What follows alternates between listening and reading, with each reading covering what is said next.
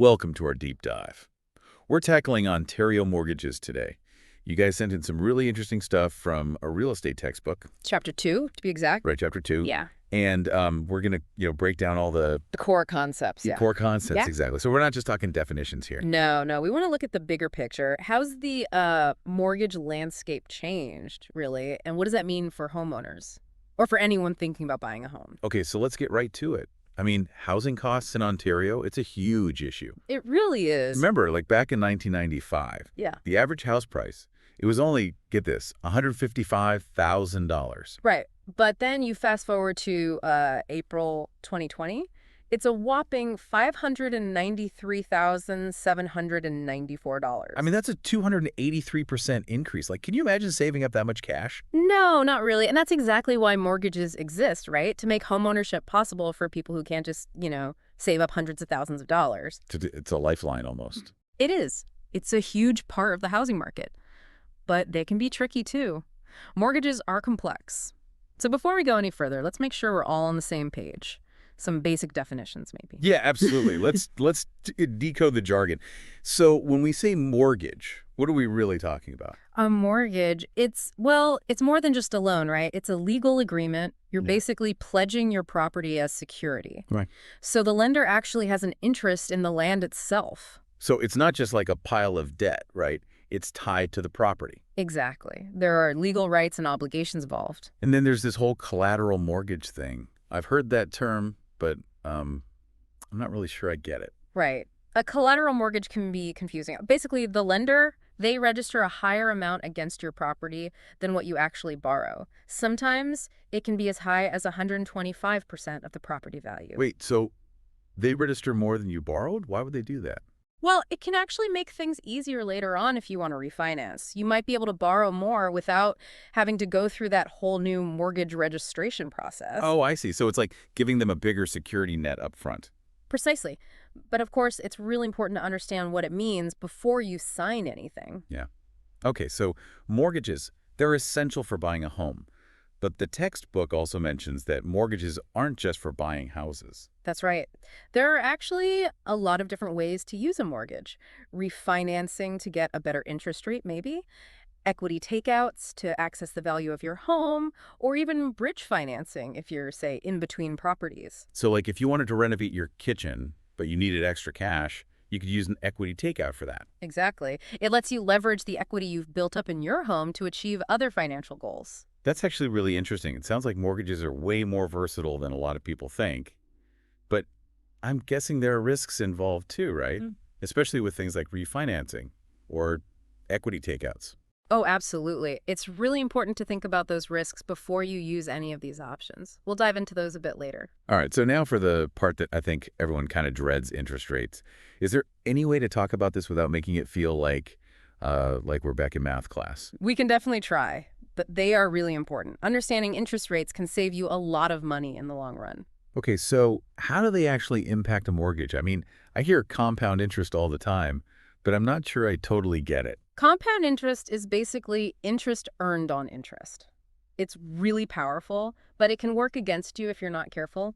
Imagine, say, you have a $500,000 mortgage at a 3% interest rate. Over 25 years, you'll end up paying over $200,000 just in interest. Whoa, $200,000. That's like almost another house. It is. So, yeah, it's important to understand how interest works and how quickly it can add up over time. Okay, so we got to be smart about managing those interest payments. There's also something called equivalent interest rates. Is that just another way of saying the same thing? Not exactly. Equivalent interest rates are helpful when you're comparing different loans with different compounding periods, like a loan with a 6% interest rate compounded semi-annually. That'll have a slightly different effective interest rate than a loan with a 6% rate compounded monthly. I see. So you got to make sure you're comparing apples to apples. Exactly. That's what equivalent interest rates help you do. All right, so we've covered the basics. Mortgages are loans secured by your property. And those interest rates, they play a big role in how much you actually end up paying. But what does this all look like in real life? Okay, let's say you're looking at a $500,000 mortgage, 5-year term, 3% interest rate. Your monthly payments will include both principal and interest. Right, so you're paying back what you borrowed, the principal and also the lender's fee, the interest. Exactly. And that breakdown, it actually changes over time. In the beginning, a larger portion of your payment goes towards interest. Okay, that makes sense. But how does it change, that balance? That's where an amortization schedule comes in. It shows you exactly how much of each payment is interest and how much is principal. You can see how much you owe after each payment. It's like a roadmap for your mortgage. So you can actually track your progress, see how those payments are working. Exactly. You'll notice that, at the beginning, a big chunk of your payment is interest. But as you keep making those payments, that ratio shifts, and more of your money starts going towards the principal. Huh, that's interesting. So even with the same interest rate, the amount of your payment that goes towards the principal, that can change. Yeah, it does. And it makes a big difference in how fast you build equity in your home. Okay, so it's not just about the interest rate itself, but also how the payments are structured over time. The source material, it also talks about something called standard charge terms. Why is this document so important? Oh, the standard charge terms, yeah. That's like the rule book for your mortgage. It lays out everything, the rights and responsibilities for both you and the lender. So it's not just about the numbers. There are actual legal agreements involved. Absolutely. And if you don't understand those terms, it can come back to bite you later. So what are some of the key things in those standard charge terms? What are you actually promising when you sign that document? Well, you're promising to repay the loan according to the schedule, right? To keep the property insured, to maintain it in good condition, and to keep up with your property taxes. That all seems pretty reasonable. What happens if you don't do those things? Well, there can be serious consequences. You could end up in default, and that gives the lender certain rights to try and get their money back. Okay, so it's not just about making your monthly payments. There's more to it than that. Exactly. But, it's not just about the borrower's responsibilities. The lender has obligations, too. It's outlined in the standard charge terms. So it's a two-way street. What are some things the lender is obligated to do? Well, for one, they have to provide you with something called quiet possession of the property. That means you can enjoy your home without them interfering. Okay, makes sense. And once you've paid off the entire mortgage, they have to officially discharge it. So it's like you've graduated from your mortgage. Exactly. It means you've fulfilled your obligations, and now the home is truly yours. That's a pretty great feeling, I bet. It is. But the source material also mentions this idea of waste related to the property. Waste. Like garbage. What does that mean in this context? No, not exactly. Waste, in this case, means anything that could damage the property or lower its value. Oh, I see. The lender, they want to protect their investment, right? So if you do anything risky that could hurt the property's value, that could be considered waste. So like if you did a major renovation without the proper permits, that could be a problem. It could be, yeah. They want to make sure that the property, which is their security, is being protected. So there's a level of accountability on both sides. Absolutely. You have to be a responsible homeowner, and the lender, they have to respect your rights and act fairly. It's a partnership, really. And understanding those terms, those standard charge terms, is crucial. I agree. Knowing what you're getting into is so important. Okay, and speaking of what you're getting into, the source material also talks about different types of mortgages, like conventional versus high-ratio mortgages. Can you explain that a bit? Yeah, definitely. The key difference is something called the loan-to-value ratio. Loan-to-value ratio. It's basically how much you're borrowing compared to the value of the property. Oh, okay. So how does that determine whether you need mortgage default insurance? So in Canada, if you're borrowing more than 80% of the property's value, that's considered a high-ratio mortgage. And usually you'll need mortgage default insurance. Okay, so let's say someone's buying a house for $500,000 and they're putting down $75,000. Would that be high ratio? Let's see. That means they're taking out a mortgage for $425,000. So that's 85% of the property value. So they would need mortgage default insurance. Most likely, yeah. Okay, and what exactly is that? Mortgage default insurance, I mean. And why is it required? It basically protects the lender if the borrower can't make their payments. It helps lower the risk for the lender when they're dealing with high-ratio mortgages. So it's like a safety net for them. Yeah. But doesn't that add extra costs for the borrower? It does, yeah. The insurance premium is usually added to your mortgage amount, which increases your total borrowing costs. So it's a trade-off then. But what if you have a bigger down payment and don't need the insurance? Is that what's called a conventional mortgage? Yes, exactly. A conventional mortgage is usually when you have a 20% down payment or more. So your loan-to-value ratio is 80% or less. And in those cases, you don't need mortgage default insurance. Okay, so if you can manage a larger down payment, You can avoid those extra costs. You got it. And lenders usually see conventional mortgages as less risky, so you might even get better terms. This is all so helpful. We've covered so much already, from the basics to the different types of mortgages. There's a lot to think about. The source material also mentions something called mortgage ranks. Can you break that down for us? Of course. Mortgage ranks basically set up a hierarchy if there are multiple mortgages on a property. It's not about the size of the loan, but the order in which they were registered. So the first mortgage that's registered gets priority over any others. That's right. Think of it like, a line at a really popular restaurant. First come, first served. And this ranking system, it has a big impact on things like risk and interest rates. How so? Well, second mortgages are generally seen as riskier than first mortgages because they're further down the line, so to speak. I see. So if a borrower defaults and the property gets sold, the first mortgage gets paid off first. So the second mortgage holder might not get all their money back. That's right. And to make up for that risk, second mortgage lenders usually charge higher interest rates. Okay, so it's like the further down the line you are, the greater the risk and the higher the interest rate. You got it. And it's super important to understand this if you're thinking about getting a second mortgage or refinancing. This is all so insightful. We've really cleared up a lot of the mortgage jargon, and I think we have a much better grasp on the key concepts now, but we're just getting started. We are. There's still more to uncover. Right. In our next segment, we'll delve even deeper. We'll look at the mechanics of mortgage payments, amortization, and those all-important standard charge terms. It's going to be fascinating to unpack all those details and see how they impact you as a homeowner or a potential buyer. So stay tuned.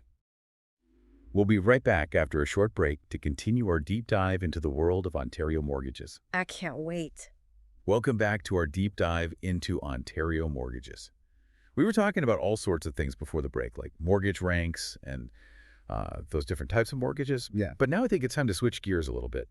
What about like those government programs, the ones designed to help first-time buyers? Yeah, those are important. It can be tough to navigate the mortgage world, especially if you're a first-time buyer. So thankfully, there are some programs out there to make things a bit easier. Okay, so the textbook mentions a couple, the first-time homebuyer incentive and the home buyer's plan. Could you break those down for us? Sure. So the first-time homebuyer incentive, it's a shared equity mortgage program. Basically, the government, they kind of become a silent partner. They contribute a portion of your down payment. Oh, so it's like the government's helping you get into the market. Exactly. But you got to remember, they also share in the gains or losses when you sell your house. Right, it's a partnership, so you both share in the outcome. Yeah. Okay, and what about that home buyer's plan? How does that one work? The home buyer's plan lets you withdraw some money from your RRSPs to use for your down payment. And the best part is you don't have to pay taxes on it right away. So it's like you're using your own savings for your home. Yeah, exactly. But there is a repayment schedule. You got to put that money back into your RRSPs over time. Okay, so it's not just free money, but it does give first-time buyers some flexibility. I think the textbook also mentions a couple other government perks, like the home buyer's amount and the GST/HST new housing rebate. Oh, yeah, those are good ones too. The home buyer's amount is a tax credit. It can help reduce your taxes when you buy your first home. And the GST/HST new housing rebate. That one can help with the sales taxes you pay on a new home or if you do a big renovation. So there are ways to save some money here and there. Absolutely. And every little bit helps, especially when you're dealing with all those upfront costs. We've been talking a lot about buying a house, but the textbook also mentions refinancing and equity takeouts and bridge financing. How do those fit into the picture? Yeah, those terms can be kind of confusing. Right. So refinancing is basically when you change the terms of your existing mortgage. Maybe you want to get a lower interest rate or shorten your amortization period. You might even be able to access some of your home equity. So it's not just about getting a new mortgage, it's about managing your existing one. Exactly. It's all about making your mortgage work for you. And then there's the equity takeout. Remember, we talked about that. That lets you borrow against the equity you've built up in your home. All right, so if you want to, say, renovate your basement, but you don't have the cash, you could use an equity takeout. You got it. It can be a good way to, finance those improvements or even things like debt consolidation or investments. So many options. And what about bridge financing? When would you use that? Bridge financing. That's usually when you're buying a new home before you've sold your old one. It's a short-term loan to help you, bridge the gap between the two. Oh, okay, I see. So if you've found your dream home but haven't sold your current place yet, that's where bridge financing comes in. Exactly. It can be a lifesaver if you don't want to be stuck with two mortgages at the same time. Wow, mortgages really are versatile, but also kind of complicated. Yeah, there are so many different ways to use them, and each one has its own things to consider. And like we said before, you got to understand the risks involved too. Definitely. Yeah. Okay, so let's talk a bit more about that compound interest thing. You mentioned it can be a double-edged sword. Can you explain that a bit more? Sure, compound interest is great when you're investing, but it can be a real pain when you're borrowing money, like with a mortgage. Okay, so basically, the longer you take to pay off your mortgage, the more interest you end up paying. That's the gist of it, yeah. You're paying interest not just on the original amount you borrowed, but also on the interest that's already built up. It's like a snowball rolling downhill. The longer it rolls, the bigger it gets. Exactly. Time is definitely a factor when it comes to how much interest you pay. Okay, so we need to try and minimize that snowball effect. Yeah. You mentioned some strategies for that, like making bigger payments or choosing a shorter amortization period. Right. Those are two good ones. Making bigger payments means you're paying down the principal faster, so there's less time for interest to build up. And a shorter amortization period, well, that just means you're paying off the loan over a shorter time. So again, less overall interest. So, being smart about your payments can make a big difference. Absolutely. It's not just about the size and frequency of your payments either. The way the interest is calculated can impact your costs, too. Oh, right. The textbook talked about how interest rates are expressed verbally versus in writing. What's the difference there? So when you're talking, you might say something like, the interest rate is 6% compounded semi-annually, not in advance. But when it's written down, you'd see it like this. J2 equals 6%. The J means it's an annual interest rate, and the 2 means it's compounded twice a year, semi-annually. So it's like a whole secret language. Kind of. You got to learn the code to understand what your mortgage agreement really means. Okay, so we've talked about the parts of a mortgage payment, principal and interest.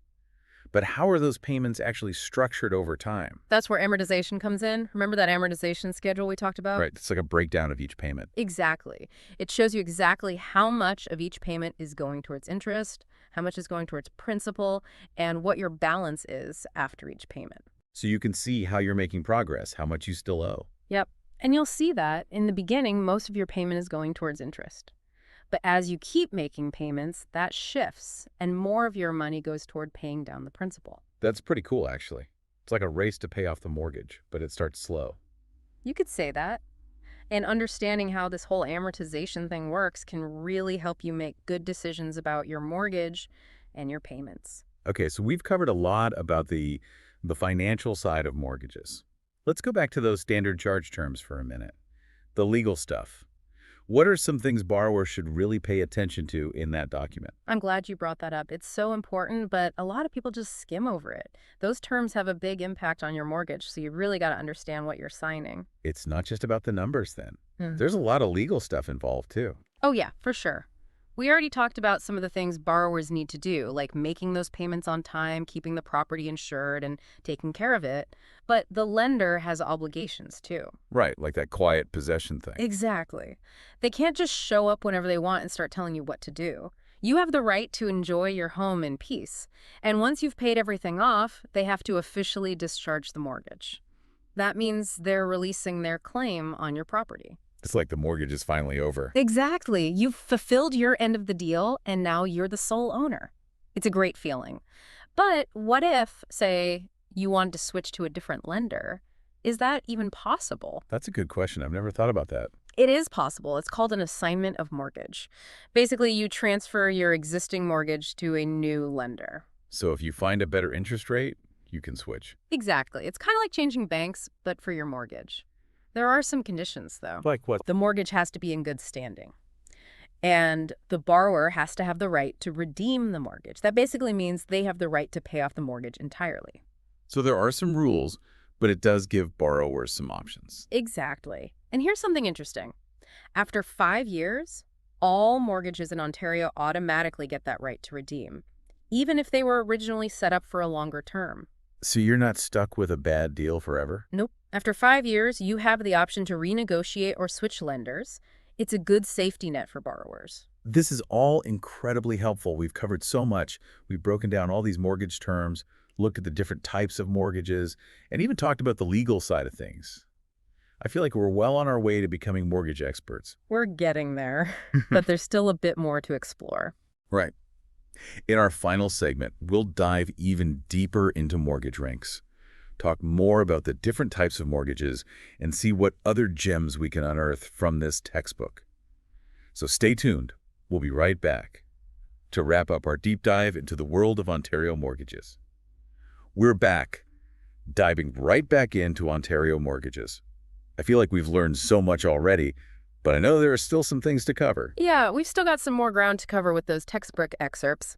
Before the break, we were talking about assignments and the right to redeem. Right. So let's circle back to those mortgage ranks for a minute. Okay, yeah.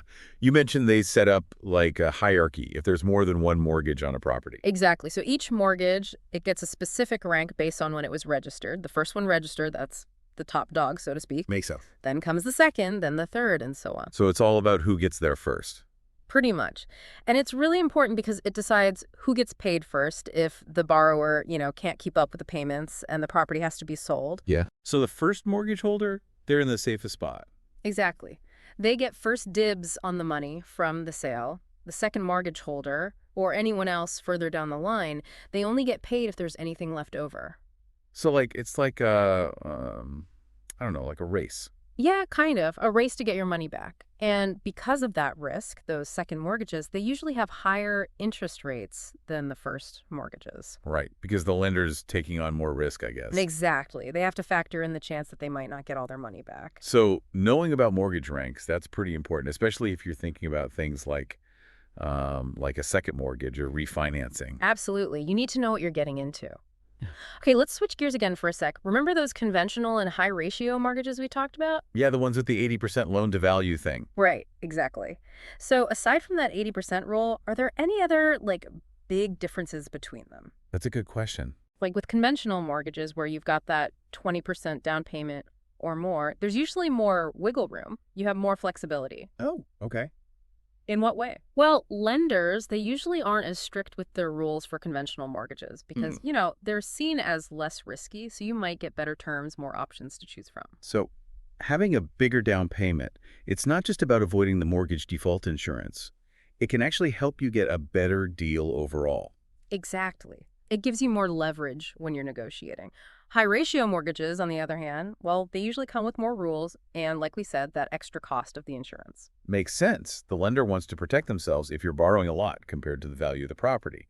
Oh, the textbook also mentions self-insured lenders. What are those? Good question. Some lenders, especially ones that aren't federally regulated, they basically act as their own insurance company.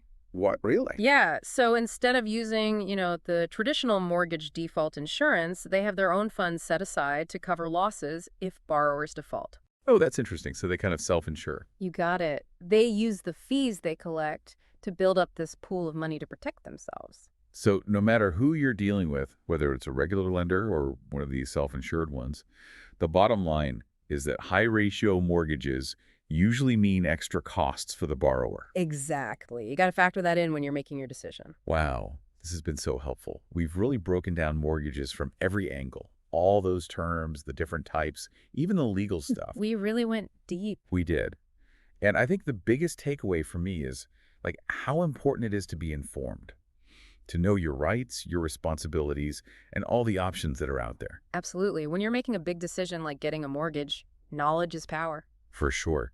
And remember, it's a long-term thing, so understanding all the details, like how the payments work and the potential risks, that can really help you make smart choices and protect yourself financially. I couldn't agree more. Well, I think that just about wraps up our deep dive into the world of Ontario mortgages. This was fantastic. Thank you so much for joining me and sharing all your expertise. It was my pleasure. Always happy to talk mortgages. And to all our listeners, thanks for tuning in. We hope you found this deep dive informative and helpful. Until next time, stay curious, stay informed, and best of luck navigating the exciting world of homeownership. All right, so we're diving into the Ontario mortgage market today, and you guys sent us a whole chapter from what looks like a training manual for new mortgage agents. Yeah. I'm already intrigued. It is fascinating. We have both the hard data and the advice given to those entering the field. Just like a glimpse behind the curtain. Exactly. So we'll be exploring questions like just how big is the Canadian mortgage market? Right. What surprising assumptions do mortgage agents have about their clients? And of course, how can you actually build a thriving mortgage business in Ontario? Well, this chapter is a gold mine for anyone looking to understand not just the mechanics of mortgages, but also the human side of the industry, Yeah. where perception and reality often collide. Exactly. So first things first, let's grasp the scale of this market. Okay. This manual cites a 2022 CMHC report stating the Canadian mortgage market is worth a whopping $1.77 trillion. A staggering 249% increase since the year 2000. Wow. For context, it's on par with the entire GDP of some countries. We're talking serious financial weight here. Wow, that's, I don't even have an analogy for that. Yeah. It's mind-boggling. And within this massive market, chartered banks are the dominant force holding nearly half of all outstanding mortgages. This dwarfs the share held by credit unions, really highlighting where the power lies in the Canadian mortgage landscape. It definitely makes you think about competition and who holds the reins. Now, zooming into Ontario specifically, Right. we're seeing a demographic shift. The population is aging with more people in older age brackets and fewer in younger ones, according to figures from 2017 to 2021. What's interesting here is how this aging population trend will likely ripple through the market. We could see a surge in demand for specific types of mortgages as older folks consider downsizing or reverse mortgages. Right. Younger generations facing affordability challenges may drive demand for innovative financing options. That's a really good point. It adds another layer of complexity to the market beyond just interest rates. It's about understanding the needs and motivations of those seeking mortgages. Absolutely. And speaking of motivations, this manual reveals some fascinating insights into consumer behavior. For instance, consider the average mortgage transaction. What pops into your head? I'd probably picture someone buying their first home. Okay. Or maybe upgrading to a larger one. That's a common assumption. But the data reveals a different story. Right. A whopping 65% of recent mortgage transactions were actually renewals, not new purchases. Wow. New home purchases accounted for only 17%. That's a huge difference. It really changes the game when you think about targeting clients as a mortgage agent. Suddenly, those homeowners up for renewal are looking pretty appealing. Absolutely. Now let's delve into first-time home buyers, a critical segment. Yeah. In 2021, 53% of transactions involved first-time buyers. Okay. Most were renting with family or friends before taking the leap. I can relate to that. Living at home to save for a down payment is a tale as old as time, right? Exactly. And about a third of them had been renting for 1 to 4 years. This tells us a lot about their financial journey, giving valuable insights for anyone working with them. What do you think motivates someone to buy a home? Well, obviously, finding a good deal is a factor, especially with interest rates being what they are. Low interest rates were indeed a motivating factor for 34% of buyers. Right. But the top two reasons were much more about security and stability. 42% sought a safe investment, and 37% prioritized greater stability. So it's not just a financial transaction, it's an emotional one, too. It's about feeling secure and building a future. It's fascinating, isn't it? There's a definite shift happening with stability now, outweighing purely financial motivations for many. Speaking of shifts, what about refinancing? What's driving that decision for most people? The top reason might surprise you. Debt consolidation. Really? A significant 26% of respondents refinanced to gain control of their debt. That's a big number. Yeah. But it makes sense, especially in the current economic climate where managing debt is a major concern for many. Absolutely. And it speaks to the idea that mortgage brokers can act as more than just transaction facilitators. They can become financial guides, helping clients navigate these complexities and find the best solutions. Now let's talk about those mortgage brokers. They play a crucial role in navigating this complex landscape, but I think there's a lot of misunderstanding about what they actually do. There is a misconception surrounding their role. For example, while 42% of consumers did use a broker for their mortgage, a larger percentage, 56%, went directly to banks or other financial institutions. So there's a market for both, but what drives people to choose one over the other? Is it all about finding the best rate? While the best rate or deal was a top motivator for 85% of people using a broker. Okay.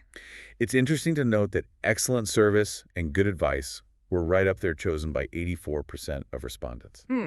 It really challenged the assumption that it's all about the lowest rate. It seems like people crave that trusted advisor relationship, especially with a decision as big as a mortgage. Absolutely. Now, when consumers use a broker, they received an average of 3 offers. But here's where it gets interesting. Nearly 30% of them only received 1 offer. Wow. This begs the question, are some brokers being proactive enough in truly exploring all options for their clients? That's a great point. Are they truly serving their clients' best interests if they're only presenting one option? Exactly.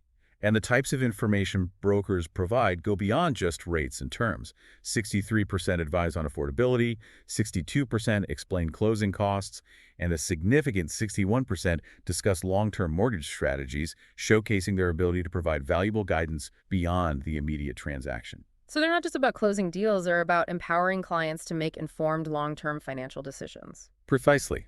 Consumers also express a desire for information on market trends, investment opportunities, and even strategies for managing financial difficulty. They're seeking a more holistic approach, looking for brokers who can be true financial partners. It seems the role of a mortgage broker is evolving, moving beyond just securing a mortgage. They're becoming trusted financial advisors, helping clients navigate an increasingly complex financial world. Exactly. Mm. And it seems to be a successful model, as the manual reports high satisfaction rates with brokers. 74% of consumers reported overall satisfaction, and an impressive 72% were likely to recommend their broker to others, highlighting the power of positive word of mouth. So we've established that brokers play a vital role in the market, and client satisfaction is high.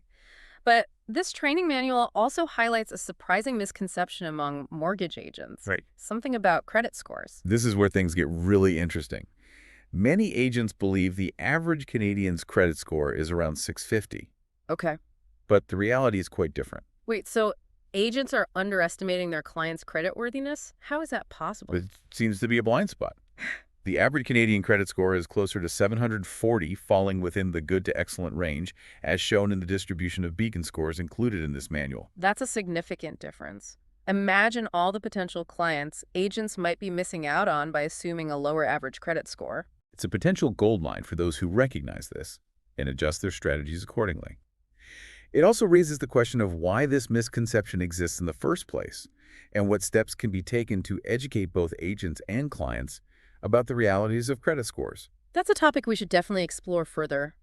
Understanding the nuances of credit scores and their impact on mortgage eligibility is crucial for both brokers and their clients. Absolutely. It's a fundamental piece of the mortgage puzzle and one that deserves a closer look. So we just uncovered a fascinating disconnect between perception and reality when it comes to credit scores. Makes me wonder what other assumptions might be lurking out there. That's a great question. It underscores the importance of continuous learning and challenging our own biases as we navigate this industry. Speaking of evolving landscapes, let's shift gears and talk about marketing. Okay. This manual dives deep into business development, and it's clear that simply offering the best rate isn't enough to build a thriving mortgage practice. Right. Especially in today's digital world where consumers are bombarded with information and options. How can a new mortgage agent cut through the noise and attract clients? Well, this chapter emphasizes that marketing a service, especially something as complex as a mortgage, is different from selling a product. It's about building trust, showcasing expertise, and ultimately guiding clients through what can be a daunting financial decision. It's about turning something intangible, like financial expertise, into something tangible and reassuring for the client. Exactly. And this manual highlights the power of testimonials from satisfied clients. Those real stories make the process relatable and can alleviate anxiety for potential clients. I can see how testimonials would be especially powerful for first-time homebuyers who might feel overwhelmed by the whole process. Absolutely. They want to hear from others who have walked that path successfully. The manual also emphasizes the importance of clarity Yeah. throughout the mortgage journey. Reducing uncertainty and providing clear explanations every step of the way helps build confidence and trust. Transparency is key, especially when dealing with such a significant financial commitment. Absolutely. Another key takeaway is attention to detail. Hmm. It might seem small, but being thorough with paperwork, double-checking information, and being responsive to client questions all contribute to building a reputation for professionalism. It's about going above and beyond to make the process smooth and worry-free for the client. Right. And finally, the manual stresses continued contact even after the mortgage is closed. Yeah. A simple newsletter, a holiday card, or even a quick check-in call can go a long way in nurturing relationships and staying top of mind for future needs or referrals. So it's about building a long-term relationship, not just closing a one-time transaction. Exactly. Now let's face it, the mortgage market is crowded with everyone vying for clients. Right. How can a new agent stand out from the crowd, especially if everyone is touting the best rate? It's a tough question. If rates are relatively similar, What other levers can agents pull to attract clients? Well, the manual suggests focusing on three key differentiators: product availability, service, and professionalism. Let's break those down. What's so special about product availability? Aren't all mortgages essentially the same? Remember how we discussed the dominance of chartered banks? Right. They're limited to offering their own products. Mortgage brokers, on the other hand, have access to a wider range of products from various lenders, including those outside the traditional banking sphere. So it's like having more tools in your arsenal to meet a wider range of client needs. Exactly.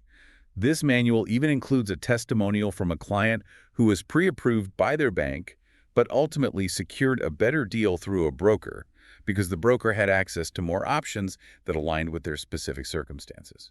That makes perfect sense. Having those diverse options can be a game changer for clients. What about service? How can you differentiate on service when everyone claims to offer exceptional service? It's about going above and beyond the expected. Okay. This manual gives some great examples like assisting clients in creating a realistic budget to truly determine affordability. It also highlights the importance of being upfront about availability, setting clear expectations from the outset. It's about exceeding expectations, not just meeting them. Those small gestures can build a strong foundation of trust. Absolutely. And finally, professionalism. Okay. How do you showcase that in a way that resonates with clients? Well, I assume those professional designations, the acronyms after your name, play a role. Right. But honestly, do clients even know what those mean? You raise a valid point.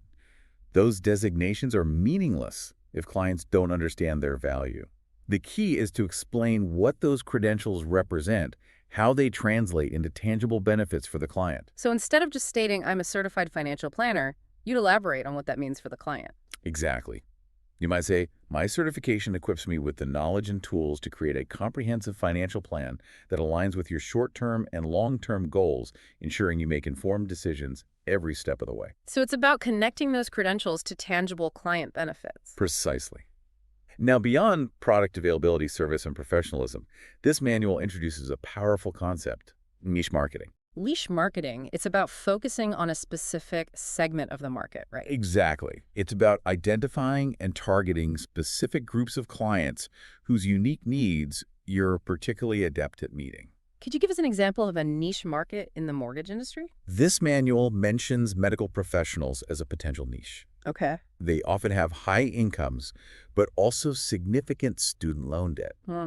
They might benefit from specialized products or strategies offered by non-bank lenders, something a broker with expertise in this niche would understand. So you'd tailor your marketing messages to resonate with the specific financial landscape of doctors and nurses. Exactly. Another example highlighted is construction workers, who often face fluctuating incomes. Okay. A broker specializing in this niche might offer flexible mortgage options that cater to those unique circumstances. It makes sense to cultivate expertise in a specific area and become the go-to resource for that segment of the market. Precisely. It's about becoming a specialist, not just a generalist. Now, while this manual touches on various marketing methods from flyers to websites, the key takeaway is that the most effective marketing is strategic and consistent. So it's not about haphazardly trying every tactic, but about having a focused plan. Exactly. It's about identifying your target audience, crafting compelling messages that resonate with them, and choosing marketing channels that align with your goals and budget. It's about getting the right message to the right audience at the right time. Makes sense. But marketing can get expensive, especially for someone just starting out. Are there lower cost strategies for building relationships and generating leads? This manual dedicates a section to database marketing. Think about those birthday emails you receive from your favorite stores. Oh yeah, those always catch my eye and often lead to a purchase. That's database marketing at work. Okay. It's about collecting and organizing client information, not just to send generic blasts, but to nurture relationships and anticipate needs. So it's about personalized marketing on a smaller scale, building that one-on-one connection. Precisely. The manual emphasizes segmenting clients into groups such as first-time buyers or those seeking refinancing, allowing for tailored messaging that resonates with their specific needs. It's about being strategic with your communication, making it relevant and valuable to each client. Exactly. By staying in regular contact, you can not only generate repeat business, but also uncover new opportunities that you might have otherwise missed. It's about cultivating those relationships over the long term. Speaking of long-term relationships, there's another powerful and often low-cost way to grow your business: referrals. Referrals are like gold.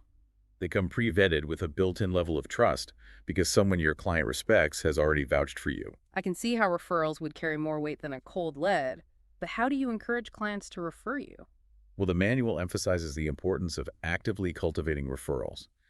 Don't be shy about letting people know you appreciate their recommendations. So don't just hope for the best, be proactive about asking for those referrals. Exactly. Simple strategies like providing a referral form, sending thank you letters to everyone who refers someone, even if a referral doesn't convert, and guaranteeing confidentiality can make a big difference. It's about making it easy for people to refer you while also showing your appreciation for their trust. And a small thank you gift after closing can solidify those relationships. Those gestures go a long way in building goodwill. Referrals are indeed gold, as you said. Now, let's shift to another crucial aspect of building a successful business, mastering that first phone call. That initial phone call is crucial. It sets the tone for the entire client relationship. So the phone rings, a potential client is on the line. What happens next? This manual identifies two main goals for that first call: qualify the client and secure an appointment. It's not just about chatting, it's about moving the relationship forward in a productive way. Exactly. But there's a common trap many agents fall into, often prompted by the first question a caller asks: what's your best rate? I can see how focusing solely on rates could lead to a race to the bottom where you're constantly undercutting yourself. Exactly. If you immediately jump into quoting rates, you risk getting caught in a bait-and-switch scenario, losing control of the conversation, and missing the opportunity to build a relationship based on trust and expertise. So how do you handle that dreaded rate question without derailing the conversation? Well, the manual suggests having a script, even if it's just mental bullet points. This ensures you stay focused and hit all the key points without sounding robotic. So it's not about reciting a memorized script, but having a framework to guide the conversation? Exactly. The manual outlines key elements of a good incoming call script. Start by introducing yourself and your brokerage. Okay. Then establish rapport by asking for the caller's name and preferred form of address. Okay. This small gesture shows respect and personalizes the interaction. It sets a more human tone, moving beyond a transactional exchange. Right. Next, inquire about the referral source, if any. Okay. This highlights the value of referrals and gives you valuable context for the call. It's like acknowledging that this isn't just a random cold call. There's already a connection there.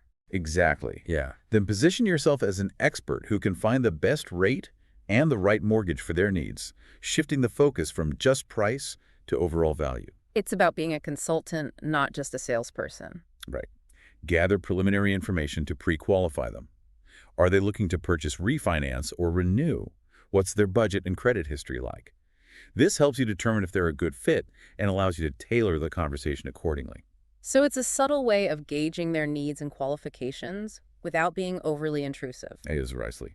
Once you've gathered that information, suggest a meeting to delve deeper into their situation. Be specific, offering concrete days and times, creating a sense of urgency and encouraging commitment. It shows you're organized and serious about helping them. Exactly. Request they bring relevant documents, showcasing your professionalism, Okay. and encourage them to bring their spouse or partner to the meeting, ensuring everyone is on the same page. Then end on a positive note, thanking them for their call and expressing enthusiasm for meeting them. It's all about building momentum towards that face-to-face meeting where you can truly connect and build that trusting relationship. Absolutely. Now, the manual makes an interesting point about meeting with clients who might not qualify right away. I can see how that might seem counterintuitive. Why invest time in someone who might not be ready to commit? It's about playing the long game. Mm. Every interaction is a chance to practice your skills, add to your network, and potentially even earn referrals down the line. It's about building relationships, not just chasing transactions. You never know where a connection might lead. Exactly. Now, shifting to those dreaded cold calls, Yeah. particularly those aimed at building your referral network, Oh, okay. this manual offers some intriguing insights. Cold calling can be intimidating. What advice does this manual offer to make it more effective and less scary? The key, according to this manual, is to capture attention immediately by leading with the benefit for them, not you. So instead of focusing on what you need, highlight how you can help them grow their business or achieve their goals. Precisely. The manual gives a compelling opening line. Hi, my name is your name, and I'm calling from your brokerage, a national mortgage brokerage. The purpose of my call today is to discuss how we can help you make more money by growing your business, all at no cost to you. Wow, that's a powerful opening. It immediately addresses their needs and piques their curiosity. Exactly. And if they express hesitation, acknowledge their concerns, and reframe the conversation, Okay. the manual suggests saying something like, I understand you're busy and I wouldn't want to waste your time, but I've helped others like you increase their revenue and expand their reach. Wouldn't that be worth exploring for a few minutes? It's a great way to turn a potential objection into an opportunity. Right. Once you have their attention, introduce yourself properly, Mhm. use their name to build rapport, and then delve into specific ways you can contribute to their success. So it's about offering tangible value, not just vague promises. Exactly. The manual lists examples like joint advertising lead sharing, co-hosting seminars, providing sales training, or even assisting with tasks like cold calling or open houses. It's about being a true partner, not just someone seeking favors. Precisely. The more value you offer, the more receptive they'll be to collaborating. We've covered a lot of ground here. From marketing strategies to mastering phone calls, it's clear that building a successful mortgage practice requires a multifaceted approach. It does. But all this talk about client interactions has me thinking about the importance of building a strong personal brand. Personal branding. It's something we hear a lot about, but it can feel a bit nebulous. What does it actually mean for a mortgage agent? Your personal brand is essentially your reputation, your unique value proposition, what sets you apart in a crowded marketplace. But how do you define your personal brand? It sounds like a lot of introspection and soul searching. It can be. Start by asking yourself some key questions. What are you truly passionate about? What are your strengths? What values are at the core of your approach? It's about identifying what makes you unique and then articulating that to the world. Exactly. And once you have a clear understanding of your personal brand, you can weave it into everything you do, from your online presence to your client interactions. So it's not just about what you say, it's about how you show up in the world, both online and offline. Precisely. And remember, authenticity is key. Yeah. People can spot a fake a mile away. So be genuine, be yourself, and let your personality shine through. It's about being relatable, not just presenting a polished facade. Exactly. Now, let's say you've nailed down your personal brand, you've built a stellar website, and your social media game is strong. What other intangible qualities can set you apart as a mortgage agent? Beyond those practical skills, what are those soft skills that can make a difference? Things like emotional intelligence, active listening skills, and the ability to build genuine rapport are crucial. So it's about connecting with clients on a human level, not just treating them like transactions. Absolutely. Mortgage transactions can be stressful. Mm. So being able to empathize with your clients and guide them through the process with patience and understanding can make a huge difference. It's about being that calming presence, that trusted advisor who helps them navigate the complexities. Right. And don't underestimate the power of a positive attitude. Enthusiasm is contagious, and it can create a more positive and productive experience for everyone involved. It's about creating a positive and supportive environment where clients feel comfortable asking questions and sharing their concerns. Now let's talk about a crucial aspect of building any successful business: networking.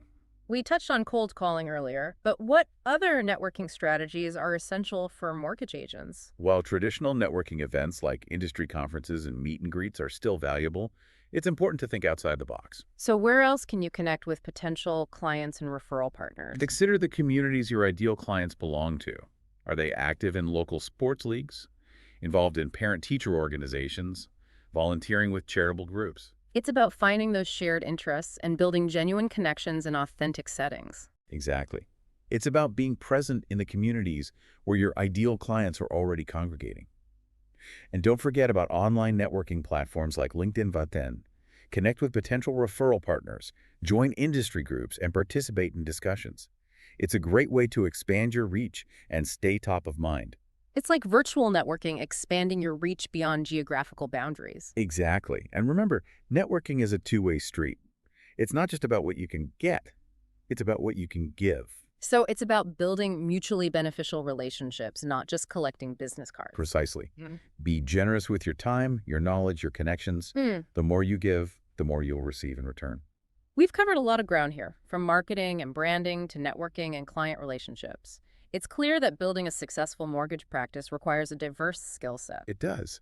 But with so many moving parts, it can feel overwhelming. Where does a new agent even begin? Start by focusing on one thing at a time.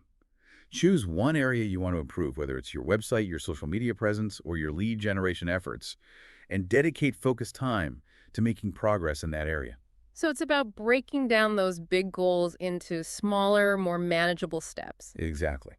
Celebrate those wins along the way, and remember that success isn't a destination, it's a journey.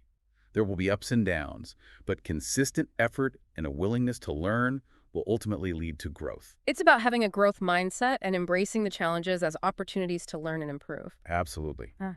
Now, speaking of challenges, let's shift gears and talk about a crucial topic that often gets overlooked: the legal and ethical considerations of being a mortgage agent. That's a great point. It's not just about closing deals, it's about conducting business with integrity and upholding ethical standards. We've journeyed through the Ontario mortgage market, understanding consumer behavior to building a thriving business. Now let's gaze into the crystal ball. What trends and technologies are shaping the future of mortgages? Fasten your seatbelts. The mortgage industry is on an accelerated trajectory, fueled by innovation and shifting consumer expectations. One of the most talked about disruptions is fintech. Fintech, it's the buzzword on everyone's lips, but what does it really mean for the mortgage world? Fintech, short for financial technology, is transforming how we interact with money. Think mobile banking apps, online lenders, and algorithms that analyze risk and approve loans in a fraction of the time it used to take.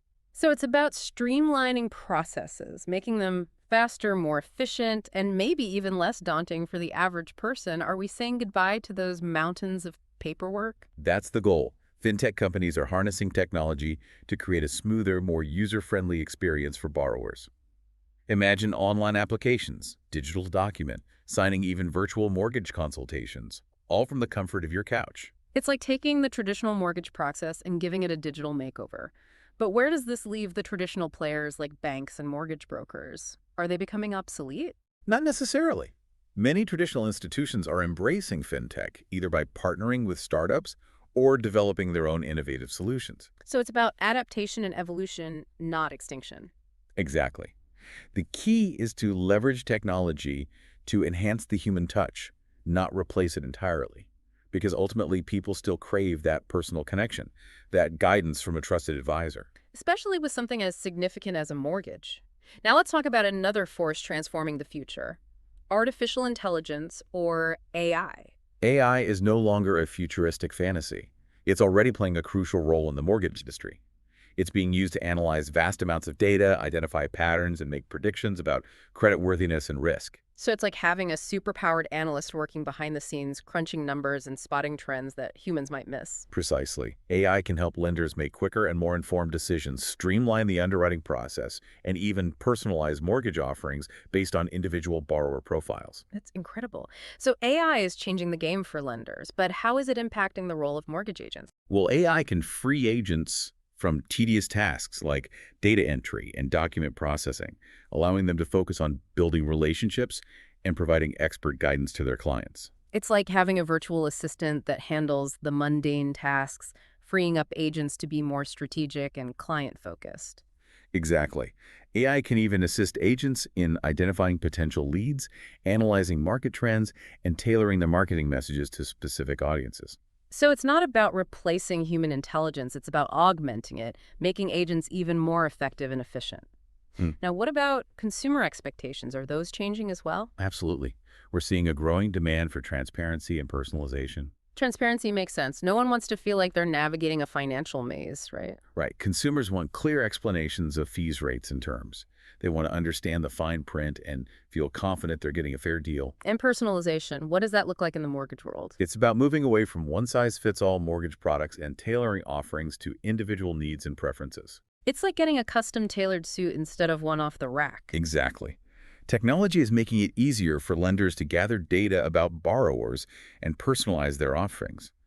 Mortgage agents play a key role in translating that data into meaningful insights and recommendations for their clients. So they become the bridge between data and human understanding, helping clients navigate this increasingly complex landscape. Precisely. Now, another trend we're witnessing is the rise of alternative lending sources. Alternative lending, does that mean turning to those payday loan places? Not quite. Alternative lending refers to non-bank lenders, such as private mortgage companies, credit unions, and online platforms that connect borrowers with investors. So it's about expanding options beyond the traditional banking system. Exactly. Alternative lenders often offer more flexible lending criteria, specialized products, and faster turnaround times. So it's about finding the right fit for borrowers who may not meet the strict requirements of traditional banks. Exactly. And guess who plays a key role in connecting borrowers with these alternative lenders? I bet you're going to say mortgage agents. You got it. They act as matchmakers, finding the perfect pairing between borrower and lender. That makes perfect sense. Now let's talk about something that's top of mind for many. The future of homeownership itself.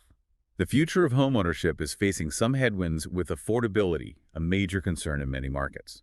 So the dream of owning a home is becoming more elusive for many. It is. However, innovative solutions are emerging, such as co-ownership models, rent-to-own programs, and micromortgages. So it's about thinking creatively and exploring new paths to homeownership. Exactly. And once again, mortgage agents are vital in educating clients about these alternative pathways. It seems they're becoming more like guides, helping clients navigate this ever-evolving world of real estate and financing. So after this deep dive into the future, what are your key takeaways? Is the future of mortgages bright, or is it all doom and gloom? The future of mortgages is brimming with possibilities. It's a dynamic industry that's constantly evolving, driven by technology, changing demographics, and shifting consumer needs. So it's about embracing change and adapting to the new landscape. Absolutely. Those who are willing to learn, grow, and innovate will thrive in this exciting and ever-changing industry. For those considering a career in this world, what's your parting advice? Be a lifelong learner. Embrace technology, build strong relationships, and stay curious. The mortgage industry is full of opportunities for those who are passionate, dedicated, and willing to put in the work. So it's about being a trailblazer, forging your own path in a world that's constantly in motion. Precisely. The future of mortgages is what we make it. By working together, embracing innovation, and prioritizing our clients' needs, we can create a brighter and more sustainable future for all. That's a powerful message to end on. We've covered an incredible amount of ground in this deep dive, from the fundamentals to the future, and we hope you've gleaned valuable insights along the way. If you're aspiring to enter the mortgage industry, remember the key takeaways. Build relationships, stay informed, embrace technology, and always prioritize your clients' best interests. And for those seasoned professionals out there, keep pushing boundaries, stay curious, and never stop learning. The future of mortgages is in your capable hands. Until next time, happy lending. Welcome to the deep dive. Today, we're diving into some fascinating stuff you sent over, all about credit reports in Canada. Oh, yeah. And specifically how they play a role when you're trying to get a mortgage. Yeah. You sent over some excerpts from a document all about mortgage applications and borrower credit analysis. Right. It's pretty dense material. It is, yeah. We're going to break it down for you. Absolutely.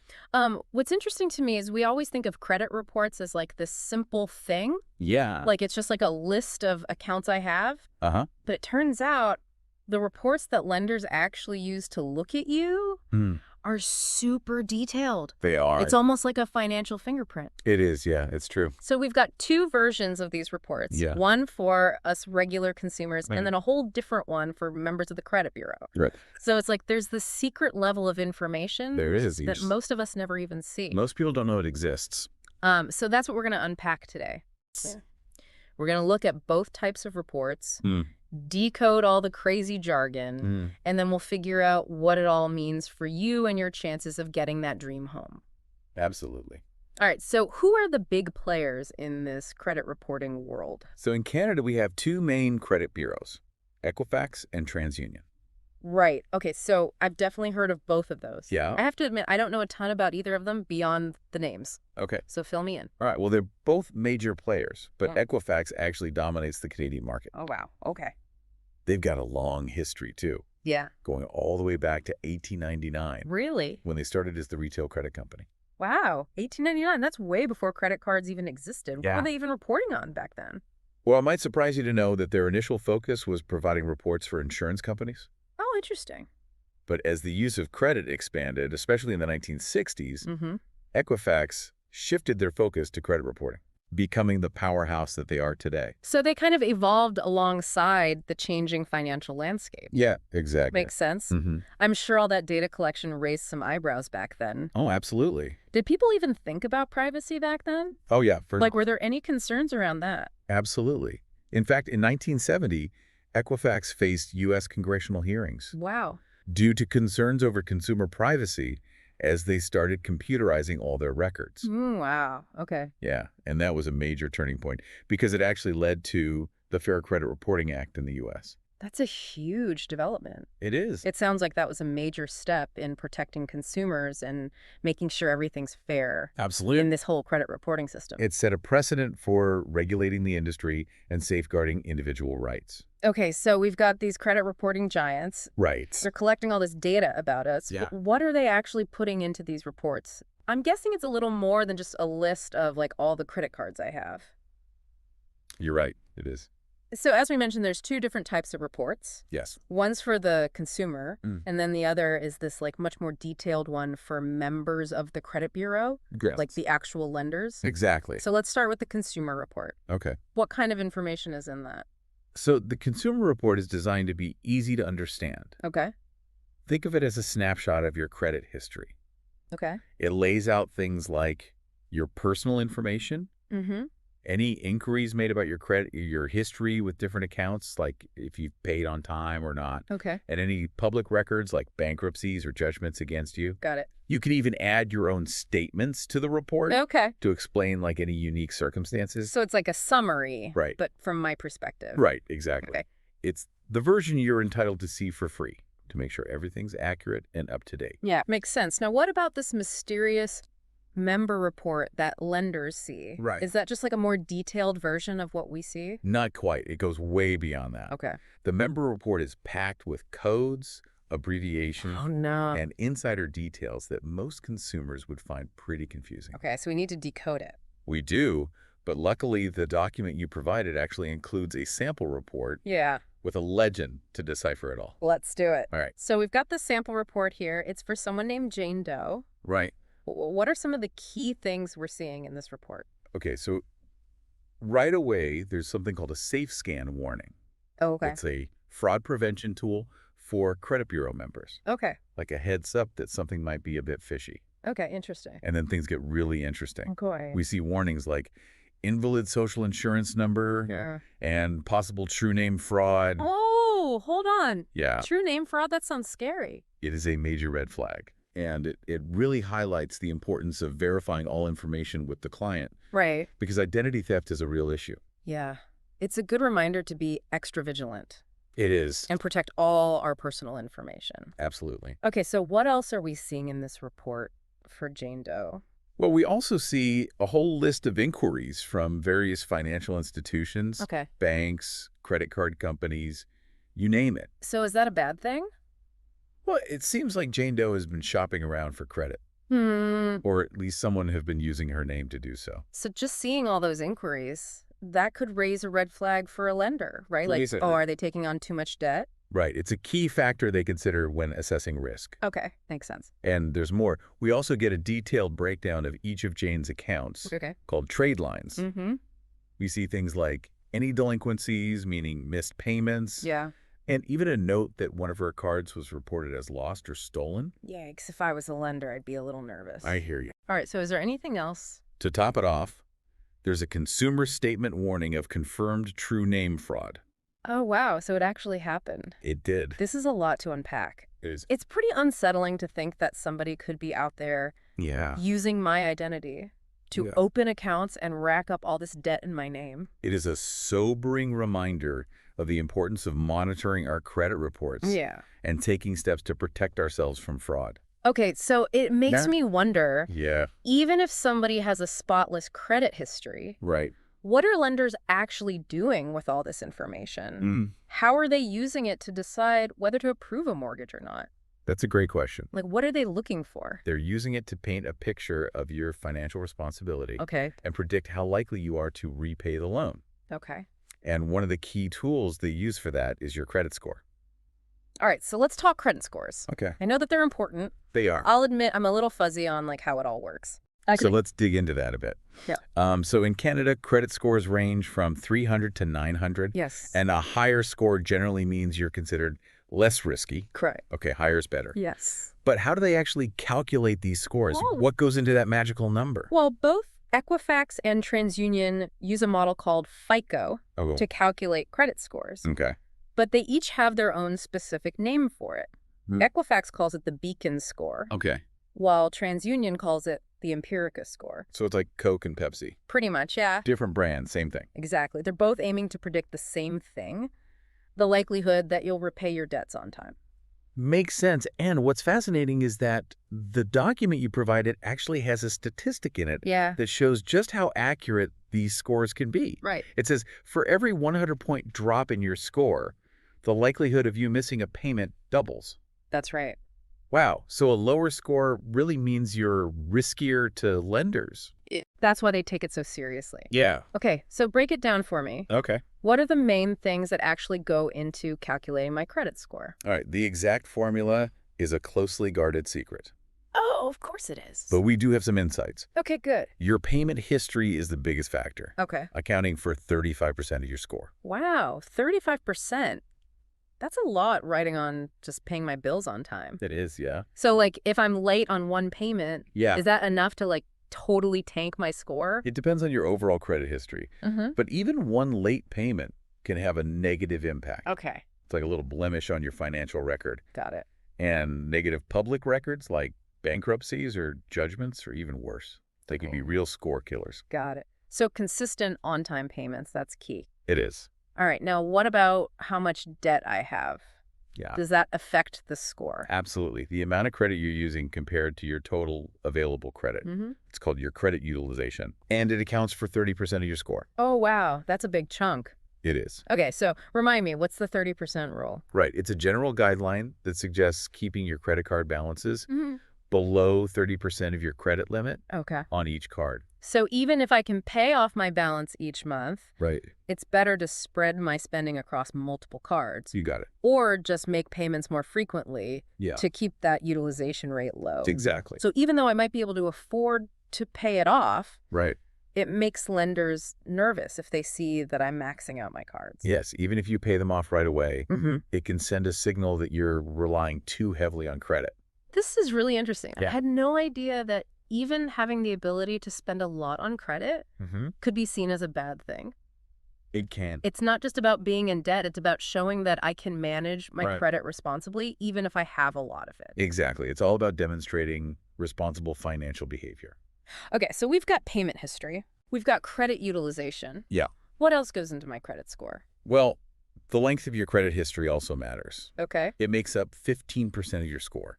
Okay. The longer you've been responsibly managing credit, the better. So that's why they say, like, don't close your old credit card accounts, Yeah. even if I'm not using them, Right. because that can hurt your score. It can, because Yeah. it can shorten your average credit age, Right. which can potentially lower your score. Okay, it seems counterintuitive, Yeah. but it makes sense if lenders want to see a long Mhm. track record Yeah. of responsible behavior. Exactly. Okay, so what about applying for new credit?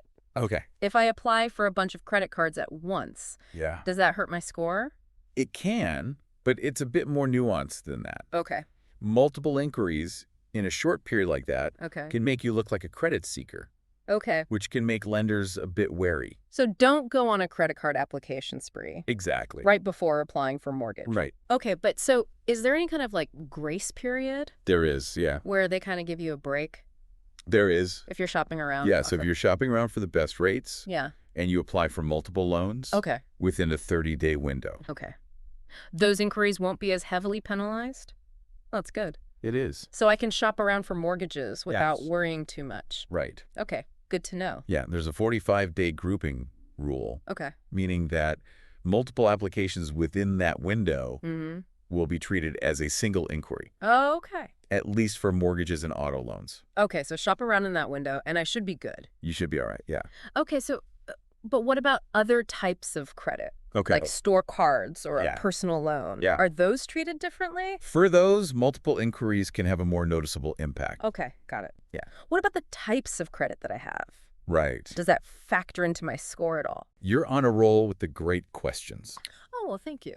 Yeah, having a mix of different credit types, Okay. like a major credit card like Visa or MasterCard Mm. and a store card, Okay. can actually be a good thing. Oh, interesting. It shows you can manage different types of credit responsibly. Okay. This mix makes up 10% of your overall score. Okay, so diversity is good. It is, yeah. But is there such a thing as having like too many accounts open? That's right. Okay. The document actually mentions that having too many trade lines Hmm. can negatively impact your score. Okay. So it's like anything else, moderation is key. Exactly. Okay. And now one more thing that I think might surprise people. Okay. It says that credit inactivity can hurt your score. It can, yeah.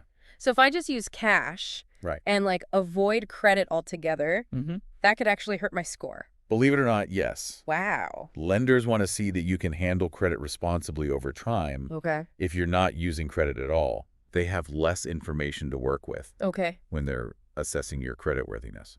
So it's all about finding that sweet spot of using credit regularly, but responsibly, Yes. and just showing lenders that I can handle it well. Precisely. Okay, now this is a simplified version, right? This is a simplified version Yeah, of of it. what actually goes into the score. Right. But it gives us a good idea of what they're looking for. It does. Now, you mentioned this term earlier, the Bankruptcy NAV Index. Yeah. What exactly is that? The Bankruptcy NAV Index, or BNI. Okay. It's a fascinating tool Yeah. used by Equifax to predict the likelihood of someone declaring bankruptcy within the next 2 years. Whoa, so it's like a bankruptcy early warning system? It is. That's pretty intense. It is. So it scores you on a scale of 1 to 600, That's right. and lower scores mean higher risk. Correct. Okay, so I'm Mhm. guessing a low BNI score is a big red flag. It is, yeah, Yeah. for lenders.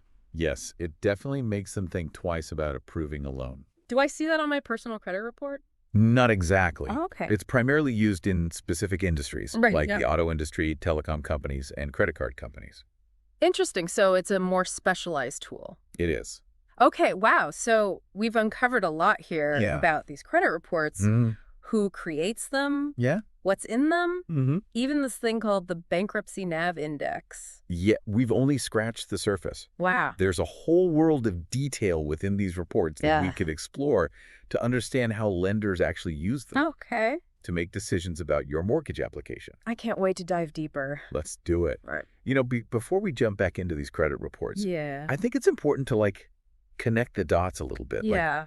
Why should all this information matter to you? Yeah, that's a great point. Yeah. We've been throwing around a lot of terms We have, and details, Yeah. but how does it actually affect me Right. if I'm trying to buy a house? Well, if you're thinking about buying a home in Canada, Yeah. understanding your credit report is essential. Okay.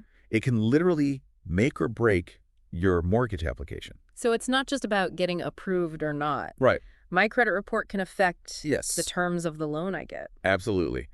A higher credit score often means lower interest rates, Okay. which can save you thousands of dollars over the life of your mortgage. Thousands of dollars, now you're talking my language. Yeah. That's a lot of money. It is. So for anyone listening out there, Yeah. if you're even thinking about buying a house, Mhm. getting your credit in shape should be Absolutely. top priority. Couldn't agree more. It's one of the most impactful things you can do Yeah. to set yourself up for success in the home buying process. Okay, so let's recap a bit. Okay. We've got these two types of credit reports. Yes. The consumer version, which is what we see, Right. and then this more detailed member report that lenders use. And those member reports can have all sorts of stuff in there. They can. Like we saw with Jane Doe, Yeah. warnings for potential fraud, Uh-huh. history of inquiries, some Yes. different institutions, Yeah. even a breakdown of every single account, Yeah. like late payments, Uh-huh. loss, or stolen cards. Yeah. So lenders really have a lot of information at their fingertips They when they're evaluating a mortgage application. That's why it's so important to know what's on your report Yeah. and understand how it might be interpreted by a lender. Knowledge is power, right? Absolutely, especially when it comes to your finances. So let's talk strategy. Go. What are some things people can actually do Mhm. to manage and improve their credit score? Right. I'm ready to get to work here. I love the enthusiasm. All right, first and foremost, the golden rule is to make all your payments on time every single time. Okay, consistency is key. It is. What else? Next, keep your credit utilization low. Okay, so that 30% rule we were talking about, That's right. aim to keep my credit card balances below 30% of my limit Exactly. on each card. Yep, even if you can pay your balance in full each month, Yeah. it's better to spread your spending across multiple cards Okay. or make more frequent payments Right. just to keep that utilization rate down. So it shows the lenders that I'm not maxing out my credit Yeah, and I'm exactly. managing it responsibly. Yeah. Okay, now here's one that I think a lot of people might get wrong. Okay. don't close your old credit card accounts. You got it. Really, why not? Remember, a longer credit history Yeah, generally leads to a better score. right. Closing an old account can shorten your average credit age, Yeah. which can potentially lower your score. It's interesting because I always thought it was better to have fewer accounts, Right. but I guess lenders want to see that long history. They do. It demonstrates stability and experience. Okay, what about applying for new credit? Multiple inquiries in a short period can be a red flag, right? They can, yeah. It makes you look like you're desperate for credit. Exactly. Now, there are exceptions for mortgage and auto loans Right. if you're shopping around in that window. Yes. But it's still a good idea to be strategic It is, yeah. about applying for new credit. So no credit card sprees Right. before trying to buy a house. Exactly. And then finally, we have to remember to actually use credit responsibly. That's right. It might seem like just using cash Right. is the best approach, but that can actually work against you It can. because it limits your credit history. Exactly. Lenders like to see that you can handle credit well over time. Absolutely. So it's all about balance. Yeah. Use credit regularly, but wisely. Yeah. Show the lenders that you're responsible. Yes. This has been so helpful. We've Yeah. gone from feeling totally lost Yeah. in the world of credit reports Right. to actually having some solid steps Yeah. I can take to take control. That's what we like to hear. Yeah. Remember, staying informed and proactive is key. Mm-hmm. Regularly checking your credit report and addressing any issues quickly Yeah. can make a huge difference in your financial journey. Speaking of checking my credit report, Yeah. how do I actually do that? Both Equifax and TransUnion allow you to request a free copy of your credit report Okay. online or by mail. Okay. It's a good idea to review your report at least once a year, Mm-hmm. just to make sure everything is accurate Yeah. and catch any potential errors or signs of fraud. Good advice. Yeah. Okay, so before we wrap up, is there anything else that we need to know Yeah. about these credit reports, Okay. especially as they relate to mortgage applications? One important thing to remember is that credit reporting legislation can vary by province. Oh, okay. While the general principles we've talked about today apply across Canada, Mhm. it's always a good idea to check the specific laws and regulations in your province. That's a good point. Always read the fine print. Exactly. You've been asking all the right questions. Well, thank you.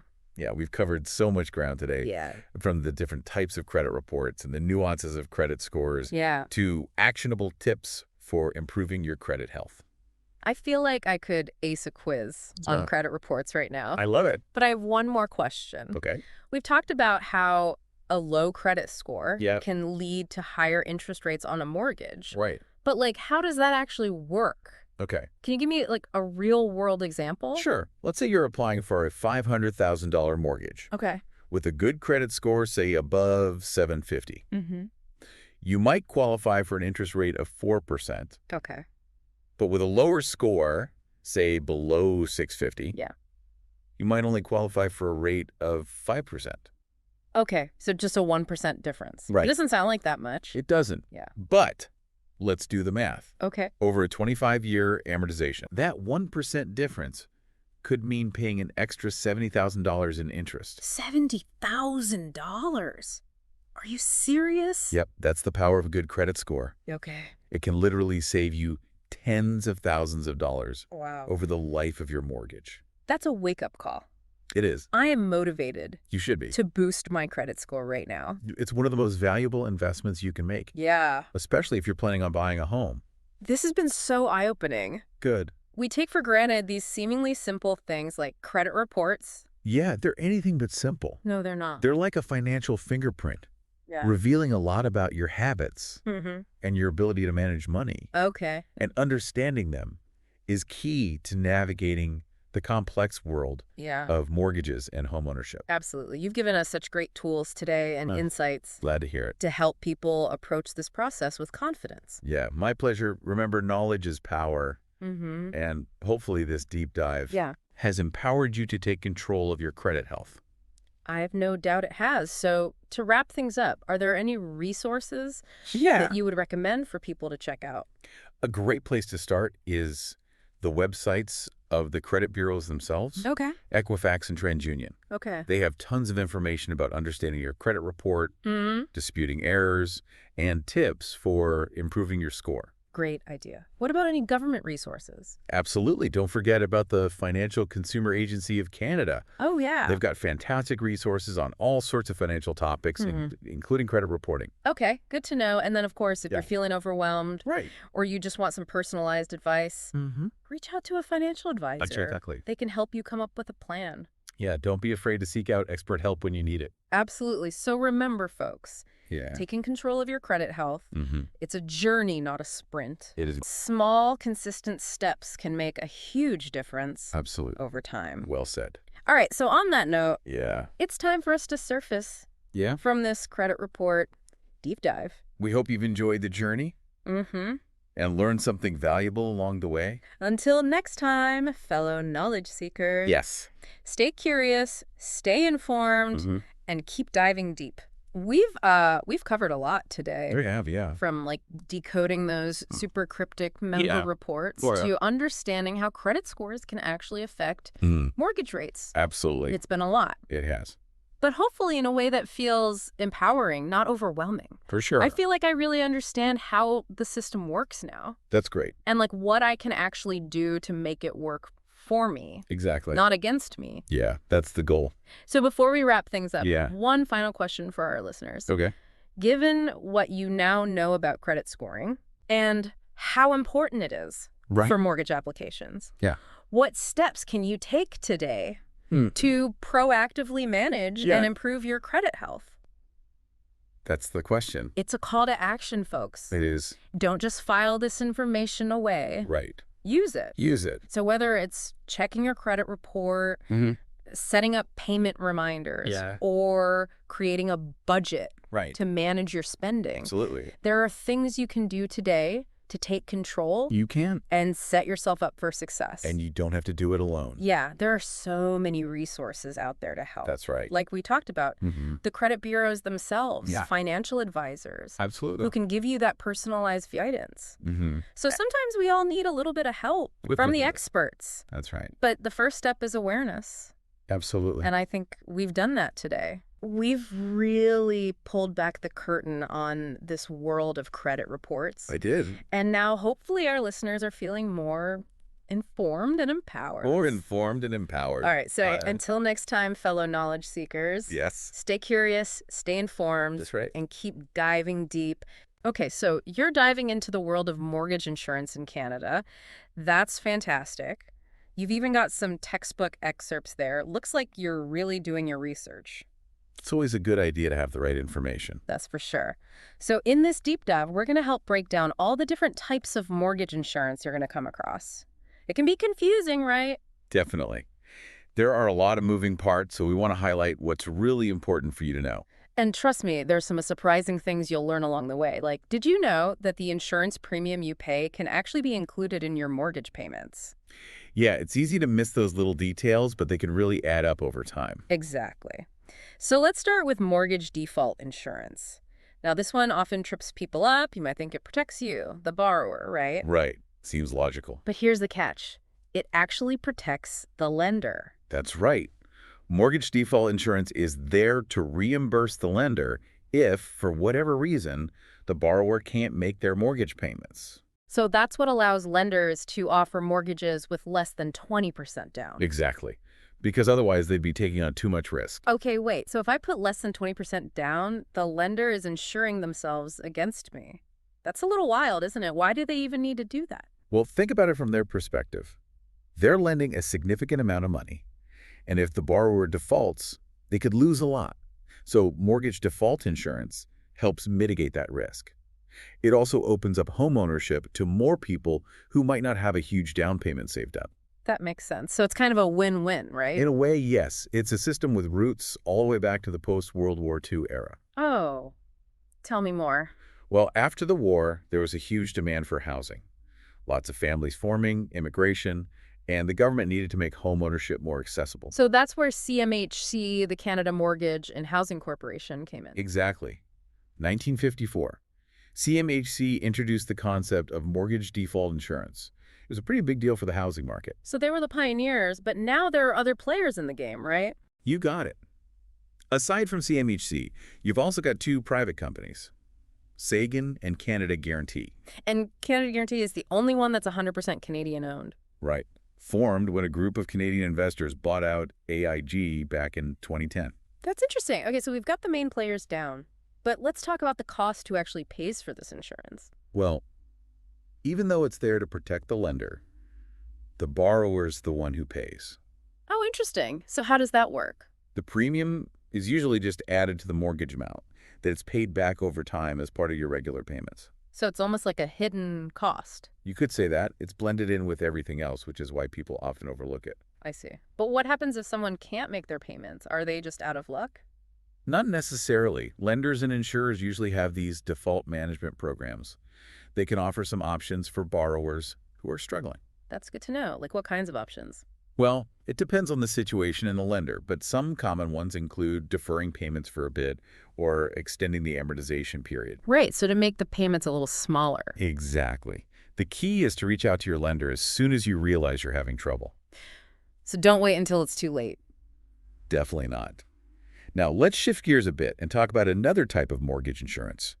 It's called mortgage creditor insurance, and it often causes some confusion. Okay, this is the one that covers the mortgage if the borrower passes away, right? But I know there are different types of... Can you break that down for me? You bet. There are two main types of mortgage creditor insurance. One is usually offered through the lender when you get your mortgage, and the other you can get through a third party, like a mortgage protection plan, or MPP. So both types would pay off the mortgage if, the worst were to happen. What's the difference then? Let's start with the lender-provided version that seems like the easiest route. It might seem that way, but it's important to know the potential downsides. The lender-provided mortgage creditor insurance is usually what's called a group policy, which means everyone's in the same risk pool, regardless of their health or lifestyle. This can often mean higher premiums compared to individual policies. I see, so it's not as personalized. Right. And, this is where it gets a bit tricky, it's also post-underwritten. Post-underwritten, what does that mean? Basically, they don't check your health details until after you've passed away. So even if you've been paying premiums, they could still potentially deny the claim. Wow. So you're paying for insurance that might not even pay out when it's needed. That's why it's so important to read the fine print and understand the terms and conditions of any insurance policy. It's not just about having insurance, it's about having the right insurance. Exactly. And there are other downsides to the lender-provided option, too. For example, the coverage actually decreases as you pay down your mortgage, but the premiums stay the same. So you're paying the same for less coverage. That doesn't seem right. It's not the best deal. And on top of that, this type of coverage usually ends at age 70 or when the mortgage is paid off, whichever comes first. So you could end up without coverage at a time when you might really need it. Right. And something else that many people don't realize is that the lender is the beneficiary on this type of policy. What does that mean? Well, it means that even though it's your insurance, if something happens to you, the payout goes directly to the lender, not your family. So even though I'm paying the premiums, The lender gets to keep the money. that's a pretty important detail to be aware of. Definitely. So while getting coverage through your lender might seem convenient, it might not be the best choice. That makes sense. So what about third-party options? You mentioned the mortgage protection plan, right? Exactly. One of the biggest advantages of this type of insurance is that it's portable. So I could take it with me if I switch lenders. Exactly. Gives you much more flexibility. That's great. What other key differences are there between the lender-provided option and something like the mortgage protection plan? Well, with third-party options, you usually have more control over things like the coverage amount, who the beneficiary is, and how long the term is. So it's a more tailored approach. Exactly. More personalized. Oh, and I should mention that the mortgage protection plan is usually only available through a mortgage agent. Good to know. Now, I know this might seem like we're going off on a tangent, but let's touch on term life insurance for a minute. It's a separate type of life insurance policy, but it can be relevant when you're thinking about protecting your home. Absolutely. Term life insurance provides coverage for a set number of years, and it can be a really cost-effective way to make sure your mortgage is paid off if something were to happen to you. Right. And unlike the lender-provided mortgage creditor insurance, the premium for term life insurance is based on your individual health assessment. Exactly. So you're not paying a higher premium just because you're grouped in with people who might be higher risk. That's good. And with term life insurance, you get to choose the beneficiary. So you have more control over where the money goes. Exactly. It's all about having options and finding the best fit for your individual needs and your budget. Options are always good. Okay, ready to move on to the next type of insurance on our list. You bet. Let's talk about property insurance. This one is non-negotiable. Everyone needs it, right? Right. It's a must-have for both homeowners and lenders. It covers damage or loss to your property. Could be from fire, theft, vandalism, or other covered events. Now, why would the lender care about property insurance? What's in it for them? Well, they've given you a lot of money to buy the property, right?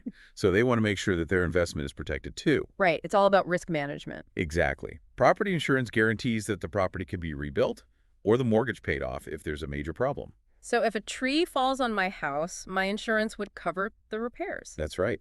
And the lender doesn't lose out. Makes sense. Now, there are different types of property insurance coverage, right?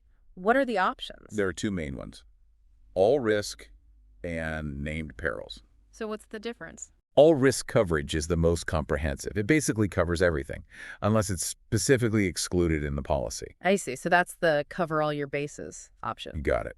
Then you have named perils coverage. Yeah. And that only covers the specific risks that are listed in the policy, like fire or theft. So it's more limited. Exactly. Yeah. So with named perils, you really need to understand what's covered and what's not covered. You don't want any surprises if something happens. Definitely not. Now, what about when it's time to actually make a claim? How does that work? Well, there are a couple of important things to understand. First, there's this concept of actual cash value versus replacement cost. Okay, tell me more about that. Actual cash value takes depreciation into account. Okay. So you basically only get what the damaged item is worth now after wear and tear. So if my 10-year-old washing machine floods my basement, they wouldn't give me enough to buy a brand new one. Right. You'd only get a portion of the cost. But with replacement cost coverage, they would cover the cost of a brand new replacement. Okay, that's a big difference. So I need to know what my policy covers. Absolutely. Another really important element of property insurance is liability coverage. It protects you if someone gets injured on your property. I see. So if someone slips and falls on my icy sidewalk. Exactly. It can also protect you if someone gets injured off your property, too. Wait, really? How does that work? Remember that example in your notes about golfing? Let's say you accidentally hit someone with a golf ball. Oh, yeah. Your liability coverage could kick in to help cover their medical expenses or any legal costs. Okay, that makes sense. You never know what could happen. Now, we've been talking about houses, but what about condo insurance? Is it the same as regular property insurance? It's a bit different. Condo insurance focuses on the individual unit and any potential liabilities within the complex. So it covers my stuff, my unit, and any problems I might cause within the condo building. That's the idea. But you also need to be aware of the condo board's master policy, which covers the building structure, common areas, and things like that. So as a condo owner, you need to know what both policies cover. You got it. Now, ready for another type of insurance that you might not be as familiar with? Hit me with it. Okay, this one is called title insurance. It's often overlooked, but can be super important. What is title insurance? It basically protects you from those hidden risks that come with real estate ownership. Things like fraud, forgery, or if someone suddenly pops up and says they have a claim to your property. Oh, wow. Okay, give me an example. What kind of situations would title insurance cover? Let's say you buy a property and it turns out a previous owner forged a document. Or let's say there's a missing heir who comes forward and says they have a right to the property. I see. So it's like protection against things I wouldn't know about just from looking at the property records. Exactly. And title insurance protects both the homeowner and the lender. So it's like an extra layer of security? You could say that. Mhm. It helps ensure that the title is clear and that there are no surprises down the road. So how is title insurance different from a solicitor's opinion on title? I saw that term in my notes, but I'm not quite sure what it means. A solicitor's opinion on title is just a document that the lender's lawyer prepares. It outlines the condition of the property's title based on their review. It only covers issues up to the closing date, and coverage is limited to $1 million. Title insurance is a policy of insurance for title defects and fraud.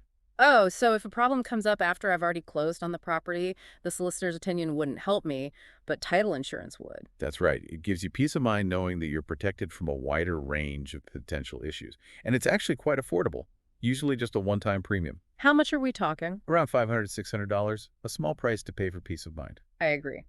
Okay, ready for one last type of insurance? Absolutely. This last one is called errors and omissions insurance. It's also known as E&O insurance. What's that one all about? This one is specifically for mortgage brokers and agents. Okay, so not something I'd need as a homeowner. Not directly, no. It protects mortgage professionals from lawsuits that might arise from mistakes or negligence on their part. Oh, I see. So if a mortgage broker gives me bad advice, that costs me money. Their E&O insurance would step in to help cover those losses. It's an important safeguard for both the professionals and the clients they serve. So does that mean it's mandatory? In Ontario, yes. It's mandatory under the Mortgage Brokerages, Lenders, and Administrators Act, 2006. That makes sense. It ensures that there's some recourse for consumers if something goes wrong. Exactly. There was a great example of this in your source material. Remember the story about Alexandra, the mortgage agent, and her client Paulette? Oh, right. Alexandra accidentally led Paulette to believe that she was getting a free home warranty, but it turned out to be a misunderstanding. And Paulette ended up with a huge bill to fix her furnace because she didn't actually have coverage. That's rough. It was. But luckily, Alexandra's E&O insurance came through and covered the cost of the repairs. So it really can be a safety net for everyone involved. Exactly. And to answer your earlier question about who pays for it, it's usually the brokerage, not the individual agent. So they have a master policy that covers all their brokers and agents. You got it. That makes sense. Well, I think we've covered all the different types of mortgage insurance. That was a lot of information, but I feel like I have a much better grasp of it now. We covered a lot of ground, but you're right. It's a lot to digest. But now I feel like I have a solid foundation, Absolutely. You've got the basics down. So now that you know all about the different types of insurance, what questions do you still have about choosing the right coverage for your specific needs? That's something to think about. Keep those questions in mind as you continue your research. And remember, there are lots of resources available to help you make informed decisions. Don't be afraid to reach out to mortgage brokers, insurance agents, and financial advisors. They can all offer guidance and help you choose what's right for your situation. It's all about protecting your investment and your financial well-being. Okay, we're back and ready to keep exploring. More mortgage insurance coming right up. We've covered the different types, but now let's talk about actually choosing the right insurance for your situation. That's the tricky part, isn't it? It can be. There's no one-size-fits-all answer, unfortunately. Right. So where do we even begin? Well, I think one of the first things to consider is your risk tolerance. Are you someone who likes to be extra cautious? Have maximum coverage, even if it costs a bit more? Or are you okay with a more basic level of protection, knowing that you might have to pay more out of pocket if something happens? Exactly. Some people are comfortable with a bit more risk, while others want to be covered for every possible scenario. That's a good point. I'm definitely someone who likes to be prepared for anything. I hear you. But of course, your budget is a factor too, right? Oh, absolutely. You can't just buy every insurance policy out there. So how do you find that balance between peace of mind and affordability? Well, that's where your overall financial situation comes into play. What do you mean? You need to consider things like your income, expenses, assets, debts, the whole picture. All of these factors affect how much coverage you need and what you can realistically afford. It's like a big puzzle. It is. And don't forget about the cost of the insurance itself. Premiums can vary a lot. Right. What makes premiums go up or down? Lots of things. The type of coverage, the insurer you go with, your individual risk profile. So basically, I need to shop around and compare quotes from different insurers. Exactly. And don't just focus on the price. Make sure you actually understand what each policy covers before you sign anything. Read the fine print. I know. But sometimes all that insurance jargon can be so confusing. What if I don't understand something? Never be afraid to ask questions. That's good advice. Who should I ask? Well, a good insurance broker or agent can really help. They can walk you through the details, explain anything that's unclear. They can be your guide. Exactly. They can help you make informed choices. Having a knowledgeable expert on your side can definitely make a difference. Okay, so we've talked about risk tolerance, finances, and cost. What other factors are there? What else should I be thinking about when I'm comparing insurance options? One of the most important things is to pay attention to the terms and conditions of the policy. What are the specific events or perils that are covered? What are the exclusions, the things that aren't covered? Oh, right, those sneaky exclusions. But what are the limits of liability? The maximum amount the insurance company will pay. These are all important details to understand before you commit to anything. Yeah, sometimes the devil's in the details. I remember when I rented my first apartment, I just skimmed the renter's insurance policy and signed it. I didn't really understand what it covered. That's a common mistake. Yeah. But insurance policies are legal contracts, so it's important to take the time to really understand what you're agreeing to. You want to be confident that you're actually getting the protection you need. Exactly. It's not just about having insurance, it's about having the right insurance. Okay, that makes sense. Now, what about the insurance company itself? Does it matter which company I choose? Absolutely. You want a company with a solid reputation, someone you can trust. Okay, so what should I be looking for? Look for a company that's been around for a while, one that has a good track record of paying claims fairly, and that has good customer service. You want to know that they'll be there when you need them. That's important. But how do I actually know if a company is reputable? Well, you can always check online reviews, see what other people are saying about their experiences. Oh, right, the internet is good for that. Ask friends and family for recommendations. Do some research on the company's financial stability and see how they handle claims. There are rating agencies that evaluate insurance companies based on things like financial strength and claims paying ability. Okay, so it's really worth doing your research. Definitely. Now, I know a lot of people wonder about the claims process. How does it actually work? Yeah, I've always been curious about that. It can't be as simple as just calling them up and saying, I need money. Not quite. The claims process can be a bit more involved than that. But the most important thing is to contact your insurer as soon as possible if you need to make a claim. Don't wait. Nope. The sooner the better. Most insurers have 247 hotlines or online portals for reporting claims, so you can usually get the process started right away. That makes sense. But what kind of information do I need to have ready when I report a claim? What do they need to know? Be prepared to give them as much detail as you can about what happened. When did it happen? Where did it happen? Was anyone injured? Okay, so the more information, the better. Exactly. And don't forget to document everything. Take photos, videos, gather receipts, anything that supports your claim. Got it. So report the claim right away, provide lots of details, document everything. Then what? Well, after you report the claim, the insurance company will usually assign an adjuster to your case. An adjuster. What do they do? Their job is to investigate the claim, figure out the extent of the damage, and determine how much the insurance company should pay out. So they're like the insurance detective. You could say that. They'll want to verify that the damage is actually covered by your policy and figure out how much it will cost to fix everything. Okay, that makes sense. What if I disagree with what the adjuster says? Like, what if they say the damage isn't covered? Or they offer me a really low settlement? That can happen. And it's important to remember that you have rights. If you disagree with the adjuster, don't be afraid to push back. What can I do? You can ask for a second opinion, try to negotiate with the insurance company, or even talk to a lawyer if you need to. Okay, so I have options. That's good to know. You always have options. Now, how long the claims process takes can really vary. Right. It's not always a quick fix. No, it depends on the complexity of the claim. Simple claims might be done in a few weeks, but more complicated ones can take months or even years. Wow, that's a long time. It can be. It's important to be patient and stay in communication with your insurer throughout the process. Keep good records of everything. Emails, letters, phone calls, anything that relates to the claim. Okay, good record keeping is essential. What about my insurance broker? Can they help me with the claims process? Absolutely. They can be a really valuable resource. In what way? They can help you understand your policy, advocate for you with the insurance company, and answer any questions you might have. Don't hesitate to reach out to them for help. So they're like my advocate. Exactly. They're there to help you navigate the whole process. That's great. Now, we've talked about what to do when you need to make a claim, but are there things you can do before something happens to make sure you're covered? That's a smart question. Sure. One of the most important things is to review your insurance policies regularly. Regularly, like how often? At least once a year is a good rule of thumb. But really, any time your life circumstances change, you should take a look at your policies. So if I get married, have kids, renovate my house. Exactly. Your needs change, and your insurance coverage should reflect that.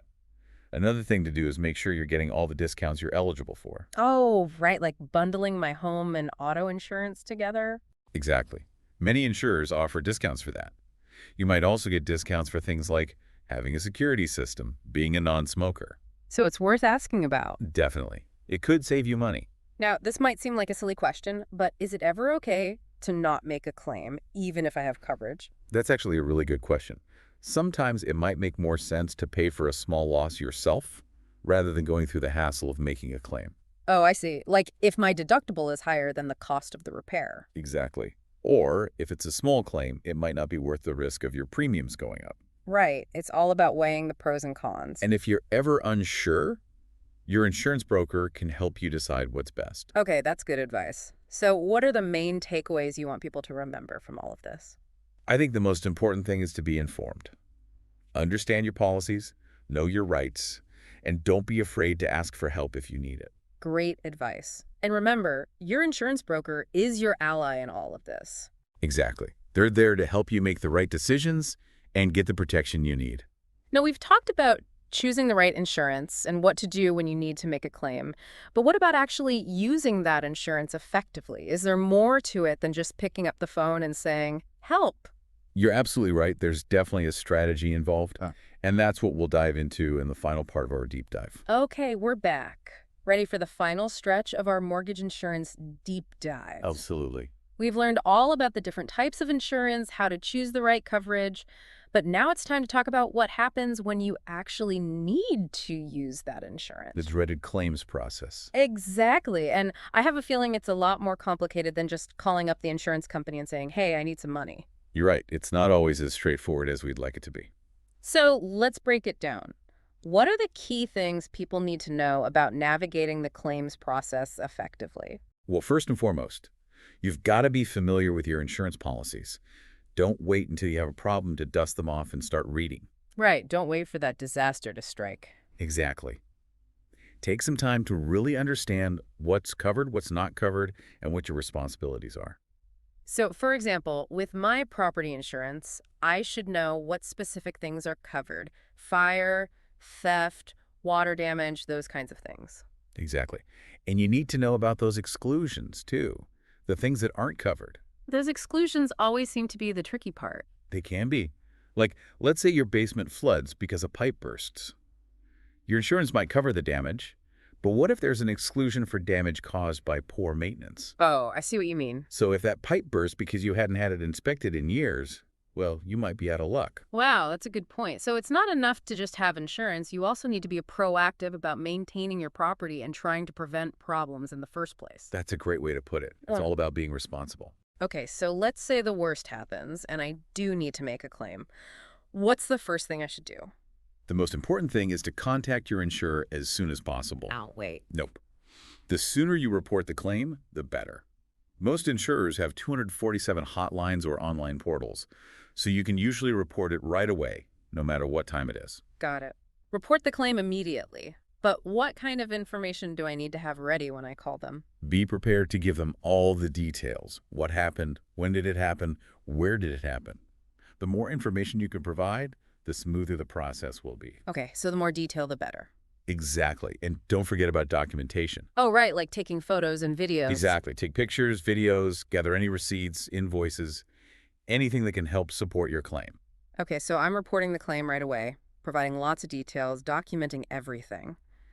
Then what? Well, once you've reported the claim, the insurance company will probably assign an adjuster to your case. An adjuster, what do they do? Their job is to investigate the claim, figure out the extent of the damage, and determine how much the insurance company should pay out.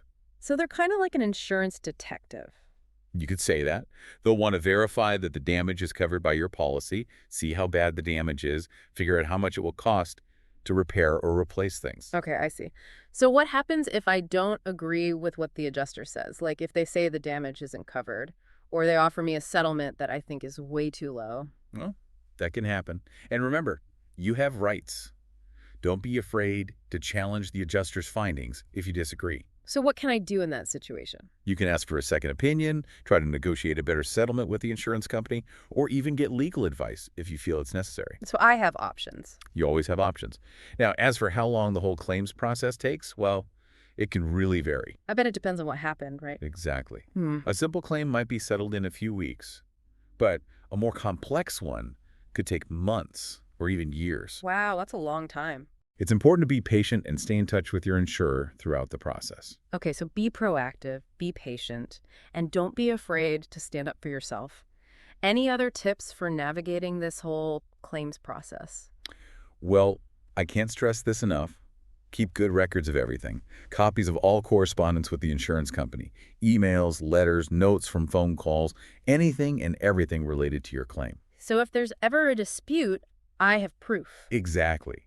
And remember, your insurance broker could be a huge help during this whole process, too. Right. They're there to answer questions and help me understand what's going on. And they can advocate for you with the insurance company if needed. So don't hesitate to reach out to them for help. It's like having someone on my side. Exactly. They're Oh. your insurance wingman. Yeah, love it. Now, we've talked a lot about what to do when you actually need to make a claim, but are there things you can do before a claim happens to help protect yourself? That's a great question. One of the most important things is to review your insurance policies regularly. Make sure they still meet your needs. So it's not just a one-time thing. You need to check them periodically. Exactly. Life changes, your needs change, and your insurance coverage should keep up. So for example, if I renovate my kitchen, I should probably update my coverage to make sure those new appliances are protected. You got it.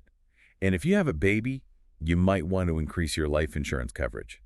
It's all about anticipating those changes and making sure you have the right protection. Makes sense.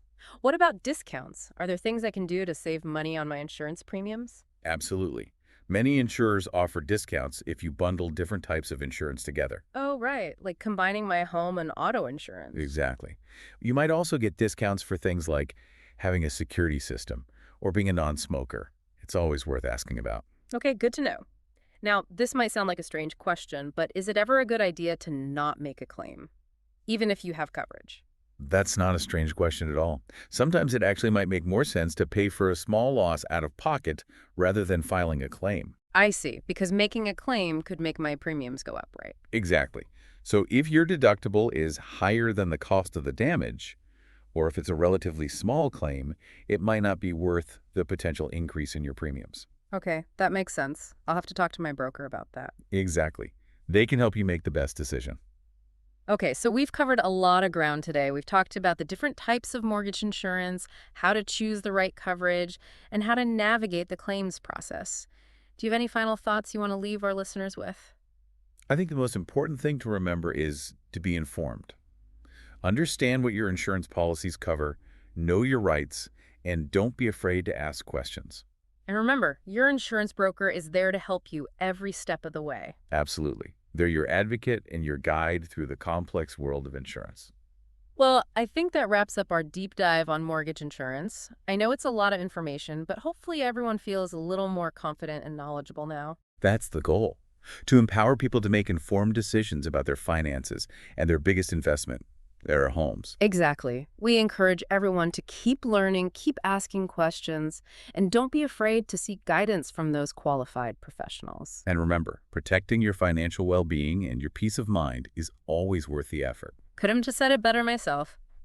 Thanks for joining us, everyone, and until next time, happy learning. Welcome back, deep divers.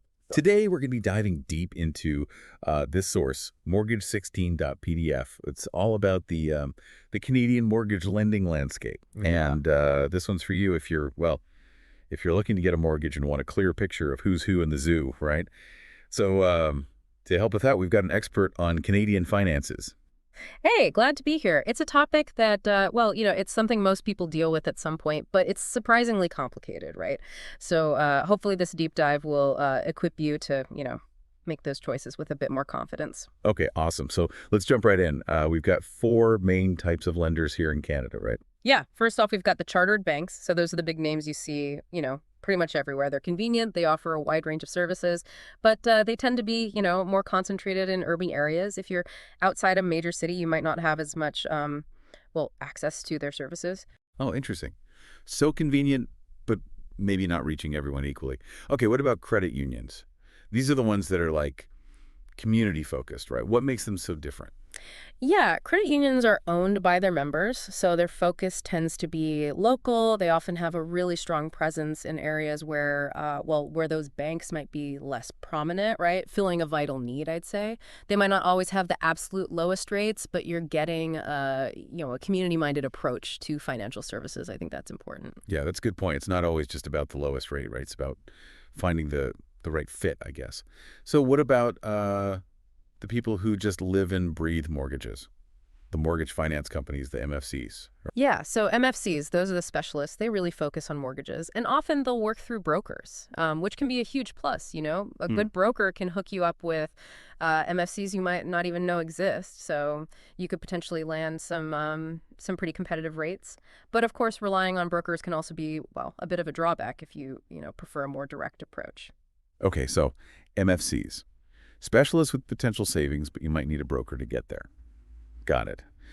And lastly, we have these mortgage investment entities, MIEs. These sound a bit, well, niche. Yeah, MIEs, they're kind of interesting. They cater to borrowers who maybe don't qualify for traditional loans. They often offer shorter term loans, frequently with higher interest rates. So it's a vital resource for people who need cash quickly or have some credit challenges. Like, for instance, mortgage investment corporations, the MICs. Those are a type of MIE that you see a lot in high demand areas, places like Vancouver or Toronto. Yeah, they come with higher costs, but they can be a lifeline in certain situations. Wow. It's pretty amazing how each type of lender really fills a specific need, huh? Yeah. So we've got the lenders figured out, but now let's switch gears a bit, right? Let's talk about the different categories of borrowers. Yeah, exactly. Knowing where you fit in as a borrower, well, that's key to figuring out what loan options you'll likely qualify for, right? So we're talking about prime, subprime, and private lending. Okay, so when we talk about prime lending, we're talking about the ideal borrower situation, Yeah. right? The person with great credit, a steady income, all that good stuff. Exactly. That's the biggest chunk of the market, catering to borrowers with a solid financial track record. Although, even within prime lending, there can be some differences depending on the lender's specific guidelines. Oh, I see. So even with great credit, it's important to understand those nuances. So that we have subprime lending, which is also sometimes called self-insured lending, right? Yeah. This one's for those who maybe, have had some bumps in their credit history or unique situations. You got it. Self-insured usually means higher interest rates, right? Wow. Because lenders are offsetting the increased risk they're taking on. But it's a super important option for people who don't fit that perfect prime borrower mold. It gives them a chance to still get a mortgage. Okay, so it's a trade-off. Yeah. Higher rates for the chance to, to get a mortgage even with some credit challenges. Got it. And then there's private lending. This one seems like the road less traveled, so to speak. What makes it so different? Well, with private lending, you've got individuals or groups who are directly investing in mortgages, and they'll usually offer higher rates and fees. It can be kind of a last resort option, but for some, it might be the only option if they've exhausted all the traditional routes. It really highlights how important it is to understand all the options out there. Right. It's like having a financial toolbox, right? You need different tools for different jobs. Speaking of tools, our source mentions these product sheets and rate sheets. They call them a cheat sheet for understanding what lenders offer. I have to admit, I find these things a little intimidating. Oh yeah, I get it. They can be a little dense, right? Yeah. But they're really important for comparing different lenders and seeing what they require. So let's start with the product sheets. Think of those as blueprints for each mortgage product. They tell you the maximum loan-to-value ratio, the LTV, the available terms, the amortization periods, and any special features, that kind of thing. So it's like a quick snapshot of what each mortgage is offering, basically. Our source has a sample product sheet here, and it shows things like the maximum loan amount. It's kind of wild how much that can vary, depending on the lender and where the property is located. And the sample sheet even goes further. It outlines property requirements, like whether the lender will finance renter properties or if they'll only do owner-occupied homes. It also highlights the down payment requirements and how lenders need to verify that you've got the funds for both the down payment and the closing costs. Okay, wow. Product sheets, check. Now for the part that makes me a little nervous, the rate sheets. Rate sheets are where it gets real, right? They show how things like your credit score and how much you're putting down for a down payment, well, they show how those directly impact the interest rate you'll be offered. It's like a sliding scale of affordability, I guess. The better your credit and the bigger your down payment, the lower your rate will usually be. Oh, I see. There's an example in our source here, and it shows that with a credit score of 635 and a 5% down payment, a 5-year term on a stated income program, well, that could end up with a 7.6% interest rate. It's like a personalized roadmap based on your own situation. Exactly. It helps you visualize how, your financial situation translates into actual mortgage terms. But of course, these are just examples, right? The rates can change depending on, well, on the lender, the type of mortgage, and even just what's happening in the market overall. Super important to keep that in mind. Got it. So we've got our types of lenders, our lending categories, and a peek at those crucial product and rate sheets. But with so many options, how do you even choose the right lender? Like, what does all this information actually mean for you when you're, making that decision? That's the million-dollar question, isn't it? The key is, well, don't just go chasing the lowest rate. It's more like finding the perfect pair of shoes. It's got to be a good fit. So you've got to consider things like your LTV needs, income verification requirements, property type, your credit score, the terms you want, and even the lender's reputation and how good their service is. So it's about finding a lender whose approach kind of matches your needs, right? Yeah. And speaking of finding the right fit, our source mentions these finder's fees and loyalty programs. What do those have to do with, choosing a lender? This is where working with a good ethical mortgage agent really matters. Someone who's, putting your best interests first. Yeah. They're not going to just recommend the lender that gives them the biggest commission or the most loyalty points. A good agent will help you figure out all these different offers and make sure you find a lender that truly fits your needs and goals. It's like having a trusted advisor. Yeah. Right? Someone who's got your back in this whole financial maze. This is already making me feel way more confident about going through this whole mortgage process. Yeah. But our source dives even deeper. It gets into the specifics of each type of lender. Like, for example, it says that chartered banks are federally regulated by OSFI.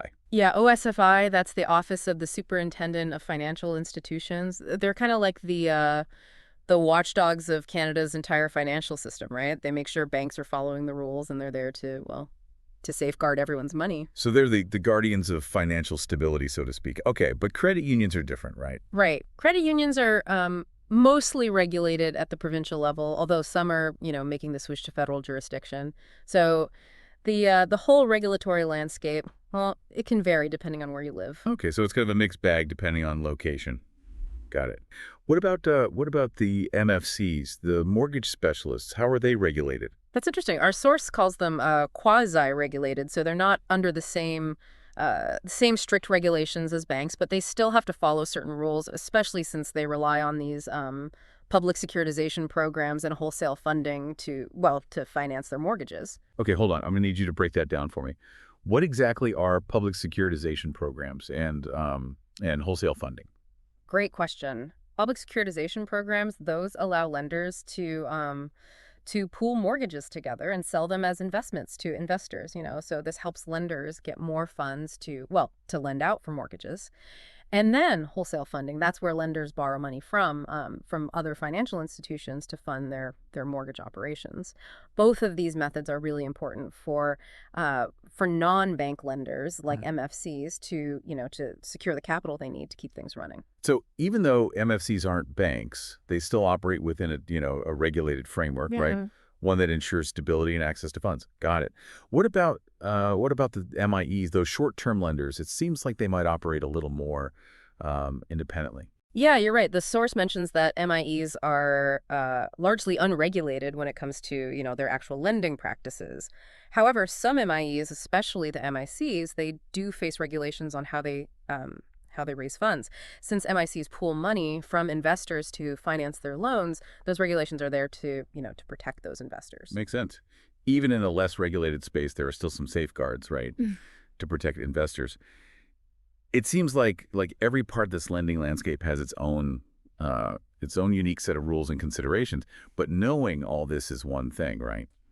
How do you actually find a lender? Where do you even begin? That's where the broker channel comes in. Our source highlights how important that is, especially if you're thinking about MFCs and private lenders. A lot of those lenders, they work exclusively through mortgage brokers. Think of brokers as kind of like matchmakers. They connect borrowers with lenders who are the best fit for their needs. They really understand the market and can navigate all the complexities for you. So it's like having a personal mortgage shopper, basically. But how do you know if a broker is, actually good at what they do? Well, look for someone who really listens to you, someone who explains things clearly and is totally upfront about about fees and how they're compensated. A good broker is your advocate. They're there for you throughout the whole process, helping you with the paperwork and even negotiating with lenders to get you the best possible terms, given your specific situation. So it's all about trust, expertise, and a genuine commitment to getting you the best deal. Okay, so our source also mentions these BDMs. And I got to admit, I'm not familiar with that term at all. What are BDMs, and what role do they play in all of this? BDMs are business development managers. They're the lender's representatives, and they work closely with the mortgage brokers. Think of them as the link between the broker and the inner workings of the lender. They provide valuable info about products, rates, and guidelines, so they're a really important resource for brokers. So they're the bridge, basically, between the broker and the lender, keeping the communication flowing. Okay, that's fascinating. Speaking of finding the right fit, our source really emphasizes that choosing a lender is about way more than just getting the lowest interest rate. Absolutely. It's more about finding a lender whose philosophy and approach really resonate with your own financial values and goals. Some lenders prioritize flexibility with income verification, while others might specialize in, specific types of properties. Some are known for their speed, while others focus on providing really personalized service. So it's about looking at the bigger picture, right? And finding a lender that complements your individual circumstances and priorities. Got it. Any tips for actually, finding that perfect match among all the options out there? Start by tapping into your network. Talk to friends, family, colleagues, anyone who's gone through the mortgage process recently. Get their recommendations for brokers and lenders they had good experiences with. Yeah, leverage the wisdom of the crowd, right? What else can we do to make sure we're making a really informed decision? Don't be afraid to shop around and compare offers from different lenders. Get pre-approvals from several lenders. That way you can see the rates and terms, side by side. It really puts you in a stronger position to make a truly informed decision. Pre-approvals, those are powerful, huh? Not just for figuring out what you can afford, but also for giving you some leverage when you're negotiating with lenders. Okay, cool.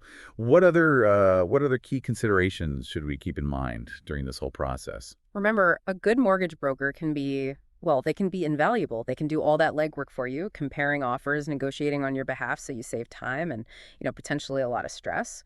Their insights into lender reputations and service levels, that can be super valuable.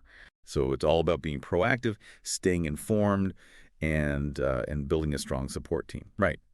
Okay, before we wrap up this part of our deep dive, let's circle back to those product and rate sheets one last time. They can feel kind of overwhelming at first, right? I agree. They're packed with info, but once you get the hang of the key elements, they're not as scary. Remember, the product sheet is like a summary of the mortgage's features, so things like the LTV, the amortization period, any prepayment options, that kind of thing. And then the rate sheet that lays out the interest rates for different products broken down by, credit score and LTV. Think of it as a pricing menu for mortgages. That's a great way to put it.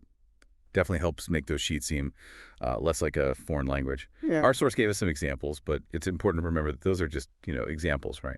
For sure. Actual rates and product features, they can change based on the lender, the type of mortgage, and, what's happening in the market. Always double check with the lender or your broker to get the most up-to-date info.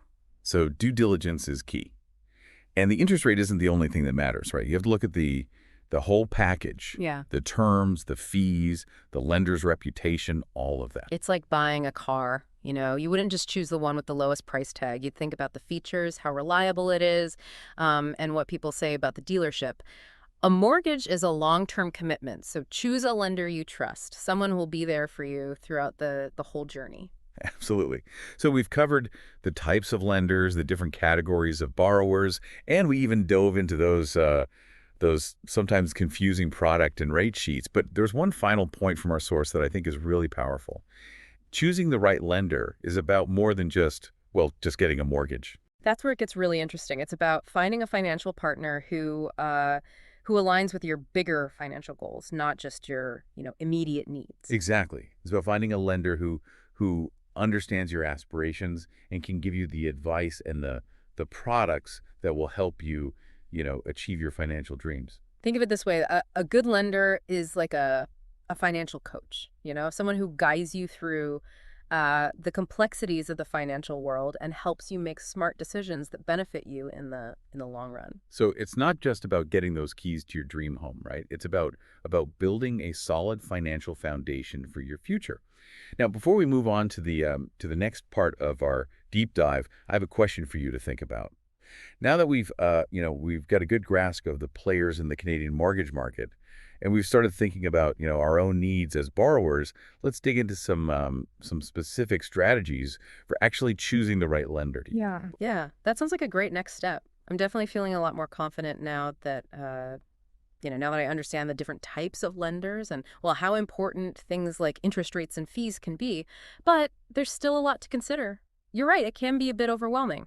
Our source suggests that one strategy is to focus on lenders who specialize in certain types of mortgages or who, cater to specific borrower profiles. Can you give us some examples of that? Sure. For example, if you're self-employed, you might want to look for lenders who are known for being a bit more flexible with income verification. Some lenders are they're more understanding of the unique challenges that self-employed people face when they're trying to prove their income. Oh, that makes a lot of sense. Yeah. What other niches should we be aware of? Well, some lenders specialize in certain types of properties. Like, let's say you're buying a rural property or a condo, right? Some lenders have specific expertise in those areas, and they might offer, more favorable terms, or they might just have a better understanding of the unique considerations involved. So it's like finding a lender who speaks your language, Yeah. right? Okay. What other factors might influence our choice of lender? Another important thing to consider is the lender's approach to customer service. Some lenders are known for their quick turnaround times and efficient processes, which can be really appealing if you're on a tight timeline. Others might prioritize personalized service and building those long-term relationships with their borrowers. So it's about finding a lender whose values and priorities, well, they align with your own, right? It's like choosing a financial partner you can trust and rely on. I'm curious, are there any red flags we should be watching out for when we're evaluating lenders? That's a great question. One red flag to be wary of is a lender who pressures you into taking a loan you're not comfortable with, or who isn't very transparent about, their fees and terms. A good lender will take the time to explain everything clearly and answer all your questions. So transparency and clear communication, those are crucial. What about those finder's fees and loyalty programs we were talking about earlier? Should those be, a factor in our decision making? While finder's fees and loyalty programs can be, they can be tempting, it's important to remember to put your needs and your goals first above any potential incentives. A good mortgage broker will help you navigate those offers and make sure they truly benefit you, not just the broker or the lender. It's like having a financial watchdog, Yeah. right? Making sure everything's on the up and up and in your best interest. Okay, so let's go back to those product and rate sheets for a minute. I feel like I'm starting to get a handle on them, but is there anything else we should, keep in mind when we're trying to decipher those documents? Absolutely. Pay close attention to any conditions or restrictions that are attached to those advertised rates. For example, some rates might only apply to certain loan amounts or amortization periods. Make sure you understand all the fine print before you make any decisions. So it's all about reading the fine print and, Yeah. and asking questions if anything is, unclear, right? Knowledge is power, especially when you're making big financial decisions. The more we understand, the better equipped we are to make informed choices. Now, before we move on, I have one final question for you. Now that we've covered so much about finding the right lender, what about the actual types of interest rates? Can you break those down for us? Of course. When we're talking about mortgages, you'll generally come across two main types of interest rates: fixed and variable. With a fixed interest rate, the rate stays the same throughout the entire term of your mortgage. So this gives you predictability, your payments will stay consistent, which makes it easier to budget. So a fixed rate is all about stability and peace of mind, basically. Mhm. What about variable rates? Those seem a bit more well, variable. Yeah, with a variable rate, your interest rate goes up and down, based on changes to something called the prime rate. And the prime rate is, well, it's influenced by overall market conditions. If the prime rate goes up, your interest rate, and therefore your payments, will also increase. And if it goes down, well, you'll benefit from lower payments. That makes sense, but it also sounds a little bit riskier. Why would someone choose a variable rate over a fixed one? That's a good question. Variable rates do carry more risk, but they also offer the potential for, well, for savings. Historically, variable rates have often been lower than fixed rates, which means you could end up paying less interest over the life of your mortgage. However, it's really important to weigh that potential for savings against, your risk tolerance and how comfortable you are with payments that might fluctuate. So it's a balancing act. It sounds like there's no one right answer when it comes to choosing between fixed and variable rates. What factors should we be considering when we're making that decision? Well, there are several factors to consider. Think about your financial situation, your risk tolerance, and your outlook on where you think interest rates are headed. If you really value predictability and you prefer to know exactly what your payments will be every month, then a fixed rate might be the better choice. But if you're comfortable with some level of risk and you think interest rates might go down in the future, well, a variable rate could potentially save you some money. So it's all about aligning your choice with your own individual circumstances and financial goals. This is so helpful. I feel like we're really peeling back the layers of the mortgage onion here and getting a much clearer understanding of all the complexities involved. I'm glad to hear that. Mm. Remember, knowledge is power, especially when it comes to making big financial decisions. Choosing a mortgage is one of the most significant financial commitments you'll ever make. So taking the time to educate yourself and seek expert advice can make a huge difference. Well said. Now that we've explored the different types of interest rates, let's shift gears a bit and talk about another important part of the mortgage process, amortization. Can you explain what amortization is and why it matters? Sure. Amortization is, well, it's basically the length of time it takes to pay off your mortgage in full.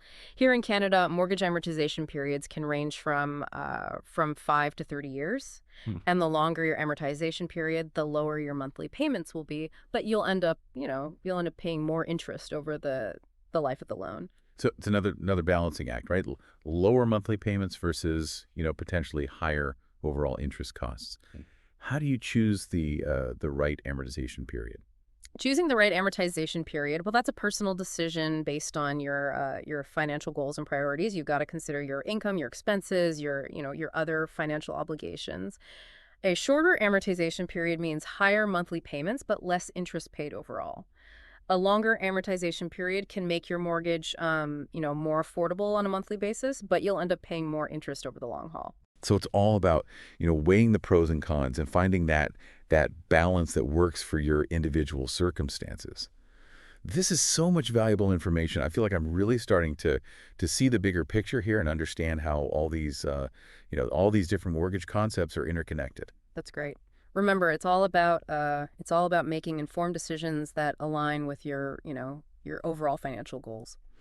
Now that we've talked about amortization, let's move on to another really important element of the mortgage process: prepayment options. Can you shed some light on what prepayment options are and why they're so important to consider? Of course, prepayment options, those are all about the flexibility you have to make, extra payments on your mortgage on top of your regular monthly payments. Those extra payments can help you pay off your mortgage faster and, well, save money on interest.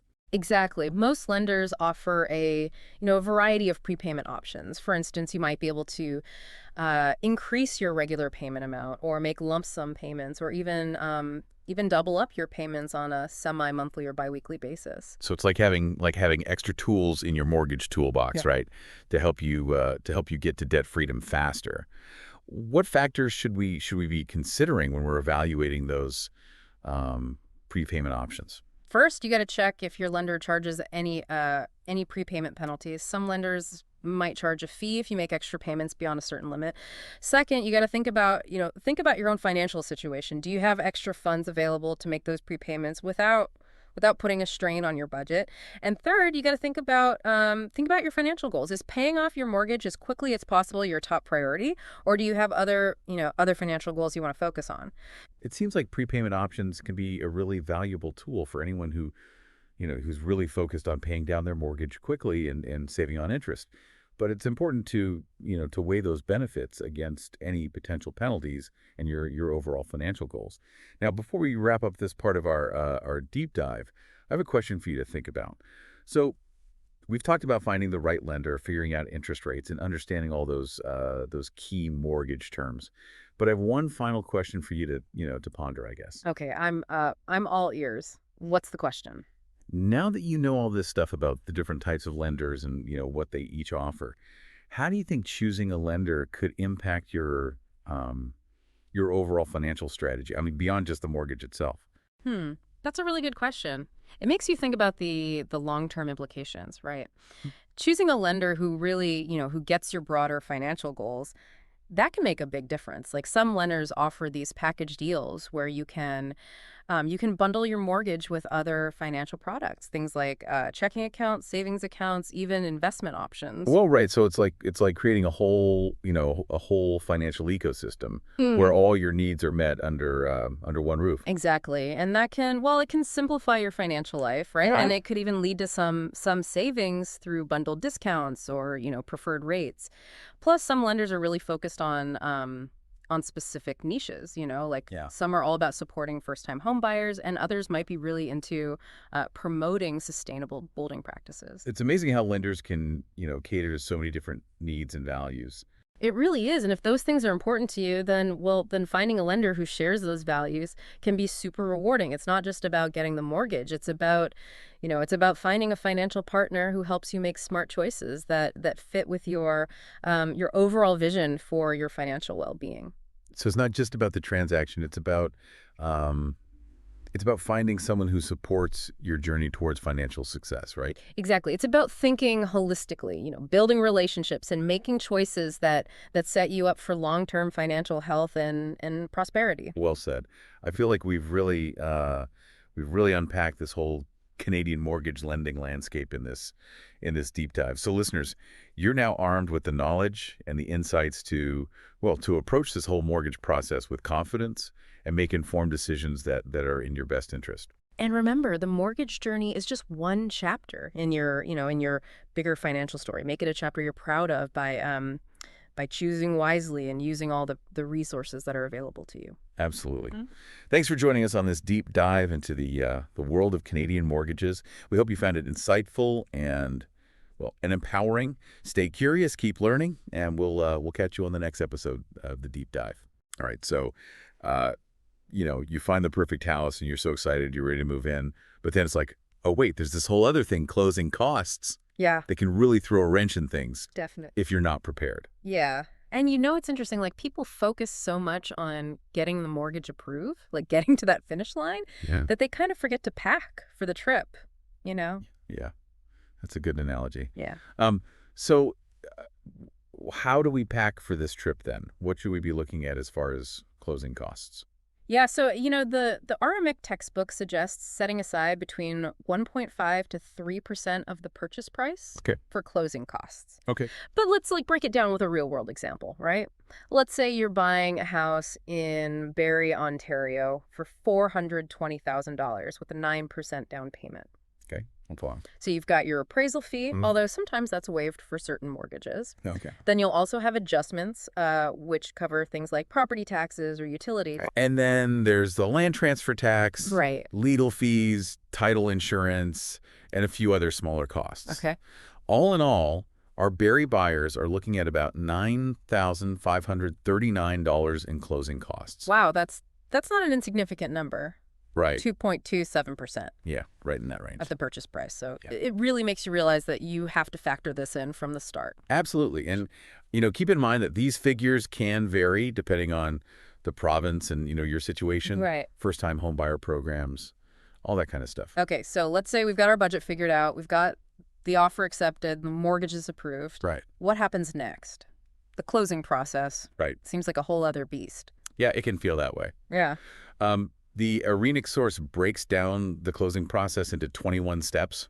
And we're Wow. not going to go through every single one. No, I don't think our listeners have the patience for that. Right. So let's just focus on some key points Yeah. that, might trip people up. Okay, so what should I, as the home buyer, be paying close attention to? One thing that I think often surprises people is the role of the lawyer. Okay. So while you may choose your lawyer, they primarily represent the lender's interests, even though you're paying their fees. Oh, really? So it's like a bit of a conflict of interest. It is important to be aware of that. Yeah.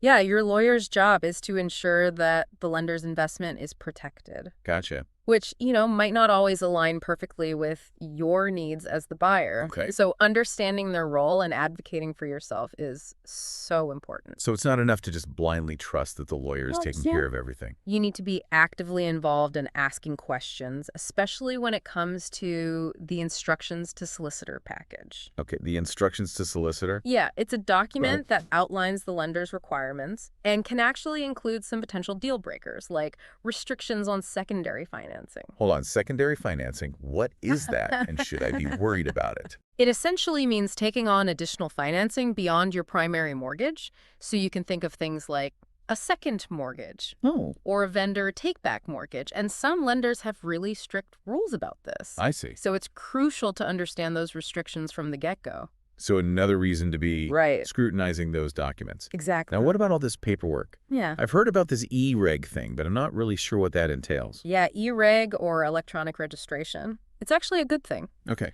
It's a system used in Ontario to streamline the exchange of documents and funds between all parties. Gotcha. So imagine like a secure digital handshake, Okay. making the whole process faster and more efficient. Okay, so that sounds pretty convenient. Yeah. What about ensuring that the property title is clear? Like, are there any steps in place to kind of double check for any issues? Absolutely. That's where sub-searches come in.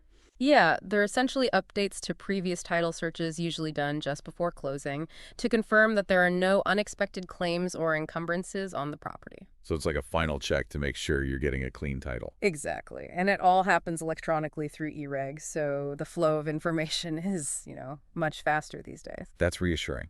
Okay, so the money itself, how does it actually move between everybody involved? It's a carefully choreographed dance.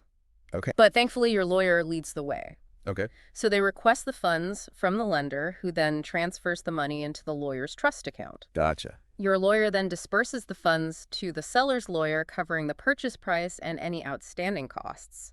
Oh, so a lot of back and forth happening behind the scenes. Right. And then once everything is settled, the seller's lawyer releases the keys and important documents to you, the new homeowner. Okay, well, that makes sense. Now let's talk about this interest adjustment date, or IAD.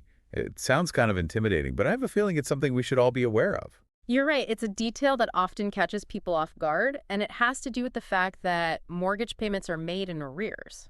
Okay. So you're essentially paying for the previous month's interest. Okay, so what happens when the date your mortgage funds doesn't line up with your monthly payment schedule? That's where the IAD comes in.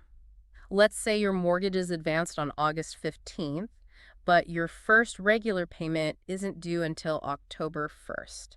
So there's this gap between when you get the money and when your regular payments begin. Exactly. The IAD is the date you'll have to pay interest for that gap period. So in our example, you'd be responsible for the interest from August 15th to September 1st.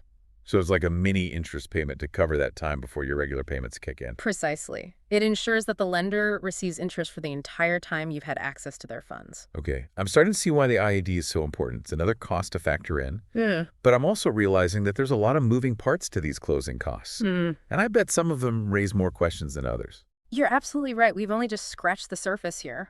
Well, let's keep digging. We'll be back with part 2 of this deep dive, where we'll explore some specific costs in more detail and uncover potential pitfalls to avoid. So stay tuned.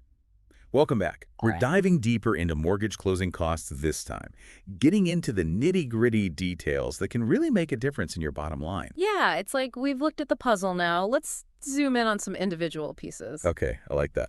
So which piece of the puzzle should we examine first? Let's start with one that often makes up a significant chunk of the closing costs, land transfer tax. All right, land transfer tax. That's the tax we pay when the property title is transferred to our name, right? Exactly.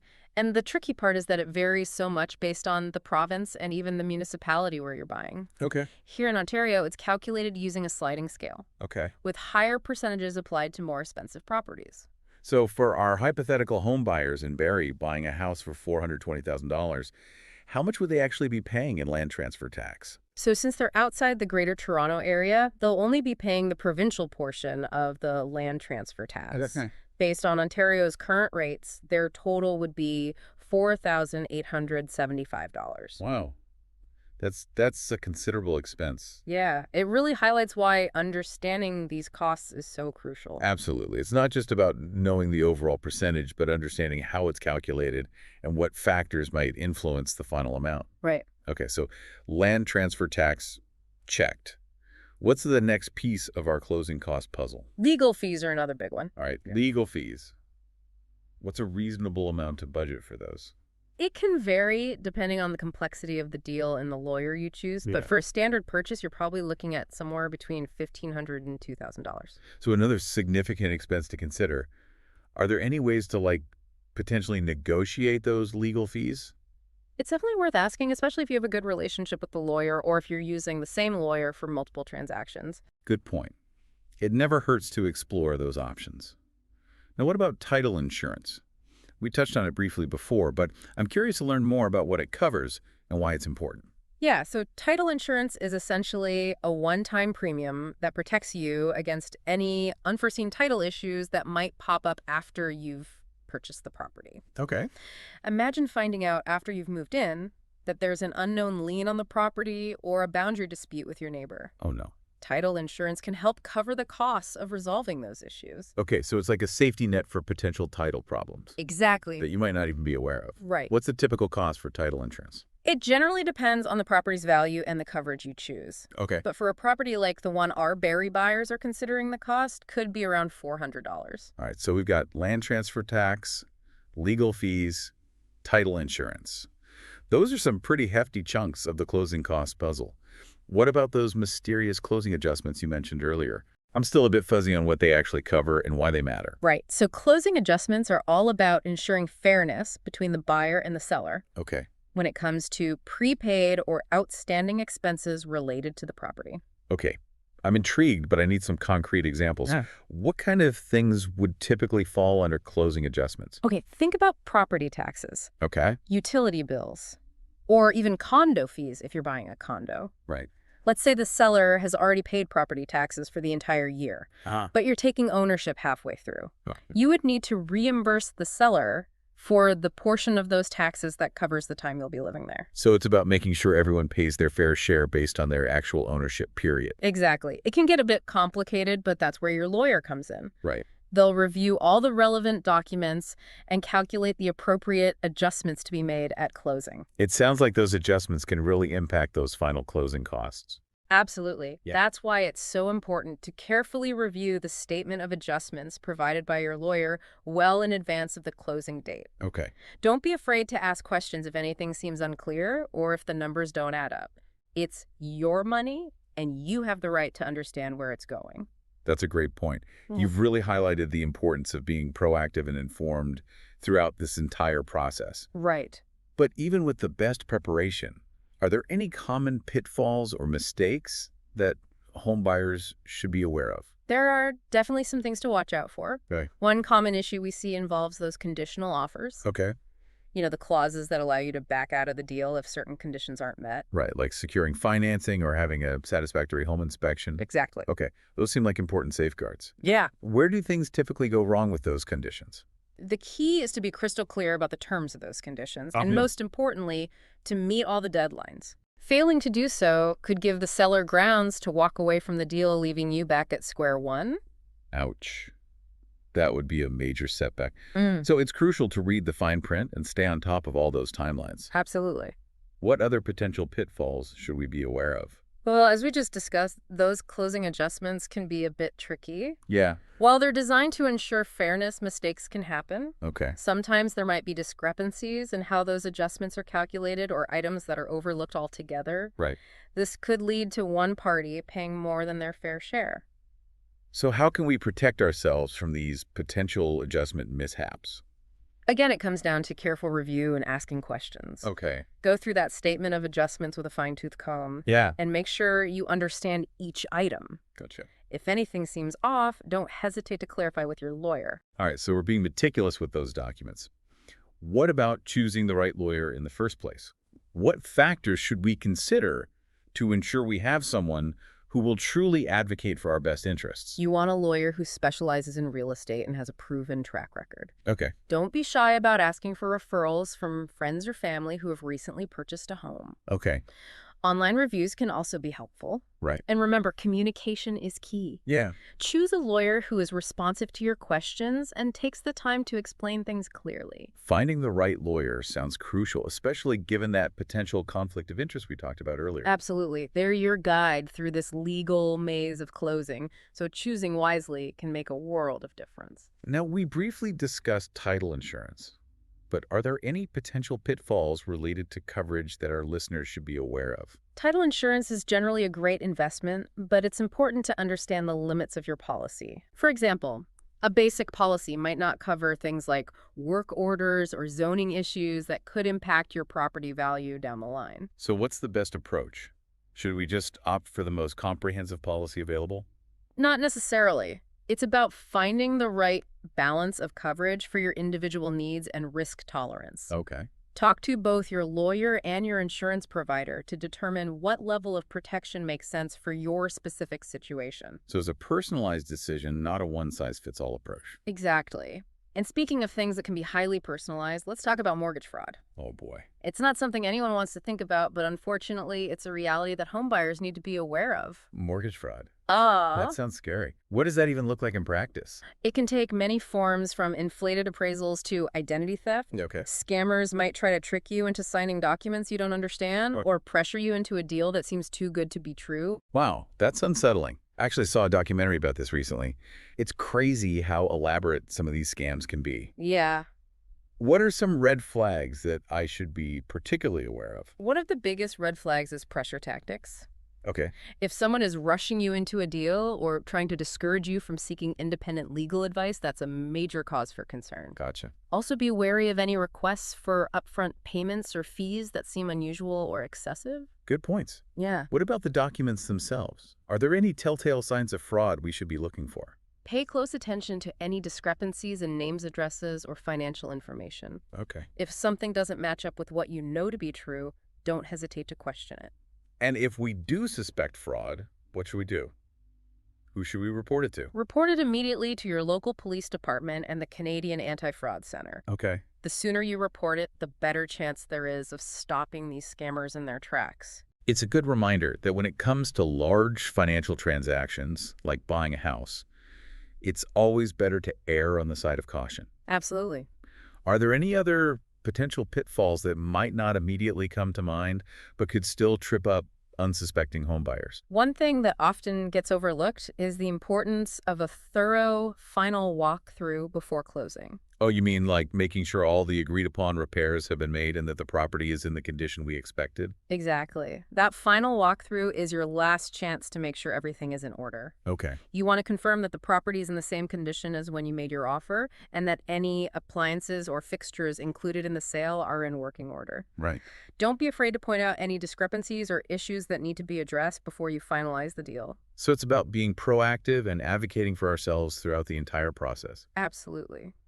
Don't be afraid to ask questions, raise concerns, and ensure everything aligns with your expectations. After all, this is a major investment, and you deserve peace of mind. Great advice. We've talked a lot about potential pitfalls and how to avoid them. But let's switch gears for a moment. Are there any strategies for actually reducing closing costs? Yeah, Any clever ways to save money during this process? you bet. One of the best strategies is to shop around for the best mortgage rates and terms. Oh. Even a small difference in interest rates can save you thousands of dollars over the life of your loan. Makes sense. It's all about doing your research and comparing options. What else can we do to minimize those closing costs? If you're a first-time homebuyer, be sure to explore any available rebates or incentives. Many provinces and municipalities offer programs that can help reduce land transfer taxes or other closing expenses. It's worth checking what's available in your area. So it's like bonus points for being a first-timer. Right. Any other cost-saving strategies you can share? Don't underestimate the power of negotiation. Okay. You can try negotiating with the seller to cover some of the closing costs. Oh. It might not always be successful, but it's certainly worth a shot, especially in a buyer's market. So it never hurts to ask, right? What kinds of things might we realistically ask the seller to contribute toward? You could try asking them to cover a portion of the land transfer tax, legal fees, or even some of the prepaid property taxes. Okay. It really depends on the market dynamics and the seller's willingness to negotiate. It sounds like it's a balancing act between pushing for what you want and maintaining a good rapport with the seller. Exactly. Uh. But remember, you have a right to negotiate, and sometimes a little persistence can pay off. All right, let's circle back to mortgage fraud for a moment. It's such a serious issue, and I want to ensure our listeners are fully equipped to protect themselves. Yeah, it's definitely a topic that warrants extra attention. Okay, so let's recap those warning signs. Okay. What are some specific things that should set off alarm bells? Pressure tactics are a big one, as we discussed earlier. Right. If someone is trying to rush you into a deal or discourage you from seeking independent legal advice, Right. that's a major red flag. It's like they're trying to keep you from thinking clearly Right. and asking questions. They want you to make a quick decision without fully understanding the implications. Gotcha. Also be wary of any requests for upfront payments or fees that seem unusual or excessive. Good points. Yeah. What about the documents themselves? Are there any telltale signs of fraud we should be looking for? Absolutely. Carefully scrutinize any discrepancies in names, addresses, or financial information. Okay. If something doesn't match up with what you know to be true, don't hesitate to question it. Remember, even small details can be a sign of something bigger going on. It's like being a detective, carefully examining all the clues. Right? And we've already talked about what to do if we suspect fraud. Report it immediately to the authorities. Exactly. Don't hesitate to reach out to your local police department and the Canadian Anti-Fraud Center. The sooner you report it, the better chance there is of stopping these scammers and protecting others from becoming victims. Well, it seems like we've covered a lot of ground in this part of our deep dive. We- We've explored those individual pieces of the closing cost puzzle, uncovered potential pitfalls, and even delved into the dark world of mortgage fraud. Yeah. But there's still more to come. There is. We've equipped you with knowledge and strategies. Yes. But there are a few more tips and key takeaways that can help you approach closing day with confidence and excitement. I'm ready for that final boost of reassurance. Let's wrap things up and send our listeners off feeling prepared and empowered to tackle this final stage of the home buying journey. Join us for the final part of our deep dive. Welcome back to the final part of our deep dive into mortgage closing costs. We've dug deep into those expenses, we've explored those potential pitfalls, and even touched upon mortgage fraud. Yeah, it's been quite a journey.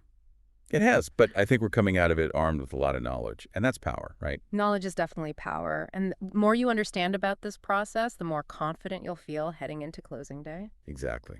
So for this last part, let's shift our focus to empowerment and, give our listeners some final tips and takeaways to help them approach this final stage with a sense of readiness, maybe even a little excitement. That sounds like a great plan. Buying a home should be a joyful experience, Yeah. not a source of stress and anxiety.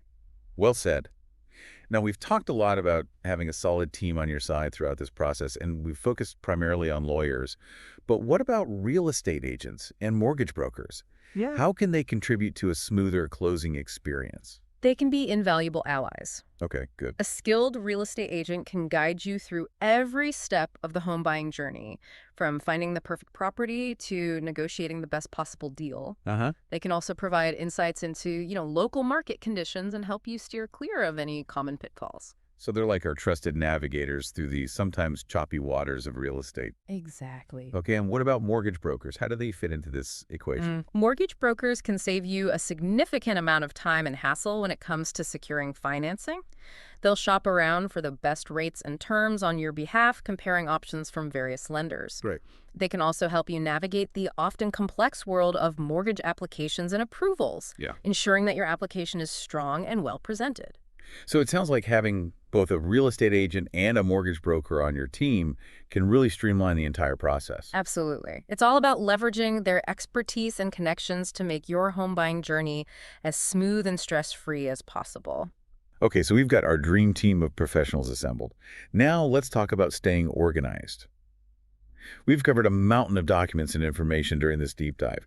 How can we keep it all straight and avoid feeling overwhelmed by the sheer volume of paperwork? It's all about creating a system that works for you. Okay. Whether it's a physical file folder or a digital folder on your computer, make sure all those important documents are in one place and easily accessible. I'm a big fan of checklists. I find that they always help me stay on track and make sure I haven't missed anything. Checklists are a fantastic tool. Yeah. Use them to track deadlines, appointments, and any outstanding items that need to be addressed. Okay. And don't hesitate to set reminders for yourself, whether it's on your phone or through email alerts. Good tip. Now, even with the best preparation and organization, those last-minute jitters can still creep in as closing day approaches. Any advice for staying calm and collected amidst the excitement and maybe a little bit of stress? Take a deep breath and remind yourself that you've done your homework. Yeah. You've carefully considered your options, you've gathered all the necessary information, and you've assembled a team of professionals to guide you through this process. It's easy to get caught up in the whirlwind of emotions, but it's important to trust the process and have confidence in the hard work you've put in. Exactly. And if any lingering questions or concerns pop up, don't hesitate to reach out to your lawyer or real estate agent for reassurance and guidance. They're there to support you every step of the way. There are closing day heroes. All right, before we officially wrap up this deep dive, let's recap those key takeaways that we want our listeners to remember as they embark on their own home buying adventures. Okay. What are some of the most crucial points that we've covered? First and foremost, budgeting for those closing costs is paramount. Remember that magic number we discussed between 1.5 and 3% of the purchase price? Right. Factor that into your financial planning from the very beginning to avoid any surprises down the road. And don't forget about that sometimes sneaky interest adjustment date. Right. You can add an unexpected cost if you're not prepared. Being financially prepared is essential for navigating this process smoothly. And as we've emphasized throughout this deep dive, building a team of trusted professionals, your real estate agent, your mortgage broker, and your lawyer can make a world of difference. They're your advocates and your guides, ensuring that your interests are protected every step of the way. Couldn't agree more. They're like our Sherpas helping us navigate this mountainous terrain Right. of closing costs and legal complexities. And finally, remember the importance of organization, proactivity, and open communication. Stay on top of deadlines, ask questions, and advocate for yourself throughout the entire process. Excellent points. Buying a home is a significant investment, both financially and emotionally. It can feel overwhelming at times, but with the right knowledge, preparation, and support system, it can also be an incredibly rewarding and empowering experience. Well said. We hope this deep dive has provided you with the insights and the confidence to approach closing day with a sense of readiness and excitement. Thanks for joining us on this journey of discovery, and remember, we're always here to support you along the way. Happy house hunting, everyone. We'll see you on our next deep dive into a new and fascinating topic. Welcome to another deep dive. Today, we're going to be looking at contract and tort law Oh, yeah. and how it applies to the mortgage industry. Absolutely. So we've got a stack of your sources, of course, including some excerpts from mortgage20.pdf. Mm-hmm. We're going to unpack what you really need to know. Right. So if you've ever wondered, Yeah. if those online mortgage agreements are actually valid, Mm-hmm. what happens when a deal falls apart? Oh, yeah. Or how any of this legal stuff affects your day-to-day in mortgages? Absolutely. This is the deep dive for you. Buckle up. Yeah. It's amazing how many people in the industry, even seasoned pros, Right. just don't fully grasp the legal ins and outs of what they're dealing with every day. Yeah, It's not just paperwork, it's people's livelihoods exactly. that we're talking about. It's people's lives. Yeah, and, a mortgage isn't exactly an impulse buy. Right. So to kick things off, let's talk about contracts. We know they're legally binding agreements, but what makes a contract in the mortgage world truly stand up in court? You're hitting on a crucial point. Yeah, A mortgage is a huge commitment, legally and financially. right. For a contract to be enforceable in this context, you absolutely need those core elements: Okay. offer, acceptance, intention, capacity, legality, and consideration. Okay. But let's break those down a little bit because they're not as straightforward as they sound. Yeah, so let's start with offer and acceptance. Sure. We've all clicked I agree on those online forms, but is that really enough to make it like a done deal? In theory, clicking I agree can signify acceptance. Okay. But things get murky in mortgages. Yeah. Let's say the online terms were unclear Yeah. or there was a technical glitch that showed the wrong interest rate. Right. Suddenly that acceptance might not hold water legally. Interesting. The devil's in the details, especially when you're talking about something as complex as a mortgage. Absolutely, especially with all the regulations and disclosures around mortgages. Right. Now, how about intention to create a legal relationship? Sure. Is that just like assumed in a mortgage? You'd think so, right? Yeah. But imagine a situation Okay. where someone is pressured into co-signing a mortgage for a family member under duress, Right. maybe feeling emotionally obligated, Yeah. but not truly understanding the commitment. Yeah. That lack of genuine intention could be grounds for challenging the contract's validity. Wow. Okay, so there are nuances to this. Absolutely. That's a perfect example of how these concepts that sound kind of basic Right. become so much more complex Absolutely. when we apply them to real-life situations. Real-world mortgage situation. Now let's talk about legal capacity. Okay. Everyone involved must be of sound mind and legal age. Right. In the mortgage world, are there any specific nuances we need to be aware of? Absolutely. Okay. Mental capacity can be a really tricky one. Yeah. Let's say an elderly homeowner is refinancing their mortgage, Okay. but their cognitive abilities are declining. Right. If there's any question about their understanding of the contract terms, Right. it could become a legal battle down the line. Yeah. It's important for mortgage professionals to be sensitive to these situations Yeah. and ensure all parties are truly capable of giving informed consent. Right. And that's a good point, that Yeah. ethics and legal considerations really go hand in hand Oh, absolutely. in this industry. Especially in mortgages. Yeah. Now, what about legality? Okay. I'm assuming a contract for something illegal, like mortgage fraud, Right. is automatically void? Absolutely. Okay. And even seemingly legal agreements can be problematic if they go against public policy. Interesting. Imagine a mortgage contract with discriminatory lending practices baked in. Right. That might be technically legal on paper, Yeah. but it would violate fair lending laws and could be challenged in court. Right. So it's not just about following like the letter of the law, Exactly. but the spirit of the law. Absolutely, the spirit of the law. Now, for our final ingredient, exchange of consideration. Okay. What constitutes valid consideration in a mortgage contract? It's more nuanced than just the exchange of money for the property. Okay. The lender provides funds, yes, Right. but they're also taking on the risk of the loan. Yeah. The borrower is pledging the property as collateral, Right. promising to repay the loan according to the agreed-upon terms. Right. If either side doesn't uphold their end of the bargain, Okay. that's where things get tricky. Yeah, that brings us to the question of Right. what happens when something goes wrong with a contract, a breach. Right. What constitutes a breach in the mortgage world, and what are the potential consequences? A breach can be anything from a missed payment to outright fraud. Okay. The consequences can range from late fees to foreclosure, Right. depending on the severity and the terms of the contract. Yeah. But what's interesting is that some breaches can open the door to tort claims as well. Wait, so a breach of contract Yeah. can sometimes also be a tort. It can in some situations. How does that work? Let's say a mortgage broker intentionally misrepresents the terms of a loan to a client, Okay. and the client ends up suffering financial harm. Right. That's a breach of contract because the broker didn't fulfill their obligations. Okay. But it could also be a tort, specifically fraud, Oh, okay. because the broker's intentional deception caused harm. So it's like a legal double whammy? You could say that. Okay. Yeah. So that brings us to the question. Sure. What exactly are torts? Right. And how are they different from simply breaking a contract? Torts are wrongful acts that cause harm, Okay. but they're not necessarily tied to a specific contract. Okay. They're about broader legal duties we have to each other, Okay. regardless of any agreement. Okay. Think negligence, defamation, or even things like infringing on someone's property rights. So if a real estate agent made false statements about a property Right. and it harmed the seller, Right. that could be a tort even if it's not directly related to a specific contract. Exactly. That could fall under defamation, Okay. a type of tort we see quite a bit in the real estate world. Interesting. But there are others specific to mortgages that can get really interesting. Okay. Now I'm really intrigued. Yeah. Okay. So we're talking about situations where someone is intentionally trying to sabotage another person's livelihood Potentially. Yeah. in the mortgage world. It happens more often than you might think. That's a deep dive I want to take. And we'll get there. Okay. But before we dive into specific mortgage-related torts, Yeah.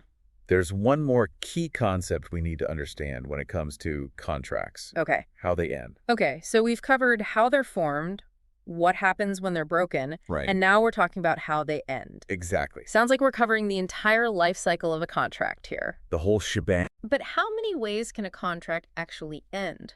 Isn't it just a matter of fulfilling the terms or breaking them? It's not quite that simple. Okay. Besides performance and breach, there are other ways a contract can be discharged or brought to an end. Okay. There's agreement, where both parties mutually decide to terminate the contract, Okay.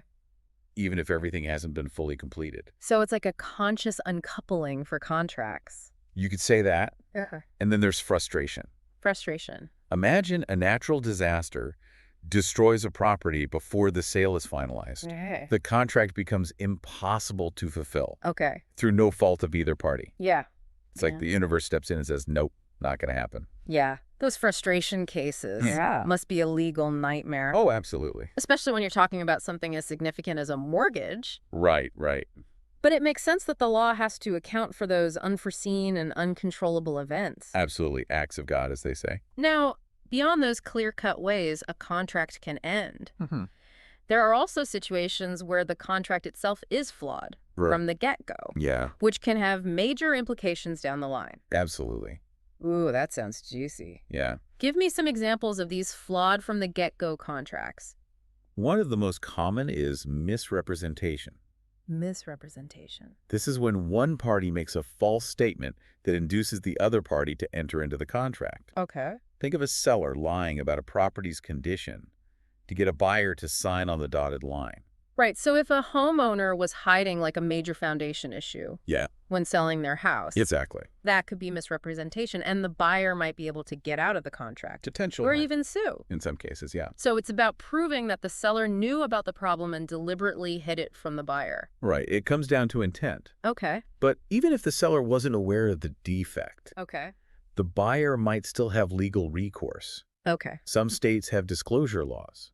Right. That requires sellers to reveal any known material defects in the property. So even if it wasn't intentional deception, Right. they could still be liable Yes. for failing to disclose a known issue. Exactly. And the buyer might be able to rescind the contract Right.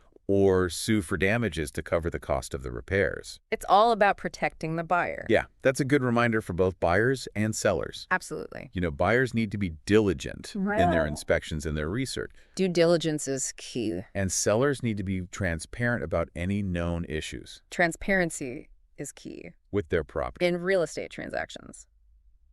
Are there any other common flaws in contracts, especially ones specific to the mortgage world?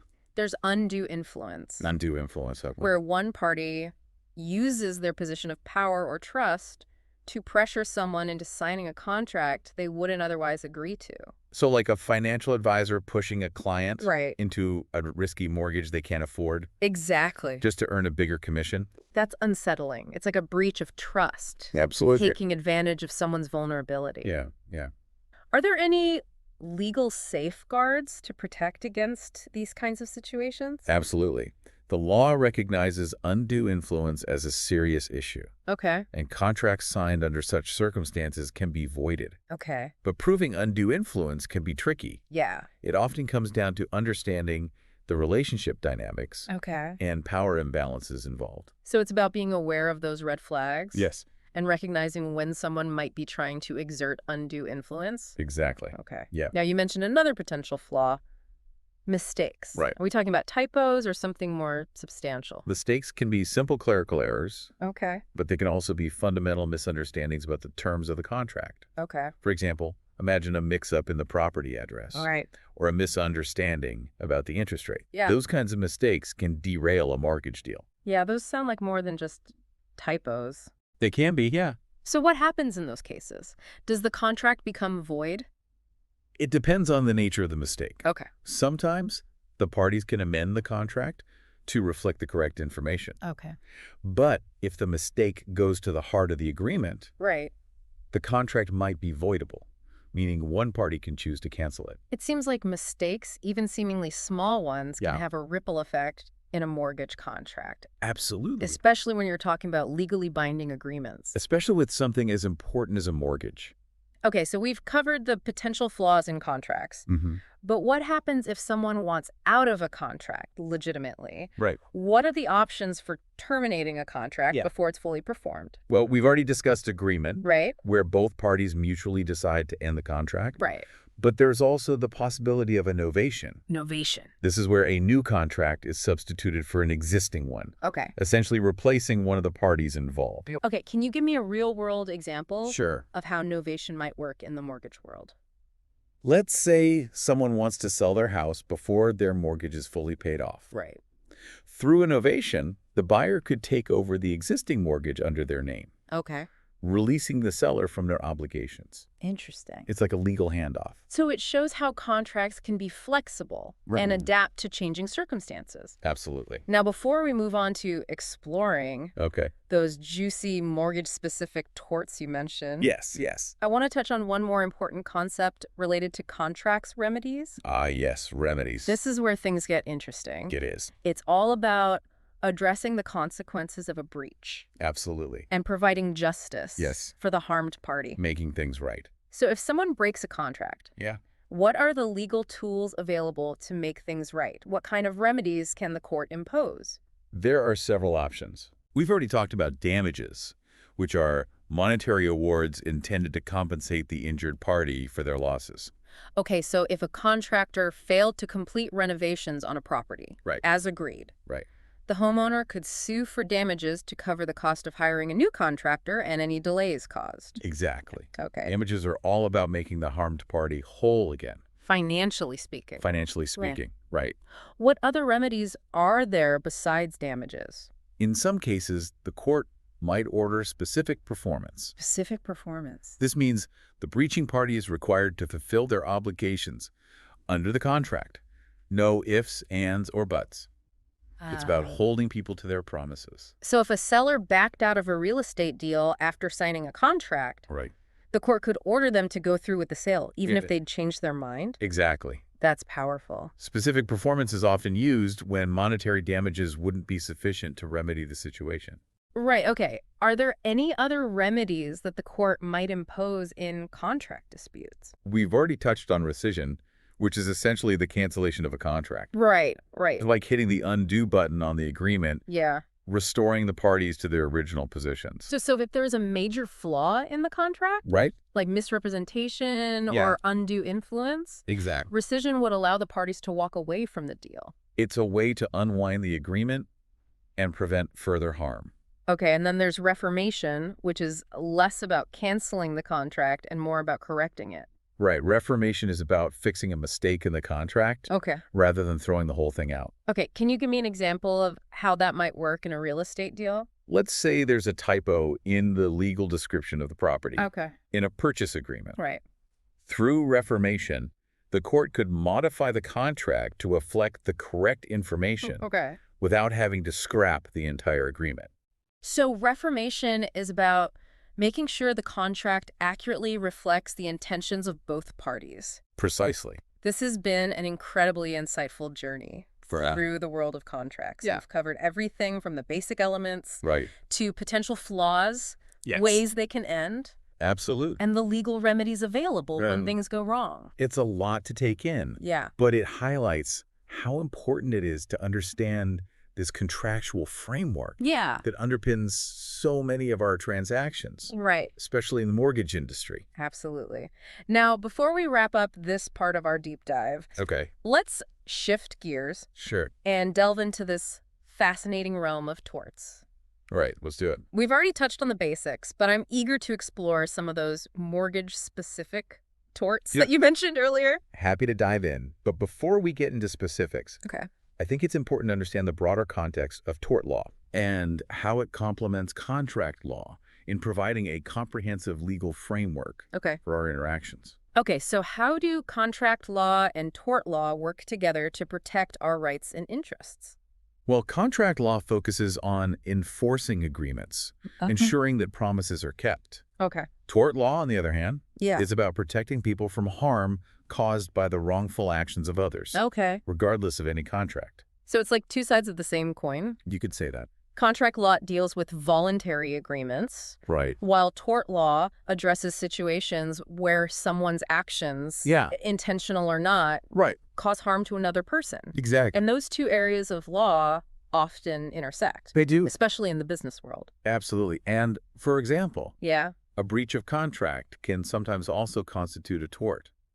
We talked about that earlier with the example of the mortgage broker misrepresenting loan terms. Right. So it's not always a clear-cut distinction. Not always. Between breaking a contract and committing a tort, Right. sometimes the same action can be both. It can. And understanding those nuances is crucial Absolutely. for navigating this legal landscape. Especially in an industry like mortgages, where both contract and tort law play significant roles. Okay, I'm ready to take the plunge into those mortgage-specific torts. Let's do it. What are some of the key ones that we need to be aware of? Let's start with one that's particularly relevant to mortgage professionals. Okay. Negligent misrepresentation. Negligent misrepresentation, I have a feeling this has to do with giving bad advice. You're on the right track. But in a way that goes beyond simply breaching a contract.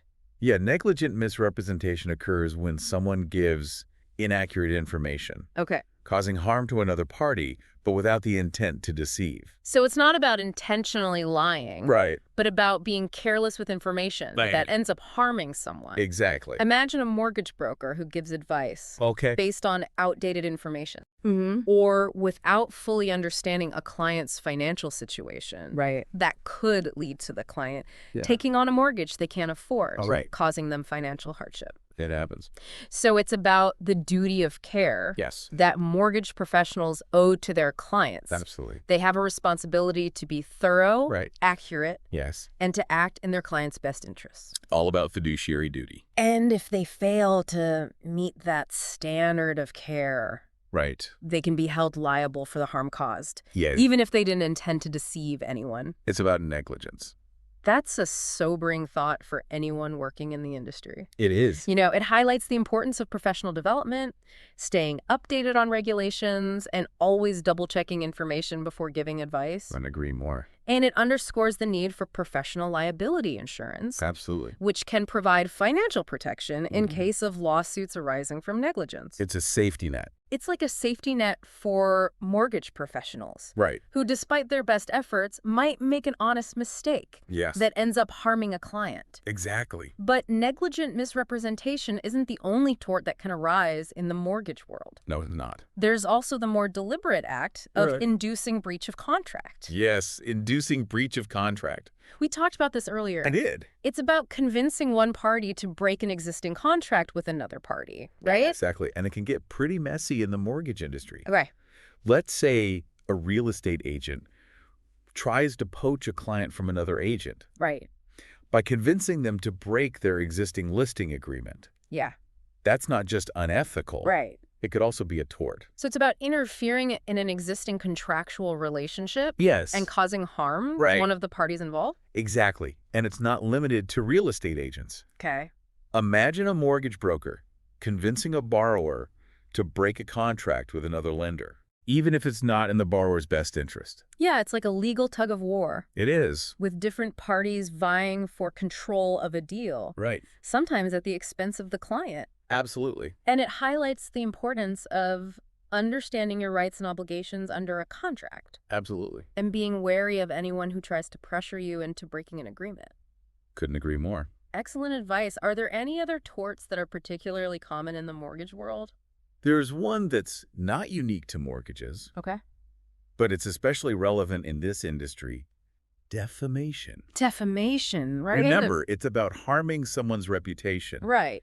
by making false statements about them. So in the mortgage world, this could involve spreading false rumors Absolutely. about a competitor's business practices Right. or making unfounded accusations about a real estate agent's ethics. Exactly. Yeah. In an industry built on trust and reputation, defamation can be incredibly damaging. Right. Both professionally and financially. It's a reminder that words have power They do. and that we need to be mindful of what we say, Absolutely. especially when it comes to someone's livelihood. Especially in a professional context. And then, of course, there's fraud, Right. which is a big one A huge one. in the mortgage industry. It involves intentional deception for financial gain. Yeah. and it can take many forms. We've all heard stories about mortgage fraud, Oh, yeah. from borrowers lying on loan applications Right. to lenders engaging in predatory lending practices. Those are just a few examples. Right. Fraud can also involve appraisers inflating property values. Oh, wow. Real estate agents hiding material defects in a property, Right. or even identity theft to obtain mortgages fraudulently. So it sounds like fraud is a really serious issue It is. in the mortgage industry, with the potential for devastating consequences Absolutely. for both individuals and the market as a whole. Both, yeah. And that's why there are so many regulations and legal safeguards in place to combat fraud and protect consumers. Exactly. Well, this has been an eye-opening exploration of the ways tort law It has. intersects with the mortgage world. It does. We've covered negligent misrepresentation, inducing breach of contract, Right. defamation, and fraud. Big ones. And those are just a few A few, yeah. of the many torts that can arise. Absolutely. It's a complex landscape, but understanding the basics can go a long way Absolutely. in protecting yourself Right. and making informed decisions. Couldn't agree more. Before we wrap up this part of our deep dive, Okay. I want to circle back to the concept of liability, Okay. which we touched upon earlier. Right. We talked about vicarious liability, where an employer can be held responsible for an employee's actions. Right. But what about individual liability Okay. in the context of torts? That's an important distinction. Okay. While employers can be held liable for their employees' torts in some situations, Mhm. individuals are ultimately responsible for their own actions. Right. If you commit a tort, you're the one who can be sued and held accountable Okay. for the harm caused. So if a mortgage broker gave negligent advice Right. leading to a financial loss for a client, Yeah. the broker themselves could be held personally liable, They even if they were acting on behalf of their brokerage. That's right. It's a principle of personal accountability. Wow. That's central to tort law. That's a huge responsibility for mortgage professionals to carry. It is. You know, it really underscores the importance Absolutely. of being a diligent, ethical, Yeah. and always putting the client's interests first. Couldn't agree more. And that's where professional liability insurance comes in, Right. providing a safety net for professionals who might make a mistake that leads to a lawsuit. We've already talked about professional liability insurance. We have. But can you remind us why it's so important for mortgage professionals to have this coverage? Professional liability insurance, also known as errors and omissions insurance, Okay. protects professionals from lawsuits arising from mistakes or negligence in their work. Right. It covers legal defense costs Okay. and any damages awarded in a lawsuit, Right. providing financial protection and peace of mind. So it sounds like a must-have for anyone It is. working in a field where the stakes are so high. Right. And the potential for lawsuits is significant. Absolutely. In many cases, having professional liability insurance Yeah. is not just a good idea. Right. It's a requirement for licensing or membership in professional organizations. Okay. It shows how seriously the industry takes Right. the issue of professional responsibility and accountability. Well, this has been a fantastic deep dive so far Yes. into the world of contracts and torts. Yeah. We've covered a lot of ground, but I'm eager to hear more about your thoughts Yeah. on how these legal concepts impact the mortgage industry as a whole Right. and what key takeaways our listeners should be thinking about as we move forward.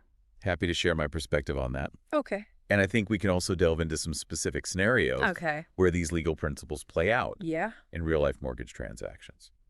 That sounds fantastic. I'm ready to keep diving deeper Do it. into this fascinating legal landscape. So as we've seen, contract and tort law are really intertwined, Yeah. especially in mortgages. Right. It's not just about, black and white agreements. Right. It's about understanding the gray areas where things can go wrong Right. and what legal protections exist. Right. Because we're not just talking about theoretical concepts here. No, These legal principles have real world consequences. absolutely, You're for fine. people's homes, Right. finances, Yeah. even their livelihoods. Exactly. And I think that's what makes this deep dive so important. Yeah. It's about empowering listeners with knowledge Yeah. so they can navigate the mortgage world Right. with more confidence and awareness. Absolutely. Now, before we get into specific scenarios, Okay. I want to circle back to something we briefly mentioned earlier. Sure. Remedies for tort claims. Okay. We talked about damages in the context of contract breaches, Right. but are they the same in tort cases? That's a great question. Yeah. They are similar in that they aim to compensate the injured party, Okay. but tort damages can be more varied. Okay. I'm intrigued. What are some of the different types of damages Okay. that can be awarded in a tort case? One common type is compensatory damages. Compensatory damages. These are meant to cover the actual losses suffered by the plaintiff Okay. as a result of the tort, like medical expenses if someone's negligence caused an injury, Right. or lost profits if a business is defamed. So it's about making the victim whole again, Yeah, financially speaking. exactly. Okay. But sometimes compensatory damages aren't enough, Okay. especially when the defendant's actions were particularly egregious. Right. That's where punitive damages come in. Punitive damages. Those sound serious. They are. Yeah. They're not about compensating the victim. Okay. They're about punishing the wrongdoer Okay. and deterring similar conduct in the future. Okay. Think of a lender engaging in predatory lending practices Right. that cause widespread harm. Yeah.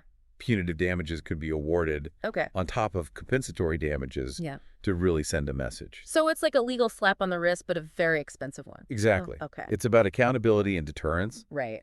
But what's fascinating is that sometimes, even when there's no major financial loss, Okay. the court might award nominal damages. Nominal damages. What are the... Let's say someone trespasses on your property, Okay. but doesn't cause any real damage. Right. You might not be out any money, Yeah. but the court could still award a small amount, Okay. like $1, Right. just to acknowledge that a wrong was committed. So it's like a symbolic victory, Yeah, you could say. recognizing that the law was broken, even if the harm wasn't substantial. Exactly. It's about upholding principles and setting precedents. Okay. But beyond monetary damages, Yeah. there are other remedies the court can impose in tort cases. Like what? One that's particularly relevant to mortgages is an injunction. Right. Injunctions. We touched upon this earlier. Yeah. But it's basically a court order that prohibits someone from doing something Right. or requires them to take a specific action.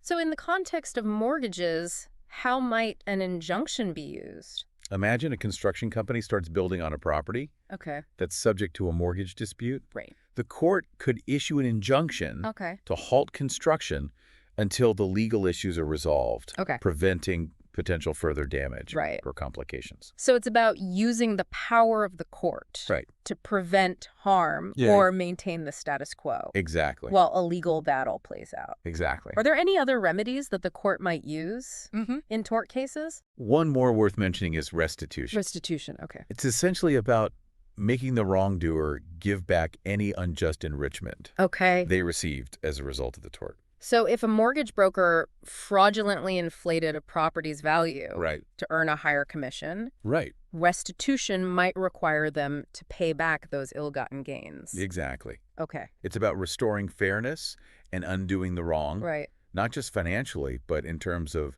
any property or assets Right. that were wrongfully taken. This has been an incredibly informative look at the remedies available It has been. in tort cases. But I'm curious, beyond the legal ramifications, Mhm. how do these tort claims actually impact the mortgage industry as a whole? That's a great question. Yeah. They serve as a deterrent, Okay. encouraging ethical behavior Right. and discouraging shady practices. Right. The threat of lawsuits Yeah. and potentially hefty damages Right. helps keep everyone honest. So it's like a legal pressure valve, You could say that keeping the industry in check, Right. protecting both consumers Yes. and legitimate businesses. absolutely. And these legal battles often set precedents Okay. that shape industry practices and regulations. Right. A successful tort claim against a predatory lender, for instance, Right. could lead to stricter lending laws Wow. that protect borrowers nationwide.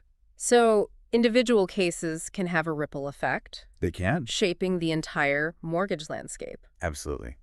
Now, I'm eager to get your take on some specific scenarios Okay. and how these legal principles play out in real-life mortgage situations. Right. Do you have any that stand out as particularly illustrative? Absolutely. Okay. One scenario that highlights several key concepts we've discussed is a case involving a homeowner facing foreclosure. Okay. Let's imagine Sarah, Huh. a single mother who fell behind on her mortgage payments after an unexpected job loss.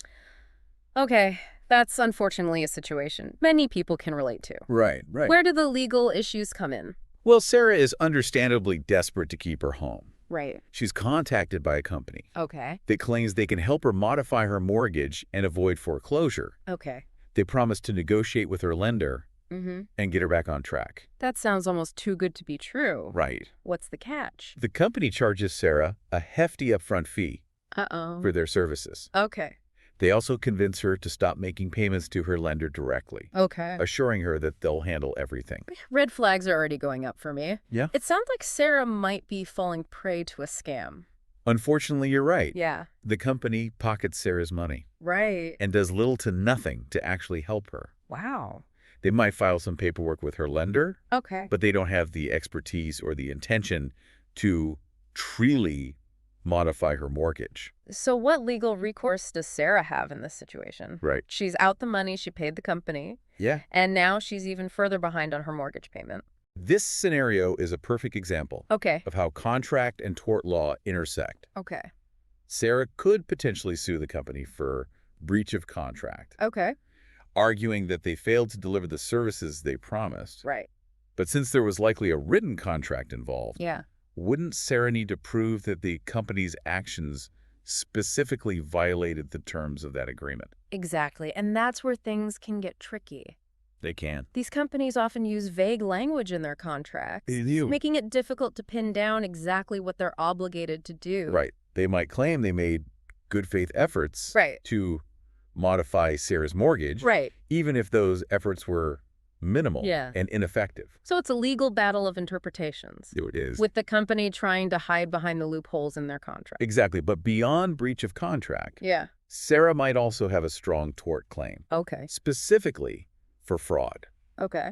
If she can prove that the company intentionally misrepresented their abilities and services, knowing they couldn't deliver on their promises, Right. that could be grounds for a fraud lawsuit. So it's not just about the company failing to fulfill a contract. Right. It's about them deliberately deceiving Sarah Yes. for financial gain. Exactly. And that opens up the possibility Okay. of not only recovering the money she paid them, Okay. but also seeking punitive damages Right. to punish the company for their fraudulent behavior. That's a powerful legal tool. It is. It shows how tort law can provide additional protection Yes. for consumers, Right. especially in situations where contract law might not be enough Exactly. to address the harm caused. It fills in the gaps. And this scenario also highlights the importance of being cautious Absolutely. and informed when dealing with companies that promise to help Right. with mortgage troubles. It's a buyer beware situation. Right. It's crucial to do your research. Yes. Read contracts carefully Absolutely. and be wary of anyone who pressures you Right. into making quick decisions Right. or paying upfront fees. Couldn't agree more. Now let's shift gears Okay.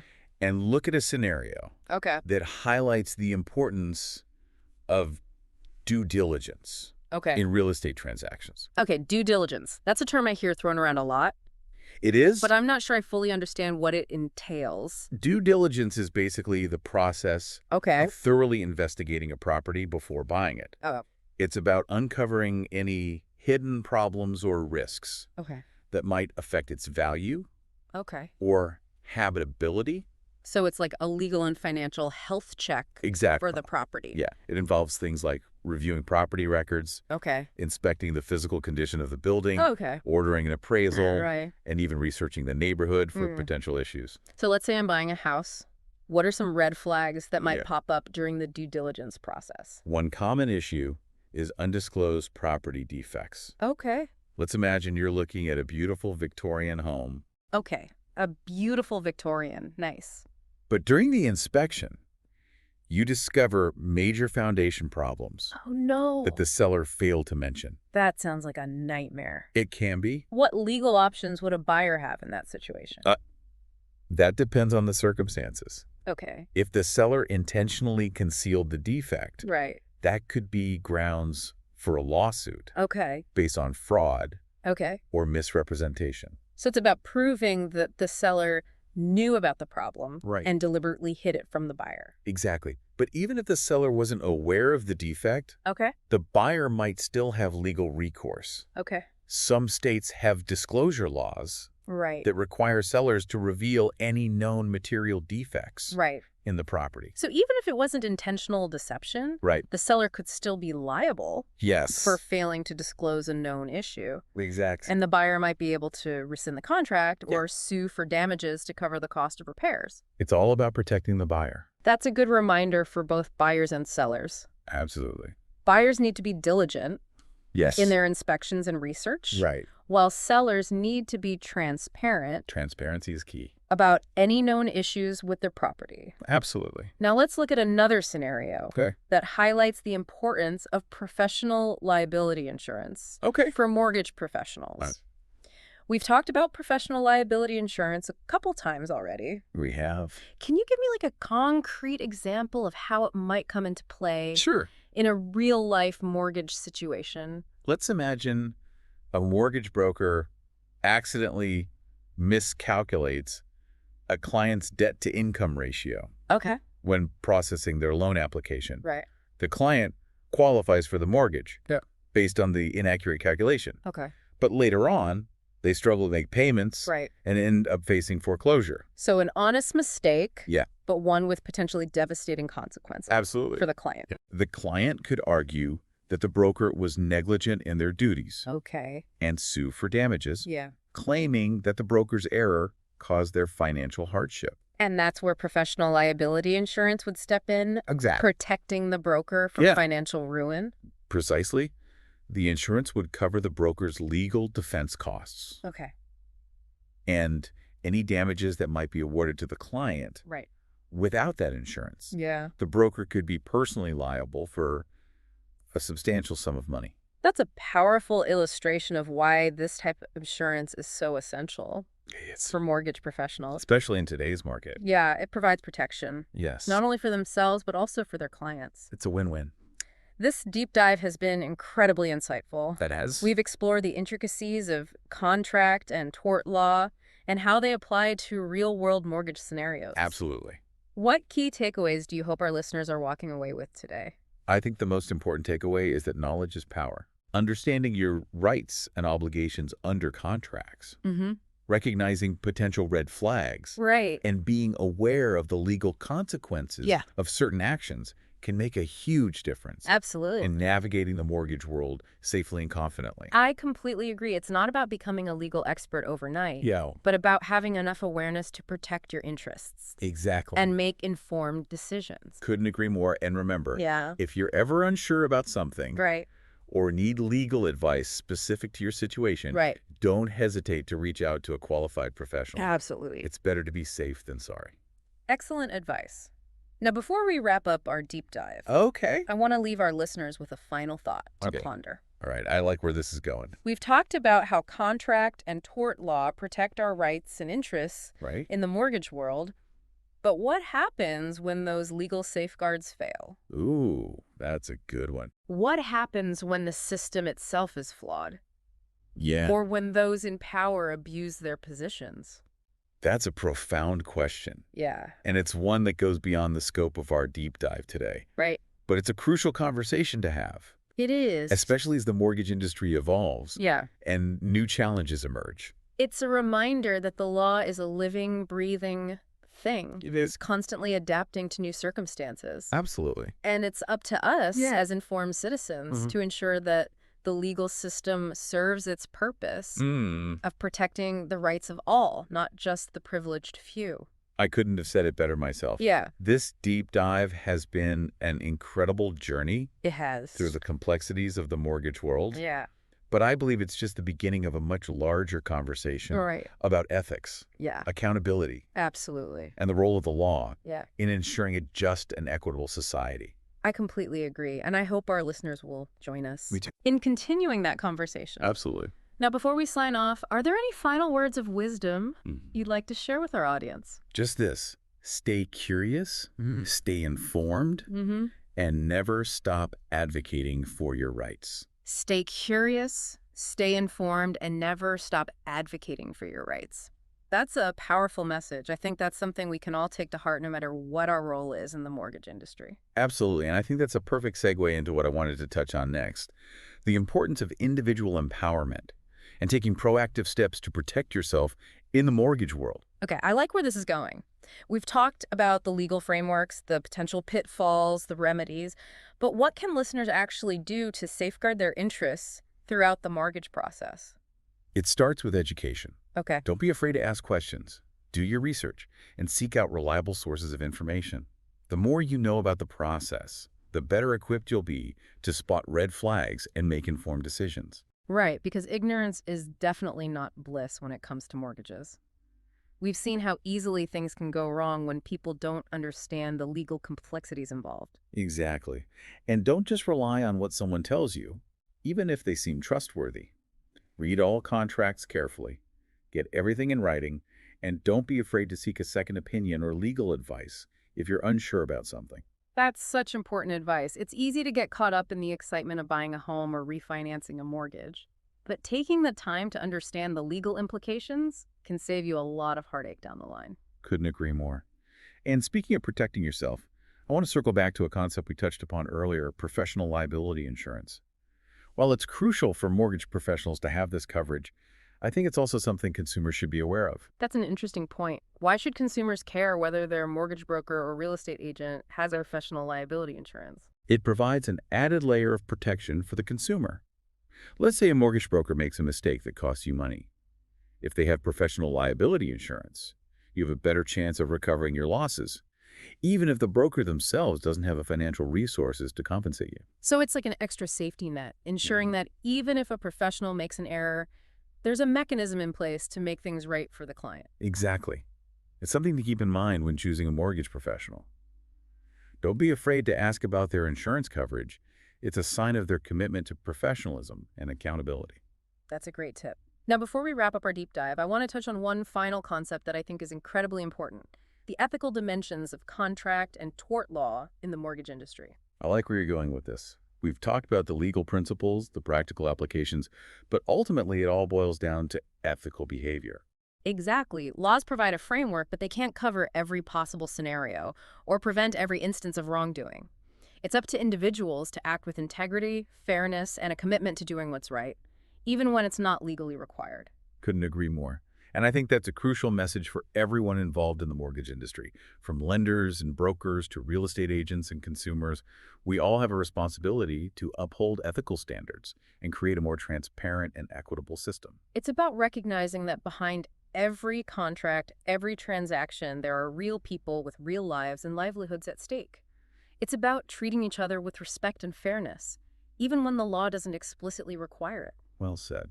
And I think that's a powerful message to end on.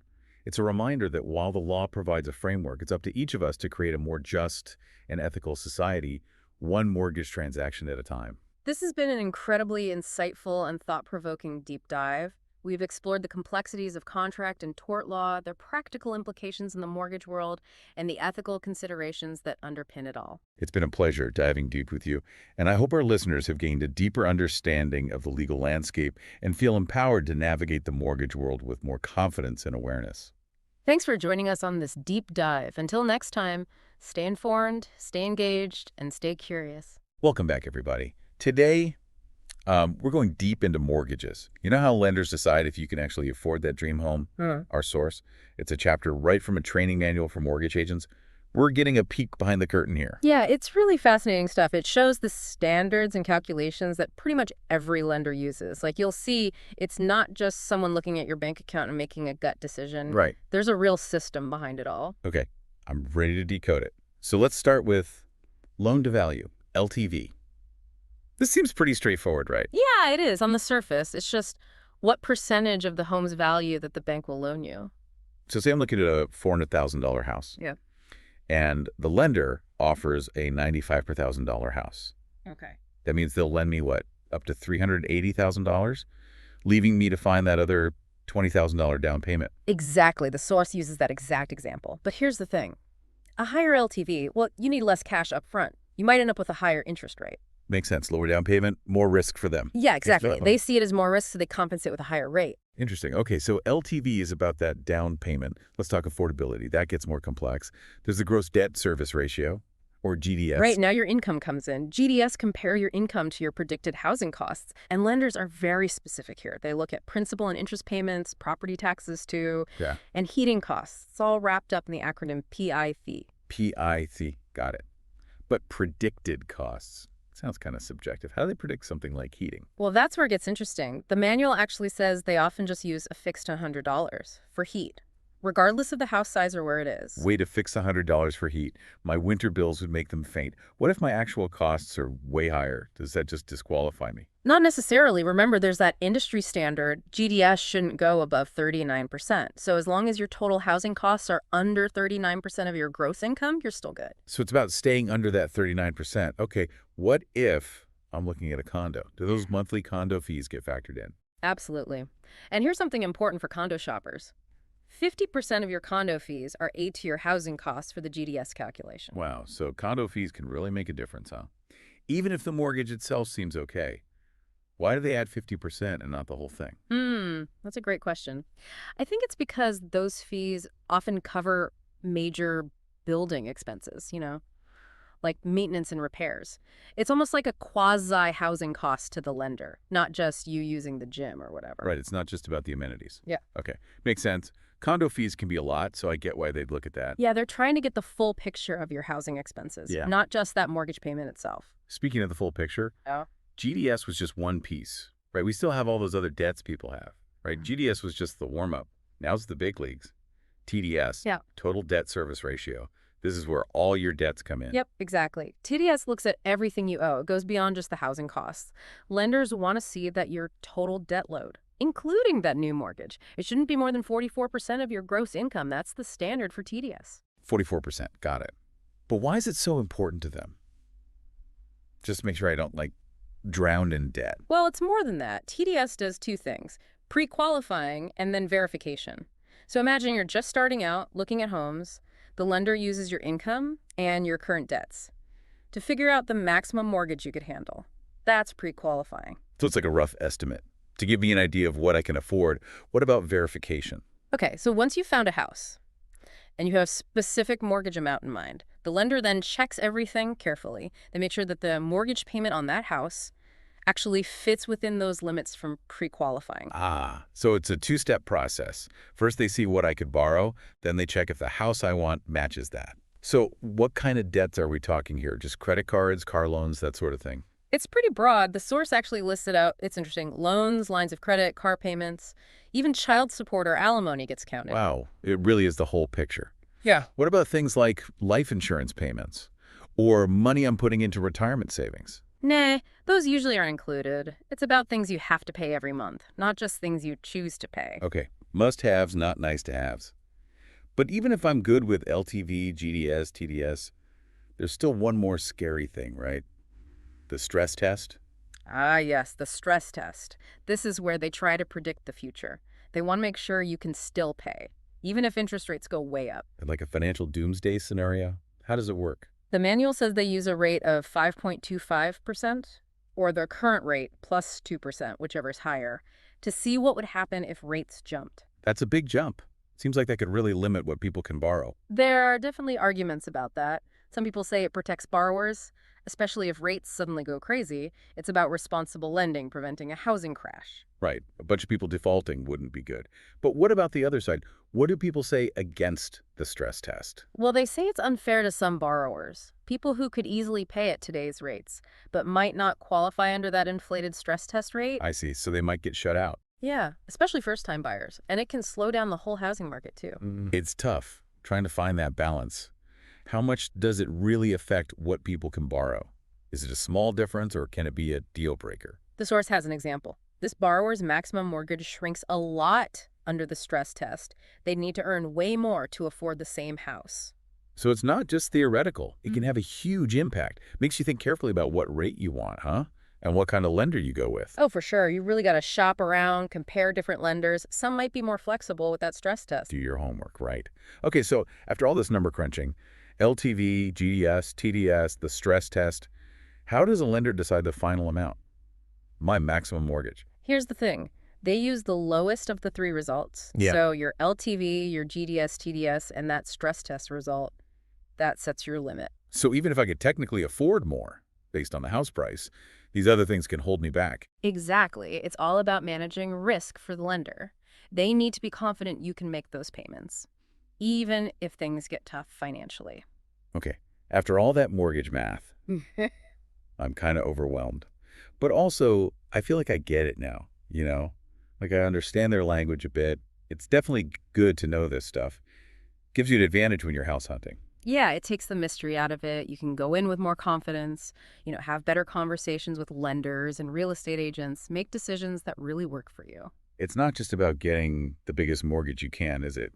It's about finding a home that, fits your life and your budget. Exactly. That sweet spot where you can manage the payments, but you're not house poor, and you're not sacrificing all your other goals. So for someone who's actually, ready to buy, where do they start? Honestly, talk to a mortgage professional. They'll walk you through all those calculations, show you different loan options, and help you figure out what you can really afford. Like your financial Sherpa, guiding you through the mortgage mountains. I like that. And don't be afraid to ask questions. If anything's unclear, you're not sure about something, speak up. A good one will explain everything clearly. Make sure you're comfortable with each step. It's a big decision. Huge. Probably one of the biggest financial decisions most people make. It's not just about the numbers, though. It's about finding a home that you love, that fits your lifestyle, your plans for the future. Absolutely. It's about finding the place where you want to build a life. Yeah, put down roots. Well, I think we covered a lot today. LTV, all those ratios, the stress test, and finding the right mortgage provider. Yeah, we really went deep into the nuts and bolts of mortgages. Hopefully people feel more empowered now knowing how it works. And for the real mortgage nerds out there, Mhm. remember there's a whole chapter on this in those agent training manuals. I know. Who knew it would be so interesting? Right. Well, we hope you enjoyed this deep dive into the world of mortgages and that you feel better prepared for your own home buying journey. Thanks for joining us. Remember, knowledge is power, especially with your money. Until next time, keep diving deep and happy house hunting. All right, so today we're going to really dig deep into this whole mortgage thing Yeah. with, Chapter 17 from this mortgage 17.pdf. Right. And it's all about the application part of getting a mortgage and then the commitment. Yeah. This is really the heart of the process, right? It is. You can dream about houses all you want, but this is where the rubber meets the road. Exactly. This is where you actually gotta put your money where your mouth is and show the lender Prove you're serious. that you're serious and that you can actually handle this. Yeah, and I thought it was interesting. It talks about two different paths you can take, right? Yeah. You can go with a big institution like a bank, Oh. or you can go with a private lender. Right. Yeah. And those are two very different beasts, as we'll get into. Yeah, and one thing that really surprised me was it said that you shouldn't submit applications to a bunch of lenders at the same time. Oh yeah. That's a big no-no. I always thought the more options, the better. You would think, right? Shop around. Yeah, but it can actually backfire on you. Oh, really? How so?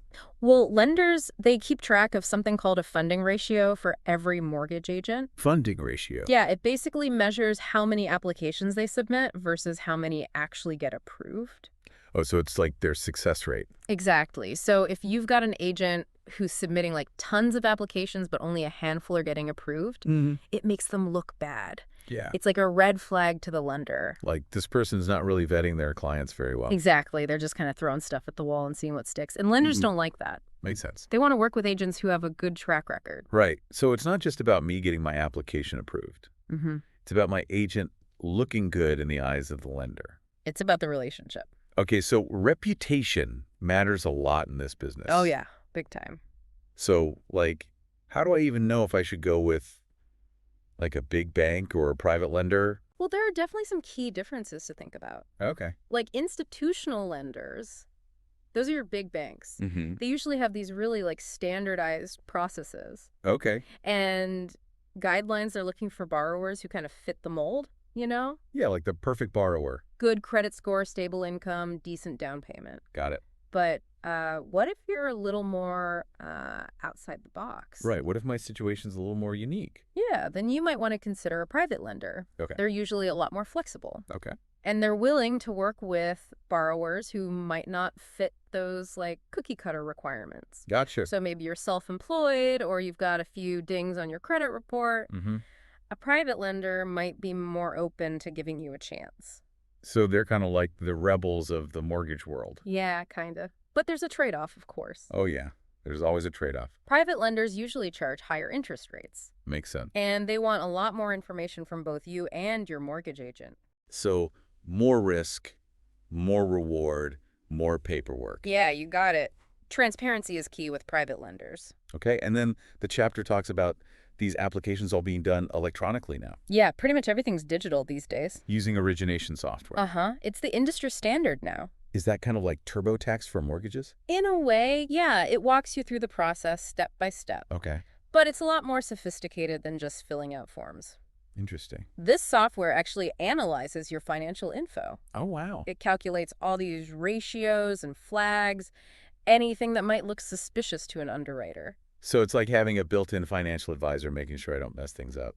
That's a good way to put it. That's pretty cool. Yeah, it can really help you avoid those common mistakes that drive underwriters crazy. Speaking of underwriters, Oh, yeah. the chapter goes into all their pet peeves. Oh, they've got 'em. Like, it's kind of scary how much scrutiny these applications go through. It's true, they're like financial detectives, looking for any little clue that might suggest you're a risky borrower. So what are some of the things that make them cringe? Well, one of the big ones is unexplained credit inquiries. Credit inquiries. Yeah, like let's say you applied for a bunch of credit cards or loans recently. Okay, That's a red flag. really? Even if I didn't actually get the credit? Even if you didn't, Huh. it makes you look desperate for credit, like you're in financial trouble. Oh, I see. And that makes underwriters nervous. So even just shopping around for credit can hurt my chances. Exactly. Wow, okay, I had no idea. It's all about stability and responsible credit management. God. They want to see that you're not taking on unnecessary debt and that you're serious about buying a home. So I guess timing is important then. Absolutely. If you're planning to apply for a mortgage, Hmm. try to avoid applying for any other type of credit for at least 6 months beforehand. 6 months, okay, noted. It'll make you look much better to lenders. This is all about first impressions. Pretty much. Yeah? You want to put your best financial foot forward Right, make a good impression. and show them that you're a responsible borrower who can handle a mortgage. Okay, so I'm taking notes here. Good. No unnecessary credit applications for 6 months before I apply for a mortgage. That's the idea. What else should I be watching out for? Well, let's talk about those little dings on your credit report. Okay, the dings like late payments. Yeah, late payments, collections, anything like that. Are those instant deal breakers?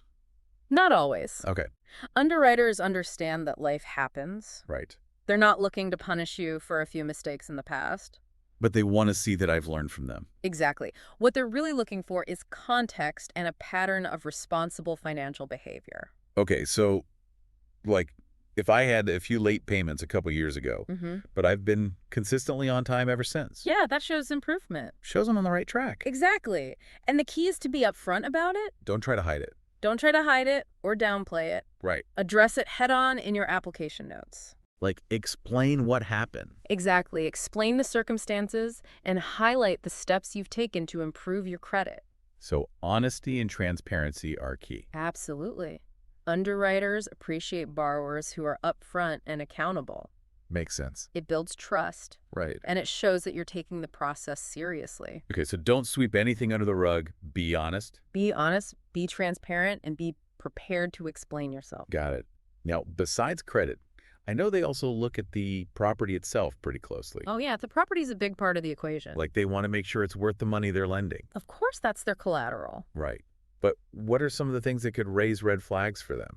Well, obviously, major structural issues Yeah. or a low appraisal value are big concerns. Right. But they also look for less obvious things that could affect the property's value. Okay, give me an example. Think about those home renovation shows Okay. where they tear down a wall and find like hidden mold or faulty wiring. Oh, yeah, those are nightmares. Right. Those are the kinds of things that can turn a dream home into a money pit. And a big headache for the lender. Exactly. So underwriters are trained to look for those hidden red flags. The things that a regular buyer might not even notice. Exactly. Like even something as simple as water damage Mm-hmm. could indicate a foundation issue, Oh, wow. which can be a really expensive fix. Yeah, that's not good. Or if the property has an outdated electrical system, Mhm. that's a safety hazard and it could increase the risk of fire. So it's not just about how the property looks. Nope. It's about the underlying structure and system. Exactly. They want to make sure the property is a sound investment for both the borrower and the lender. Okay, that makes sense. And speaking of sound investments, they also look at employment history pretty carefully, right? Yes, yeah. Employment is huge. Like, what are they looking for in a borrower's employment profile?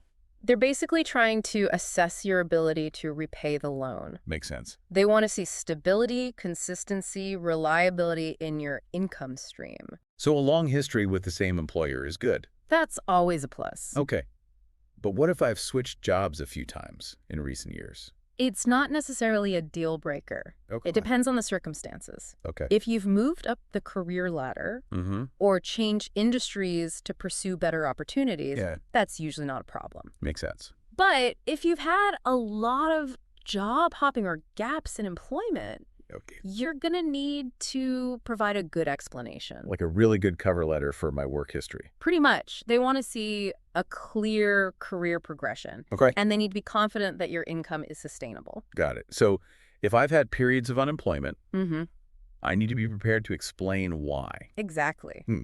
And provide documentation to back up your income claims. So the more stable and verifiable my income is, the better. The better. Okay. It's all about minimizing risk for the lender. It all comes back to risk. Right.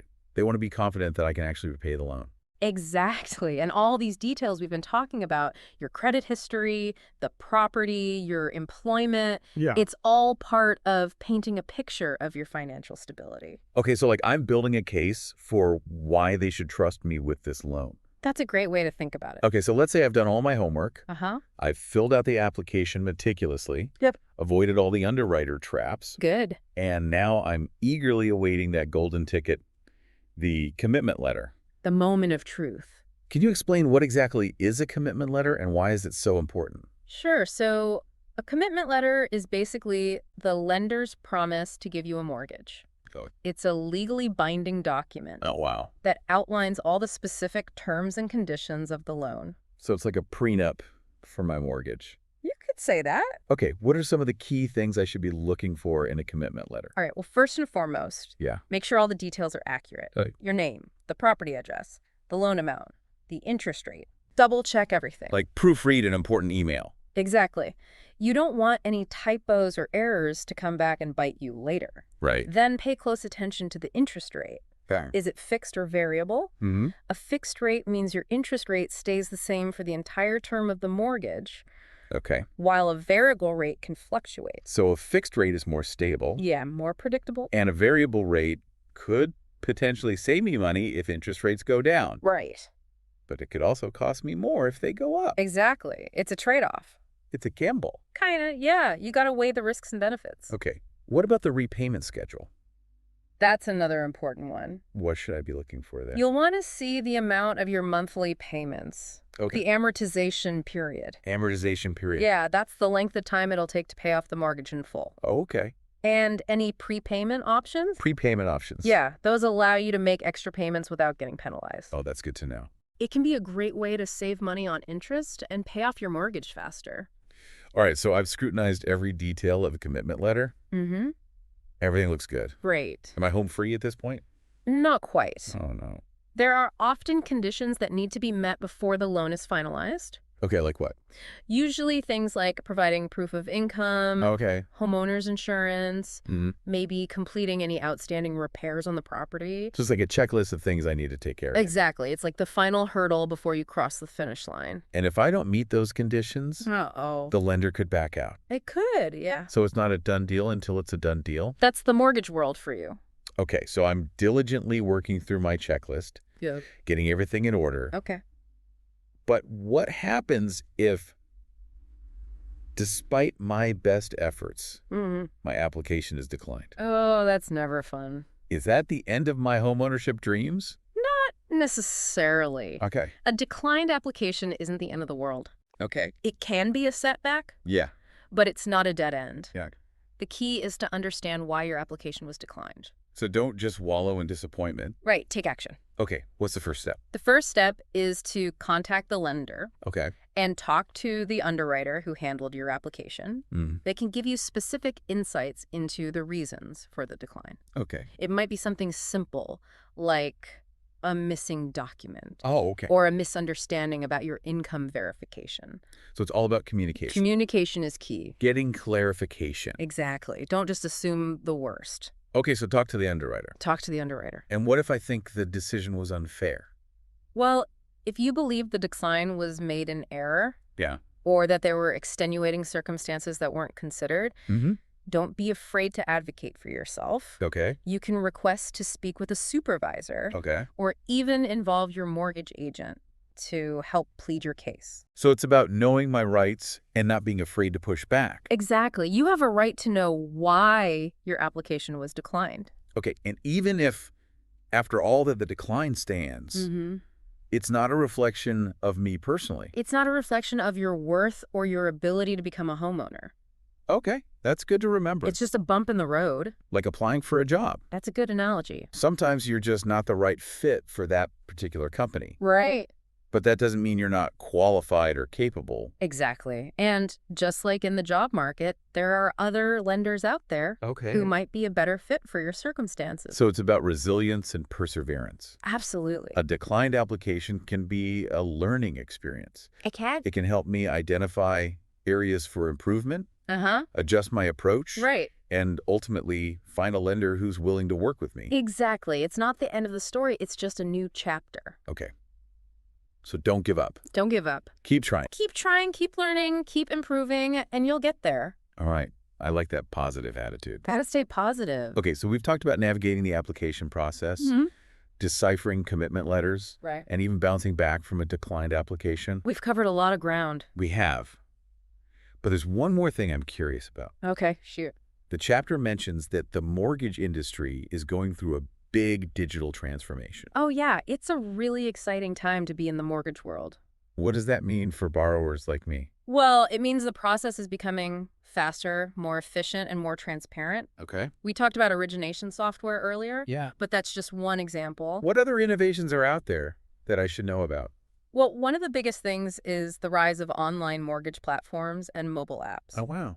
So I can do everything online now. Pretty much. You can compare rates from multiple lenders, Okay. get pre-approved for a mortgage, even manage your mortgage payments and track your equity, All from my phone. all from your phone or computer. That's incredible. Yeah, it's so much easier and more convenient than the old way of doing things. It really is. And these platforms are designed with the borrower in mind. Right. They're user-friendly, intuitive, packed with helpful resources and tools. So it's like having a personal mortgage advisor in my pocket. Exactly. I like that. And this shift towards digital mortgage solutions is only going to get bigger. So it's the future of mortgages. Yes, Wow. Okay. So technology is shaking things up in the mortgage world. for sure. It's a game changer. That's fascinating. Yeah, it's making the process more accessible and empowering for borrowers. But even with all these digital advancements, Mhm. the chapter still stresses the importance of working with a knowledgeable mortgage agent. Absolutely. Technology can streamline things, Right.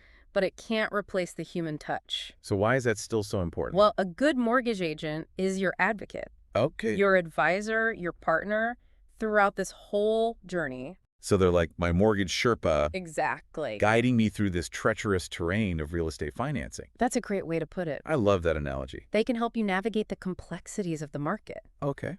find the best loan options for your specific needs, Mm-hmm. and make sure your application is presented in the best possible light to lenders. So they're like my PR team for my mortgage. Kind of, yeah. Okay, so even in the digital age, having a human expert in my corner is still invaluable. Absolutely. They can save you time, money, and a lot of stress. All right, so we've covered a lot of ground today. We have. From deciphering those mysterious credit scores Right.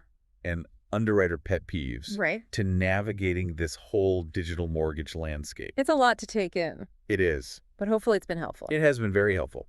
I feel like I have a whole new level of understanding about the mortgage process now. That's great to hear. Remember, knowledge is power when it comes to getting a mortgage. Absolutely. Knowledge is power. The more you understand, the more confident and prepared you'll be. Exactly. And the less stressed I'll be. Hopefully. Yeah. But before we wrap up, Okay. there's one more topic from the chapter that I want to touch on. All right. What's that? Private lenders. Yes, the alternative financing option. Right. We mentioned them briefly earlier. But I'd love to dig a little deeper into that world. Okay. Like, why might that be a viable option for some borrowers?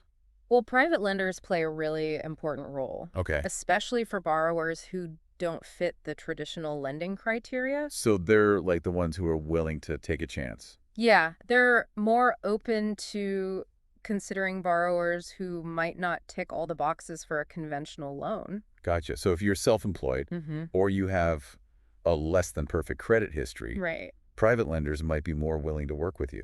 Exactly. They can be a real lifeline for borrowers who might otherwise struggle to get financing. That's really helpful to know. But I'm guessing there's a trade-off. There always is. Like higher interest rates, maybe? You got it. Private lenders usually charge higher interest rates than banks. Makes sense. They're taking on more risks, so they want a bigger return. Right. They might also require a larger down payment Okay. or have stricter repayment terms. So it's a higher cost option, It is. but it can be a valuable solution for certain borrowers. Exactly. It's all about finding the right fit for your individual circumstances. And it's important to remember that private lenders come in all shapes and sizes. Oh, yeah, for sure. There are individuals who lend money privately, Uh-huh. as well as established private lending companies. Right. It's a diverse landscape. So it's not just about loan sharks lurking in the shadows. No. There are legitimate and reputable private lenders out there. Absolutely. Just like with any financial decision, Mm-hmm. it's crucial to do your research. Right. Compare options. Oh. And choose a lender who's trustworthy and transparent. So if I'm considering going the private lending route, Yeah. I need to be extra careful. Be diligent. Make sure I'm working with someone reputable. Someone who has your best interests at heart. Right. Like Yeah. they're not just trying to take advantage of me. Exactly. And that's where a good mortgage agent can really come in handy. Okay? They can help you navigate the world of private lending, Mm-hmm. connect you with reputable lenders, Okay. and make sure you understand all the terms and conditions before you sign anything. So it's like having a guide in the Wild West of private lending. Exactly. Someone who knows the terrain and can help you avoid the pitfalls. Okay, Yeah. so a mortgage agent is still essential, even if I'm going with a private lender. Absolutely. They can be your trusted advisor every step of the way. All right, well, I think we've officially covered all the bases of Chapter 17. I think so too.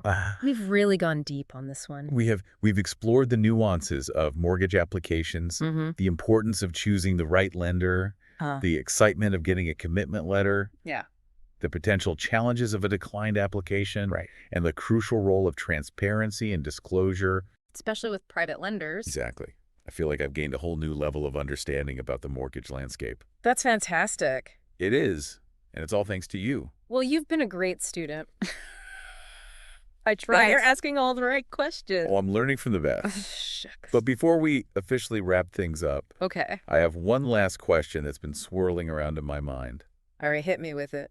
The chapter talked about conditional commitment Okay. or conditional approval, Yeah, that's a common term you'll hear in the mortgage world. and it sounds kind of like a yes, but situation. You're right. It's like the lender is saying, we like you, we like the property, but But there's a catch. there's a catch. We need a few more things from you before we make it official. So it's not a guaranteed approval, Not quite. but it's a strong indication that I'm on the right track. It is. It's a positive sign. Oh. It means you've passed the initial screening Mm-hmm. and the lender is seriously considering your application. But they need a little more reassurance before they fully commit. I see. So what kind of things might they ask for? Usually it's about verifying the information you provided in your application. Okay. Common requests include proof of income, Like pay stubs? pay stubs, tax returns, Okay. verification of your down payment funds, Yeah. maybe a copy of your purchase agreement, Okay. anything that gives them a clearer picture of your financial situation. So it's about dotting the I's and crossing the T's. Exactly. Making sure everything is legit. Exactly. It's like the final check before a rocket launch. Okay. They want to make sure all systems are go. And if I provide everything they ask for, does that mean I'm guaranteed to get the loan? In most cases, yes. Okay. As long as the information checks out and there are no surprises, Right. the conditional approval should convert into a full commitment. Okay. That's reassuring. Good.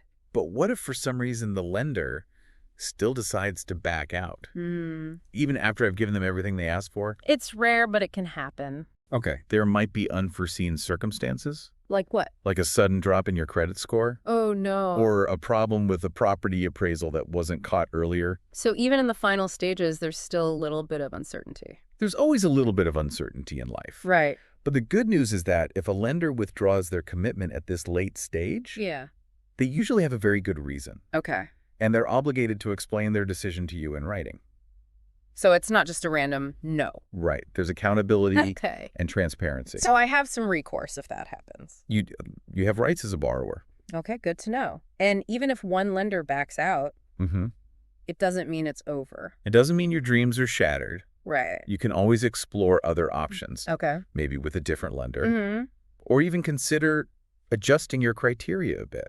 Like looking for a less expensive property. Exactly. Okay. Sometimes you got to be flexible Right. and resourceful. Okay, so don't give up at the first sign of a challenge. Never give up on your dreams. I love that attitude. Gotta stay positive. All right, well, I think we've officially covered every nook and cranny of Chapter 17. I think so too. We've explored the ins and outs of mortgage applications, Mhm. the thrill of those commitment letters, Right. the potential hiccups of those conditional approvals, Mhm. and the importance of staying informed and empowered throughout the process. That's the key takeaway right there. It is, and I feel like I'm way more informed now than I was before. That's what we like to hear. So thank you for sharing your expertise with me. My pleasure. It's been fun. It has been. And to all our listeners out there, Yeah. thank you for joining us on this deep dive into the world of mortgages. We hope you found it helpful. I hope so too. And maybe even a little bit entertaining. You know, we try to keep things light and informative. Gotta make it fun. Exactly. Yeah. So until next time, Happy house hunting. happy house hunting, everyone. Okay, so unexplained credit inquiries. Got it. What about those, those dings on a credit report? Yeah. Like late payments or collections, are those like instant deal breakers? Not necessarily. I mean, life happens, right? Right. Underwriters get that they're not looking to punish you for a couple of slip-ups. You know what I mean? Okay. What they really want to see is context Mhm. and like a pattern of, responsible financial behavior. So if you've had a few late payments in the past, but you've been consistently paying on time for the last, year or two, that shows improvement. So it's about showing that I've learned from my mistakes Exactly. and I'm on the right track now. The key is to be upfront about it. Don't try to hide those blemishes. Address them head on in your application notes. Yeah. Explain what happened. Let's explain like the circumstances behind those late payments. Exactly. Highlight the steps you've taken to improve your creditworthiness. So honesty and transparency are key. Absolutely. Underwriters appreciate borrowers who are upfront and accountable. Makes sense. It builds trust. It does. It shows you're taking the process seriously. Okay, so don't sweep things under the rug. Be honest. Be honest. Be transparent. Be prepared to explain yourself. Got it. Now, besides credit, I know they also look at the property itself pretty closely. Oh, yeah. The property is a big piece of the puzzle. Like they want to make sure it's worth the money they're lending. Of course, it's their collateral. Right. But what are some of the things that could raise red flags for them about the property? Well, obviously, major structural issues or a low appraisal value, those are big red flags. Right, yeah. But underwriters, they're also looking for less obvious things Okay. that could, impact the property's value. Okay, give me an example. Think about those home renovation shows Okay. where they tear down a wall and find hidden mold or faulty wiring. Oh, yeah, that's terrifying. Right. Those are the kinds of things that can turn a dream home into a nightmare. And a big headache for the lender. Exactly. So underwriters are trained to spot those hidden red flags. The things that a regular buyer might not even notice. Right. They know what to look for. So what are some examples? Well, even something like water damage could indicate a foundation problem, Oh, wow. which can be a really expensive fix. Yeah, not good. Or if the property has a really outdated electrical system, Hmm. that's a safety hazard. Right. Could increase the risk of fire. So it's not just about how the property looks on the surface. Nope, it's about the underlying structure and systems. They want to make sure it's a solid investment. Right, exactly. They want to make sure the property is a sound investment for both the borrower and the lender. Makes sense. And speaking of sound investments, they also look at employment history pretty carefully. Right, yeah. Employment is a big one. What are they looking for specifically in a borrower's employment profile? Basically, they're assessing your ability to repay the loan. Okay, so they want to see a steady income. They want to see stability, Right. consistency, reliability in your income stream. So a long history with the same employer is a good thing. It's always a plus. But what if I've, switched jobs a few times in recent years? It's not necessarily a deal breaker. Okay, good. It really depends on the circumstances. Okay. If you've moved up the career ladder Mm-hmm. or like changed industries to pursue, better opportunities, Yeah? that's usually fine. Okay, that makes sense. But if you've had a lot of job hopping or gaps in employment, you're going to need to explain that. So like a really good cover letter for my work history. Pretty much. They want to see a clear career progression, Okay. and they need to be confident that your income is sustainable. Got it. So if I've had periods of unemployment, I need to be prepared to explain why.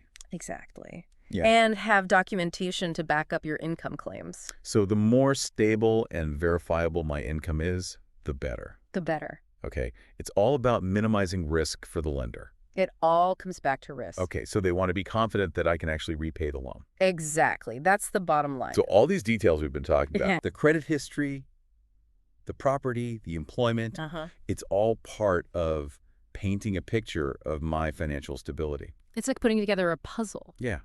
Like I'm building a case for why they should trust me with this loan. That's a great way to think about it. Okay, so let's say I've done all my homework. All right. I've filled out the application meticulously, Okay. avoided all the underwriter traps, Yeah. and now I'm eagerly awaiting that golden ticket, Mm-hmm. the commitment letter. The moment of truth. So can you explain what exactly is a commitment letter and why is it so important? Sure.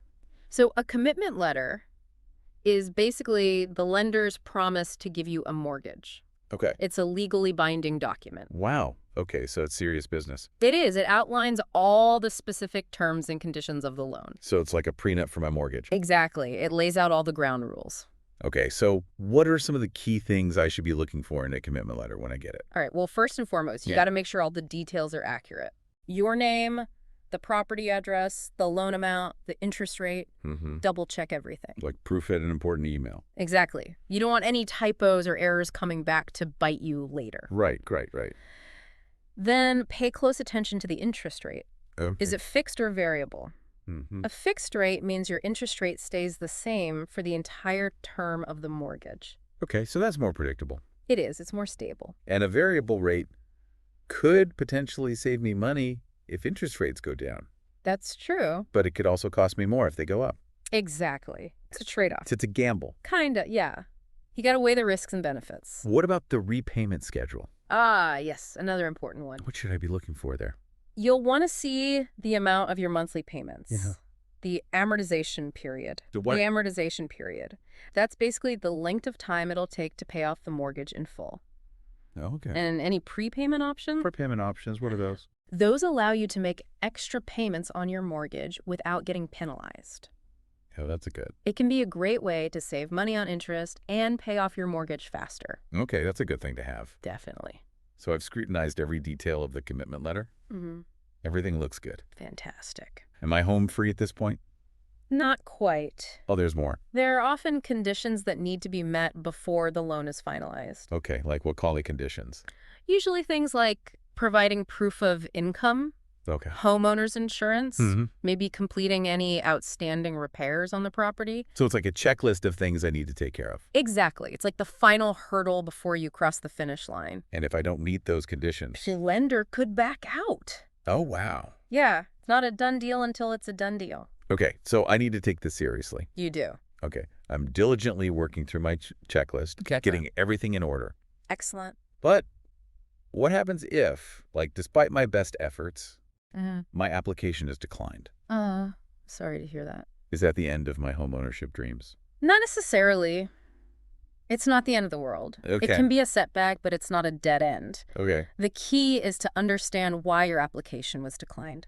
So don't just wallow in disappointment. Right, take action. Okay, so what should I do? The first step is to contact the lender Okay. and talk to the underwriter who handled your application. Okay. They can give you specific insights into the reasons for the decline. Okay, so get some feedback. Exactly. Get some clarification. It might be something simple. It could be, yeah, like a missing document or a misunderstanding about your income verification. So it's all about communication. Communication is key. Don't just assume the worst. Right. Okay, so Yeah. talk to the underwriter. Talk to the underwriter. And what if I think the decision was, like, unfair? Well, if you believe the decline was made in error, Yeah. or that there were, extenuating circumstances that weren't considered, don't be afraid to advocate for yourself. Okay. You can request to speak with a supervisor, Okay. or even involve your mortgage agent to help plead your case. So it's about knowing my rights as a borrower Exactly. and not being afraid to push back if I feel like I've been treated unfairly. You have a right to know why your application was declined. Okay. And even if after all that, the decline stands, Mm-hmm. it's not a reflection of me personally? It's not a reflection of your worth or your ability to become a homeowner. Okay, that's good to remember. It's just a bump in the road. Like applying for a job. Exactly. Sometimes you're just not the right fit for that particular company, Right. but that doesn't mean you're not qualified or capable. Exactly. And just like Okay. in the job market, there are other lenders out there Okay. who might be a better fit for your circumstances. So it's about resilience and perseverance. It is. A declined application can be a learning experience. It can be, for sure. It can help me identify areas for improvement, Uh-huh. adjust my approach, I- and ultimately find a lender who's willing to work with me. Exactly. Don't give up. Keep trying. Keep trying. Keep learning. Keep improving. And you'll get there. All right. I like that positive attitude. You gotta have it in this business. Okay, so we've talked about navigating the application process, Mm-hmm. deciphering those commitment letters, Right. and even bouncing back from a declined application. We've covered a lot of ground. We have. Hmm?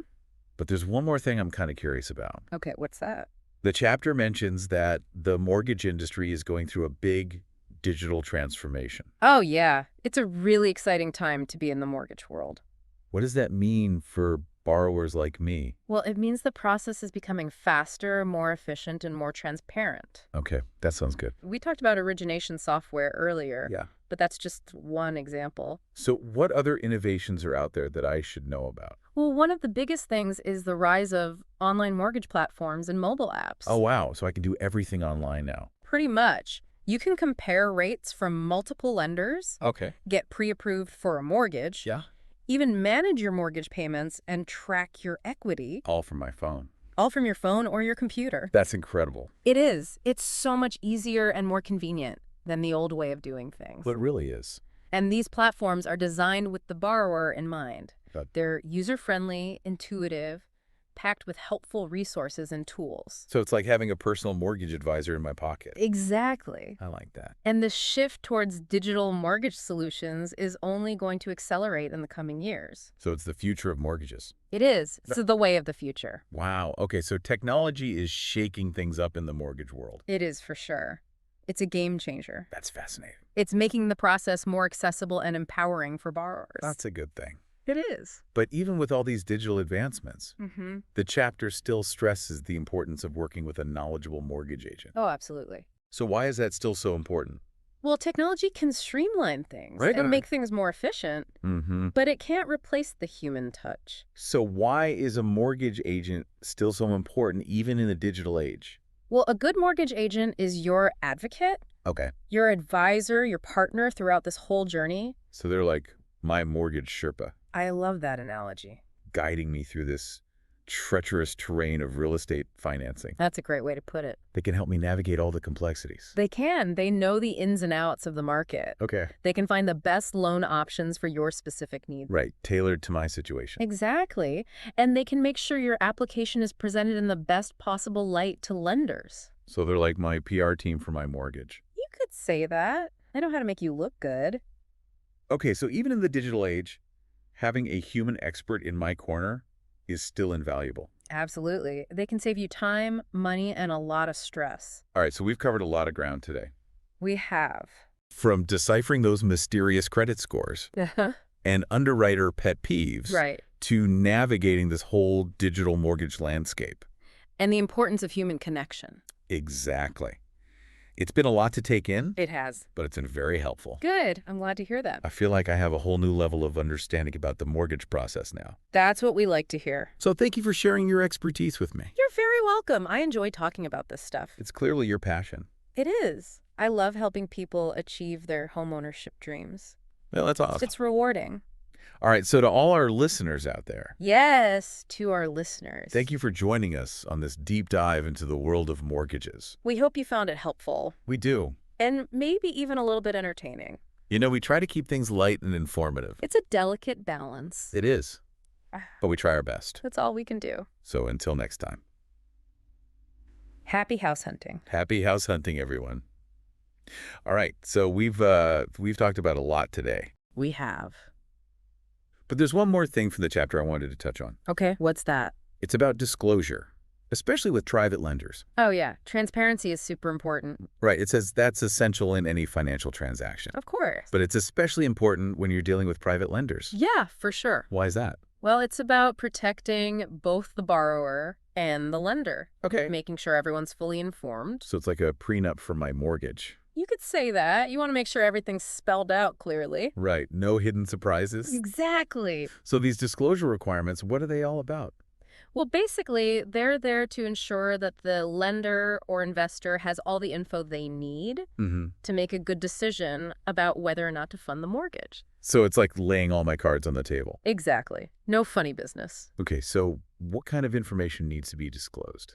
Well, the chapter goes into a lot of detail about that. Okay. It includes things like your personal and financial details, the property info, the terms of the mortgage, any fees, the role of the mortgage broker, Okay. any potential conflicts of interest. Wow, that's a lot of stuff. It is. There are specific forms for all this. Really? Yeah, provided by the Financial Services Regulatory Authority. The FSRA. Yeah, the chapter even has a link to where you can find these forms online. So it's all very official. Oh, yeah, it's serious stuff. And when exactly does this disclosure need to happen? That's a good question. According to Regulation 18808, Mm-hmm. it has to be provided to the lender or investor ASAP, Okay. but no later than 2 business days before any money changes hands, Okay. any agreements are signed, Yeah. or the trade completion date. So well in advance of any final commitments. Exactly. It gives the lender time to review everything. Make sure they're comfortable. Exactly. And there's even a provision for a one-day waiver. Yeah, if the investor or lender agrees. Okay.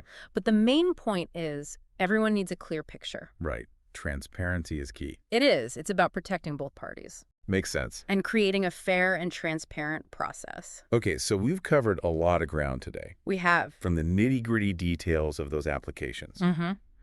to the excitement of getting that commitment letter Right. and the importance of transparency and disclosure. It's been a journey. It has. I feel like I've learned so much. Good. That's the goal. It is. So to all our listeners out there, Yeah, thanks for tuning in. thank you for joining us on this deep dive into the world of mortgages. We hope you found it helpful And we hope you'll join us again next time. for another deep dive. Exactly. Until then, happy house hunting, everyone. Yeah. Welcome to our deep dive, everybody.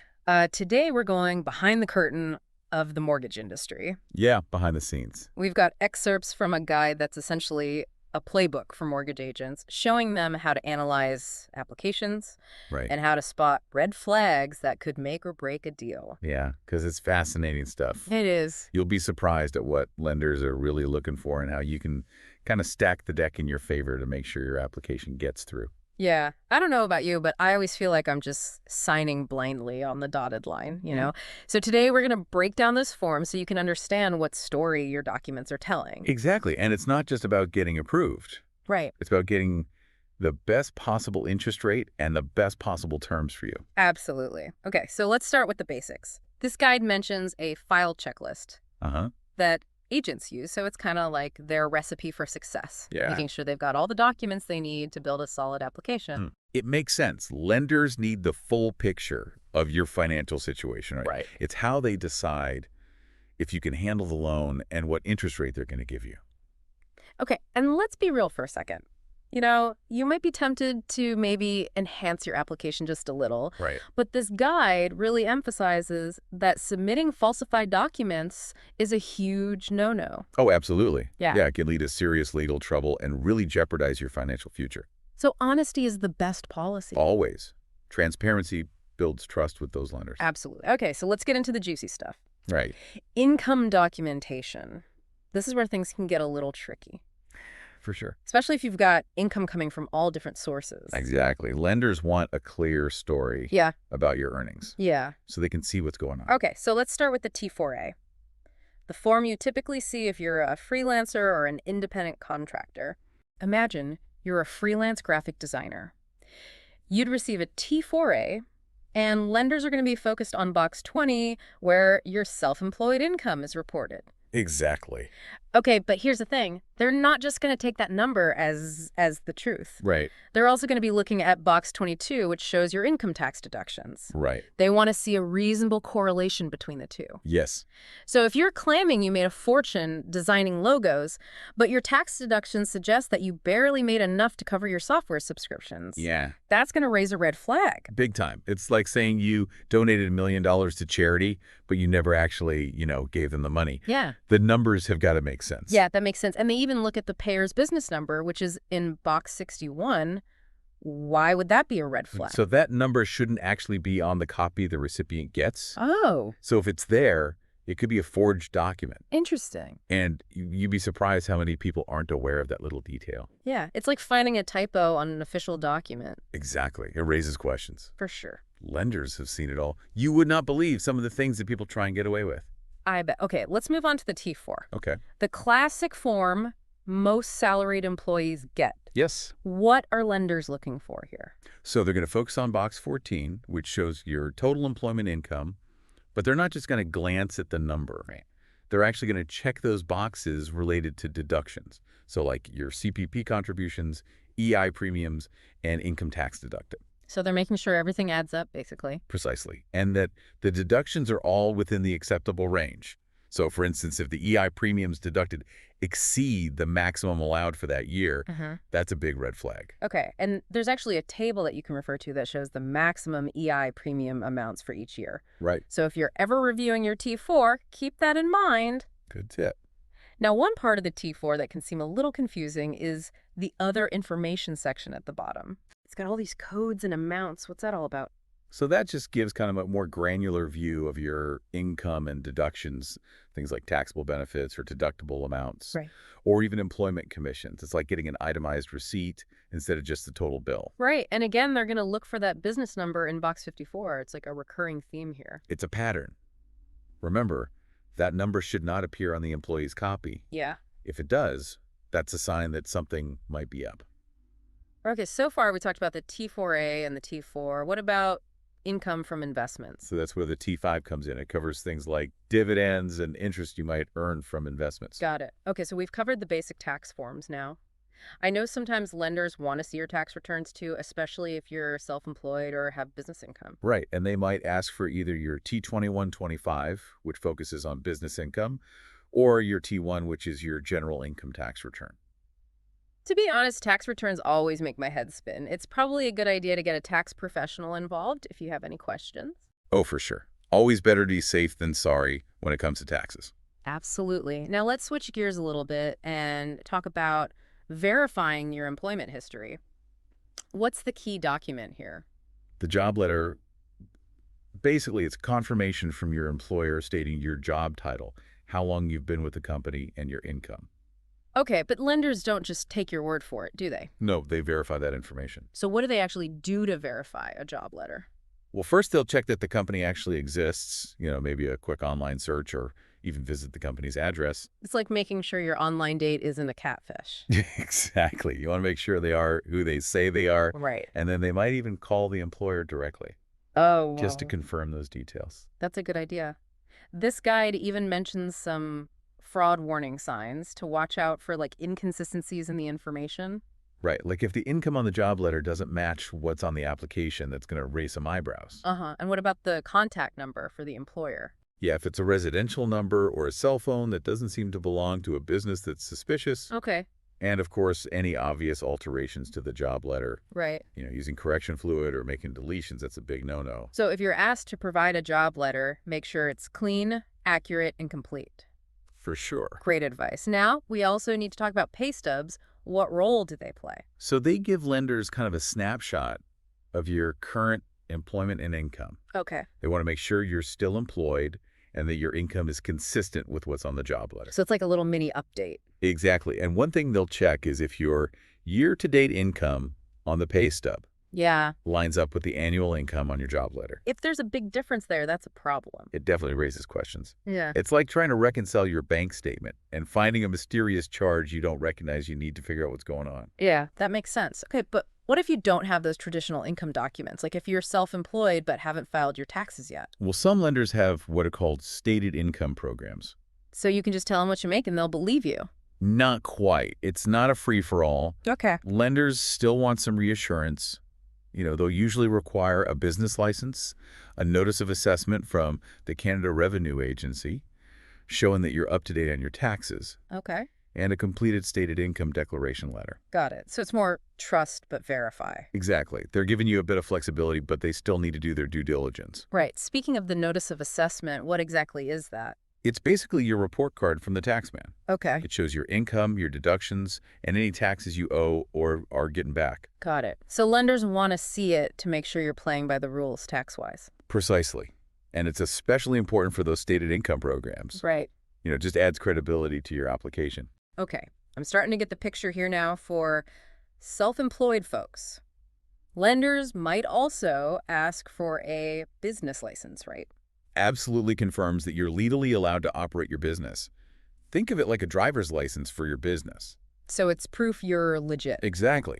It helps to establish your credibility. Okay, now let's talk about the big one for self-employed people, financial statements. Yeah, these are like a deep dive into your business's financial health. Mm-hmm. So we're talking balance sheets, income statements, and all those fun accounting terms. Honestly, those documents are pretty intimidating to me. Is it a good idea to get a professional to help? Definitely financial statements can be pretty complex. Yeah. And having a professional like an accountant interpret them for lenders can make all the difference. Okay, so we've covered a lot of ground when it comes to proving your income, but what about the property itself? What documents do lenders need to see there? That is a great question and a perfect segue into the next part of our deep dive. Stay tuned. We'll be right back after a quick break. Okay, so we're back and ready to talk property documentation. All right.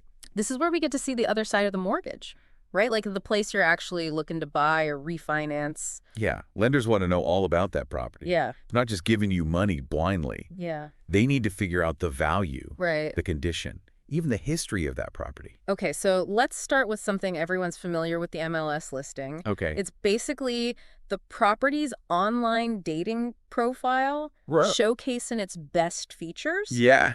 trying to attract those potential buyers. You got it. You've got pictures and descriptions and, of course, asking price. But lenders are looking at it for a different reason. They want to make sure the transaction is what they call arm's length. Right. So that means that it's a fair market deal between two unrelated parties. Okay. They're looking for signs that the price might be inflated or that there's some collusion going on. So they're making sure there's no funny business going on. Like a seller trying to jack up the price with a friend posing as a buyer or something. So right, lenders are pretty savvy when it comes to that kind of stuff. Oh, I bet. Okay, speaking of savvy, I've heard about this tool called Purview that mortgage professionals use. Oh, yeah. What can you tell us about it? So Purview is amazing. It's like having a private investigator for properties. Really? You can find out the ownership history, get an estimated value, Wow. see how much equity the property has, and you can even compare it to similar sales in the neighborhood. That sounds super useful for buyers and lenders. It is. It's a powerful tool for making informed decisions. Absolutely. All right, let's move on to a document that's super important in any real estate deal. Okay. The agreement of purchase and sale. Yeah. What's this exactly? So it's the legal contract between the buyer and the seller that outlines all the details of the transaction. So things like the purchase price, the closing date, Uh-huh. and any conditions that need to be met. Exactly. And lenders need to see a fully completed agreement of purchase and sale before they can give you the mortgage. Right. It's like the green light to move forward. And of course, you can't forget about home insurance. Right. A home insurance policy is a standard requirement for any mortgage. So it protects both the borrower and the lender if something happens to the property, like a fire Right. or a natural disaster. Exactly. It's peace of mind for everyone involved. Okay, so we've talked about the main property documents. Yeah. What about some of those other documents that might come up? Okay. Like, what if someone needs help with their down payment? So that's where a gift letter comes in. Yeah. It's pretty common, especially with first-time home buyers. Okay, so when someone gets some money as a gift, often from family to help with that down payment, Right. the gift letter basically confirms that the money is truly a gift and doesn't have to be repaid, Exactly. right? Lenders want to know where that money is coming from and if there are any strings attached. Transparency is key. Absolutely. All right. What about the property assessment? Isn't that how lenders figure out how much a property is worth? So the property assessment is usually done by a municipal assessment corporation, Okay. and it's primarily used for tax purposes. Right. It does give an estimate of the property's market value, Right. but it's not always accurate. Okay, so lenders don't just take that number and run with it. No, they use it as a reference point, but they usually do an appraisal to Yeah. get a more accurate assessment. Gotcha. That makes sense. Now, what about if you already have a mortgage and you're looking to refinance or switch lenders? Okay. There a document for that? Yeah, you need a mortgage statement. Okay. It's basically a statement from your current lender that outlines the details of your existing mortgage. So like the outstanding balance, the interest rate, Mm. your payment terms. Exactly. And lenders need this to figure out the payoff amount for your current mortgage Right. and to make sure the transition to the new mortgage goes smoothly. Okay, so it's all about making sure the numbers add up. No surprises. Right. Now, there's one more document I think we need to mention. Okay. That's important for any property transaction, the tax bill. Yeah.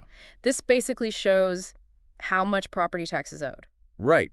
And it's important to make sure those taxes are up to date to avoid any problems when you close. Yeah, like another one of those things that needs to be squared away before the deal is done. Absolutely. Usually your lawyer will confirm this as part of their due diligence. Right, they want to make sure everything's taken care of. Yeah. Okay, that makes sense. Now, I know there's some extra documents that come into play when you're buying a condo. You're right. One of the most important is the condominium status certificate. What kind of information is in there? Oh, tons of information about the condo corporation. Okay. So you'll find details about their finances, Right. the rules and regulations of the building, Uh-huh. any legal proceedings that might be going on. Oh, wow. So it's really important for buyers to read that carefully before they make any decisions. Oh, absolutely.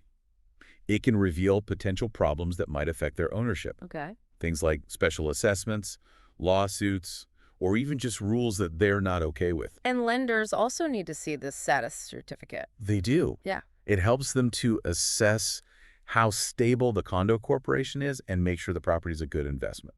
Okay. They don't want to lend on a condo that's poorly managed or financially unstable. Makes sense. It's another one of those checks and balances. Right. To protect both the buyer and the lender. Right. Okay. Now, it's important to note that getting the status certificate usually takes some time. Right. And there's usually a fee involved. Yeah. So it's best to get that process started early. Yeah, so you don't run into any delays. Okay. Now, we've talked about a lot of documents related to income and property, but Yeah. are there any other documents that might pop up during this whole mortgage process? So there are a few more that we should touch on that are really important in certain situations. Okay. One of them is the Certificate of Independent Legal Advice, or ILA. Okay, when would that be necessary? So it typically comes up when a borrower might be considered vulnerable or under duress. Okay, so for example, if someone is acting as a guarantor for a friend or family member, Exactly. and the lender wants to make sure they really understand those risks. Right. The ILA basically confirms that the borrower has gotten independent legal advice about the transaction and understands what they're getting into. Gotcha. So it's there to protect their interests. Exactly. Okay, now what about creditor insurance? So creditor insurance is designed to protect both the borrower and the lender. Okay. If something happens to the borrower, like death, disability, or job loss.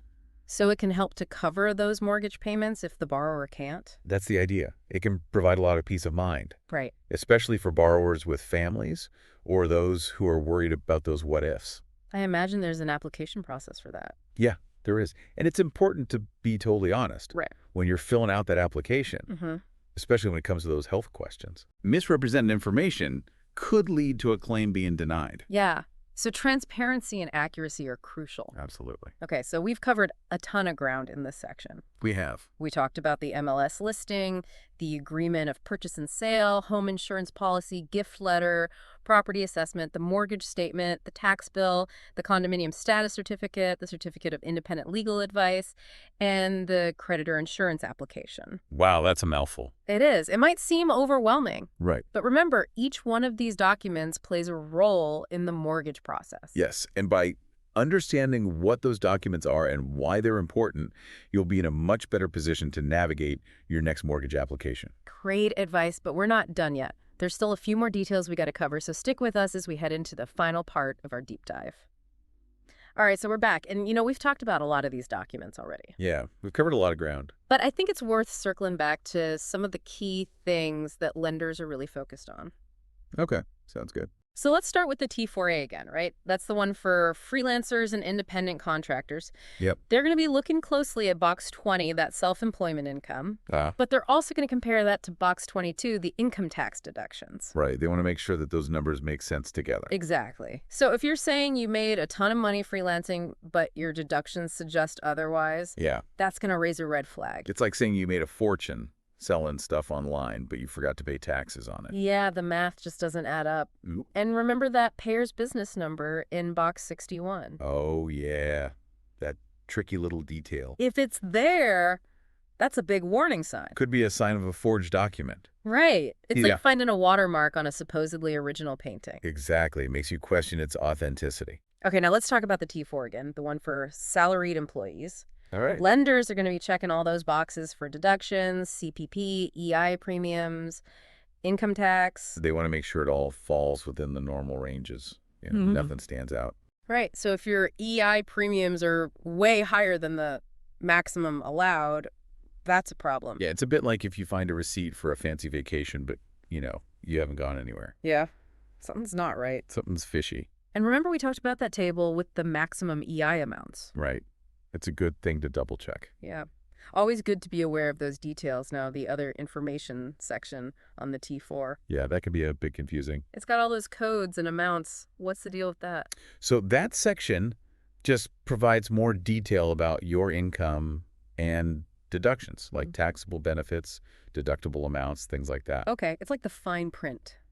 Yeah, you might not read it all, but it's there if you need it. Yeah, once again, they're looking for that business number on the T4 in box 54. Right. Shouldn't be there on the employee's copy. So many little things to keep track of. It's all about the details. All right, let's talk about job letters again. Those are really important for verifying your employment. Yeah, it's your employer confirming your job title, how long you've been there, your income. But lenders don't just take your word for it. Yep. They do their homework. What do they actually do to verify that information?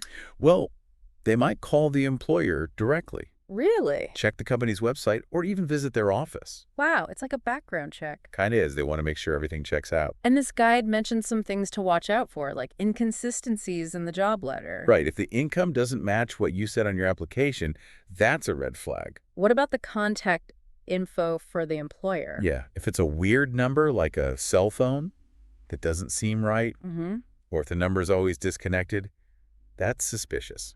Makes sense. And any changes to the job letter are a big no-no. Oh, yeah. No whiteout or scribbles. It's got to be clean and professional. Exactly. Okay, what about pay stubs? What do lenders look for there? So pay stubs show your current employment, and income lenders want to make sure it matches up with what's on the job letter. Okay, so they're looking at the year-to-date income. Uh-huh.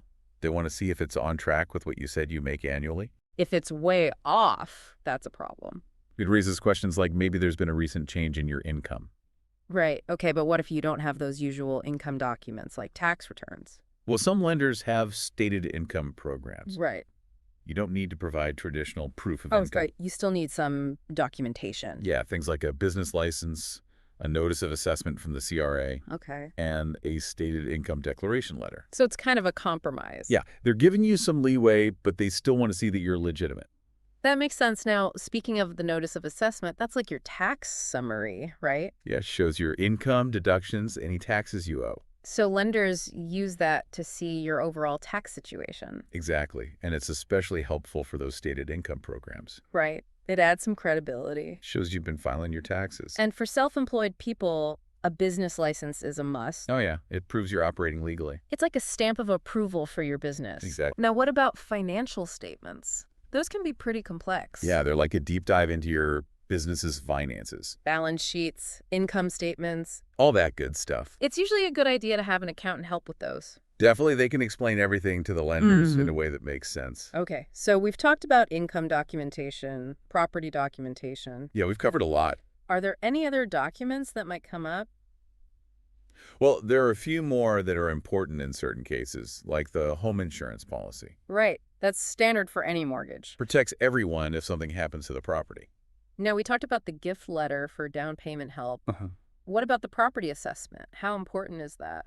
It's mainly used for tax purposes, but lenders might use it as a starting point for valuing the property. But they usually do their own appraisal, too. Right. They want to get an accurate picture of the property's worth. Okay. And If you're refinancing and switching lenders, you need a mortgage statement from your current lender. Yeah, it shows all the details of your existing mortgage. So the new lender knows what they're dealing with. Exactly. And let's not forget about the tax bill. Right. Got to make sure those property taxes are up to date. No surprises at closing. Exactly. And for condo buyers, that condominium status certificate is crucial.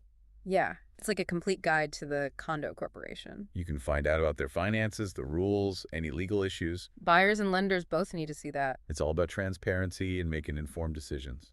And we talked about the Certificate of Independent Legal Advice, or ILA. Right. That's to protect borrowers who might be in a vulnerable position. Make sure they understand what they're getting into. Exactly. And lastly, there's creditor insurance. Yeah.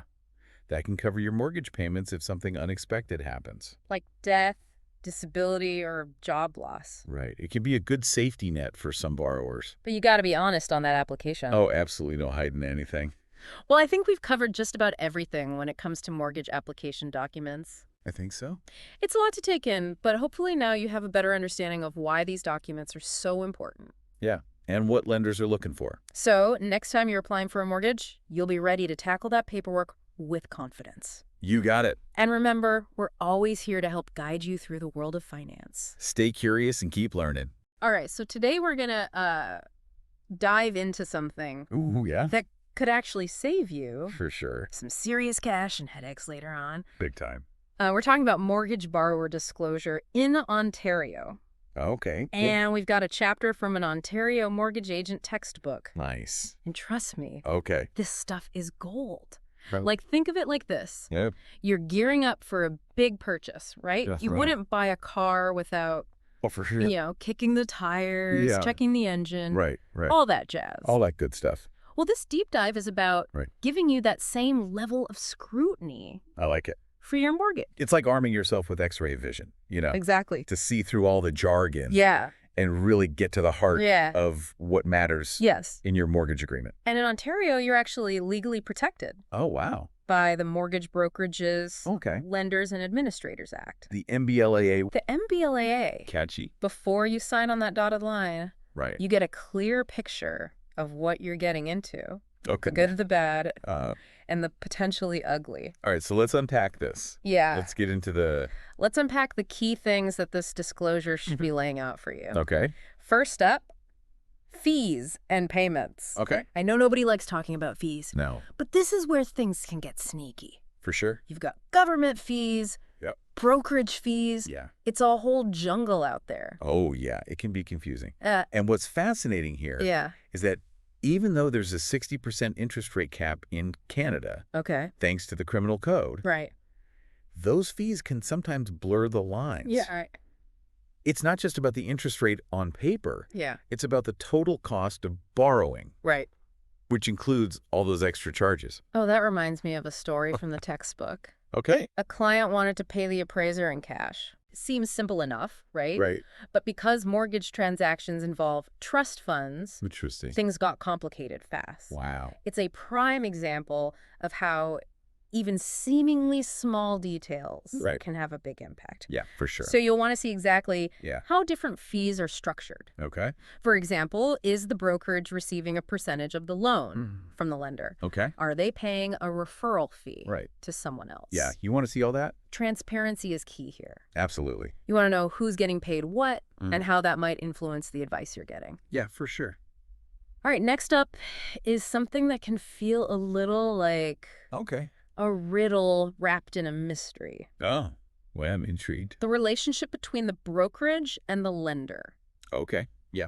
Think of it this way. Okay. Is the brokerage primarily working for the lender, Mm-hmm. for you, Okay. or acting as a sort of neutral go-between? The disclosure should spell this out clearly Right. because it impacts who they're ultimately advocating for. Exactly. Who are they working for? And there's another piece of the puzzle that I bet you wouldn't think to ask about. Okay. How many lenders did the brokerage work with last year?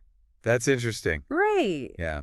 It's not something Immediately think about that. that immediately jumps to mind. Yeah. But it can be a really telling detail. Yeah, for sure. If a brokerage mostly works with a single lender, Mm-hmm. it might point to a strong relationship, Go. which isn't necessarily a bad thing, Right. but it also raises the question, Okay. are you getting access to the full range of options Hmm. out there? Right. Are they truly shopping around for the best deal Yeah. for you? For you, exactly. Okay, so we've covered fees Okay. and relationships. Relationships. Now let's talk about something Oh. nobody wants to deal with, Yeah. but we all need to be aware of potential conflicts of interest. Conflicts of interest. A conflict of interest basically means the brokerage Mm-hmm. has a vested interest in a particular outcome Okay. that might not align with yours. It's like trying to get unbiased advice from a car salesman Okay. who gets a bigger commission for selling you Oh, yeah. the pricier model. Makes sense. And the textbook gives some pretty clear examples Okay. of what to watch out for. Okay. Is the brokerage related to the lender in any way? Okay. Are they expecting some kind of future benefit Right. based on the mortgage they recommend? Yeah, like a kickback or something. Or imagine this. Okay. They steer you toward a higher interest rate Oh. because it means a bigger commission for them. Yeah, that's no good. That's a conflict of interest in action. Definitely a red flag. So having this information laid out beforehand Right. helps you spot any red flags Yeah, and make sure everyone's playing fair. for sure. Now let's shift gears and talk about Okay. the risks associated with the actual mortgage itself. Risks. Okay. Every mortgage product Okay. has its own set of inherent risks, Okay. and it's the brokerage's responsibility Yeah. to break these down for you in plain English. Okay. It's not about scaring you off. Right. It's about giving you a realistic understanding of Yeah. what you're signing up for. Okay, I like that. The textbook goes into a bunch of examples, Right. and some of them are real eye-openers, Oh, like what? like extended amortization. Extended amortization. This is where those seemingly lower monthly payments Okay. can come back to bite you. Uh-oh. You might end up paying way more in interest Right. over the life of the loan, Okay. even though it feels more manageable up front. Okay. It's a classic example of short-term gain. Yeah. Long-term pain. Long-term pain for sure. Then there's the TDS ratio. TDS ratio, total debt service ratio, Okay. which basically measures Okay. how much of your income is going towards debt repayment. Right. Debt repayment. Okay. Having a high TDS ratio can seriously limit your financial flexibility. In what way? Imagine you want to switch jobs for better pay, Okay. Yeah. but your TDS ratio is so high Okay. that you can't qualify for a new mortgage No. on a new place. Right. Suddenly you're stuck. Yeah. That's not good. Okay, let's talk about Or those not. interest-only mortgages. Interest only. These can seem tempting at first, but Yeah. the danger here is that if the value of your property Right. doesn't go up as much as you hoped, Right. you could end up owing more Up than a- your home is worth. That's scary. And then you've got What else? closed mortgages, Closed mortgage. which seem safe and predictable. Right. But the potential downside there is getting locked into a specific rate, Okay. even if interest rates drop later on. Yeah, that makes sense. It's like buying a plane ticket Uh-huh. just before a huge sale is announced. Oh, man. The worst. Okay, so we've got fees, Yeah. relationships, We've got relationships, risks. risks. What else? Should this disclosure be spelling out for us? Lay it on me. The next big thing Oh. is the terms and conditions Okay. of the mortgage itself. Terms and conditions are. This is where the fine print comes in. Uh-oh. And it's crucial that you understand Wow. what you're agreeing to. Makes sense. This is where we get into the nitty-gritty Okay. of prepayment privileges, or in some cases, Yeah. the lack thereof. The lack thereof. Okay. You also want to know what happens if you miss a payment, Okay. make a late payment, Yep. or decide to pay off the mortgage early. Okay. What are the penalties? Right. What are your rights Yeah. and obligations? Okay. This is all spelled out in this section. Gotcha. It's like reading the rule book Uh-huh. before playing a game. Yeah. You need to know what moves you can make Right. and what the consequences are. All right. Now we're getting to the big one. Okay. The number that makes everyone sweat a little. Oh, boy. The cost of borrowing. The cost of borrowing. This is where it all comes together. Okay. The cost of borrowing tells you the true cost of that mortgage Mm-hmm. over its entire lifespan. The whole shebang. And it has to be presented in two ways. Okay. You'll see an annual percentage rate, or APR, Right. and you'll also see the total cost expressed Yeah. in dollars and cents. Dollars and cents. Okay. Now, I know some folks might be tempted Yeah. to try and calculate that APR themselves. Oh, yeah. But honestly, don't. Yeah, don't do that. The official calculation is based on Yeah. a whole bunch of factors So many factors. and requires specialized software Yeah. to get it right. Exactly. It's not something you can scribble out on a napkin. No way. Trust the numbers provided by the brokerage, Right. but definitely make sure you understand Okay. what's included in that cost. So what is included in that cost? That's where that handy chart comes in. Okay. The disclosure should break down the costs that are included in the cost of borrowing calculation Okay. and the ones that aren't. The ones that aren't okay. You might be surprised by what they include. Oh, really? For example, Yeah. did you know that PST on mortgage default insurance Interesting. is factored in? Wow. I didn't know that. It's not something people usually think about. Yeah, for sure. And there are some common costs Oh. that aren't included, Like what? like property insurance Okay. and land transfer tax. Oh, yeah. Those can add up quickly. Right. So having a clear picture from the get-go Yeah, can save you some serious stress down the line. for sure. In fact, Yeah. maybe you should grab a notebook Okay. and start making a Yeah. closing cost worksheet Okay. similar to the one they have in the textbook, Gotcha. just to get ahead of the game. I like it. It's never too early to start planning. Absolutely. Being informed is your best defense Yeah. against surprises and unexpected costs. So we've covered a lot of ground here. We have. And it's clear that Clear. understanding mortgage borrower disclosure Mhm. isn't just about ticking boxes Well, and checking off legal requirements. it's more than that. It's about empowering yourself. Yes. It's about being informed, knowing your rights, Right? and making sure you're comfortable with every aspect of your mortgage For sure. before you commit. Absolutely. You shouldn't feel pressure You shouldn't feel pressured or rushed. or rushed. And you definitely shouldn't feel confused. And you definitely shouldn't feel confused. These disclosures are your tools Yeah, for navigating the mortgage maze with confidence. exactly. Welcome back to our deep dive Okay. on mortgage borrower disclosure. Yes.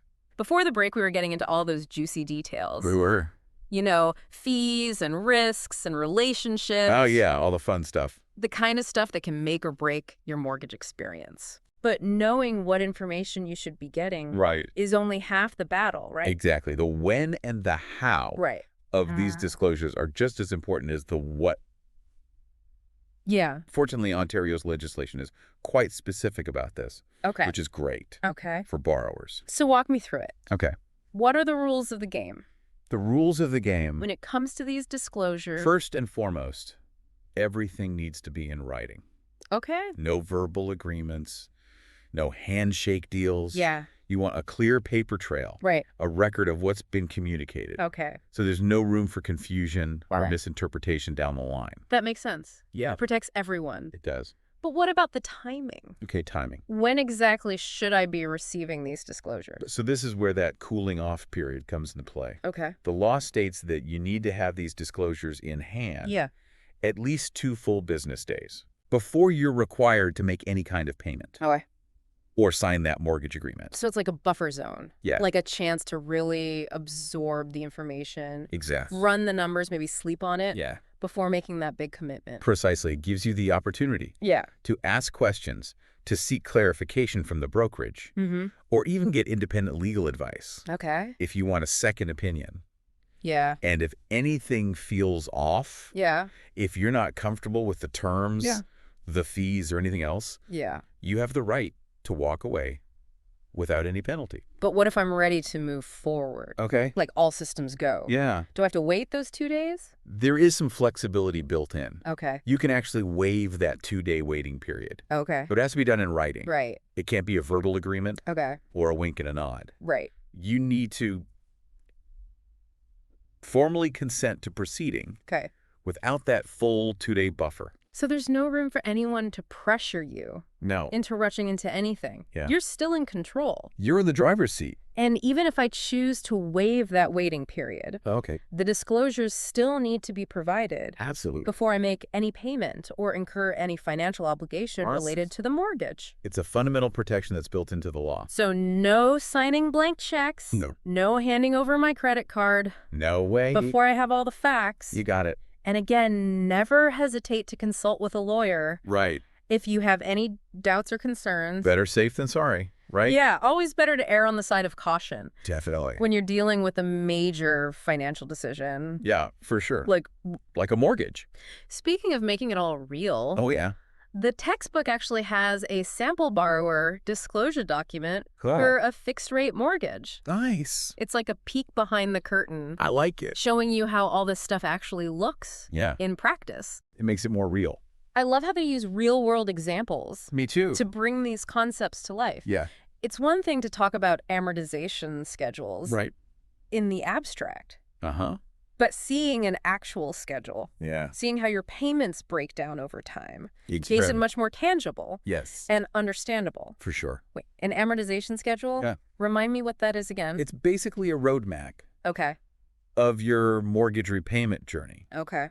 It shows you how much of each payment Yeah. goes towards the principal, how much goes towards interest, Mm-hmm. and how your outstanding balance decreases over the years. Right. Right. Noted. And every borrower disclosure document has to include one. Yes. It's not optional, Nope. It's mandatory. which is great Yeah. because it really helps you visualize Mm-hmm. the long-term implications Right. of your mortgage choices. Exactly. And this is where you can start to see Yeah. how those different mortgage features we talked about earlier. Right. Things like amortization period, Mm-hmm. interest rate payment frequency really affect your bottom line over time. Okay, so we've talked about the legal requirements for these disclosures, Okay. the timing involved. The timing. We even looked at some real-world examples You did. to bring it all home. To make it real. What are the key takeaways for our listeners? The big picture here is that Yeah. understanding mortgage borrower disclosure Mm-hmm. isn't just about ticking boxes and checking off legal requirements. Right. It's about empowering yourself. Okay. It's about being informed, knowing your rights, Yeah. and making sure you're comfortable with every aspect of your mortgage Right. before you commit. Yeah. You shouldn't feel pressured or rushed, No, and you definitely shouldn't feel confused. exactly. These disclosures are your tools Yes. for navigating the mortgage maze with confidence. Here's something to ponder. Okay. Once you have all this information, once you've got that clear picture, Right. how can you use it to negotiate better terms New. for yourself? Good question. Knowledge is power, It is. especially when it comes to Yeah. major financial decisions. A huge decision. This has been incredibly insightful. It has. When we come back after the break, Okay. we'll wrap things up with a handy checklist My checklist. to make sure you're covering all your bases. All right. I like it. Before you sign that mortgage agreement, Very important. stay tuned. Okay, we're back for our final stretch The final step. of our mortgage borrower disclosure deep dive. Right. We've covered a ton of ground here, Yeah, we have. from understanding those tricky fees Right. and sneaky risks Hmm. to knowing your rights when it comes to timing Exactly. and getting everything in writing. Very important. But I know it can feel like a lot It can. to keep track of. Yeah. That's why we're wrapping up Okay. this deep dive Yeah. with a handy checklist That checklist, I like it. based on the one in our mortgage agent textbook. Think of this as your cheat sheet Right. for making sure you're not missing any crucial details Oh, before you sign on that dotted line. makes sense. It's like having a seasoned guide Yeah. walk you through the process, Mm-hmm. pointing out potential pitfalls, Okay. and making sure you're asking the right questions. Yeah, I like it. Okay, let's get started. First up, Yeah. fees and payments. Fees, okay. Does that disclosure document clearly list out Yeah. every single fee associated with this mortgage, Right. including any fees Mm-hmm. the brokerage is charging? All of them? Don't be shy about asking for clarification Oh, yeah. on anything that seems vague or confusing. Absolutely. Remember, this is your money we're talking about. Exactly. Got to protect yourself. Next, Okay. the relationship between the brokerage and the lender. The relationship. Okay. Is it crystal clear Yeah. who the brokerage is primarily representing? Right. Are they working for the lender for you? Mm. Or are they trying to walk that tightrope Yeah. as a neutral intermediary? Who are they working for? And this is a good time to revisit that question Okay. about how many lenders the brokerage worked with last year. Right. That was interesting. Does their answer give you confidence that they're Mhm. truly shopping around for the best deal for you? Do you want to know that? Moving on to Yeah. the role of the brokerage. The ruler? Is- Okay. Is this spelled out explicitly? Explicitly. Okay. Are they acting as your representative, the lender's representative, Mhm. or playing both sides as a neutral intermediary? So are they your advocate or? It's like knowing whether you've hired a defense attorney Okay. or a prosecutor. Right. It makes a big difference in how they approach the case. It does, for sure. Now let's talk about Right. those potential conflicts of interest. Conflicts, okay. Does the disclosure address any relationships or financial ties between the brokerage and the lender? Okay. Are there any future benefits the brokerage might receive Right. based on the mortgage they recommend? Yeah, like a kickback or something. These conflicts can be subtle, They can be. so it's important to have your antenna up. Yeah. Be aware. Even a seemingly small incentive can sway someone's advice. Yeah, for sure. All right, onto the risks. The risks, okay. Does the document clearly explain the potential downsides of this specific mortgage? Right. We talked about extended amortization, Yeah. a high TDS ratio, Right. and the potential pitfalls of closed mortgages. Uh-huh. Are those clearly addressed? They should be. It's not about avoiding risk altogether. Right. It's about understanding the risk you're taking on Yeah. and making sure they align with your overall financial goals. Makes sense. Now let's get into the nitty-gritty Okay. of those terms and conditions. Terms and conditions, okay. Are all the details about prepayment penalties, Mm-hmm. charges for missed or late payments, Right. and any other relevant fees clearly outlined? You want to see all that? This section is like a roadmap of your mortgage journey. Okay. A roadmap.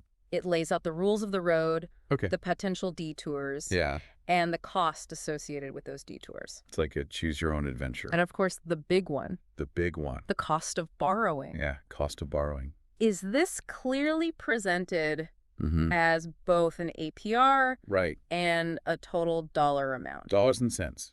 Remember, don't try to calculate the APR on your own. No. Trust the number provided by the brokerage, Yeah. but make sure you understand what's included in that calculation. Makes sense. And that's where that chart Okay. outlining included and excluded costs comes in handy. Yeah, that chart's helpful. Does the disclosure break down which costs are factored in Right. to the cost of borrowing Okay. and which ones you'll need to budget for separately? Yeah. That's really important. This chart can be a lifesaver It can. when it comes to avoiding those unexpected costs Yeah. that pop up at closing. Nobody wants that. So there you have it, We did it. your mortgaged borrower disclosure checklist. Your cheat sheet. Pretty comprehensive, right? It is. It's thorough. It's your toolkit Yeah. for informed decision-making. Exactly. By taking the time to go through this checklist, Yeah. you're setting yourself up for a smoother, less stressful mortgage experience. I like it. And remember, Yeah. knowledge is power. It really is. The more you understand about these disclosures, Yeah. the better equipped you'll be to negotiate favorable terms and secure a mortgage Yeah. that truly aligns with your needs and goals. That's what you want. Don't be afraid to ask questions. Yeah. Your mortgage agent is there to help you. Your mortgage agent is there to guide you through this process and make sure you feel confident every step of the way. Exactly. That's a wrap on our deep dive We did it. into mortgage borrower disclosure. It was fun. We hope you found it informative and empowering. I hope so too. If you have any questions or topics you'd like us to tackle in future deep dives, Future deep dives. we're all ears. Yeah. Let us know. Until then, Yeah. happy house hunting. Welcome back, deep divers. Today, we're going to tackle a chapter from a textbook all about mortgage fraud. Ooh, juicy. Right. It's like a crash course in how to be a super savvy mortgage person, you know? Yeah, yeah. So whether you're buying your first home, refinancing, whatever, we're arming you with the knowledge to spot those red flags Exact. and to protect yourself from scams. Yeah, you know, it's surprising how much goes on behind the scenes that most people have no clue about. Totally. And this chapter starts by defining what mortgage fraud even is. Okay. Basically, anytime someone deliberately lies or leaves out important info to get a mortgage, that's fraud. Okay. Pretty straightforward. But here's the twist. It's not always the borrower. Oh. Sometimes industry professionals, the people you think you can trust, they're in on it too. Wow. Okay. And you know what's crazy is how technology, which is supposed to make things more secure, it's actually being used by these fraudsters. What? Yeah, like automated valuation models and electronic transactions. They're using those tools to their advantage. So the very things meant to make things safer are being used to commit fraud. Right. Okay, that is a little unsettling, but like, how common is this really? Well, the chapter breaks down mortgage fraud into three main categories: fraud for criminal activities, fraud for profit, and fraud for shelter. Okay, so fraud for criminal activities, that sounds intense. Yeah, it can be. This is when someone uses a mortgage to fuel other illegal activities, like setting up a grow-up or laundering money. Are you serious? Oh, yeah. There was even this case in Ontario where after being convicted for running a grow-op. This guy actually bought a house that had previously been seized for being a grow-up. Oh, way. Yeah, with the intention of starting it all over again. So they're basically using the mortgage to finance their criminal enterprise. Exactly. But wouldn't lenders have systems in place to catch that? You'd think so, right? But often, they're using straw borrowers. Straw borrowers. Yeah, it's where they use someone else's identity to secure the mortgage.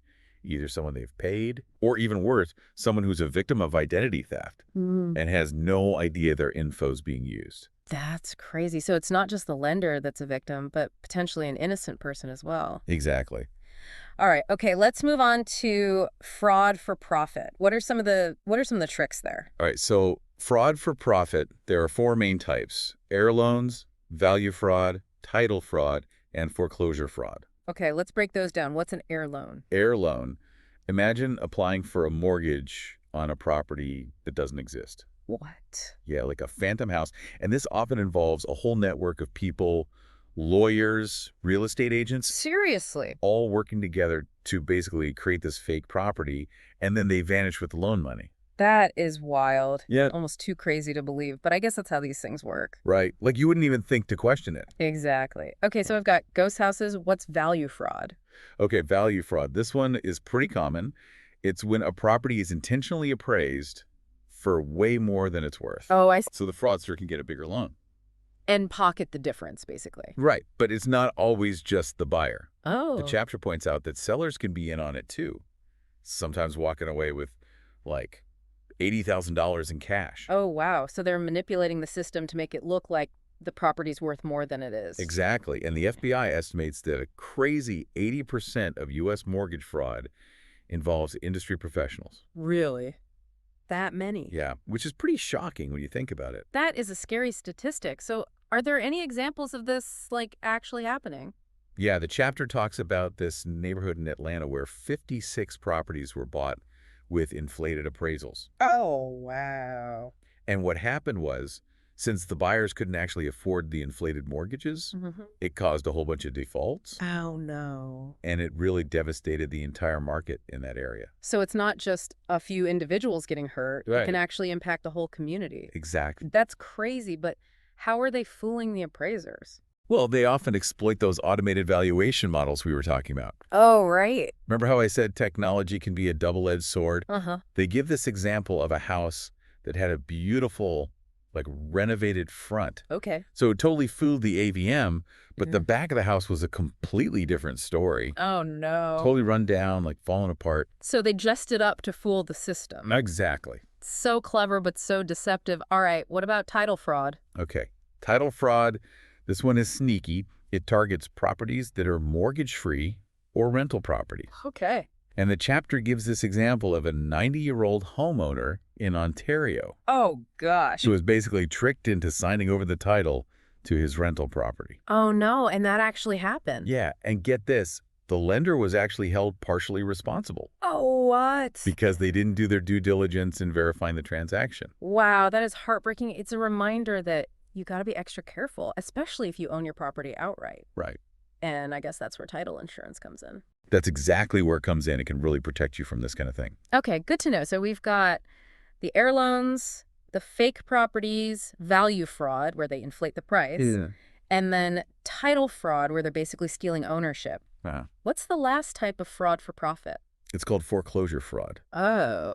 And this one is exactly what it sounds like. Criminals prey on homeowners who are facing foreclosure Oh, man. and offer them what seems like a legit solution to save their home. Right. But really, it's a trap, and they end up losing their property anyway. So they're taking advantage of people who are already in a vulnerable position. Exactly. Oh, that's awful. Okay, so last category, fraud for shelter. How's that different?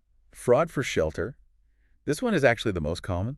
Really? It's when someone inflates their income or assets to qualify for a mortgage that they can't actually afford. But wouldn't that be pretty easy to catch? Don't lenders, like, check that stuff? You'd think so, but these fraudsters are getting creative. Oh, boy. Like, they're making fake documents, creating these whole fake employment histories. And honestly, sometimes it's not even intentional fraud. What do you mean? Like, sometimes people are just desperate to get into the housing market or stay in their homes, that they kind of stretch the truth a bit, thinking they'll figure it out later. It's a slippery slope, though, isn't it? It is. Even with good intentions, I mean, there could be serious consequences. For sure. And speaking of consequences, what happens if you get caught committing mortgage fraud? Right. What are we talking about here? The penalties can be pretty severe, like legal penalties, fines, even license revocation for industry professionals. Wow. The chapter gives this example of a mortgage agent, Mr. Glock, they call him, Okay. who was hit with this huge penalty and lost his license, all because he created some fake income documents. So there's zero tolerance for this? Absolutely. Regulators like FSRA here in Ontario, they're cracking down hard. Good. And the penalties are only getting tougher. And remember, it's not just the legal stuff. Right. Victims of identity theft can be really traumatized. Yeah. And the ripple effects of mortgage fraud can destabilize entire communities. So it's not a victimless crime. Not at all. It has real-world impacts. Okay, so what can be done to prevent this? Well, there are a lot of things that can be done, both by industry players and individuals. Okay, good. Let's start with the industry. What are they doing? Well, default insurers like CNHC, Canada Guarantee, Sagan, Okay. they're all doing a lot to educate people about mortgage fraud. Right. Like they're publishing guides, hosting seminars, really trying to raise awareness. So they're being proactive? Exactly. Okay, what about regulators? What are they doing? So regulators like FINTRAC, FSRA, MBRCC, OSFI, Mhm. they're all stepping up their efforts as well. They're Okay. implementing stricter licensing requirements, Okay. updating their guidelines, even developing checklists to help people identify red flags. So it's a multi-pronged approach. Everyone's got to be involved. Right, we're all in this together. Okay, so zooming in a little bit, what about at the brokerage level? What can agents do? Well, the chapter stresses how important due diligence is. Mm-hmm. Like agents need to be verifying identities, confirming employment and income, even consider physically inspecting properties if they can. Right, makes sense. It's all about following those brokerage policies and procedures really carefully. So it comes down to being meticulous, paying attention to detail. Exactly. And the chapter actually has a really long list of warning signs that agents should be on the lookout for. Ooh, like what? Things like inconsistencies in job letters, unusual meeting locations, discrepancies in credit reports. Interesting. Kind of like a cheat sheet for spotting suspicious activity. So you're like a detective, Right. always looking for clues. Exactly. But it's not just about industry. Individuals have to be proactive too, right? Absolutely. The chapter has a bunch of great advice for consumers as well. Oh, good. Like what?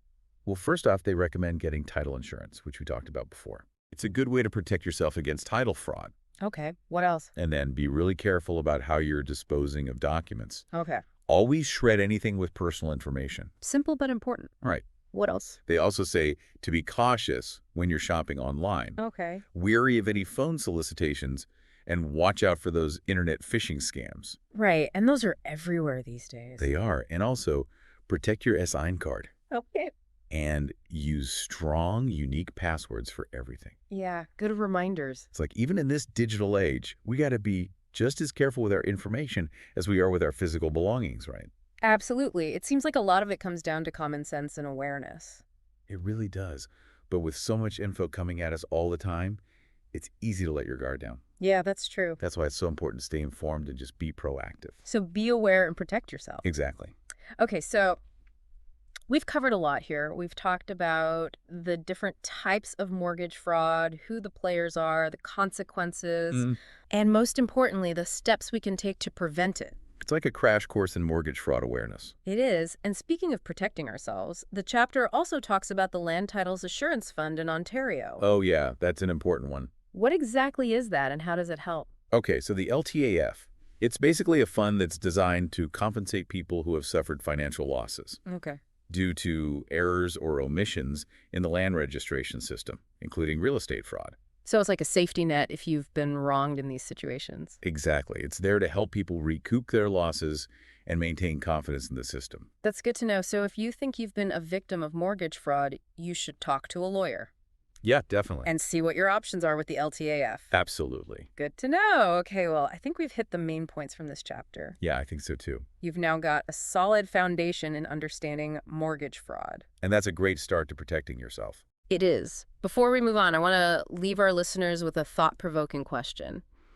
What other steps can you take Ooh, good one. to protect yourself and your loved ones from financial scams beyond what we talked about today? Yeah, lots to think about. Right. It's something to ponder as we continue our deep dive into the world of mortgage fraud. Absolutely. You know, it's all this talk about scams. It makes me think about, like, the emotional side of buying a home. Oh, yeah. Such a huge decision, and I bet those emotions could actually make people more vulnerable to these schemes. Yeah, for sure. I mean, when you're caught up in the excitement of buying a place, Uh-huh. maybe your dream home, it's easy to miss those red flags. Exactly. Or maybe you're just so relieved to find someone who seems helpful Right? that you don't question things as much as you should. Yeah, and that's why it's so important to have a good mortgage agent on your side. Someone you trust. Yeah, someone who's looking out for you and not afraid to ask the tough questions. Speaking of tough questions, Yeah. does this chapter give any advice on, like, how to find a good mortgage agent? It does. It actually has this whole list of questions Oh, perfect. that you should ask potential agents. Okay, what kind of stuff? Well, first off, you want to know about their experience and qualifications. Right. Like, how long have they been doing this? What kind of training do they have? That makes sense. You wouldn't hire a plumber without checking their credentials. Exactly. So why wouldn't you do the same for someone handling your mortgage? Exactly. What else? It's also smart to ask about their process for verifying information and detecting fraud. Okay. Like, what steps do they take to make sure the info they're using is accurate? Right. Do they have systems in place to flag anything suspicious? So you're basically interviewing them to make sure they're doing their due diligence. Exactly. Okay. Are there any other red flags to watch out for?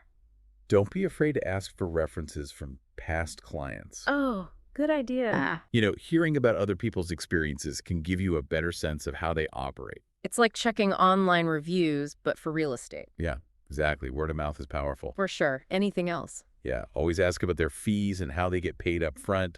Okay. Are there any hidden costs? You know, transparency is key when it comes to your finances. Absolutely. No surprises down the road. Right. So by asking these questions, you can feel more confident that you're choosing someone who's going to represent you ethically. Someone who's on your side. Exactly. Okay, good stuff. But the agent works for a mortgage broker, right? Oh, yeah, of course. So you want to make sure you choose a good brokerage, too. Good point. How do you go about vetting a broker? Well, the chapter suggests checking with the regulator, FSRA, here in Ontario, to make sure the broker is properly licensed and in good standing. Okay, so you're doing your homework. Right. And don't hesitate to ask the broker about their own policies for preventing fraud.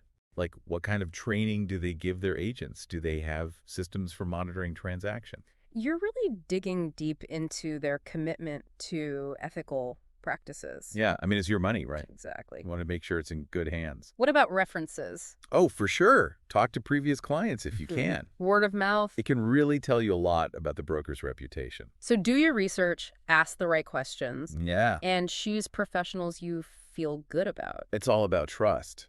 It is. And, as I was reading this chapter, I was struck by how much it emphasized the ethical responsibility of mortgage professionals. Right. It's not just about following the rules. It's about actually doing the right thing. Exactly. But let's be real. Yeah. Ethical dilemmas can be tricky, They can. when you're dealing with those gray areas. Especially with all the complexities of the mortgage world.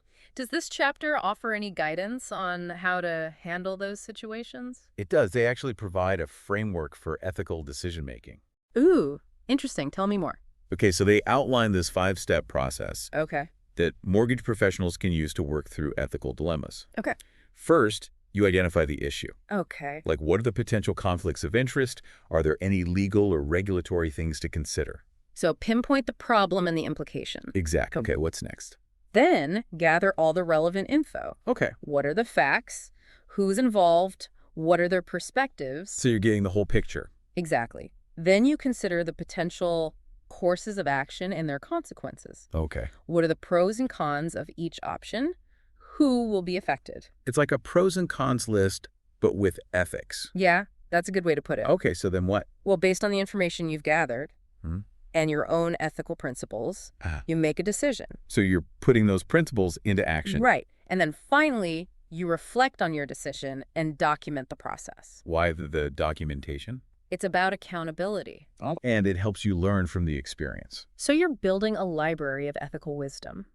I like that. So by following this framework, Yeah. mortgage professionals can make sure they're acting in line with their responsibilities. And their clients' best interests? Exactly. It's about raising the bar for the whole profession. For sure. Does the chapter go into any specific examples of these ethical dilemmas? It does. It covers a few common scenarios. Like what? Well, one example is when a client has unrealistic expectations or pressures the agent to bend the rules. Ooh, yeah. Like, imagine a client who's desperate to qualify for a mortgage Mm-hmm. and asks you to, like, inflate their income or ignore some red flags. Yeah, that's a tough one. You want to help your client, but not if it means compromising your integrity. Exactly. What other situations do they talk about? Conflicts of interest are another big one. Mm-hmm. Like, say an agent is tempted to recommend a certain lender because they offer a higher commission, Oh, right. even if it's not the best option for the client. Yeah, you got to balance your own interests with your client's needs. For sure, transparency is key in those situations. Okay, what else? The chapter also talks about confidentiality. Right, that's huge. Mortgage agents have access to so much sensitive information. They do. So protecting that information is super important. It's about respect and trust. Exactly. What other dilemmas come up? Well, there's the issue of dealing with fraud or suspected fraud. Okay. Like, what if an agent thinks a client might be involved in something shady? Uh-oh. Or what if they find evidence of fraud within their own brokerage? Ooh, that's tricky. Yeah, these are serious situations, They are. and they require a lot of careful thought and a commitment to doing the right thing. It's about speaking up, even when it's hard. Exactly. And the chapter talks about how to handle those situations, But including reporting suspected fraud to the authorities right, you got to protect the industry. and hold those who are doing wrong accountable. Okay, so we've talked about the ethical responsibility of the professionals. But what about consumers? What can they do? That's a great question. The chapter really emphasizes consumer education and empowerment. Okay, I like that. It's about being proactive, not being afraid to ask questions. Don't just blindly trust. Right. For example, they encourage consumers to get a copy of their credit report regularly Okay. and review it carefully, looking for any inaccuracies or signs of identity theft. Yeah, that's a good reminder. I mean, we all hear about credit reports, but how many of us actually check them regularly? It's so important It is. to monitor your credit and report any suspicious activity right away. What else can people do? Be careful about sharing personal info, Okay, especially online or over the phone. good point. Be aware of those phishing scams. Exactly. And when you are working with mortgage professionals, do your research, ask questions, choose people you feel good about. Find those trusted advisors. Exactly. Okay, good advice. And if you ever think you've been a victim of mortgage fraud, report it right away. Right. Take action. It can really help prevent others from becoming victims, too. So consumer education and empowerment are key. For sure. It's about everyone working together to create a safer and more secure mortgage market. Absolutely. It's about awareness, responsibility, and trust. Now, before we move on, I want to touch on something that kind of goes hand in hand with mortgage fraud. Okay. Identity theft. Ooh, yeah, that's a scary one. It is, and I bet our listeners are wondering how to protect themselves. For sure. Well, the chapter has some good insights into how it happens and what you can do. Let's start with the basics. What is identity theft exactly? It's basically when someone steals your personal information. Like your SIN or credit card number. Right, and uses it for their own gain. I can imagine that happening in so many ways, both online and offline. Yeah, for sure. The chapter highlights a few common methods, Okay. like stealing your wallet or purse. That's an obvious one. Always be aware of your surroundings. Exactly, but sometimes it's more subtle. Oh. Like they'll go through your trash looking for discarded documents. Dumpster diving, right? Exactly. That's why you got to shred everything. For sure. A shredder is a good investment. It is. And then there's the tech-savvy thieves Okay. who use phishing scams, hacking, malware, all that stuff. So they're like digital pickpockets. Exactly. And once they have your info, Yeah. it's game over. They can do so much damage, open new credit cards, drain your bank accounts, even take out loans in your name. It's terrifying. So what can we do to protect ourselves from these digital threats? Well, the chapter has a bunch of practical advice. Good. First off, be super careful about sharing personal info online or over the phone. Don't just give it out to anyone. Exactly. And be wary of any unsolicited emails or phone calls asking for personal information. Yeah, if something feels off, it probably is. Right. Trust your gut. And if you are shopping or banking online, Yeah. make sure you're using secure websites. Look for the HTTPS and the padlock icon.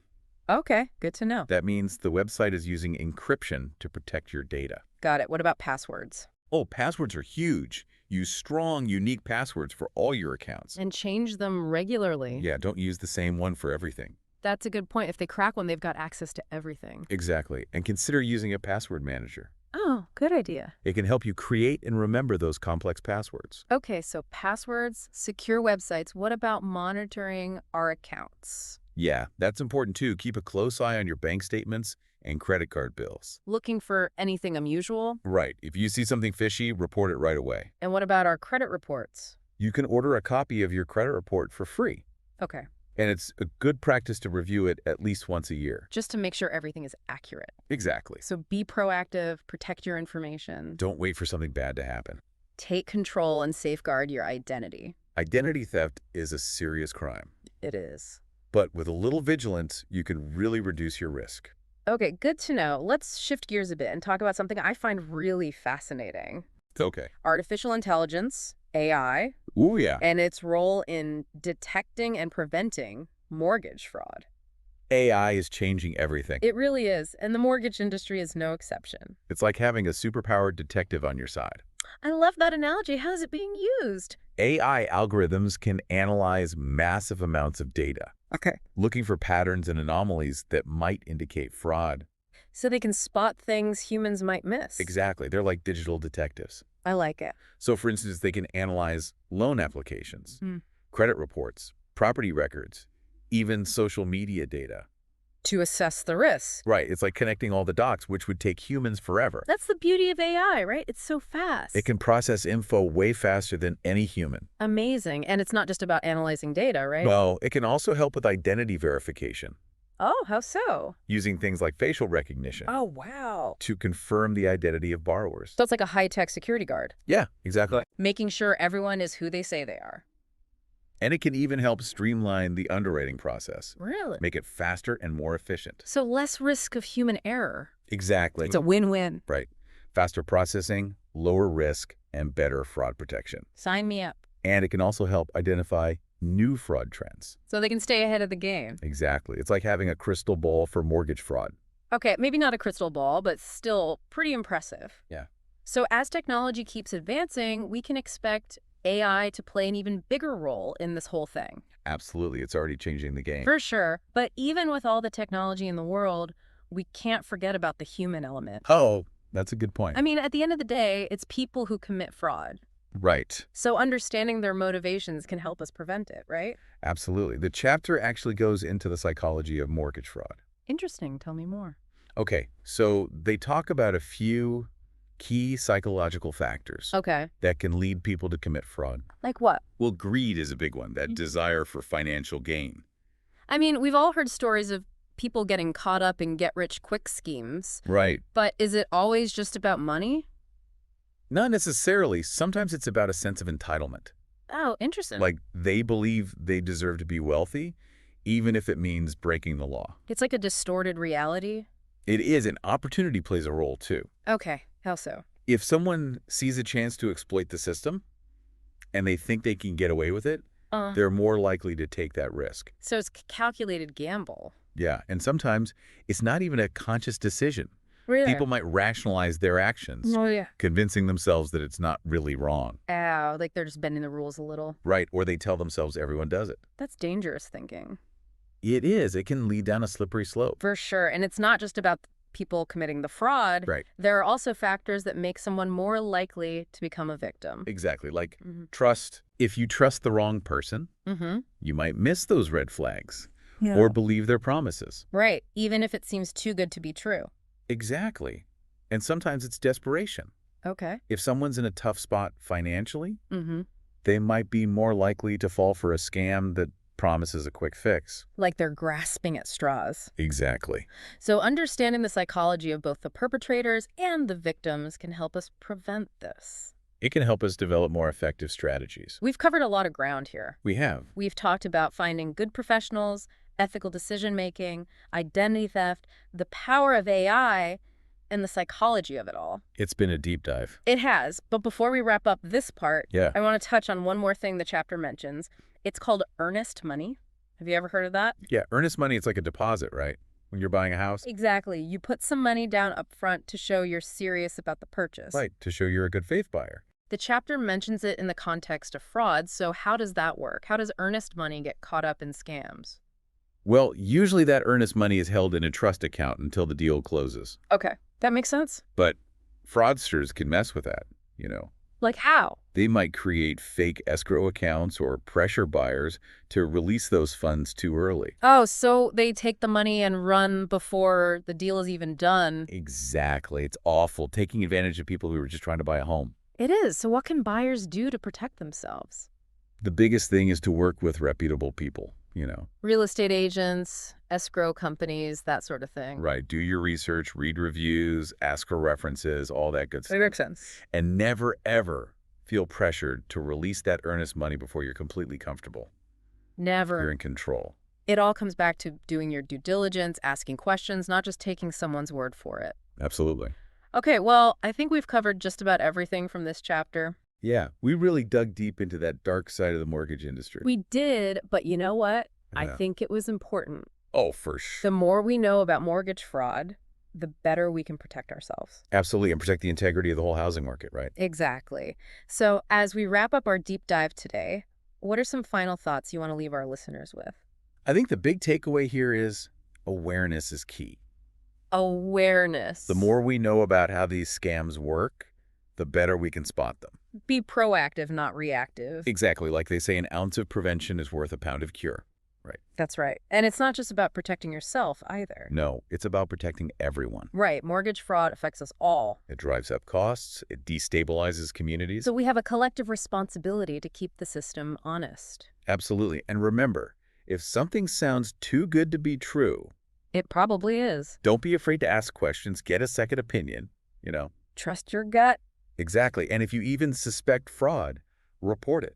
Right. Don't hesitate. You could be saving yourself and others a lot of trouble. So knowledge, vigilance, and action, those are our best weapons in this fight. Couldn't have said it better myself. Stay informed, stay alert, and stay safe out there. Great advice. And on that note, we'll wrap up this episode of The Deep Dive. Thanks for joining us.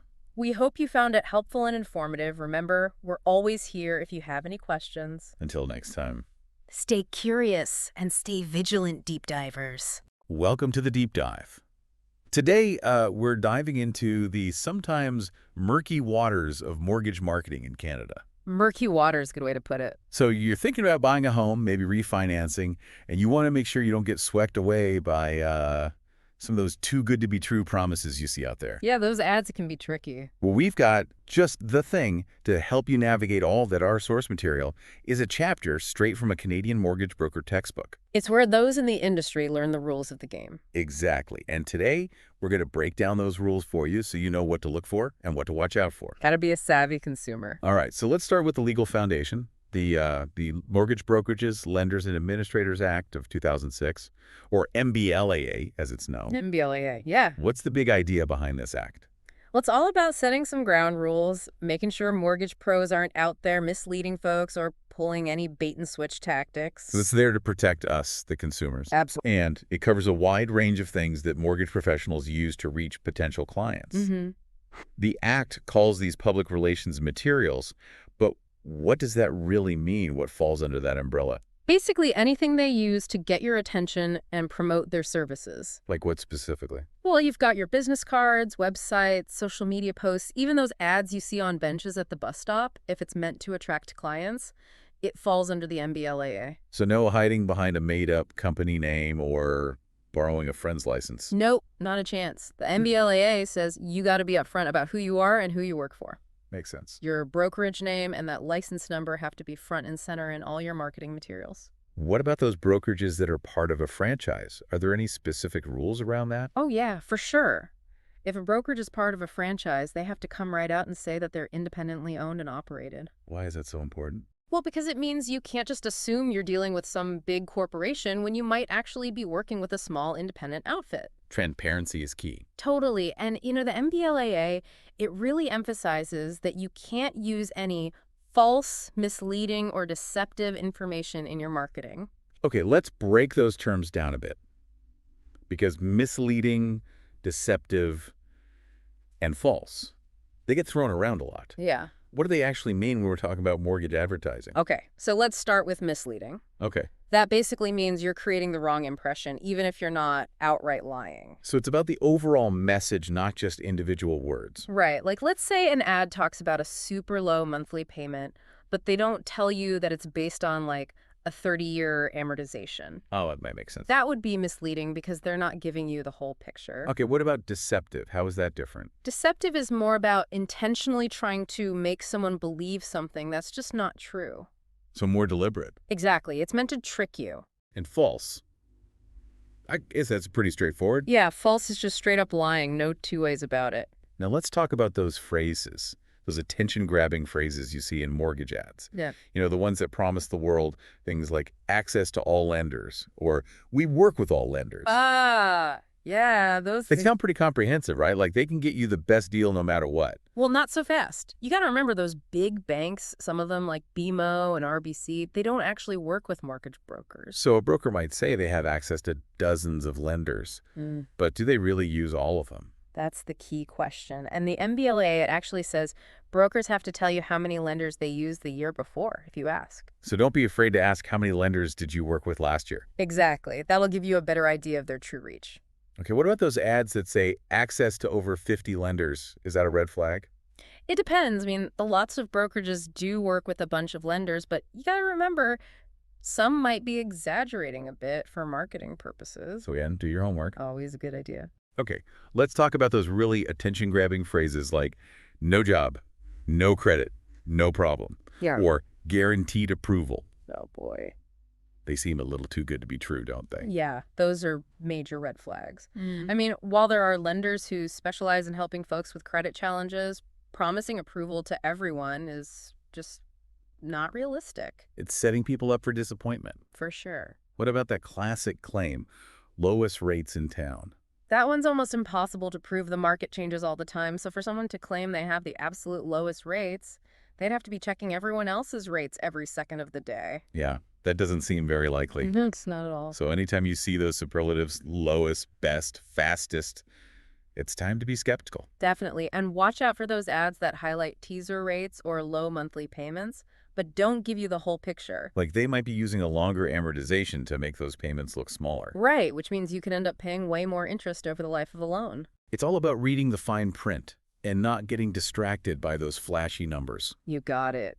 So we've been talking about how the MBLAA, that Mortgage Brokerages, Lenders, and Administrators Act, keeps mortgage advertising in check. Right, making sure those mortgage ads are playing by the rules. Exactly. But what about all that personal information you have to share when you're applying for a mortgage? Yeah, that's a good point. You're handing over a lot of sensitive data. Well, in Canada, there's another piece of legislation that steps in to protect you. It's called PIPEDA. PIPEDA. That sounds a bit like a robot or something. It does have a bit of a futuristic ring to it, but it stands for the Personal Information Protection and Electronic Documents Act. Okay, so it's about protecting my information online. Exactly. It's all about safeguarding your data in the digital world. So what exactly does PIPEDA cover when it comes to mortgages? It lays out the rules for how organizations can collect, use, and share your personal information. And what exactly do they mean by personal information? Give me some examples. Oh, it's a pretty broad definition. We're talking your name, age, address, all that basic stuff, but also your financial details, like income, credit history, assets. Okay, so all the stuff they need to assess my mortgage application. Right, but it goes even further than that. It covers things like your opinions, your blood type, even comments you might make on a survey. Wow, I had no idea it was that comprehensive. Yeah, it's pretty wide-ranging. So how does this actually play out in the mortgage world? Walk me through it. Sure, so let's say you're applying for a mortgage. The broker needs info about your job, your income, your debts, all that stuff. The stuff that makes up my financial picture. Exactly, and all of that falls under the protection of PIPEDA. So they can't just go digging around without my permission. Nope, they need your consent to gather and use that information. So no sneaking a peek at my credit report without asking me first. That's right. They have to be upfront about what they're collecting and why. It's like having a bodyguard for my data. I like that analogy. So that covers how information is handled once it's collected. But what about all those emails and texts you get? You know, the ones that promise you the best mortgage rates ever. Yeah, those can be annoying. Is there anything that stops those from flooding my inbox? You bet Canada has something called CASL, the Canadian anti-spam legislation. CASL. So is that like a spam filter on steroids? You could say that it's designed to protect you from all those unwanted commercial electronic messages. So no more unsolicited mortgage advice clogging up my inbox. That's the goal. CASL says businesses need to get your consent before sending you any kind of commercial electronic message. And that includes emails, texts, even those direct messages on social media. It covers the whole gamut. So if I never signed up for those mortgage rate alerts, they shouldn't be showing up in my inbox. Exactly. Consent is key. And it can't be just any kind of consent. It has to be express consent. So you mean those pre-check boxes on a website don't count? Nope. You have to actively agree to receive those messages. Okay, so what happens if a company ignores CASL? Are there actual penalties, or is it just a slap on the wrist? Oh, no, there are definitely consequences. The penalties can be pretty hefty. Like how hefty? Well, it depends on the violation, but we're talking potentially millions of dollars for really serious offenses. Wow, it's serious. And it's not just one agency keeping an eye out either. It's the CRTC, the Competition Bureau, the Office of the Privacy Commissioner. They're all involved in enforcing CASL. So it sounds like Canada is taking this spam thing pretty seriously. Absolutely. They're not messing around. So we've got the MBLAA keeping those mortgage ads honest, PRIPEDA safeguarding our personal information, and CALS as our spam-fighting superhero. Is there anything else governing this whole marketing landscape? Well, there's also a level of self-regulation within the advertising industry itself. It's called the Canadian Code of Advertising Standards. Okay, I've heard of that, but give me a refresher. What exactly is it? Think of it as a set of ethical guidelines for marketers. It's created by Advertising Standards Canada, a nonprofit organization dedicated to promoting responsible advertising. So it's not the law, but it's like a moral compass for advertisers. Yeah, a way to encourage them to do the right thing. What kind of stuff does the code cover? It's pretty broad. It deals with things like making sure ads are accurate, dealing with price claims, bait-and-switch tactics, guarantees testimonials, even safety considerations. So it's like a guide to ethical advertising best practices. You could say that. So we've talked about laws, codes, guidelines, but what about some practical advice from the folks who actually enforce these rules? You mean the Competition Bureau of Canada? They're the ones who crack down on misleading advertising. Exactly. What are some of their top tips for businesses to make sure their marketing is on the up and up? Well, first and foremost, they say be clear and accurate. Don't hide important details in the fine print or use jargon that nobody understands. So treat your potential clients like intelligent human beings. Exactly. Give them the information they need to make informed decisions. And they also stress the importance of not making misleading claims. Right. Don't overpromise and underdeliver. Be honest about the benefits of your product or service. No need to exaggerate. Nope, just keep it real. And the Competition Bureau also cautions against using regular price or ordinary price in a misleading way. Yeah, those terms should only be used if the product has actually been sold at that price for a reasonable amount of time. So no artificially inflating the price to make a sale seem more impressive. Exactly, that's a no-no. Okay. Any other words of wisdom from the Competition Bureau? They say if you're making any performance claims, you better be able to back them up with solid evidence. So don't just say you're the best or the fastest without being able to prove it. Right, you need to have the receipts. So testimonials don't count as evidence in that case. Testimonials are great for building trust, but they don't necessarily meet the standard of solid evidence when you're making specific claims about your product or service. Okay, I get it. So it all comes down to honesty, transparency, and treating your clients with respect. That's it in a nutshell. No smoke and mirrors, just clear communication and a genuine commitment to helping people find the right mortgage. Couldn't have said it better myself. And that actually leads us perfectly into discussing some real-world examples of misleading mortgage advertising and how to spot them. So we've talked about the laws and the guidelines and the rules of the game. But even with all that, it's still important to be aware of some of the tactics that some mortgage companies might use to try to sway you. Right. It's like knowing the rules of basketball doesn't automatically make you a great player. Exactly. Ugh. So let's play a little game of spot the red flag. What are some real-world examples of misleading mortgage advertising that we should be on the lookout for? Okay, well, one that comes up a lot is using those teaser rates or low introductory payments without being totally upfront about the terms and conditions. You mean like you see an ad with a super low rate for the first 6 months, but it doesn't really mention that the rate skyrockets after that? Yeah, exactly. You're lured in by the promise of those low payments, but then, bam, you get hit with a much higher rate later on. And that can really mess with your budget. Oh, for sure. And sometimes those low introductory payments are only possible because the lender is using a longer amortization period.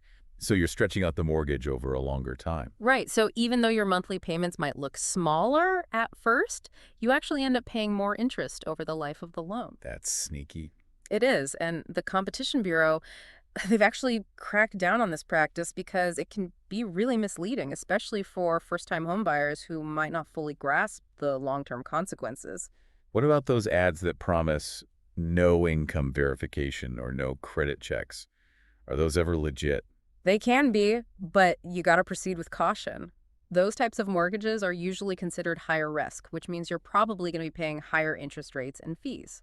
So it's like you're paying a premium for the convenience of not having to jump through those hoops.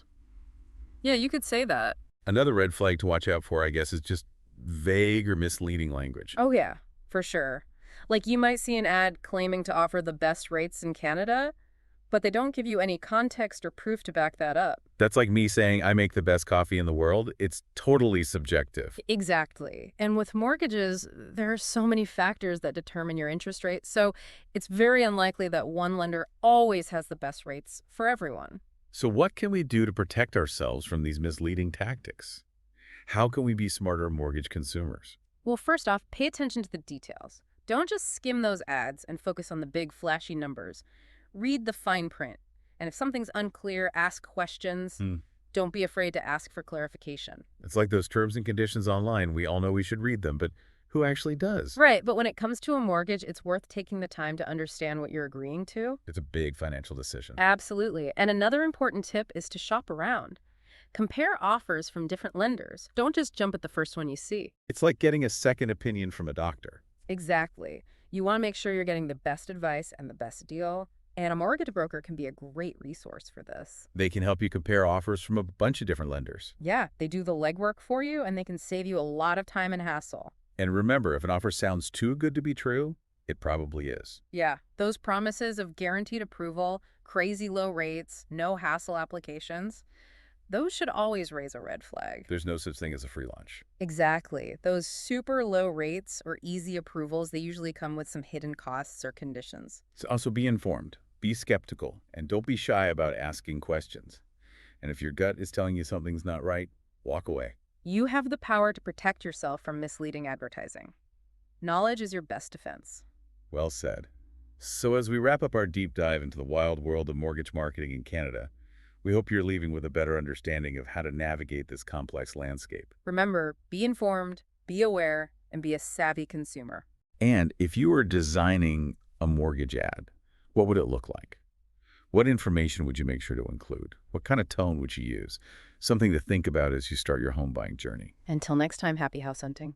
Welcome to our deep dive, into the world of mortgage remedies. Oh, It's a topic that might not sound yeah. thrilling at first glance, but trust me, once you start peeling back the layers, it gets really interesting and surprisingly important. We're going to be exploring what happens when those monthly mortgage payments, become a struggle, and what options are on the table for both the borrower and the lender. You're absolutely right. Right. It's a side of homeownership most people don't think about until they absolutely have to. Right. But having even just like a basic understanding of mortgage remedies can make all the difference when those unexpected life events, pop up. Right. To get us started, we've got some excellent source material, including a detailed report on mortgage remedies specifically in Ontario from mortgage21.pdf. Now, for our listener, remember this deep dive is tailored for you, even if you're not in Ontario. Many of these concepts apply broadly across Canada and even in other countries. That's an important point. Mortgage systems have similarities around the world, but the specific legal processes can vary. So while we're focusing on Ontario today, you can apply the general principles to your own situation, keeping in mind your local regulations might be a bit different. Right. Good reminder. So let's start with the basics. Ideally, a mortgage is paid back smoothly over time, no problems. But as we all know, life can be unpredictable. Exactly. And from the lender's perspective, resorting to mortgage remedies is truly a last resort. It's not something they want to do. It's costly, it's time-consuming, and it doesn't always result in a full recovery of what's owed. That makes sense. So it sounds like lenders are incentivized to find ways to work with borrowers whenever possible. Absolutely. It's in everyone's best interest to avoid those more drastic measures. Okay, so let's walk through what happens when those drastic measures become necessary. Our Ontario source material highlights something called the power of sale as the most common remedy. Can you explain what that is? Certainly, power of sale basically gives the lender the right to take control of the property and sell it to recover the outstanding mortgage debt if the borrower has defaulted on payments. So it's kind of like the lender stepping in and forcing a sale to get their money back. Yes, precisely. Think of it like this. The lender essentially becomes the seller, but they have to follow a very specific set of legal procedures to ensure fairness and transparency for the borrower. Okay, that makes sense. So let's say a borrower in Ontario starts missing mortgage payments. What happens first? The first step is what's called default. This means the borrower hasn't met the agreed upon payment terms. At that point, the lender will issue a formal notice called a notice of sale, and it's not just a casual letter. So it's pretty serious business then. Oh, absolutely. Our source material actually shows an example of a notice of sale in Figure 981. It's a legal document, very formal, outlining the situation, the amount owed, and the consequences of not taking action. Think of it like a very serious wake-up call for the borrower. Wow, I'm looking at that figure now. Yeah, that definitely has an official feel to it. Not something you'd want to ignore. But what happens next? Does the borrower have any time to try and fix things? Yes, they do. This is where the redemption period comes in, and it's a critical point in the process. The borrower has 35 days to either catch up on the missed payments, pay off the entire mortgage balance, or negotiate a new arrangement with the lender. 35 days. That sounds like a tight window, but also a crucial opportunity for the borrower to avoid losing their home. Exactly. And it's important to note this 35-day time frame is specific to Ontario. Other provinces might have different redemption periods. That's helpful to know. Now, let's say despite this grace period, the borrower can't make things right. What happens then? Well, if the borrower doesn't take action during the redemption period, things unfortunately escalate. The lender will then go to court to obtain what's called a writ of possession. It's essentially a legal order granting them the right to take control of the property. So it's almost like a legal eviction notice, giving the lender the power to essentially take back the property? Yes, you could think of it that way. And visually, our source material shows a sample of this document in Figure 992 if you want to see what it actually looks like. Okay, so the writ of possession comes into play. The lender takes control. Then what? Then the property is typically put up for sale, usually through a real estate agent. There will be specific legal documents associated with the sale, a certificate of power of sale, and a seller selling under power of sale schedule. These are key because they signal to potential buyers that this isn't your typical sale. Right, so it's transparent that the property is being sold due to a power of sale situation, which is important for everyone involved. Then once the property is sold, where does the money go? The proceeds from the sale are used to settle the outstanding mortgage debt first, followed by any associated costs related to the power of sale process, legal fees, etc. Any remaining funds after that are returned to the borrower. Ah, okay. So it's not like the lender profits from this situation. Not at all. The goal of the power of sale is purely to recover the outstanding debt and cover the necessary expenses. But what happens if the sale price doesn't fully cover the debt? Let's say the house sells for less than what's owed on the mortgage. What happens then? That's a great question, and this is where things can get really tricky for the borrower. Unless the borrower has mortgage default insurance, the lender can actually sue them for the remaining balance.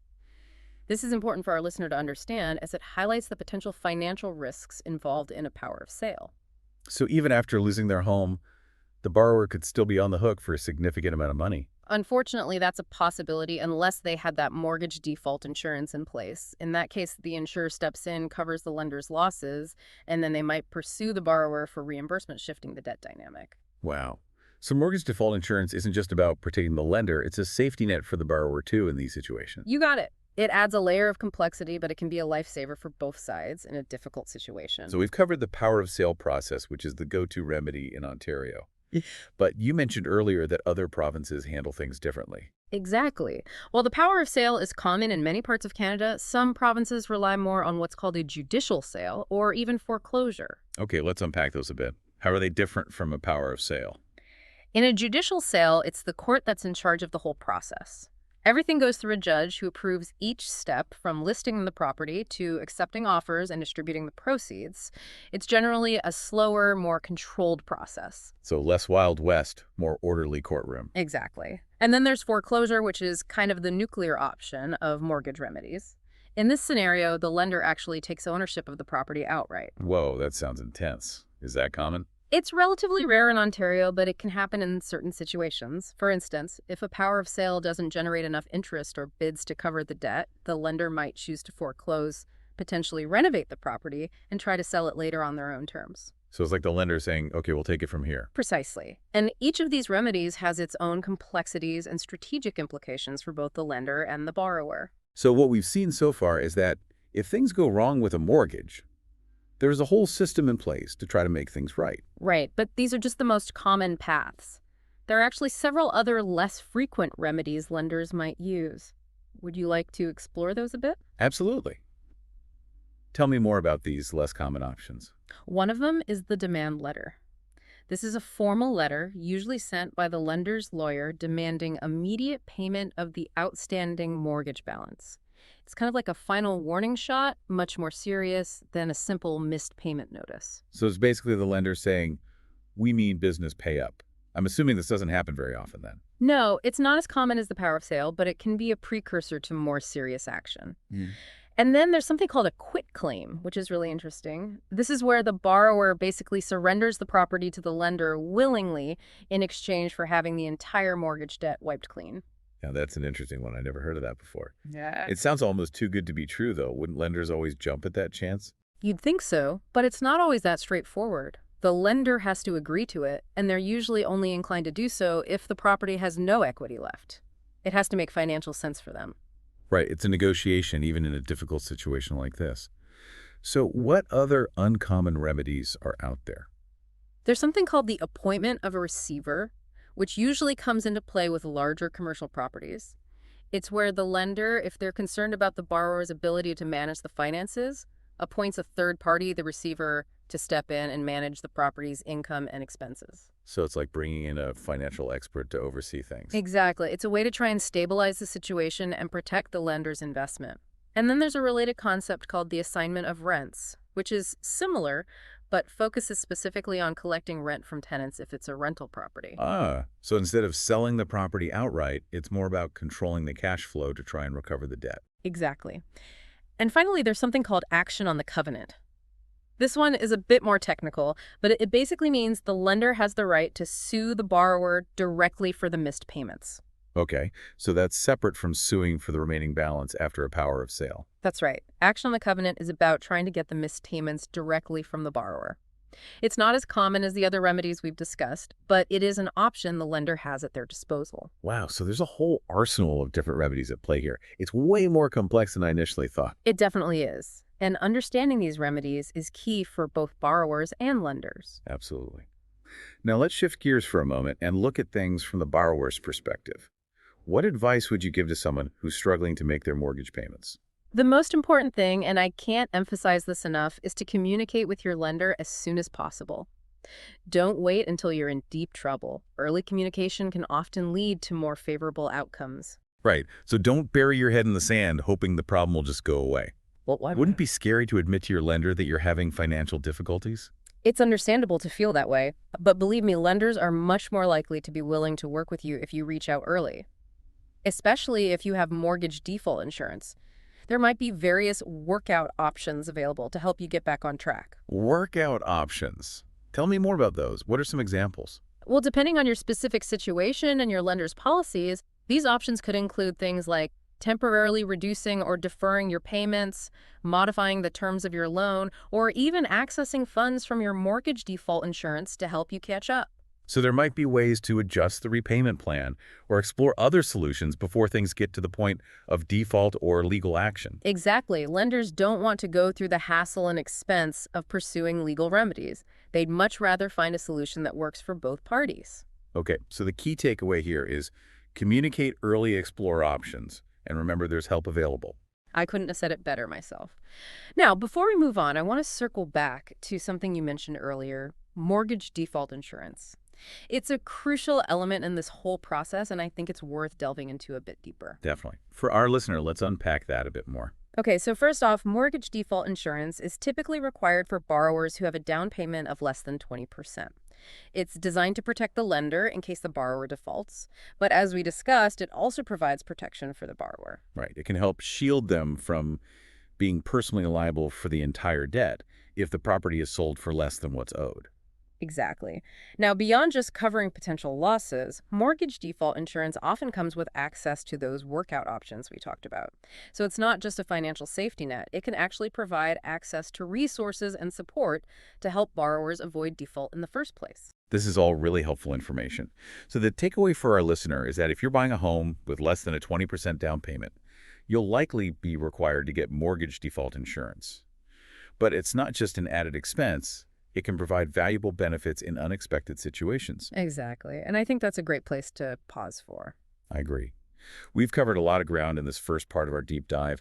Stay tuned for part 2, where we'll explore the real-world implications of these remedies and answer some common questions about how it all plays out in practice. Welcome back to our deep dive on mortgage remedies. I feel like we've already learned so much, but I'm eager to dig even deeper into the practical side of things. I'm with you. It's one thing to understand the legal processes, but it's another to see how they actually play out, in real-world scenarios. Exactly. So let's say a homeowner falls behind on their mortgage payments and things progress to the point where the lender initiates a power of sale. What happens to the borrower's belongings that are still inside the house? I'm picturing, a lot of moving boxes and maybe some stress. Yeah, you're hitting on a common concern. In most cases, the borrower is responsible for removing their belongings before the property is sold. It's part of the process of the lender, taking possession. Okay, so it's not like the new buyer suddenly inherits all the previous owner's furniture and personal items. Not at all. The lender will typically provide a reasonable time frame for the borrower to move their belongings out. It can be a tough situation, especially if the borrower is facing, financial difficulties on top of everything else. I can imagine. Yeah. But what happens if the borrower, for whatever reason, can't afford to move their belongings or they simply abandon the property? I'm guessing it doesn't just sit there indefinitely. That's where things can get complicated and potentially costly. The lender might have to hire a company to clear out the property, and those expenses could be added to the outstanding debt. So that adds another layer of financial burden on top of everything else. Unfortunately, yes. Yeah. It's a reminder that there are real-world consequences to these legal processes, and it's not always as simple as just, handing over the keys. Okay, that's an important point. Now let's talk about another real-life scenario, and this is one that's often overlooked. What happens if a borrower passes away while their mortgage is still outstanding? I'm thinking about families who are dealing with grief and now suddenly have this financial responsibility to contend with. It's a crucial question, and you're right, it's often a difficult and emotionally charged situation. In most cases, the outstanding mortgage becomes part of the deceased's estate. So it's like any other debt or asset that needs to be sorted out. Exactly. If the estate has sufficient assets like savings or other properties, the mortgage would be paid off. But if there aren't enough assets to cover the debt, the lender might have to pursue other remedies like those we've already discussed. So potentially a power of sale or one of those other options, even though the original borrower has passed away. Unfortunately, yes. It's a reminder that it's crucial to have a plan in place, like a will or life insurance, to protect your loved ones in case of the unexpected. Definitely good advice. These are things you might not want to think about, but it's important to be prepared. Speaking of being prepared, you mentioned earlier how different provinces approach these remedies differently. Could we delve into that a bit more? Absolutely. It's fascinating how these legal systems have evolved over time. We know Ontario favors the power of sale, but, for example, in some provinces like Alberta and Saskatchewan, they primarily use something called judicial sale. Remember, we touched on that earlier. Right. It's where a judge oversees the entire process of selling the property. Exactly.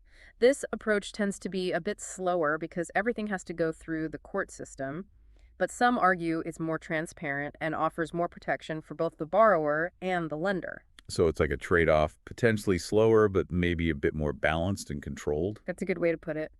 And then there's foreclosure, which is less common in Canada overall, but can occur in certain situations like we discussed earlier. Right, that's where the lender actually takes ownership of the property. Exactly. And the process for foreclosure can also vary significantly from province to province. So, if our listener is facing these challenges, it's essential to understand the specific laws and procedures in your province. I'm realizing now that this is all very much tied to property law, which can get pretty complicated. It absolutely is. Mortgage remedies sit at the intersection of finance and real estate law, so it's a complex area with lots of nuances. Well, I'm glad we have you here to help us navigate it. Yeah. Now, shifting gears a bit, I know some people might feel like these legal processes seem kind of impersonal. It's all about paperwork and procedures. Is there a way to bring a more human touch to these situations? I agree with you there. It's easy to get caught up in the legalities and forget that there are real people behind every case. It's important to remember that behind every foreclosure or power of sale, there's a story, a family, and a life that's been disrupted. It's a good reminder to approach these situations with empathy and understanding. Absolutely. And while the legal process needs to follow its course, there's always room for compassion and flexibility within that framework. So even though there are these formal procedures in place, there's still potential for human connection and maybe even creative solutions. Right. And remember, there are resources available to help people who are going through these challenges. Credit counseling agencies can offer guidance, and some community organizations provide financial assistance or even housing resources. That's great to know. It's crucial to remember that people aren't alone in these situations and there is help available. Exactly. And even if you're not personally facing foreclosure, understanding these remedies and their potential consequences can help you make more informed financial decisions in the future. Well said. I think that's a great point to transition into our next segment. For our listeners who are homeowners or even thinking about buying a home, what are some key takeaways they should keep in mind based on what we've learned? I'd say first and foremost, make sure you truly understand the terms of your mortgage agreement. Don't just sign on the dotted line. Know what constitutes a default, what the lender's rights are, and what options are available to you if you encounter difficulties. Right, because what we've seen is that there are a lot of different scenarios that can play out. Exactly. Secondly, create a realistic budget and be sure you can comfortably afford those mortgage payments. Life throws curveballs, so it's wise to build in some financial wiggle room. It's easy to get swept up in the excitement of buying a home, but it's essential to be practical about your finances. Absolutely. And finally, and this echoes what we discussed earlier, if you do find yourself struggling to make your payments, don't bury your head in the sand. Reach out to your lender as early as possible. That open communication is often the key to finding a workable solution. Communication is key. I think that's a fantastic takeaway for our listeners. I agree. And with that in mind, maybe this is a good place to take a break and come back refreshed for our final segment. Yes, that sounds like a plan. Stay tuned for part 3, where we'll delve into some more specific questions and resources. Welcome back to the final part of our deep dive into mortgage remedies. We've covered a lot of ground, from the specific steps in a power of sale to the human side of these often difficult situations. I think there's even more we can uncover, though. You're right. There are always more questions to ask. And speaking of questions, I'm sure our listener has a few swirling around after all this information. I bet they do. It's a complex topic, and it's natural to have questions. Okay, so let's put ourselves in our listener's shoes for a minute. Let's say I'm a homeowner, and I'm starting to worry about keeping up with my mortgage payments, but I'm feeling overwhelmed and unsure where to turn. What's the very first step I should take? That's a feeling a lot of people face. And the most important first step is simple. Gather your information. Find your original mortgage agreement, any recent statements, and pull together a clear picture of your current financial situation. This will help you have a more productive conversation with your lender. Okay, so knowledge is power. That Right. makes sense. But then wouldn't approaching the lender be the scariest part? It can feel intimidating, absolutely. But remember, most lenders are genuinely interested in finding solutions. They don't want to go through the lengthy and expensive process of foreclosure or power of sale if it can be avoided. So it's really in everyone's best interest to work together. Exactly. Often there are options available that the borrower might not even be aware of. We Huh. talked about those workout options earlier. Right. Those solutions that can help modify the loan terms or provide temporary relief. That's right. And here's where having that mortgage default insurance can really make a difference. Okay. Can you remind us why that is? Sure. Not only does mortgage default insurance protect the lender, it often comes with access to resources and programs specifically designed to help borrowers get back on track. These programs can provide financial counseling, budgeting tools, and even access to funds to help cover missed payments. So it's almost like having a financial safety net with built-in support. You could say that. And that's why it's so important to communicate with your lender as soon as you start to feel worried. They can help you understand what options are available to you even before things escalate to a point of default. Okay, so that's if I'm already a homeowner. But what if I'm thinking about buying a home in the future? Is there anything I can do now to protect myself down the road? Absolutely. The best thing you can do is educate yourself. Take the time to understand the different types of mortgages, the terms and conditions involved, and the potential risks. So basically, do your homework before you even start house hunting. Exactly. Knowledge is power, especially when it comes to such a significant financial decision. And don't be afraid to ask questions. Talk to mortgage professionals, financial advisors, even friends or family who have experience with homeownership. And remember, there are lots of great resources available online and through government agencies to help you understand your rights and responsibilities as a homeowner. Yes, don't hesitate to reach out to those resources if you need guidance or clarification. This has been such an insightful deep dive. I feel like we've really demystified this whole topic of mortgage remedies. I hope so. It's definitely a complex subject, but hopefully our listener now feels more informed and empowered. Absolutely. So to wrap things up for our listener, what are the three most important things to remember from this deep dive? First, understand your mortgage agreement thoroughly. Know your rights and responsibilities. Second, communicate with your lender early and often, especially if you're facing financial challenges. And third, remember that there are resources and support systems available to help you navigate these situations. You don't have to go through it alone. Well said. I think that's a fantastic note to end on. Thanks for joining us on this journey into the world of mortgage remedies. Yeah. We hope you found this information helpful and maybe even a little bit inspiring. Remember, knowledge is power, and with a little bit of effort, we can all navigate the world of homeownership with confidence and peace of mind. Welcome to our deep dives into the wild world of Canadian mortgage repayment plans. Sounds exciting, right? It is. We're going to be using Chapter 3 of Mortgage 3.mpdf as our roadmap today. That's right. Now, you might be thinking, I already know the basics, but trust me, even seasoned homeowners might find some hidden gems in here. Oh, yeah, for sure. Things that could save you a serious chunk of change or unlock some flexibility you didn't know existed. Absolutely. We often get caught up in that interest rate game, Right. But the repayment plan itself Right. can be just as impactful on your long-term financial picture. Okay, so let's say your goal is to pay off your mortgage as quickly as possible. Okay. What kind of plan would you recommend? So in that case, we'd want to focus on plans that allow for accelerated payments and potentially a shorter amortization period. Okay. Now, most people think frequent payments equal faster payoff, Right. but that's not always the case. We really? Yeah. Let's look at Barbara's case from the source material. She had a $200,000 mortgage. No. By switching to accelerated weekly payments, she only saved a few $100s in interest over the entire term. However, by increasing her payment amount even slightly, she could significantly reduce the amortization period and save thousands. So it's not about how often you pay, it's about how much you pay. Exactly. That's a game changer. Now, if your priority is minimizing the total interest paid, you might consider a shorter amortization period right from the start. Right. Of course, this means higher monthly payments, Right. but the long-term savings can be substantial. Okay.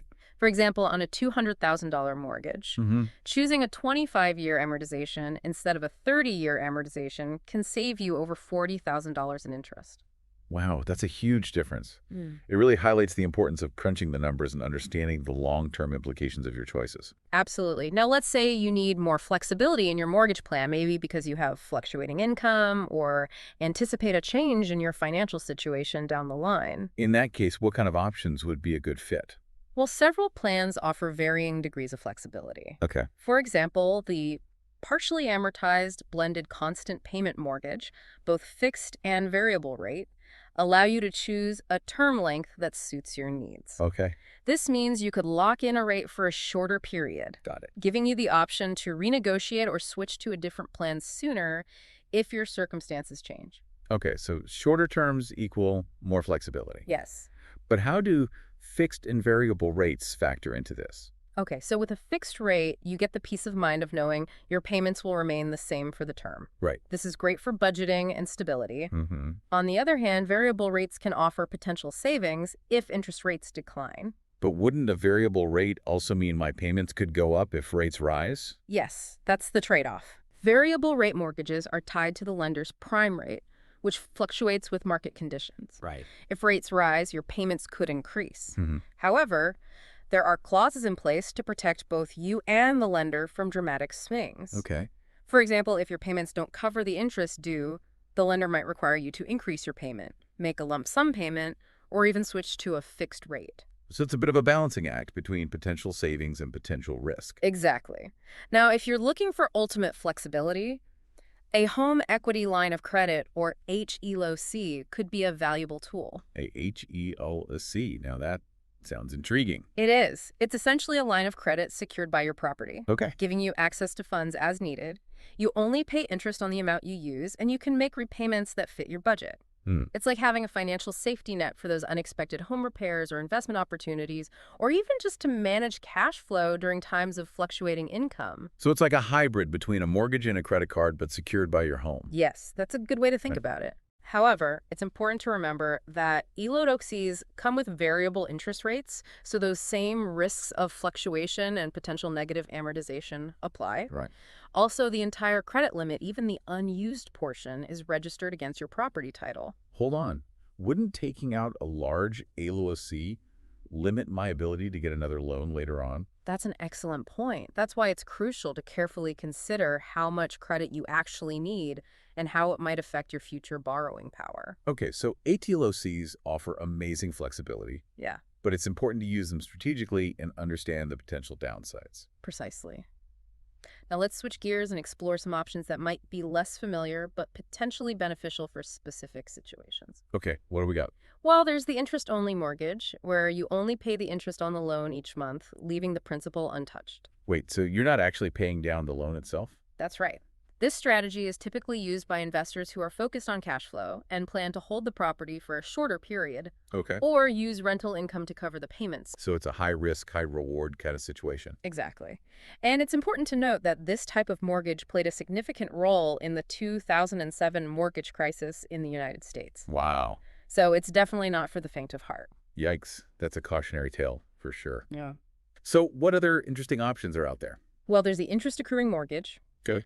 This is where you make no payments during the term, and both the principal and interest accumulate, Wow. creating a larger debt to be repaid at the end. Whoa. That sounds intense. Why would anyone choose that? It's typically used for very specific situations, maybe when someone is expecting a large lump sum of money in the near future, Okay. or needs to free up cash flow for a short period to achieve a specific financial goal.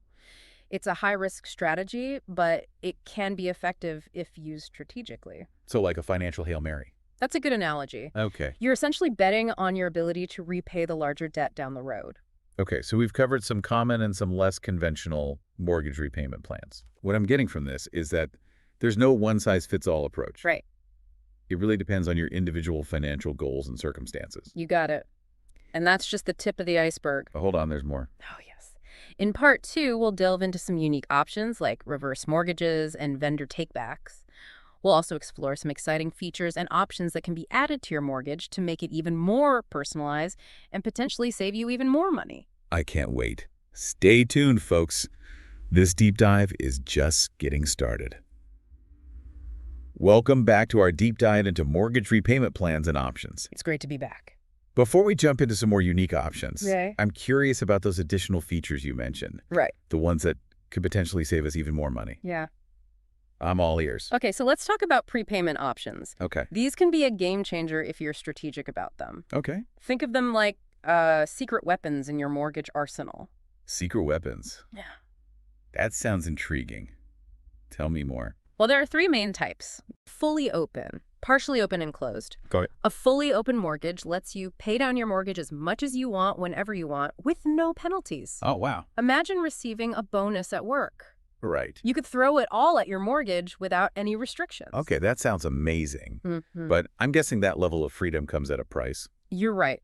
Fully open mortgages usually come with higher interest rates Yeah. because lenders are taking on more risk by giving you all the control. Mhm. They're essentially saying, we're giving you ultimate flexibility, but we're going to charge a premium for that. Makes sense. Yeah. So if you're looking for a bit more balance between flexibility and cost, Mm-hmm. there's the partially open mortgage, right? Exactly. This allows you to make lump sum payments up to a certain percentage of the original loan amount each year. Okay. penalty-free. Hmm. It's a great way to accelerate your mortgage repayment and chip away at that interest without committing to the higher rates of a fully open mortgage. Now let's talk about the most common type, the closed mortgage. It sounds restrictive, but you mentioned it's not completely locked down. Right, with a closed mortgage, you can still make extra payments. Okay. But there are limits and potential penalties if you want to pay off a large chunk or refinance before the term ends. Okay. Think of it like agreeing to a set payment schedule with your lender.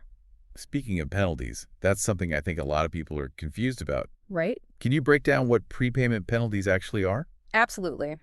Essentially, if you decide to break the terms of your closed or partially open mortgage, Mm-hmm. by making significant prepayments or refinancing, you might get hit with a penalty. It's like a breakup fee for your mortgage. Oh, wow. There are two main types, 3 months interest and the interest rate differential. Okay, break those down for me. Okay, the 3 months interest penalty is straightforward. Okay. It's simply 3 times your average monthly interest payment. Okay. The lender is basically recouping some of the interest they would have earned if you'd stuck to the original plan. And the interest rate differential, that sounds a bit more complicated. It is a bit trickier. Okay. This penalty is based on the difference between your current mortgage rate and the lender's current rate for a similar term. Okay. So if interest rates have gone down since you took out your mortgage, you'll likely be penalized for breaking your contract because it potentially costs the lender money. They're missing out on the higher interest they could be earning. Wow, I never realized there was so much strategy involved in prepayments. Yeah. It's definitely something to consider carefully before making any big moves of your mortgage. Absolutely. Now, beyond prepayments, there are other options that can help you tailor your mortgage to your needs. Okay. Let's talk about repayment options. Okay, what do we have in this category? One popular option is the periodic payment increase. Okay. This allows you to gradually increase your regular payments, usually by a small percentage each year. Okay. It might not seem like much, but even small increases can significantly reduce the amount of interest you pay over time and shorten your amortization period. It's like slowly turning up the heat on your mortgage repayment plan. Yeah. You barely notice the change, but over time, it really makes a difference. Any other cool options in this category? There's the accelerated mortgage payment option, which lets you increase your payments right from the start rather than waiting for those periodic increases. Okay. It's like hitting the gas pedal on your mortgage repayment journey. So instead of gradually increasing your payments, you're going full throttle from day one. Exactly. And remember, as we discussed earlier, Right. it's the payment amount that really matters, not just the frequency. Right. No more falling for that biweekly payment myth.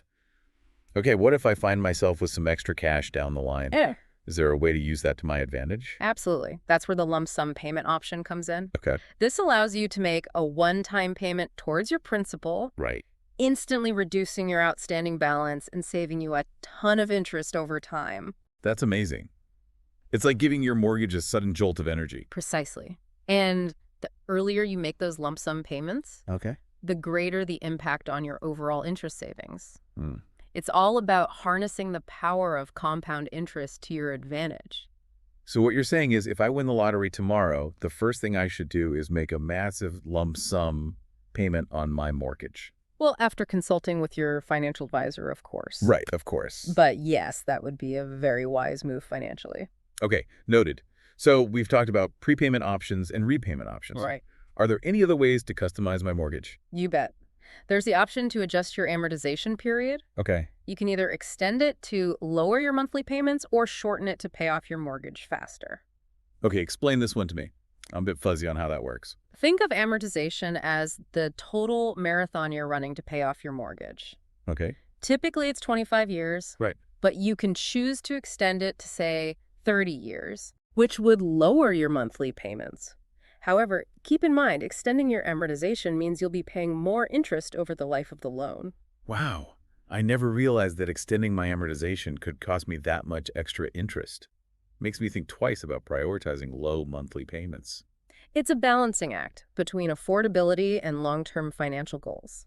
Shortening your amortization, on the other hand, accelerates your repayment and reduces your overall interest costs, but it also means higher monthly payments. So it's all about weighing the pros and cons and figuring out what aligns best with your financial situation and goals. Exactly.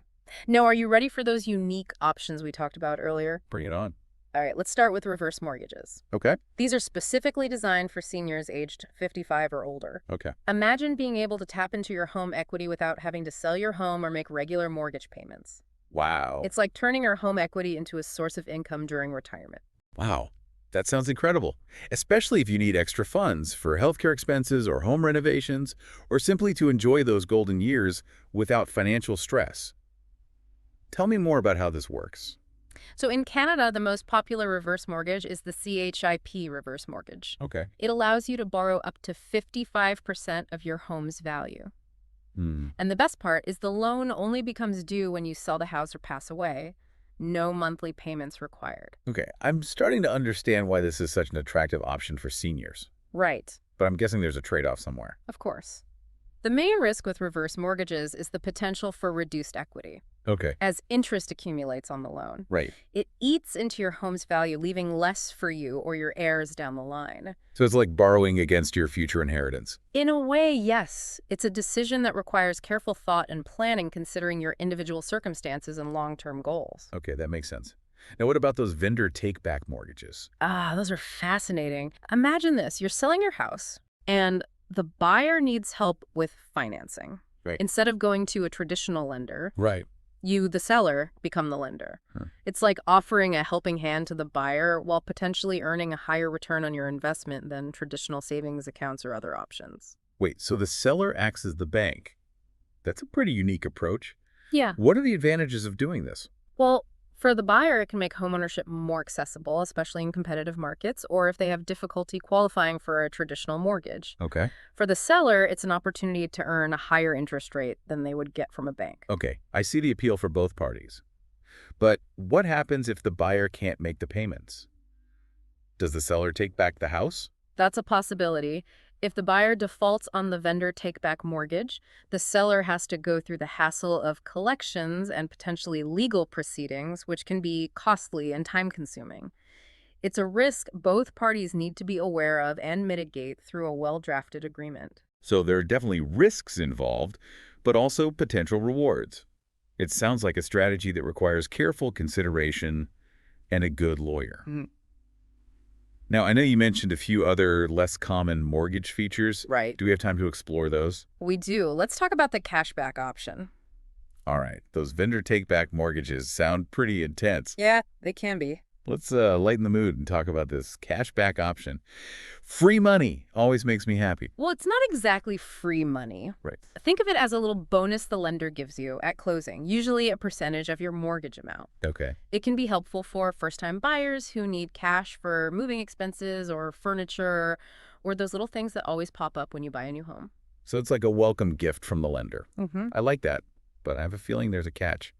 Nothing in life is truly free, right? You're right. There's always a trade-off. Yeah. In this case, it's usually a slightly higher interest rate. Okay. The lender is essentially factoring the cost of that cash back into your overall loan terms. Yeah. Ah, so you're paying of that convenience in the long run. Exactly. And what happens if you need to refinance or break your mortgage term early? Right. Do you have to pay back that cash back? You likely will have to repay a portion of it calculated based on how much time is left on your mortgage term. Okay. The source material actually has a handy formula to figure out that repayment amount. Okay, so it's a bit like a short-term loan you're paying back through a slightly higher interest rate. Yeah. Makes sense. Now, what about that combined or bundled option you mentioned earlier? What's the deal with those? Imagine getting a mortgage and a line of credit all in one neat package. That's the combined or bundled option. A great example is Scotiabank's STEP mortgage. Okay. You get a fixed-rate mortgage and a revolving line of credit, both secured by your property. So it's like having a backup source of funds readily available without going through a separate application process. That sounds incredibly convenient. It is. It's like having a financial safety net built right into your mortgage. However, keep in mind that even though you might only use a portion of that credit line, the entire bundled amount is registered against your property title. So that could potentially limit my borrowing power for other loans down the line. Exactly. It's something to consider if you think you might need to borrow additional funds for other purposes in the future. Okay, noted. Now let's talk about portability. It seems like a great option for those planning on moving up the property ladder. You're right on the money with that one. Portability allows you to transfer your existing mortgage to a new property without having to go through the entire application and approval process again. It can save you time, money, and potentially protect you from rising interest rates. So it's like taking your mortgage along for the ride when you move. That's a Yeah. fantastic perk.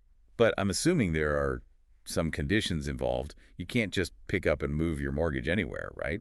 Of course not. The lender will still need to assess your financial situation and the new property to make sure everything aligns with their lending criteria.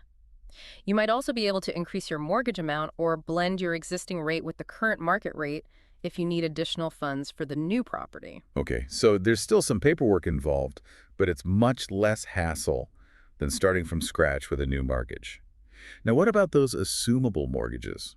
I don't hear much about those anymore. They're not as common as they used to be, mainly because interest rates have been relatively low and stable for a while. Okay.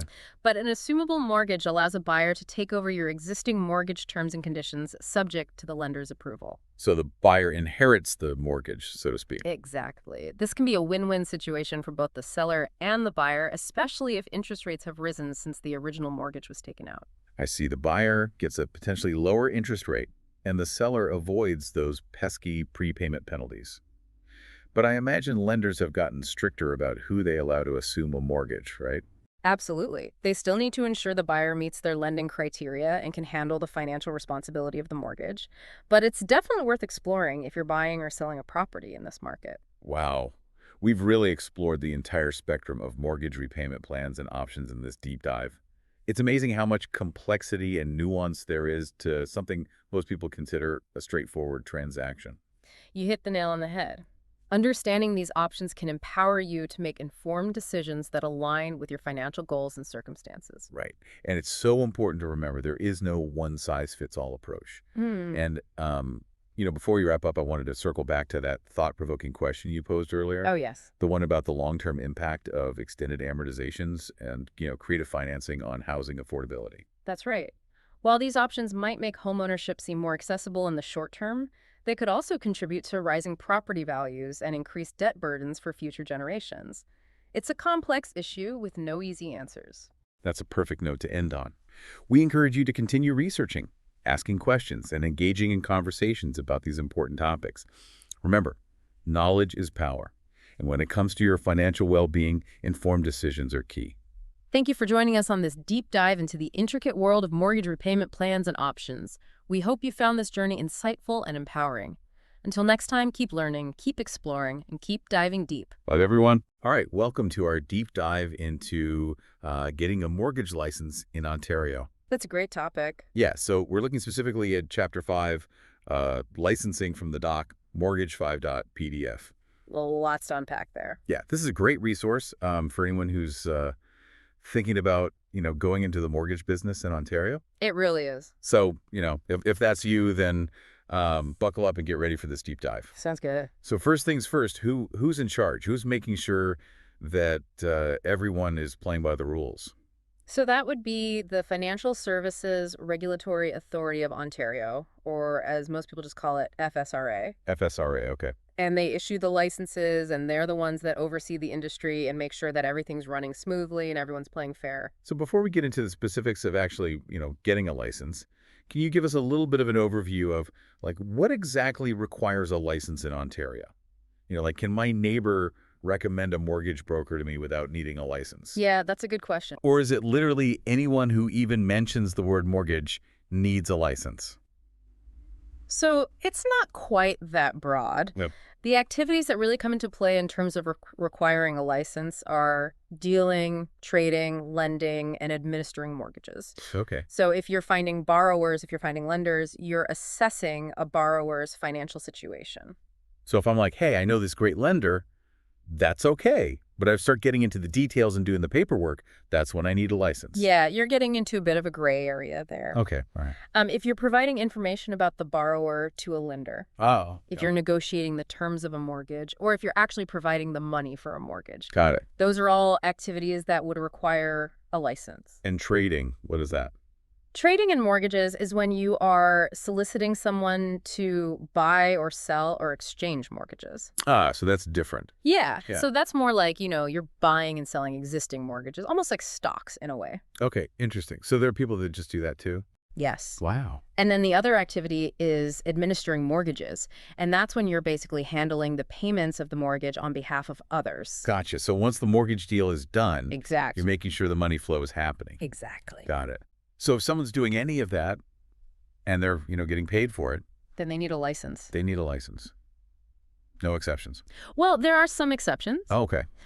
There are some exemptions built into the legislation. So like what? So, for example, if you simply refer a borrower or a lender to someone and you limit the information you provide to just their contact info and you disclose any fees that you might be getting for that referral, then you don't need a license. Okay. Also, lawyers, if they're acting solely on behalf of their clients as part of their legal services, Right. they don't need a separate license for that. Makes sense. And then there are some other exemptions, for example, for certain vendor take-back mortgages. What's that? That's when the seller of a property actually finances part of the sale price. Interesting. I've never actually heard of that. Yeah, so there are specific rules around those. And in some cases, those might be exempt from licensing requirements. So it sounds like there's a web of exemptions for very specific cases. That's right. But, for your average Joe who wants to work in the industry, Yeah, it's pretty much non-negotiable. you got to get that license. Yeah. So let's focus on those, because there's a few different licenses that FSRA gives out. Yes, there are 4 different licenses. But the ones that we're interested in today are the mortgage agent and broker licenses. Okay. So, what are some of the must-knows about those? What are the requirements? So to get started, for both of those licenses, you need to be at least 18 years old, a resident of Canada, and you need to have a valid mailing address in Ontario. Okay. Valid mailing address. That means no P.O. boxes. Correct. No P.O. boxes. Got it. So you got to be a legit resident. Right. All right. So what else? What else do I need? So you'll need to be authorized by a licensed mortgage brokerage to deal or trade in mortgages. So I need to find a brokerage who's going to, take me on as an agent or a broker.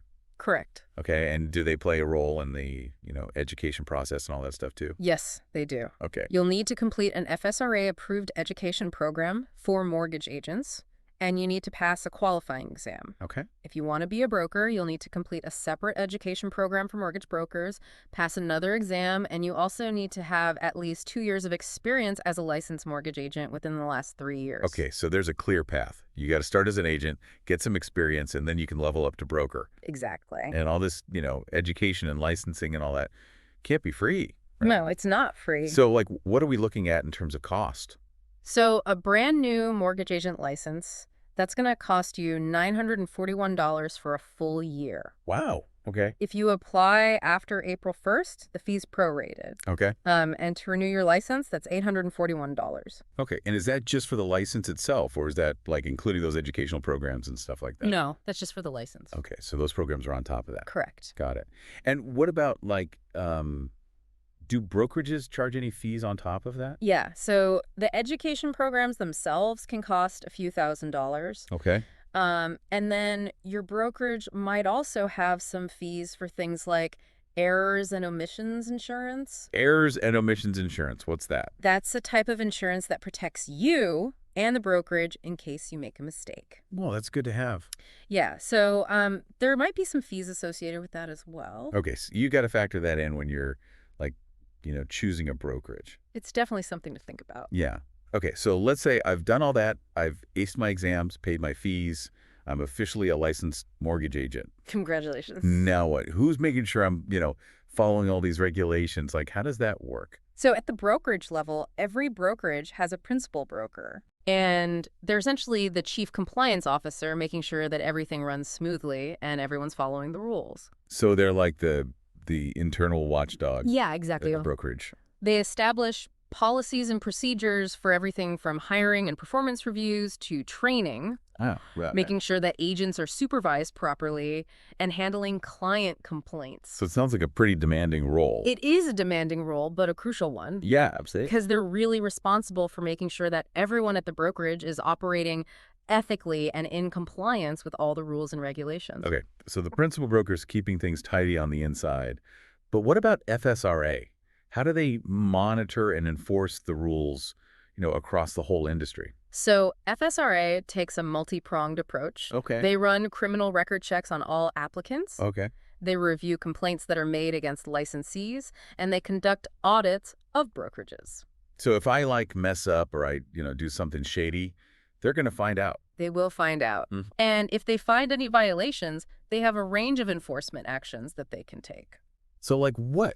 Like what are we talking about here? It can range from warning letters for minor offenses Okay. to pretty hefty fines for more serious breaches. Hefty fines. Like how hefty are we talking? Brokerages and administrators can be fined up to $500,000. Wow. And for individual brokers and agents, the fines can go up to $100,000.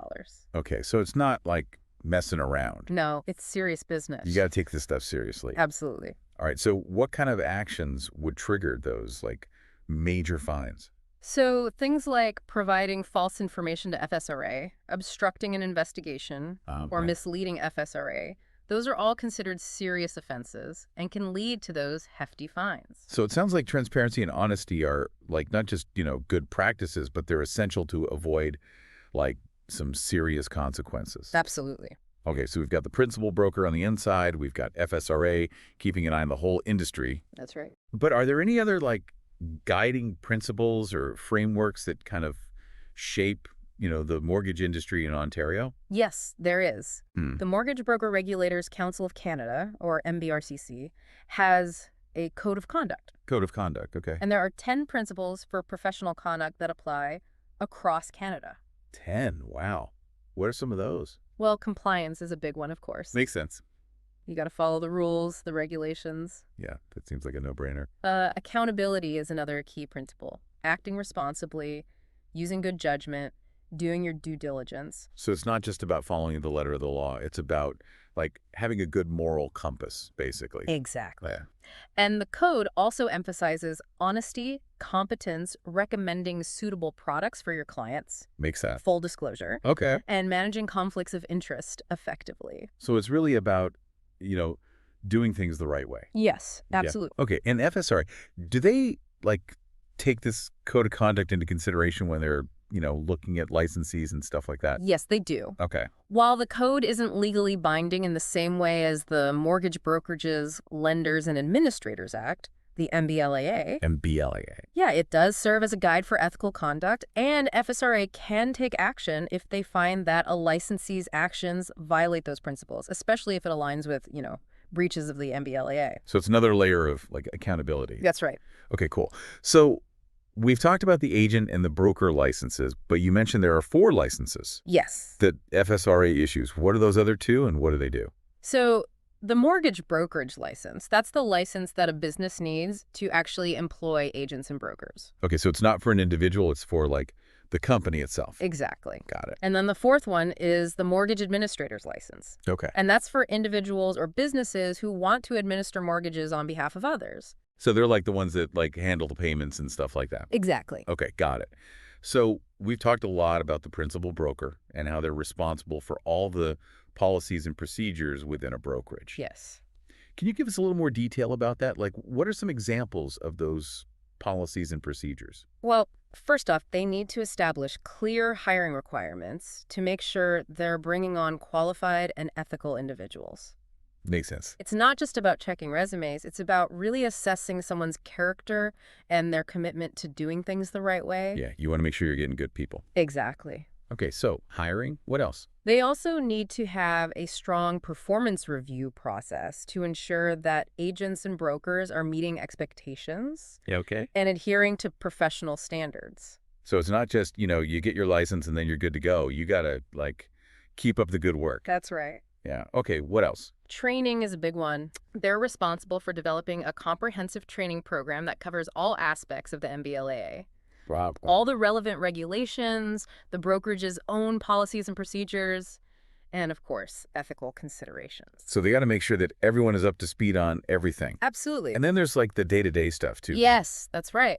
So like, what about handling client complaints? That's a big one. Yeah. The principal broker needs to establish a clear process for that, designating someone to receive complaints, Okay. outlining a thorough investigation process, and ensuring that complaints are addressed promptly and professionally. So if I, like, as a client, have a problem with my agent, I can go to the principal broker. Exactly. Okay. And he'll take care of it. Got it.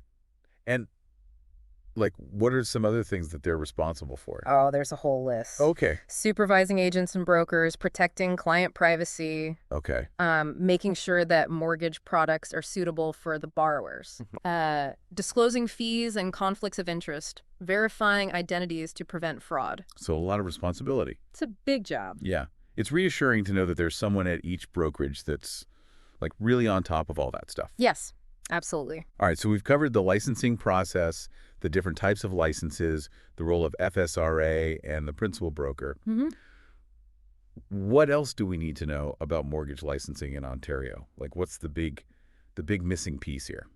Well, we haven't talked about disclosure requirements yet. Disclosure requirements, okay. What's that all about? That's a really important part of consumer protection in the mortgage industry. Okay. It's all about making sure that consumers have all the information they need to make informed decisions. All right, so, like, what kind of things do mortgage professionals need to be upfront about? Well, one of the biggest ones is disclosing their role in the transaction. Okay. Are they acting for the lender? Are they acting for the borrower?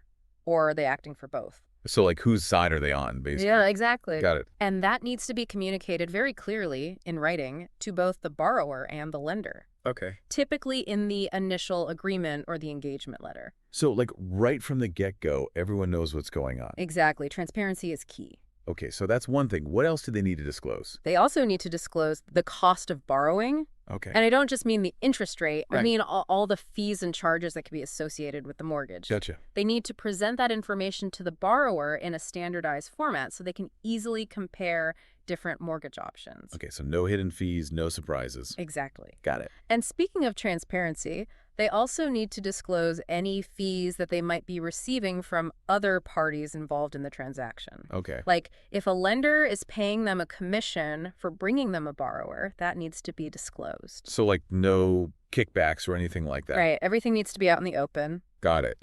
So it sounds like, the goal here is really to make sure that borrowers understand, like, all the financial arrangements, around their mortgage. That's right. No surprises. Exactly. Okay, anything else? They also need to disclose any material risks associated with the mortgage, Okay. any potential conflicts of interest, Right. and the steps that they've taken to verify everyone's identity. So it's all about creating a, level playing field and making sure everyone's on the same page. Exactly. Okay, so disclosures are a big deal. Very important. Now, let's shift gears for a second and talk about record keeping, Okay. because I'm sure there's a lot of paperwork involved in all this. There is. So, what are the rules around that? What kind of records do mortgage professionals need to keep? So the MBLAA lays out very specific requirements for maintaining accurate and complete records of all mortgage-related activities. Okay, so what are we talking about here? Like, what kind of records? Well, think of it this way. If it's related to your mortgage business, you probably need to keep a record of it. Okay, so like what? So that includes financial transactions, mortgage applications, Yeah. client agreements, disclosures, communications with clients. Got it. Pretty much any document that's relevant to your work as a mortgage professional. Sounds like a lot of paperwork. It can be. Yeah, but I guess there's a good reason for it. Yes, absolutely. Like, what's the point of all this record keeping? Well, first of all, it ensures transparency and accountability. Okay. If FSRA ever needs to conduct an investigation or an audit, those records provide a clear trail of the brokerage's activities. So it's like having a paper trail to back up everything. Exactly. Okay, what else? It also helps protect consumers. Okay. If there's ever a dispute or a complaint, having accurate records can be crucial to resolving it fairly. So, like, if a client says, hey, you charged me this fee, and I don't think that's right, you can go back and look at the records. Exactly. Okay, makes sense. And finally, it's just good business practice. Okay. Keeping organized records helps brokerages manage their operations more efficiently. Got it. So those records, how long do they need to be kept? Is it forever? Not forever, but for a significant amount of time. Okay. The MBLAA requires brokerages to keep records for at least 6 years after a mortgage agreement ends or a mortgage trade is completed. 6 years. 6 years, yes. Okay, so I can't just, Like, check everything in the garbage after the deal is done. No. Okay, 6 years. I guess that makes sense because, a mortgage is a pretty long-term thing. Exactly. And can these records be, like, electronic? Or do they have to be, like, physical copies? They can be electronic, but they need to be readily accessible if FSRA comes knocking. Okay, so no hiding those files in a dusty basement somewhere. That's right. All right, so we've covered a lot of ground today. We have. We've explored the different types of licenses, Yeah. the roles of the principal broker and FSRA, the importance of disclosures, and the absolute necessity of good record keeping. It's a lot to take in. Yeah, it's clear that, mortgage licensing in Ontario is a very heavily regulated area It is. with a lot of moving parts. Absolutely. But all of those regulations serve a purpose, right? Yes, they do. So, what's the big takeaway here? Why does Ontario have such a comprehensive framework for all of this? Well, at its core, it's about protecting consumers and fostering a stable and trustworthy mortgage market. Okay, so it's not just about, bureaucracy and red tape. Yeah. It's about creating a system that, actually benefits everyone. Exactly. Okay. When you're dealing with something as significant as a mortgage, Yeah. you want to know that you're working with qualified professionals Right. and that everyone's playing by the rules. Yeah. So the regulations are there to level the playing field, prevent predatory lending, and ensure that lenders are making responsible loans. So, it's a win-win for everyone. Yes, absolutely. Okay, that makes a lot of sense. Good. Now, I know you're probably itching to get to the part about, what it's actually like to work as a mortgage agent or broker in Ontario. I am. So are you ready to dive into the real-world experience? Let's do it. All right, but we're going to save that for the next part of our deep dive. Yeah. So stay tuned, because we're going to go beyond the textbook and explore the realities of life as a mortgage professional in Ontario. Sounds good. All right, we'll be right back after the break. Great. Welcome back to our deep dive into mortgage licensing in Ontario. Before we get into the nitty-gritty of what it's actually like to be a mortgage agent or a broker, I want to go back to something you talked about earlier, which is the rise of technology in the mortgage industry. Yeah. You mentioned artificial intelligence, AI as a game changer, and honestly, it kind of freaks me out. I get it. I don't want robots taking over my job, Well, and I think that's a valid concern that a lot of people have. Right. But I think it's important to remember that, technology, including AI, is a tool. Okay. And it can be used responsibly to make things better, to enhance the mortgage process, Right. not necessarily replace human expertise. So it's not like robots versus humans. It's more like, how can we use these tools to benefit everyone involved? Exactly. Okay. So AI can help analyze data, assess risk, maybe even speed up the approval process. Right. But at the end of the day, it's still the mortgage professional who's guiding the client, building that relationship, and making sure that they make informed decisions that are right for their situation. Right. So it's like, if I have a really powerful calculator that can do all these amazing things, I still need to know, what numbers to punch in and how to interpret the results. Exactly. That's a great analogy. You know what I mean? Yeah. So, AI can do the heavy lifting, but it still takes a human to kind of guide the process. And there are other potential benefits, too, like making the mortgage process more accessible, Okay. more transparent for consumers. Imagine platforms that can provide personalized recommendations, real-time updates on your application, Okay. educational resources to help you understand all your options. So no more waiting by the phone for weeks, Right. wondering what's going on with my application. Yeah, exactly. And mounds of paperwork, Exactly. Everything can be digital and easy to access. Streamline the whole experience. Yeah, that'd be great. So technology is definitely shaking things up in the mortgage industry, but let's zoom out for a second and think about the big picture, right? Okay. We've explored all these regulations, the licensing process, the role of FSRA, but why does all this exist? What's the point of all this oversight in the mortgage industry? At its core, it's about protecting consumers Okay. and making sure that the mortgage market is stable and trustworthy. So it's not just about red tape and bureaucracy. Right. It's about creating a system that actually benefits everyone. It's about making sure that people feel confident when they're dealing with something as important as a mortgage. Yeah. They know that they're working with qualified professionals, that there are rules in place to prevent abuse, and that lenders are making responsible loans. So it's like having guardrails, Yeah. to keep everyone safe Exactly. And it benefits the whole economy when the mortgage market is healthy. That's right. All right, so enough of the boring stuff. Okay. Let's get to the juicy part. Let's talk about what it's actually like to work as a mortgage agent or broker. All right. So, what are some of the biggest misconceptions about this career path? What do people get wrong? I think one of the biggest misconceptions is that it's a get-rich-quick scheme. Oh, yeah. You see those ads promising unlimited earning potential. Yeah. And it can create some pretty unrealistic expectations. Make $1 million your first year. Exactly. Yeah. But the reality is that it takes time, dedication, and a lot of hard work to build a successful career in this industry. It's not about closing a few deals and then retiring on a beach somewhere. Yeah, right. So it's not easy money, but it's still a rewarding career, right? It absolutely can be. Okay. But you need to be passionate about it. You need to be good with people. Okay. You need to be willing to put in the effort to learn and grow and adapt to a constantly changing market. So you got to be resilient, Yes, and you got to be a go-getter. absolutely. Okay. What else do you wish people knew about this career before they jumped in? It's not a 9-to-5 job. Yeah. You're essentially running your own business. Right. So be prepared to work evenings, weekends. Especially when you're first starting out. Especially when you're first starting out, you're going to be putting in a lot of hours. But on the flip side, there's a lot of flexibility too, right? That's right. Like you get to set your own schedule to some extent. Absolutely. You can work from home or, wherever you want. One of the things I love about this career is that it gives you a lot of control over your time. So you can have a good work-life balance. Yeah. If you manage it properly. Exactly. Okay, so let's talk about, the day-to-day reality of this job. Okay. What does a typical day look like for a mortgage professional?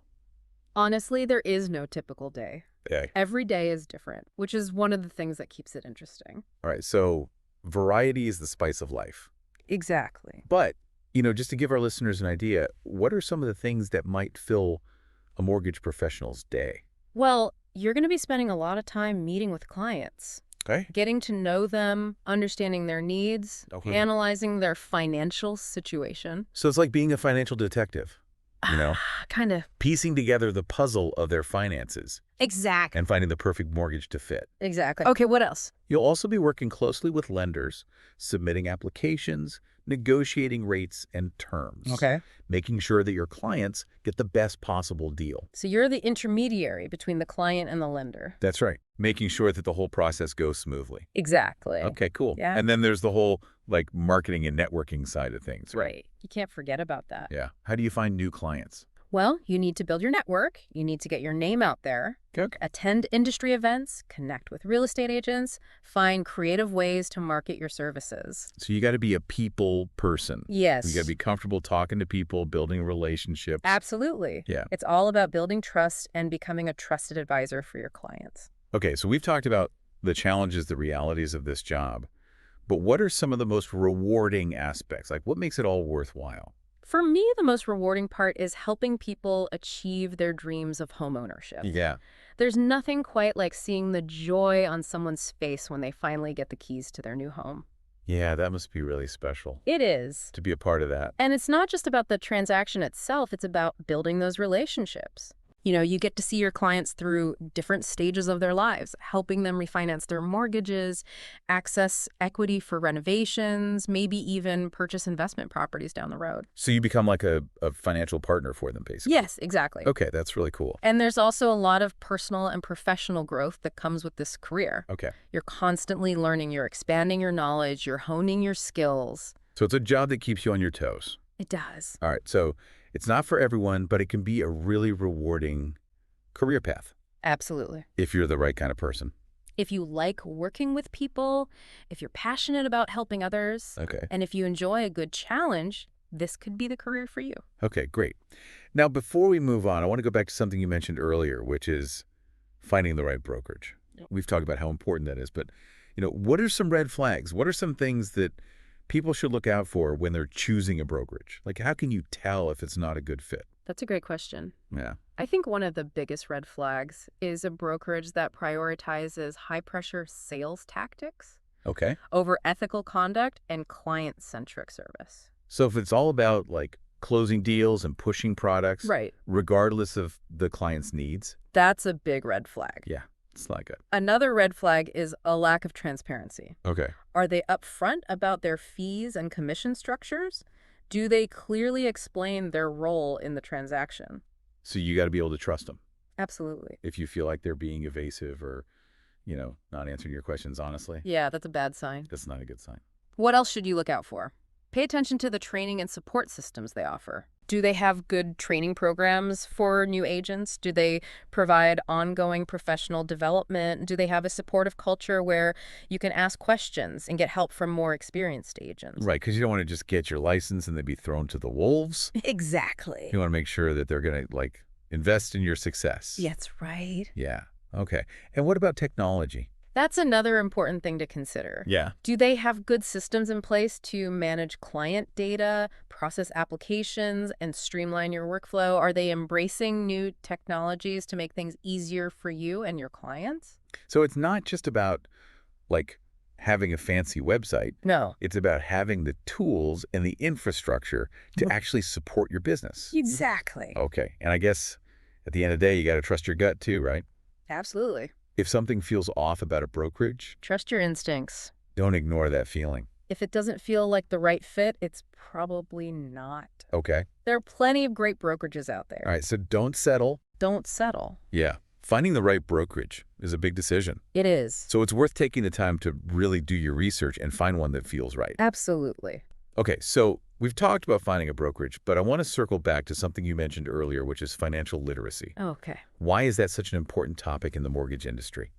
Well, when you're talking about something as big as a mortgage, Right. it's crucial that consumers understand what they're getting into. Yeah. Financial literacy empowers them to make informed decisions Okay. about one of the biggest financial commitments they'll ever make. So it's not just about knowing what an interest rate is or what amortization means. Right. It's about having a broader understanding of personal finance Exactly. and how a mortgage fits into that bigger picture. That's right. Okay, so how can mortgage professionals help promote financial literacy? What can they do to make sure that their clients are really informed? Well, it starts with communication. Okay. Explain things clearly. Don't use jargon or technical terms that they might not understand. Right, so it's like being a translator almost. Yeah, kind of. Between the financial world and the average Yeah, person. exactly. Okay. And it's not just about explaining the mechanics of a mortgage. Right. It's about helping them understand the bigger picture. Okay. How does this fit into their overall financial plan? Right. How can they budget effectively? How can they manage their debt responsibly? So it's about being a financial coach, basically. In a way, yes. Yeah. And there are a lot of resources available to help mortgage professionals do this. Okay. FSRA has some excellent educational materials on their website. Right. And there are many industry associations that offer workshops and seminars on financial literacy. So it's about taking advantage of those resources. Yes, And yeah. making it a priority to Absolutely. educate your clients. It's not just about closing deals, it's about building those long-term relationships Right. based on trust and understanding. Okay, that's a great point. So we've covered a lot of ground in this deep dive. We have. I think our listener now has a much better understanding of what it takes to be a successful mortgage professional in Ontario. I hope so. We've talked about the regulations, the licensing process, Mm-hmm. the day-to-day realities of the job, and the importance of financial literacy. Yeah, it's a complex but fascinating industry. It is. And it's one that offers a lot of opportunities for those who are willing to put in the work. Absolutely. But before we wrap things up, I want to dive into some more specific tips for success. Okay, Things that maybe you've learned along the way, advice from industry veterans. sounds good. So in the final part of our deep dive, we're going to unlock the secrets to building a thriving career in the mortgage industry. Let's do it. Welcome back to our deep dive. We've talked about the regulations, the licensing process, the day-to-day realities of the job. Mm-hmm. But now I want to get to the good stuff, like how do you actually succeed in this business? What are some of the secrets? All right, let's build a T. Yeah, let's do it. So for someone who's just starting out, they've got their license, they've found a brokerage, Right. what's the first piece of advice you'd give them? Where should they focus their energy? I'd say start with building your network. Okay, networking.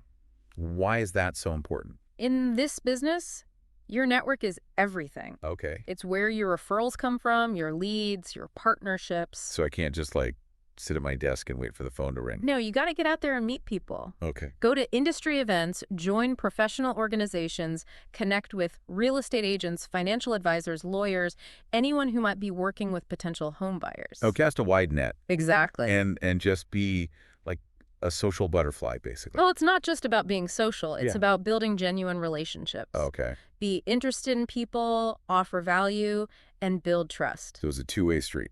Exactly. Okay, And interesting. don't forget about online networking. Build a strong presence on social media, engage in industry forums, share valuable content. So, like, build your brand online. Exactly. Okay, so networking is key. Mm. What about marketing? Like, how do you stand out from the crowd? Marketing is all about showcasing your unique value proposition. Okay. What sets you apart from the competition? So how do you do that? Like, what are some good marketing strategies? Start by defining your target audience. Okay. Who are you trying to reach?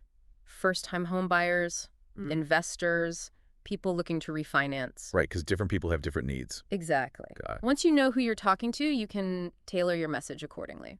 Makes sense. Also, develop a strong online presence. Okay. Create a professional website, optimize your social media profiles, Yeah. maybe even consider some paid advertising to reach a wider audience. So, like, a mix of online and offline stuff. Right, a multi-pronged approach. And just be consistent with it. Yeah, marketing is an ongoing process. All right, so we've got networking, we've got marketing, but what about, like, the actual client interaction? Yeah, that's the heart of it all. You know, how do you build rapport? Yeah. How do you make people feel comfortable? First and foremost, be a good listener. Okay. Take the time to understand your client's needs, their goals, their financial situation. Makes them feel heard. Exactly. Yeah. Ask open-ended questions and really listen to their answers. Don't just, like, rush to sell them something. No, build that relationship first. Okay, what else? Be honest and transparent. Okay. Explain the mortgage process clearly, answer their questions thoroughly, and never make promises you can't keep. So build trust.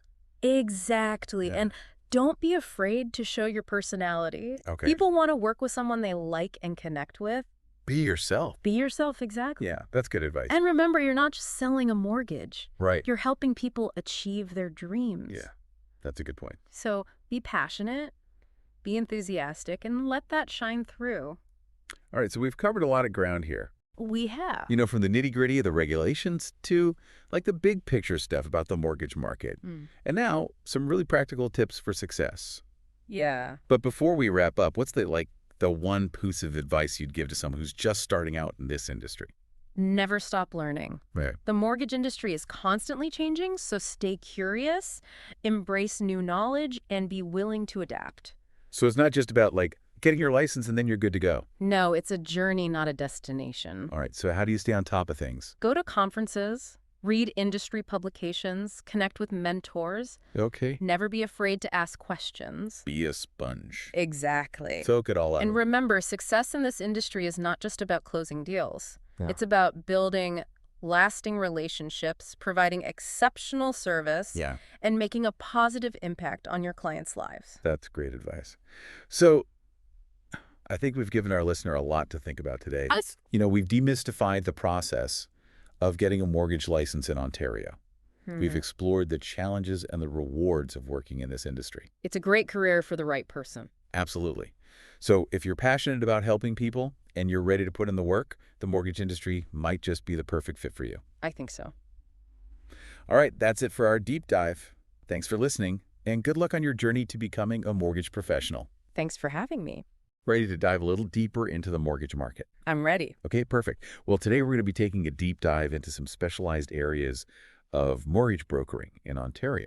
Okay. And we've got this really interesting chapter from a mortgage brokering textbook as our guide. So we're going beyond those basic residential mortgages Right. to look at things like commercial real estate, private Right. lending, even investing in those pools of mortgages that most people don't even realize is a possibility. Yeah. You know, and it is a whole other world Yeah. that you're stepping into when you're specializing. Yeah. It's not just, like learning the basics of, a regular house purchase. Right. There's so much more to it. And Right. the textbook really emphasizes that. Like, it actually says that it takes A whole different level of knowledge and training. We're not talking about a quick weekend course here. No. You're looking at like 3 months or more of dedicated training. 3 months. That's longer than some people spend getting their whole residential mortgage. It is. And that's why it's so important to have that specialized knowledge. Because like that saying, you don't know what you don't know. Oh, yeah. And that's especially true in this field. You could create so many problems for yourself and your clients if you jump into commercial real estate or these other areas without really understanding how everything works. Okay. Yeah, that's a good point. So let's break down some of these intricacies. The textbook kind of lays out like these 6 key differences between, like your regular residential mortgage brokering and this commercial world. Mm-hmm. And those are the property types, the income assessment, appraisals, environmental assessments, lenders, and just like the overall time involved. A good roadmap for our deep dive. Yeah. And even just those property types alone are kind of enough to make your head spin. Yeah. Right? It's not just your average single-family home anymore. No, We're right. talking like apartment complexes, factories, golf courses, even like billboards and railway rights-of-way, which I didn't even realize those could be considered commercial properties. Well, yeah, and the list goes on. Yeah. It even includes things like communication towers, Wow. mine tailing sites. Crazy. It's really eye-opening. It is. It just goes to show the sheer amount of knowledge you need to be successful in this area. Yeah. Yeah. So it's not just about, finding a buyer and a seller. Right. It's about understanding the nuances of these different property types Yeah. and how that impacts the mortgage process. Absolutely. And then, of course, there's the income piece. Right. Now, with residential mortgages, it's pretty straightforward. You're looking at salary, credit score, debt ratios. Ratios, yeah. But when it comes to these commercial properties, Yes. it's all about that net operating income, or NOI. NOI. Yep. And I've got to be honest. Okay. I'm familiar with the term, but the specifics have always kind of been a little fuzzy for me. Okay. So could you maybe break it down for me? Sure. As if like I was 5 years old. Yeah. So basically, NOI is the money the property actually makes Okay. after you've paid all the bills. Yeah. So you start with the potential rental income. Mm-hmm. Then you add any other income the property generates. Like, say, parking fees, vending machine revenue, Right. whatever it might be. And then from that, you subtract all the operating expenses, like property taxes, insurance, maintenance, utilities, everything. Oh, okay. And what you have left over at the end, that's your NOI.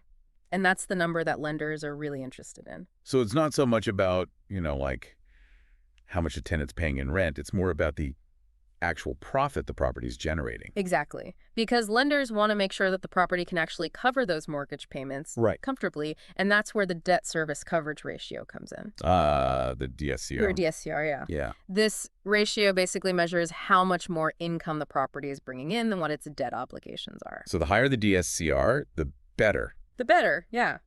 It means the property is in a really good financial position.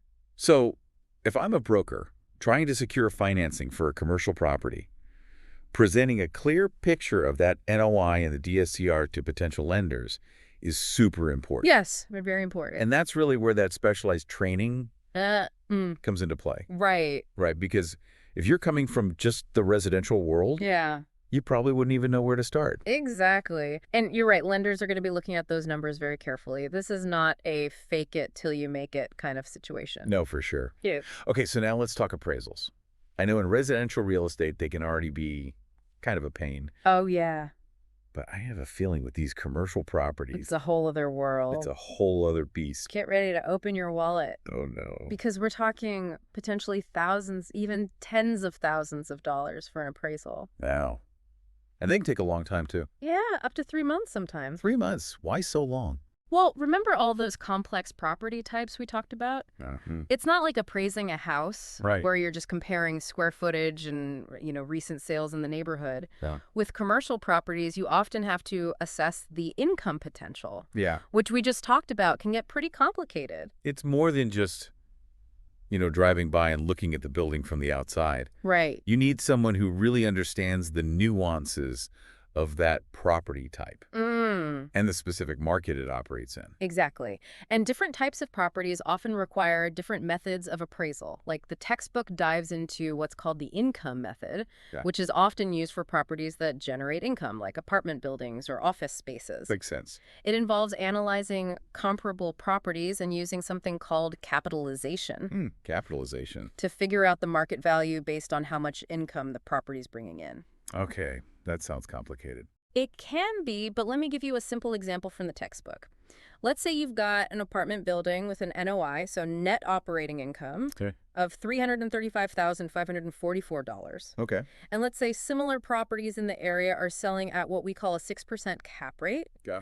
Yeah, short for capitalization rate. Basically, it means investors are looking for about a 6% annual return on their investment in that type of property. Got it. So to find the market value, you just divide that NOI by the cap rate. So $335,544 divided by 0.06. Oh, that's right. Okay, hold on. Let me grab my calculator. Okay. $5,592,400. That's the estimated market value of the apartment building just based on its potential income. Exactly. And that's just one method of appraisal. There are others, but knowing which one to use and how to apply it correctly, that's essential for commercial mortgage brokers. Okay, I'm starting to understand why this 3-month training period is so important. Yes. And speaking of things that take time, let's talk about environmental site assessments. I gotta admit, that title doesn't exactly scream excitement, It may not sound glamorous. but I'm guessing they're pretty important. They're extremely important. Before you even think about buying a commercial property, Yeah. you really need to know if there are any environmental issues. Like what? Well, like hazardous waste or contaminated soil, things like that. Right. Those environmental problems, they can be a major liability, Yeah. both for the buyer and for the lender. Yeah, for sure. So these environmental site assessments, or ESAs, are designed to identify any potential risks. So that's where things can start to get really expensive. They can get expensive. The textbook actually breaks down the process into 3 phases. Oh, right. Phase 1 is all about gathering information and identifying any potential areas of concern. Okay. So they'll review records, maps, conduct interviews, and do a visual inspection of the property. So it's like a preliminary investigation to see if anything's suspicious going on. That's a good way to put it. And even this initial phase can cost, somewhere between $3,000 and $5,000. Wow. But if they find any red flags during phase 1, that's when things move on to phase 2. Red flags like what, for example? Like maybe the property used to be a gas station Oh, okay. or a dry cleaner, or maybe there's evidence of old underground storage tanks, anything that suggests potential contamination. Right. So phase 2 involves more in-depth testing and sampling Right. to confirm if there's contamination and how bad it is. They might do soil samples, groundwater testing, all that. Okay. And the costs really jump up at this stage. Oh, yeah. I'm Right. looking at anywhere from $7,000 to $60,000 for phase 2. Wow, that's a huge range. It is. Okay. It all depends on how big the site is Okay. and how complicated the potential problems are. And then if they actually find contamination, that triggers phase 3, Right, exactly. which is where they come up with a plan to fix the problems. Yep. They develop a remediation plan. And I imagine that's the real budget buster. Oh, yeah. Phase 3 can easily cost tens of thousands, sometimes even hundreds of thousands of dollars. wow. It depends on how bad the contamination is Okay. and how complicated the cleanup will be. So that's a serious financial risk to be aware of. Absolutely. And it's not even just about the cost. Right. The textbook also mentions potential liability Yes. under the Environmental Protection Act for lenders who end up taking possession of contaminated property. It's a big risk for lenders. If they foreclose on a property and it turns out to be an environmental nightmare, Yeah. they could be on the hook for cleaning it up. So, moral of the story, do your due diligence. Yes, Get those environmental assessments done, absolutely. and always seek legal advice to understand those potential liabilities. Couldn't have said it better myself. Oh, Now, let's talk about the lenders themselves. okay. I have a feeling the lenders involved in these commercial transactions are a much more exclusive group Oh, yeah, for sure. than your typical residential lenders. I mean, you're dealing with way more money, Right. more complex properties, Mm-hmm. and potentially much higher risks. Yeah. So who are the main players in this commercial lending space? Well, the textbook actually gives a helpful list. Okay. It mentions the Business Development Bank of Canada, or BDC, big banks like BMO, CIBC, RBC, TD, Okay. And then some other institutions like Canadian Western Bank, Okay. CMLS, Equitable Bank, First National, MCRP. That's a pretty impressive lineup. It is. But I'm guessing they're not just handing out loans to anyone who walks in the door. Oh, no, not at all. Right. These lenders are very careful about who they work with. Yeah. They often prefer experienced brokers who have a proven track record Okay. in commercial transactions. No. And they have strict requirements for applications. So you Yeah. really need to know what you're doing Yeah. to package deals Mm. in a way that meets their exact specifications. Right. Even a small mistake could mean the difference between getting the loan approved or rejected. Right. And that brings us to the other big thing. Yeah. Time, Oh, yeah, time. which this chapter has really driven home that patience is key Yeah, patience is key. when you're dealing with commercial real estate. You got it. So in residential, a deal can often be done in just a few weeks. Yeah. But commercial transactions Mm-hmm. can drag on Yeah, they for can. anywhere from 3 months 3 months. to an entire year. Wow. That's a huge contrast. It is. So if you're someone who needs, that fast-paced deal, Right. instant gratification, Mhm. commercial real estate might not be the best fit. Right. You have to be prepared to play the long game. Yeah. Building relationships with lenders, understanding their very specific requirements, Mhm. navigating all the complexities of these transactions. So, It takes time and dedication. but the potential rewards could be worth it. They definitely can be. Commercial deals Yeah. can be way more lucrative. Than residential transactions. And that's true for the broker and for the investor. Okay, so we've seen just how complex commercial real estate can be. Yeah. But what happens when a borrower doesn't actually fit those traditional lending criteria? Well, that's where private lending comes in. Okay. It's another fascinating niche Mm-hmm. in the Ontario mortgage market. Okay. And dive into that next. Private lending. It sounds kind of like the Wild West of the mortgage world, you know? Yeah. You hear all these stories about people getting financing, even with Right. credit scores that would make a banker faint. Mm-hmm. So is it really that different from traditional lending? It really is, yeah. Yeah. It operates under like a whole different set of rules. Okay. You can think of it as more of like an alternative source Mm-hmm. for borrowers who maybe have like bruised credit Right. or unique income sources, or they're in like an unconventional property situation.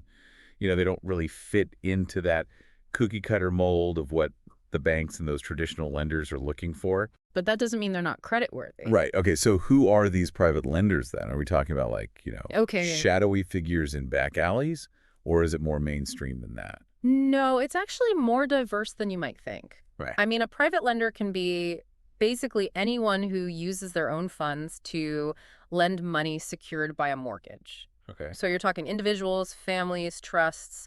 You even have companies that are set up specifically for private lending. Oh, wow. So yeah, it could be your wealthy neighbor, Mm. a group of friends pooling their money, or even like a sophisticated investment firm. Interesting. And while they still consider things like income and credit history, Right. they place more emphasis on the value of the actual property itself. That's right, yeah. The property is the primary security for that loan. So they're less concerned about, the borrower's financial past Mm-hmm.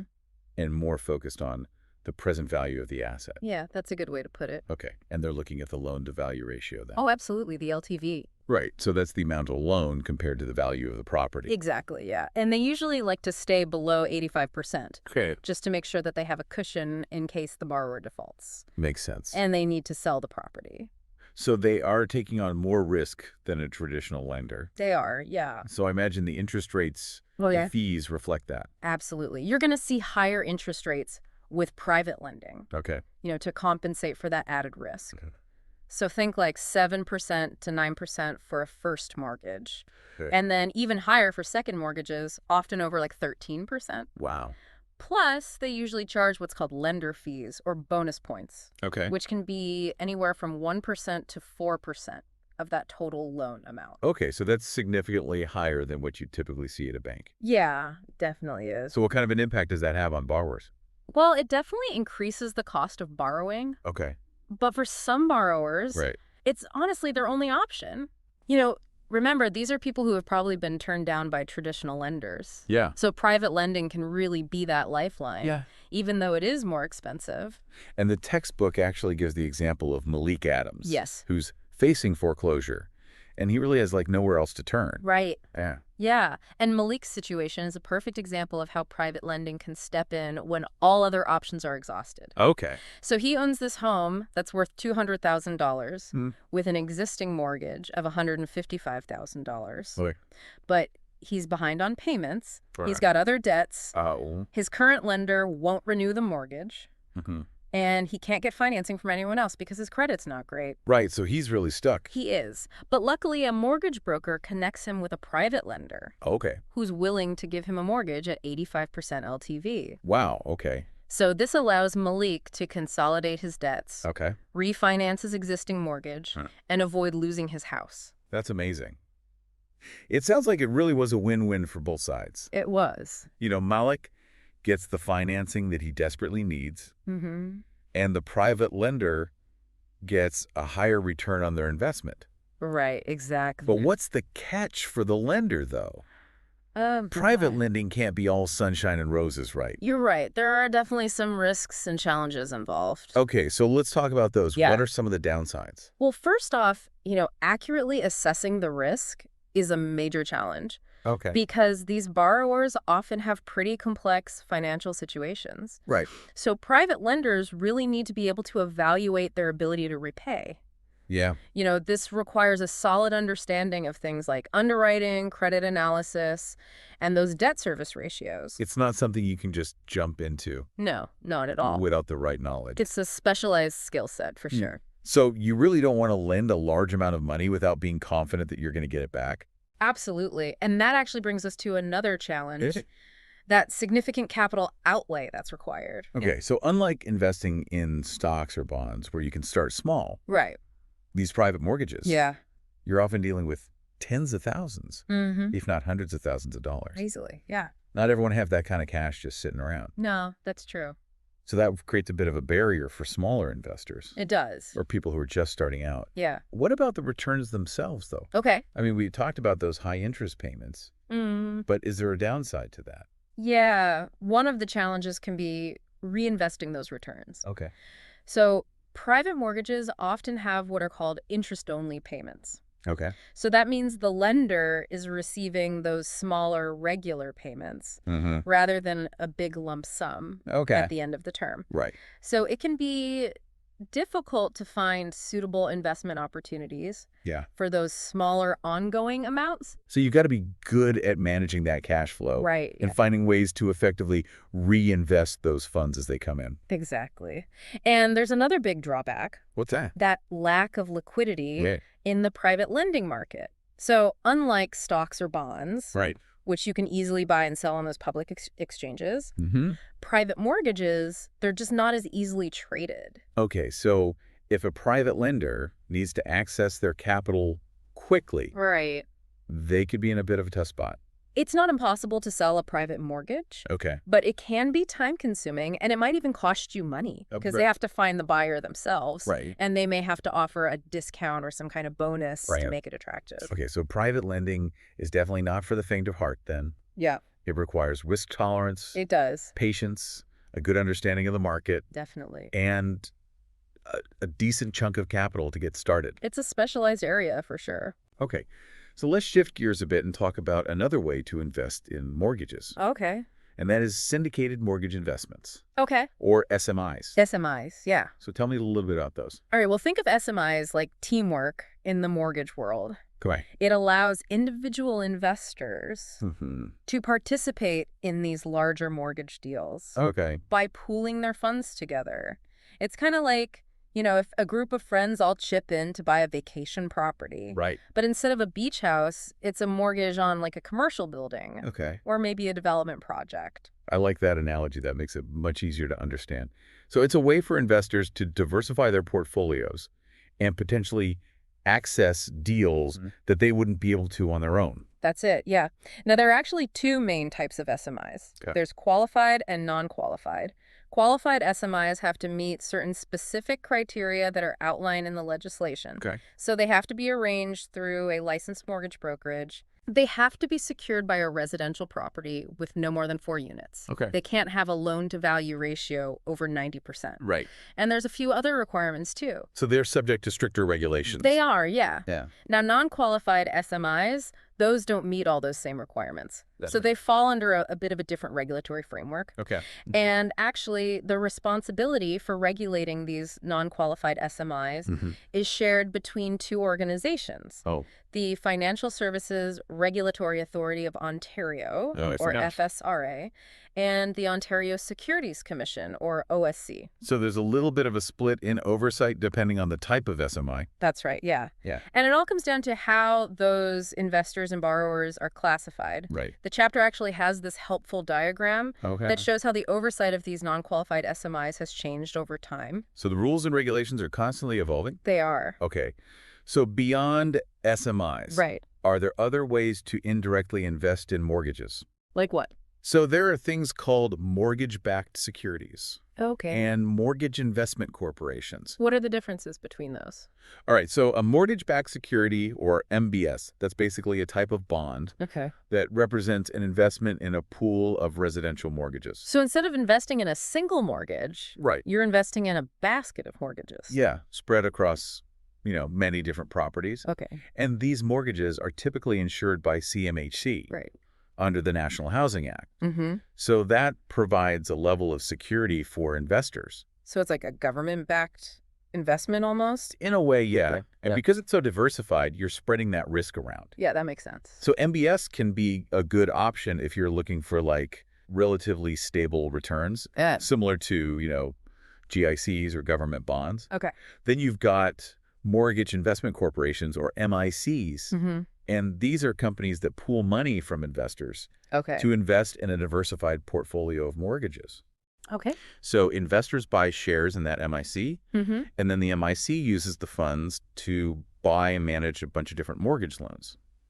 So you're essentially investing in a company Right. that specializes in mortgage lending. Exactly. And MICs actually have some tax advantages, too. Oh, how so? Well, the income that the MIC earns, Okay. that's usually passed through to the shareholders as dividends, Okay. which are taxed at the individual level instead of at the corporate level. Okay. That's an interesting perk. Are there specific rules for MICs? There are, yeah. So the Income Tax Act, Okay. it outlines some key requirements. Mm-hmm. So a MIC has to have at least 20 shareholders. Okay. No single shareholder can own more than 25% of the MIC. Okay. And at least 50% of the MIC's assets have to be invested in those residential mortgages. So there are rules in place to ensure diversification Right. and to prevent any one person from having too much control. Exactly, yeah. And the chapter goes on to give some really interesting statistics Okay. on the top 25 MICs in Canada. Okay. And it breaks down their portfolio data. Things like their average lending rates, Right. share of first mortgages, Mm-hmm. loan-to-value ratios, even the geographical distribution of their investments. Wow, that's a lot of information. Yeah, it's really helpful if you're considering investing in an MIC. For sure. So what are some of the key takeaways from that data? Well, for example, in 2019, the average lending rate for those top 25 MICs was 9.1%, Okay. and the average loan-to-value ratio was 58.2%. Okay. So that kind of gives you an idea of the potential returns and the level of risk involved. Right. And it looks like Ontario is a popular spot It is, yeah. for MIC investments, with almost half of their portfolios allocated to properties here in the province. Yeah, that's right. Ontario has that strong real estate market, diverse economy. Yeah.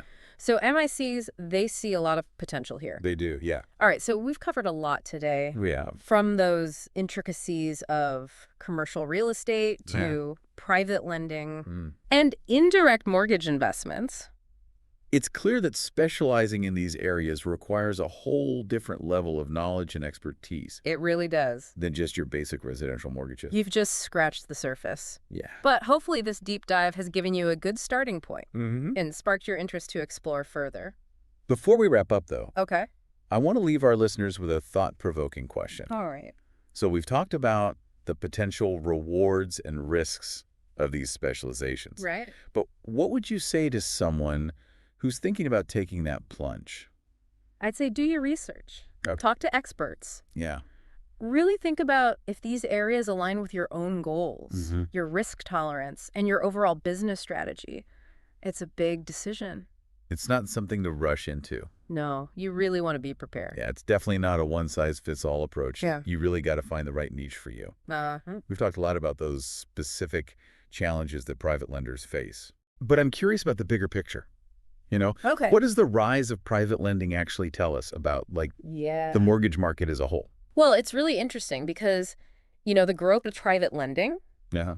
it could actually indicate Okay. that those traditional institutions, like banks, are getting a more risk-averse. So they're tightening up their lending criteria, Yeah. making it tougher for some borrowers Yeah, to qualify for those conventional mortgages. exactly. And that creates a gap in the market Right. for people who don't fit that traditional mold. Which opens the door for those private lenders Right. to step in and fill that void. Exactly. And it highlights the need Okay. for more creative financing solutions and the importance of specialized expertise Yeah. in navigating those alternative lending avenues. Right. It's not just filling out applications and pulling credit reports anymore. No. Those brokers who are specializing in private lending, Right. they need to know how to assess risk, structure deals, connect borrowers with the right lenders. Yes. Very important. So it's more about understanding those individual circumstances and finding a more tailored solution. Exactly. And it's not just private lending either. Right. The whole mortgage market is becoming more complex and Yeah. specialized. Yeah. Think about all those fintech companies popping up. Mm-hmm. The regulations are constantly changing. Right. And there's a growing demand for alternative mortgage products. Definitely. It's an exciting time to be in this industry, It is.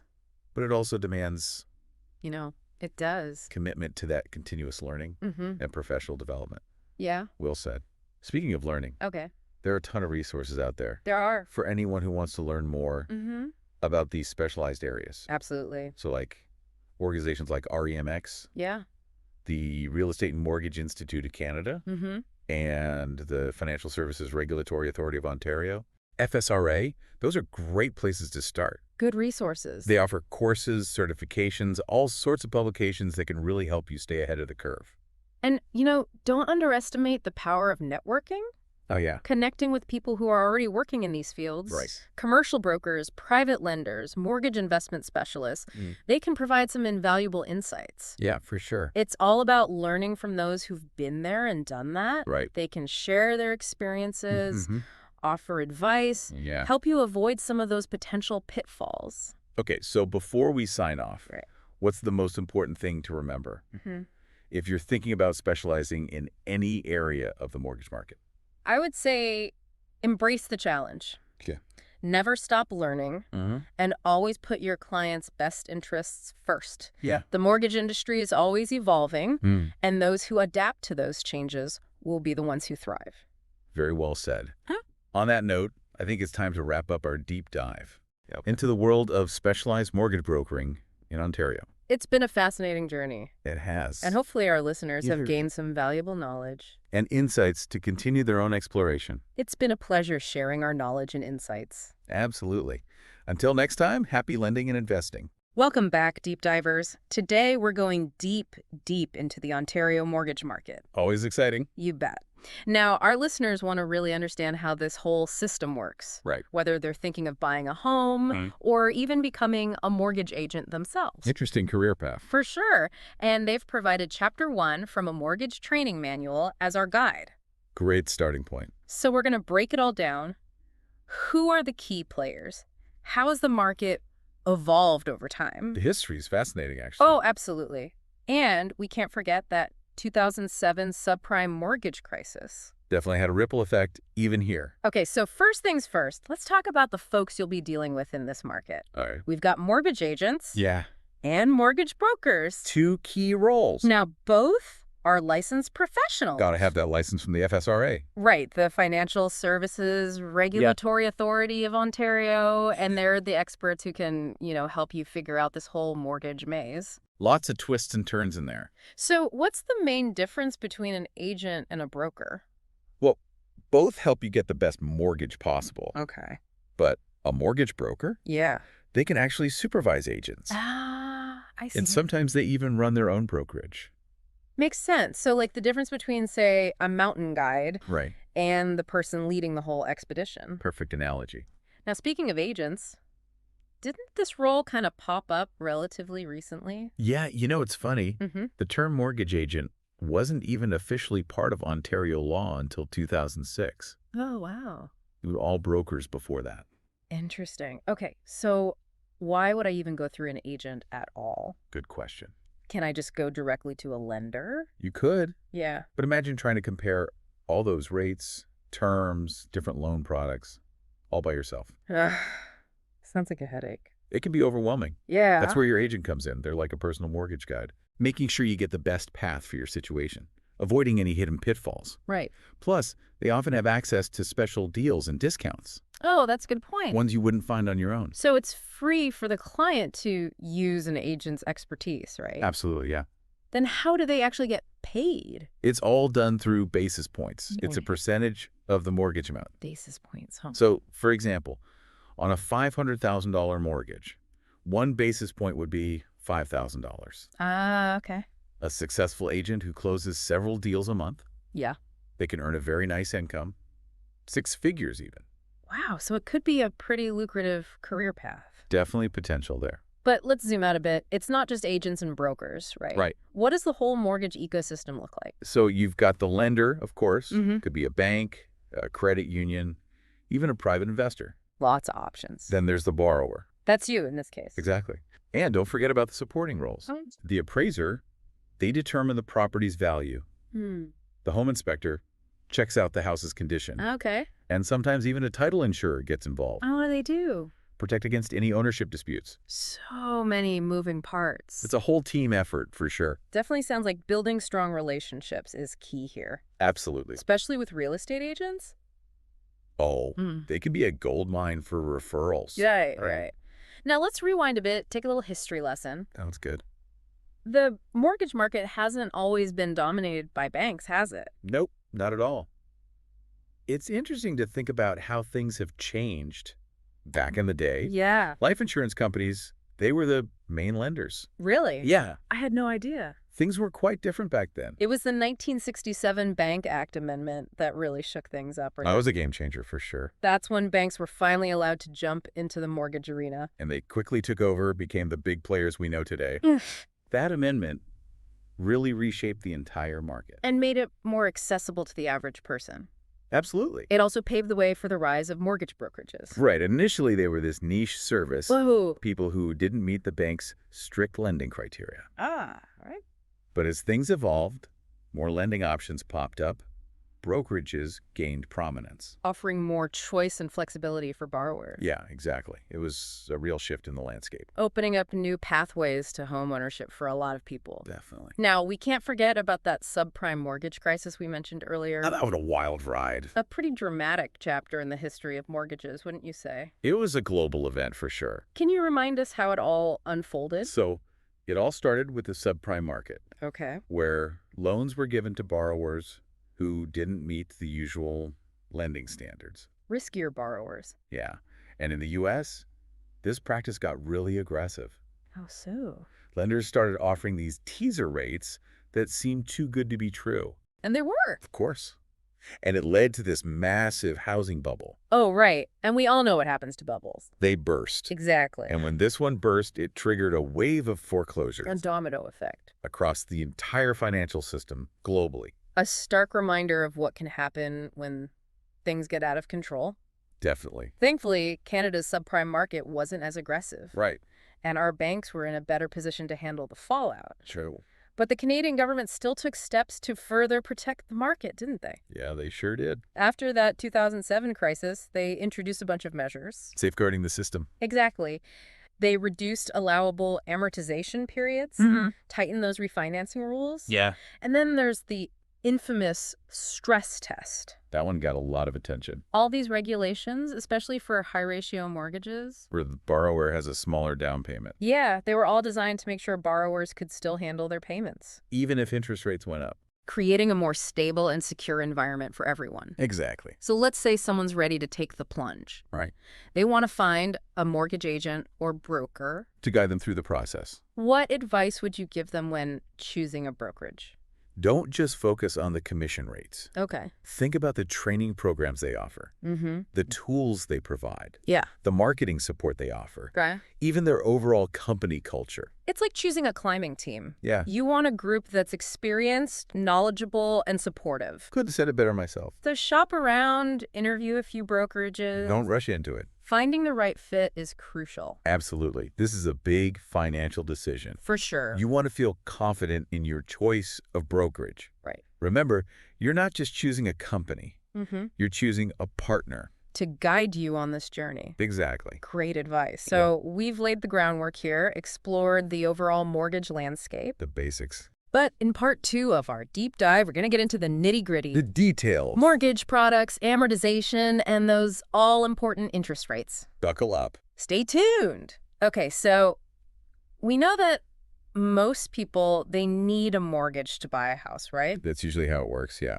But what exactly is a mortgage? Is it like some kind of magical money tree growing in a bank's backyard? I wish. No, a mortgage is basically a loan that you secure Okay. by using real estate as collateral.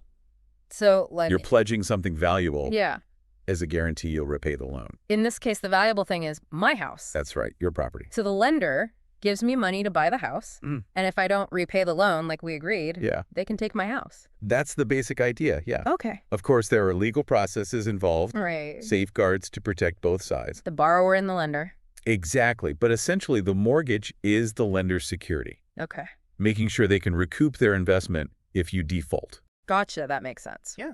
But there are so many different types of mortgages out there. It can seem that way. It's like trying to choose from a menu with way too many options. I know what you mean. How do I even begin to understand all the choices? That's where a good mortgage agent comes in. Yeah. They can explain the pros and cons of each option Okay. and help you find the best fit for you. So let's start with some of the fundamental mortgage concepts, All right. like amortization. Yeah, amortization. That sounds kind of intimidating. Haha, don't worry. What does it mean? It's just the length of time it takes to pay off your mortgage completely. So, like, my repayment timeline. Exactly. Your repayment timeline. Okay. So if you choose a longer amortization period, Hmm. you'll have smaller monthly payments, Okay. but you'll be paying for more years. And I'll end up paying more interest overall, You got it. but it makes those monthly payments more manageable. Especially when you're first starting out. Yeah. It's a trade-off then. Lower monthly payments, Mm-hmm. but more total interest paid over time. That's the trade-off. Okay, what about interest rates? Interest rates. They're always in the news, going up and down. They can be volatile. So how do they actually impact my mortgage? Well, the interest rate is basically the cost of borrowing money, Okay. and they can fluctuate based on lots of different factors. Like what? Things like inflation Mm, and the Bank of Canada's policies. right. When interest rates are high, borrowing money gets more expensive. Meaning higher mortgage payments. Exactly. Is there any way to make sure I'm getting the best interest rate? No secret formula, unfortunately. Oh, darn. But this is another area where a skilled mortgage agent can really help. Okay. They have access to a wide range of lenders Mm-hmm. and can often negotiate better rates than you could on your own. Even a small difference in the interest rate can save a lot of money, right? Thousands of dollars over the life of your mortgage, potentially. I hadn't realized how much of an impact a good agent could have. They can be invaluable. Okay, so we've talked about amortization and interest rates. You biggies. What other key concepts should we cover? Let's talk about mortgage terms. Okay. This is a really important one. All right, what does that mean? So a mortgage term, Yeah. it's the length of time you commit to a specific interest rate. Okay. And payment schedule. How long are those terms usually? They typically range from 6 months to 10 years. So after the term ends, what happens then? Do you have to start over with a new mortgage? Is that how it works? Not exactly. Oh, okay. You have a few options. Like what? You could renew with the same lender. Okay. You could switch to a different lender, Mm-hmm. or even renegotiate the terms of your existing mortgage. So there's some flexibility. Yeah, you have choices. You mentioned different types of mortgage terms. What are those? Right, so the two main types, Mm. fixed rate Okay. and variable rate mortgages. All right, so what's a fixed rate mortgage? With a fixed rate mortgage, your interest rate stays the same For how long? for the entire term. That sounds like a safe bet. It is. It gives you predictability. Yeah. Peace of mind, your payments won't change. Even if market interest rates do. Even if they go up or down, yours stays the same. Okay, that makes sense. So if you value stability, Want to know what your payment will be every month? Mm-hmm. Fixed rate is a good option. What about variable rate mortgages? So with a variable rate mortgage, Yeah. your interest rate fluctuates. Meaning. It goes up and down along with market conditions. So my payments could change. They could go up, they could go down. It depends. That sounds a bit riskier. It does carry more risk. Why would someone choose a variable rate then? Well, variable rate mortgages often have lower starting interest rates Okay. than fixed rate mortgages. Interesting. So if you're comfortable with a little uncertainty Yeah. and think interest rates might stay low or even decrease, Mm-hmm. a variable rate could save you money. It's like choosing between a safe, predictable path Yeah. and a more adventurous one. With potentially higher rewards, but also greater risks. It all depends on your risk tolerance, right? Absolutely. And how you think interest rates will move. Okay, let's move on to something else I really need to understand. What's that? Mortgage payments. All right, payments. What exactly goes into my mortgage payment each month? So your mortgage payments are typically made up of two parts, Okay. principal and interest. Principal and interest. What's the principal? Principal is the amount of money you're actually paying back. On the loan itself. Exactly, the original amount you borrowed. And the interest. That's what you're paying the lender. For letting me borrow the money. For the privilege of borrowing, that's right. So each payment I make, I'm chipping away at the principal You got it. while also covering the interest cost. Yeah. How often do I have to make these payments? Well, you have some options there. Really? Most mortgages let you pay monthly, Okay. biweekly, or even weekly. Does how often I pay affect the overall cost of the mortgage? It can, yeah. How so? More frequent payments, like biweekly or weekly, Mm-hmm. can actually help you pay off your mortgage faster Oh, wow. and save money on interest. That's amazing. Why is that? You're making more payments throughout the year, Okay.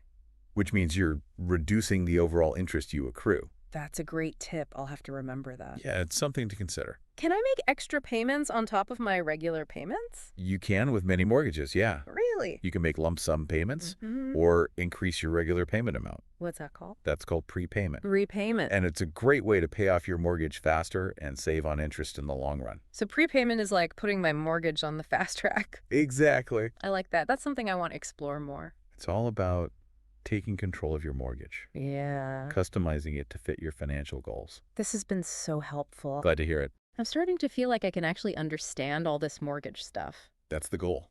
Yeah, make informed decisions. That's what it's all about. But there's still that big question. What's that? Will a lender even approve me for a mortgage? The big hurdle. What do they look at? That's a great question. And that leads us to the final part of our deep dive. Okay. Mortgage qualification. Mortgage qualification. We'll explore all the things lenders consider, All right. from your credit score to your debt ratios. Sounds good. And we'll demystify the whole process of getting approved for a mortgage. Can't wait.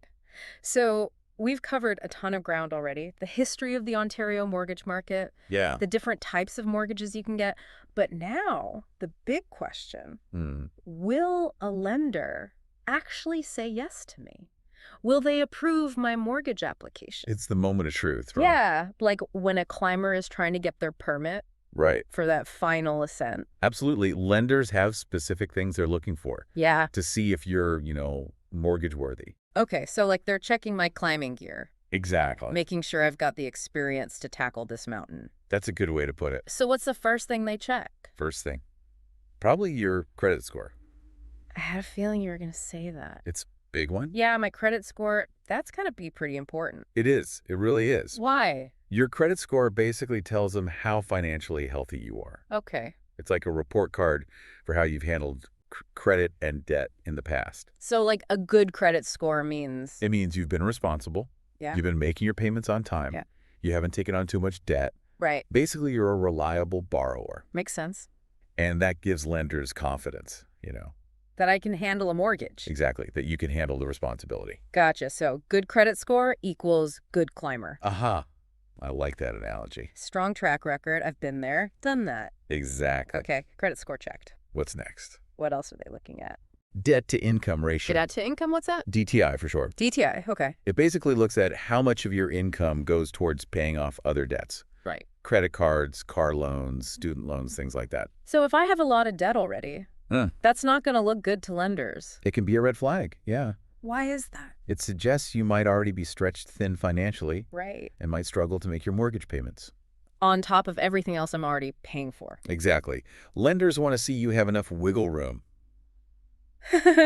In my budget. Yeah, to comfortably handle a mortgage. It's like making sure a climber Yeah. isn't carrying too much weight Right. before they start climbing. They need to be able to make it to the top. Uh-huh. Exactly. Lenders usually have a maximum DTI they'll accept. What is it usually? Around 40% is pretty common. Okay, 40%.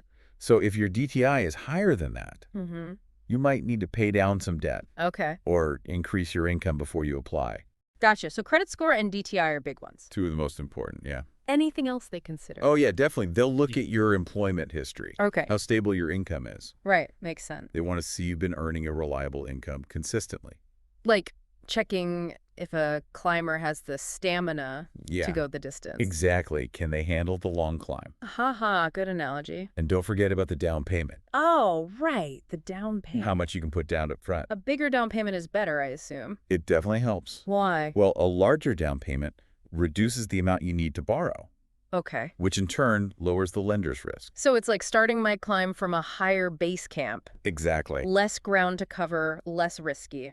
Makes sense. So the lenders are really looking at my whole financial picture, They're looking for stability. making sure I'm a good candidate for a mortgage. That's the goal. It's a pretty thorough process. It is, yeah. Oh, and what about the stress test? Ah, yes, the stress test. I've heard about that. What is it exactly? So the stress test is a requirement in Canada. Mm-hmm. It's meant to make sure borrowers can still handle their payments, Even if, interest rates go up in the future. like making sure my climbing gear Yeah. can handle a sudden storm. You need to be prepared for anything. Be prepared. That's the Scout motto, right? Uh-huh. Exactly. That's Well, like a safety net it is. It protects both you and the lender. from financial hardship down the road. Exactly. How does it work? They basically qualify you at a higher interest rate Okay. than the one you're actually getting. To see if I can still afford it. Yeah, if rates increase. That makes me feel better, honestly. It's there for a reason. So we've climbed this mountain of information, You made it to the top. reached the summit of mortgage qualification. Uh-huh. God, like that. What are the key takeaways for our listeners? I'd say, first and foremost, Yeah. build a strong financial foundation. How do I do that? Improve your credit score. Manage your debt wisely. Okay. And save for a down payment. The stronger my finances, the easier this whole mortgage thing will be. It'll make the journey much smoother, that's for sure. And we can't forget, working with a good mortgage professional is key. Couldn't agree more. They can answer all my questions, guide me through it all, Absolutely. advocate for me. They're there to help. Don't be afraid to ask for help. That's important. This deep dive has been a fantastic journey, It has. exploring this whole world of Ontario mortgages. We covered a lot. We did, but the learning never stops, right? Keep learning. Stay informed. The more you know about this market, Yeah. the better decisions you can make. Exactly. Knowledge is power, especially when it comes to something as big as a mortgage. We hope this deep dive has given our listeners valuable insights And the confidence to take the next step. on their homeownership journey. Even though our deep dive is ending, Yeah. your exploration of the mortgage market doesn't have to. Keep researching, keep asking questions. Talk to the experts. Until next time, happy trails. Welcome to another deep dive. Today, we're going to be looking at something that might sound kind of boring at first, property ownership in Ontario, but it's way more interesting than it seems, trust me. Yeah. We've got a few things to help us out. A chapter from Mortgage Professional's textbook. We've got some government websites, a couple of real estate resources. Okay. And get this, Canadian property law actually has roots in a battle from 1066, Wow. the Battle of Hastings. Yeah, it's true. William the Conqueror's victory there Wow. brought the Norman feudal system to England. Okay. And you wouldn't believe it, but that system is surprisingly connected to how we own property in Ontario today. So feudalism is alive and well in the 21st century. Right. I am intrigued. Yeah. Okay, so break it down for me. How does this ancient system impact how we own property today? Well, the basic idea is that all land ultimately belonged to the crown, not individuals. Okay. People could use the land, but only if they, had obligations to the king, like military service. So it was like, hey, king, let me farm this land and I'll fight for you when you need an army. Exactly. And that core concept that the crown is like the ultimate landowner carried through to Canada. Oh, wow. It's even in our Constitution. So technically, the crown still has a say in our property rights. Wait, so even though I have a deed with my name on it, like someone in a fancy crown still has a claim to my house? Right. What does that actually mean practically? Yeah. For like me, who just wants to enjoy their backyard in peace? Well, it explains why the government can expropriate land for things like building a highway. Okay. They're basically taking back what's already theirs, in a way. Okay, that makes sense. Right. So I guess property taxes are another example of the crown's influence still. You got it. Right. Those taxes are a reminder that you're essentially paying for the right to use the land Okay. that ultimately belongs to the crown. And if you don't pay those taxes, Oh, no. the municipality acting on behalf of the crown can actually take your property and sell it. Wow. Okay, so it's a powerful reminder that property ownership Yes. isn't as simple as it seems. Yeah. So we don't actually own the land. Right. It's the right to use it. Exactly. In Ontario, we follow the doctrine of estates. Okay. This means you don't own the physical land, but rather a set of rights related to that property. Think of it as owning the right to use. Okay, that's a new way to think about it. Yeah. So there are different types of these estates Yes. or rights that you can have. Exactly. Tell me more. The most common is fee simple. Okay. And this is what most people think of when they say they own a house. Yeah. You pretty much have full control. Yeah. You can use it, sell it, lease it, whatever you want. All right, that's the one I have for my place. Okay. I'm feeling good about my fee simple rights. Yeah. So what are some of the other types of estates that are less common? There's leasehold, which is essentially renting. Go. You have the right to use the property for a set period outlined in the lease, but you don't own it. So even renting gives you a type of legal estate, right? Exactly. Interesting. Then there's a life estate. Okay. This is where someone owns the property for the duration of their life. Right. And this is gaining popularity, especially for seniors who want to make sure they have a place to live for the rest of their days. I can see how that would be appealing. Yeah. For peace of mind. Exactly. But okay, so let's say I set up a life estate for my mom. Okay. What happens to the property after she's gone? Like, who gets it? You would name a remainder man in the deed. And this could be you, your siblings, whoever you choose. Okay. And they would get full ownership after the life estate ends. Okay, that makes sense. But I'm guessing mortgages get a little tricky. Yes. With life estates. Absolutely. Lenders can be hesitant to finance life estates because the ownership is temporary. Right. They're not sure how to assess the long-term value and security of the loan. It's something to consider if you're thinking about that option. It sounds like choosing the right type of estate is a big deal. Yeah. So we've covered the history and these different estates or rights you can have. Yeah. What are the different types of properties we can actually have? We've got the familiar ones. Yeah. Detached homes, semis, townhouses, duplexes. Yeah. But condos and cooperatives are where things get interesting. Okay, let's talk condos then. Okay. I think most people understand the basics. Right. You own your unit, but you share common areas like hallways, elevators. Yes. Is there more to it than that? Definitely. Right. Condo ownership is more complex than people realize. Mm-hmm. You're combining individual unit ownership with shared ownership of common elements. Yeah. And that's where condo corporations come in. Condo corporations. Mm-hmm. That sounds official. They are. Yeah. Each condo building has a corporation that manages everything. Wow. Finances, maintenance, repairs. Okay. And as a condo owner, you're a member of this corporation and you pay fees. Right. Monthly fees to cover these shared expenses. So it's like a mini government just for my building. Pretty much. Wow, that's kind of wild. Right. And then there's a board of directors elected by the owners to make decisions.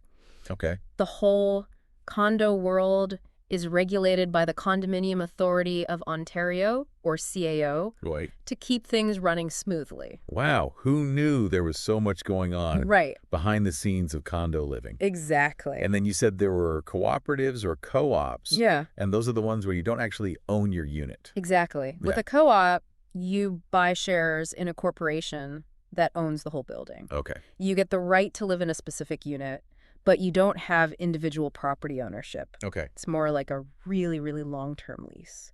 So financing must work differently for that too. Absolutely. You'd be getting a loan to buy shares, Oh. not a traditional mortgage. Okay. It sounds like they have their own complexities too. Yes. So we've covered the history of property ownership, Yeah. the different types of estates or rights, Right. and now these different types of properties you can own. Yeah. Where do we go from here? Now that we understand what we can own, let's explore how that ownership is documented and secured.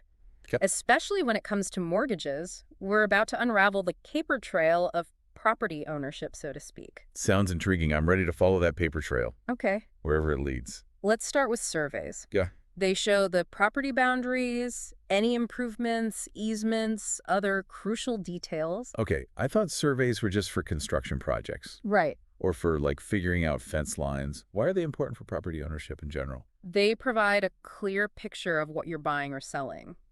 Unlike land titles, which have a central registry, there's no central repository for surveys in Ontario.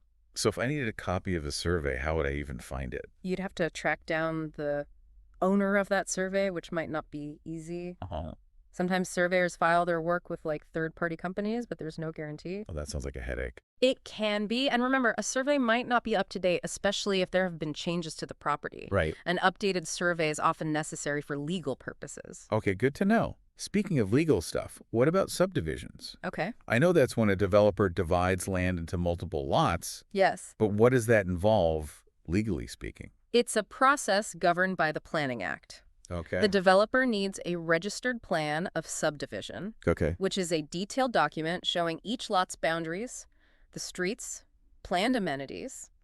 That plan has to be surveyed and approved by authorities before it's registered and lots can be sold. So it's a way to make sure that new developments are properly planned and documented. Exactly. Now let's dive into the heart of how property ownership is officially recorded. The land titles system. Yeah. It's evolved from paper-based records to a modern electronic system. Electronic land registration, or E-Reg.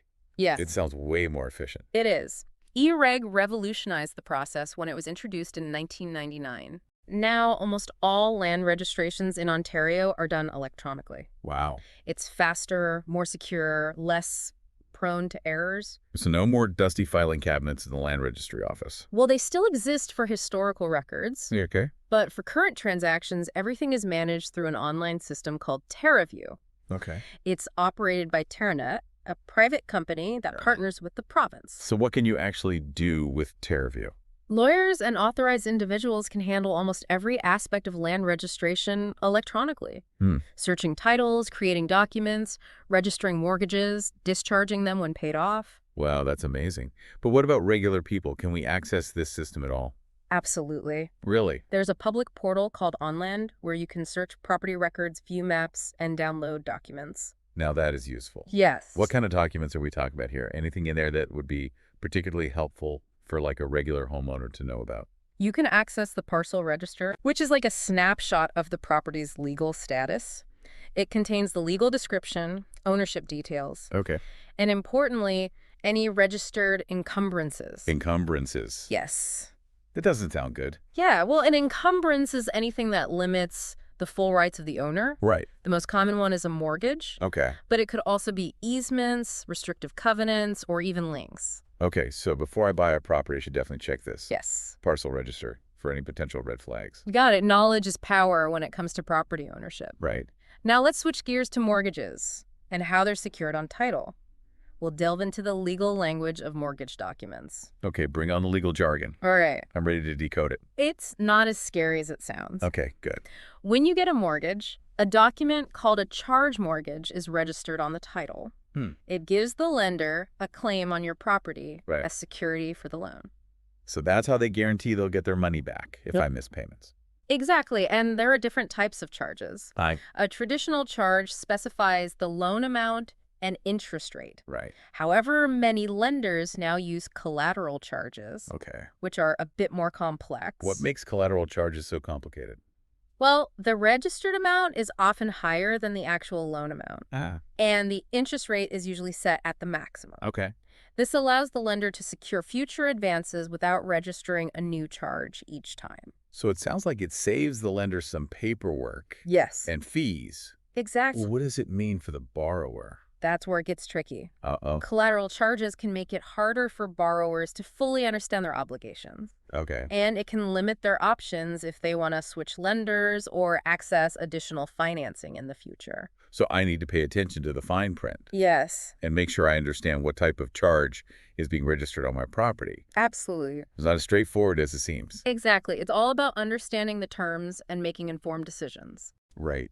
Now, just like there's a process for registering a mortgage, Yeah. there's also a process for removing or discharging it Okay. once it's paid off. So when I finally make that glorious last mortgage payment, Yes, what happens? the lender's lawyer prepares a discharge of charge document and registers it on title to release their claim on the property. Okay, so that's like the legal equivalent of ripping up the mortgage contract? Exactly. That's a document I'd want to frame. Yeah. But, okay, so is it always a complete discharge? Well, sometimes lenders only release a portion of the property, Okay. especially if they're using a blanket mortgage. Blanket mortgage, what's that? It's when 2 or more properties are used to secure a single loan. Think of it as a metaphorical blanket over multiple properties. Okay, so why would a lender want to do that? So imagine someone owns a house and a cottage, but they don't have enough equity Right. in either property individually for a loan. The Yeah. lender uses both properties as collateral to provide the loan. Oh, so it's like double the security for the lender. Exactly. Okay. Blanket mortgages are also common in large-scale developments like condo buildings. Okay. The developer might use the entire project as security for their construction loan. Right. Then as units are sold, the lender releases those units from the blanket mortgage. So that's how new condo buyers get clear title. Exactly. It starts to make sense. It all comes down to managing the flow of ownership and security as properties change hands. Right. But unfortunately, sometimes debts and legal issues can complicate things. Okay. This can lead to judgments, litigants, and other encumbrances that can make it harder to buy or sell a property. Uh-oh, that doesn't sound good at all. Yeah. Tell me more about these legal complications. Let's start with judgments. Okay. This is when a court decides that a debt is owed, Yeah. usually after a lawsuit. Okay. And if you don't pay, the creditor can take steps to recover their money, including putting a lien on your property. Okay, so a lien is a claim on your property. Yes. For unpaid debt. But how is that different from a mortgage? A mortgage is a specific type of lien tied to the purchase of a property. Okay. Other liens can arise from all sorts of unpaid debts, construction costs, unpaid taxes, court-ordered settlements, things like that. So if someone has a judgment against me, they can put a lien on my house even if it has nothing to do with a mortgage. That's right. And while a lien doesn't automatically force the sale of the property, Okay. it can make it really difficult to sell or refinance until that debt is settled. Okay, so liens are something to avoid. Yes. For sure. Are there other legal landmines? Yes. In Ontario, creditors have a particularly powerful tool, Okay. a writ of seizure and sale of land. That sounds serious. What is that? Well, if a creditor has a judgment against you and you haven't paid, Okay. they can file this writ with the court, and it basically freezes any land you own in that region and makes it almost impossible to sell or mortgage the property until the debt is resolved. This is like a giant red flag on your property title. Exactly. Scaring away any buyers or lenders. Yes. Yikes. Okay. And the creditor doesn't even have to file the writ immediately. They can wait until they know you own land, Oh, wow. which makes it a bit of a ticking time bomb for debtors. I'm really starting to appreciate the importance of a clear title. Yes. These judgments, liens, and writs sound like major headaches. You're absolutely right. It highlights the importance of managing finances responsibly and addressing outstanding debts quickly. For sure. These legal encumbrances can cause major problems down the road. This deep dive has been a real wake-up call. Yeah. We've gone from the battlefields of 1066 to the complexities of modern mortgage documents and legal pitfalls. It is a lot. I'm feeling a lot more informed, Good. but also a little stressed out. It's all about empowering yourself with knowledge. Right. So you can make better decisions and protect your interests. Okay. And remember, we're not done yet. Oh, good. There's still more to explore, including some specific legal terms and definitions that can help you navigate the world of property ownership with confidence. All right, bring on round 2. I'm ready to expand my real estate vocabulary and tackle those legal terms. But for now, let's take a quick breather, and we'll come back to continue our deep dive into the world of property ownership in Ontario. All right, we're back and ready to dive deeper into this world of property ownership in Ontario. Okay. But before we go any further, I think it'd be helpful to define some of those legal terms that we keep throwing around Yeah. can get a bit confusing. You're right. Let's start with a fundamental distinction, real property versus personal property. Okay, I think I have a general idea, but refresh my memory. Okay. Real property is like the land and anything attached to it, like houses and buildings. Yes. And then personal property is everything else. Precisely. Real property is immovable. Okay. Think land, buildings, those kind of things. Personal property Right. is movable. Your furniture, clothes, car, anything not like fixed to the land. Okay. And this distinction matters because different laws apply to each category. That makes sense. Yeah. Now let's talk about encumbrances. Okay. We've mentioned them quite a bit, and I know they're not good. Yeah. But can you break them down Sure. into the different types? We've already talked about mortgages, liens, and judgments. Right. Remember, an encumbrance is any claim or restriction on a property that limits the owner's rights. Yeah. But there's a couple more worth knowing. Easements and restrictive covenants. Easements. I think I've heard of those before. Yeah. Don't they have something to do with shared access to property? Yes, you're on the right track. Okay. Easements give someone the legal right to use a portion of someone else's property for a specific purpose. Okay. Remember that example we discussed with the cottage with lake access? Right. The owner of the back lot had an easement to use a path Yeah. across the front lot Right. to get to the lake. Even though the front lot owner owned that path, Yes. the back lot owner had the right to use it Exactly. because of the easement. That's right. Easements run with the land, meaning they remain in effect even if the property changes hands. So if the property is sold, Yes. the easement still applies to the new owner. A new owner would still be bound by any existing easements. Okay, so easements are something to be aware of Yeah. when buying a property. Definitely. You wouldn't want to be surprised by someone having the right to walk across your land. Exactly. Okay, what about restrictive covenants? Okay. How are those different from easements? Restrictive covenants also restrict how a property can be used, Okay. but they're broader than easements.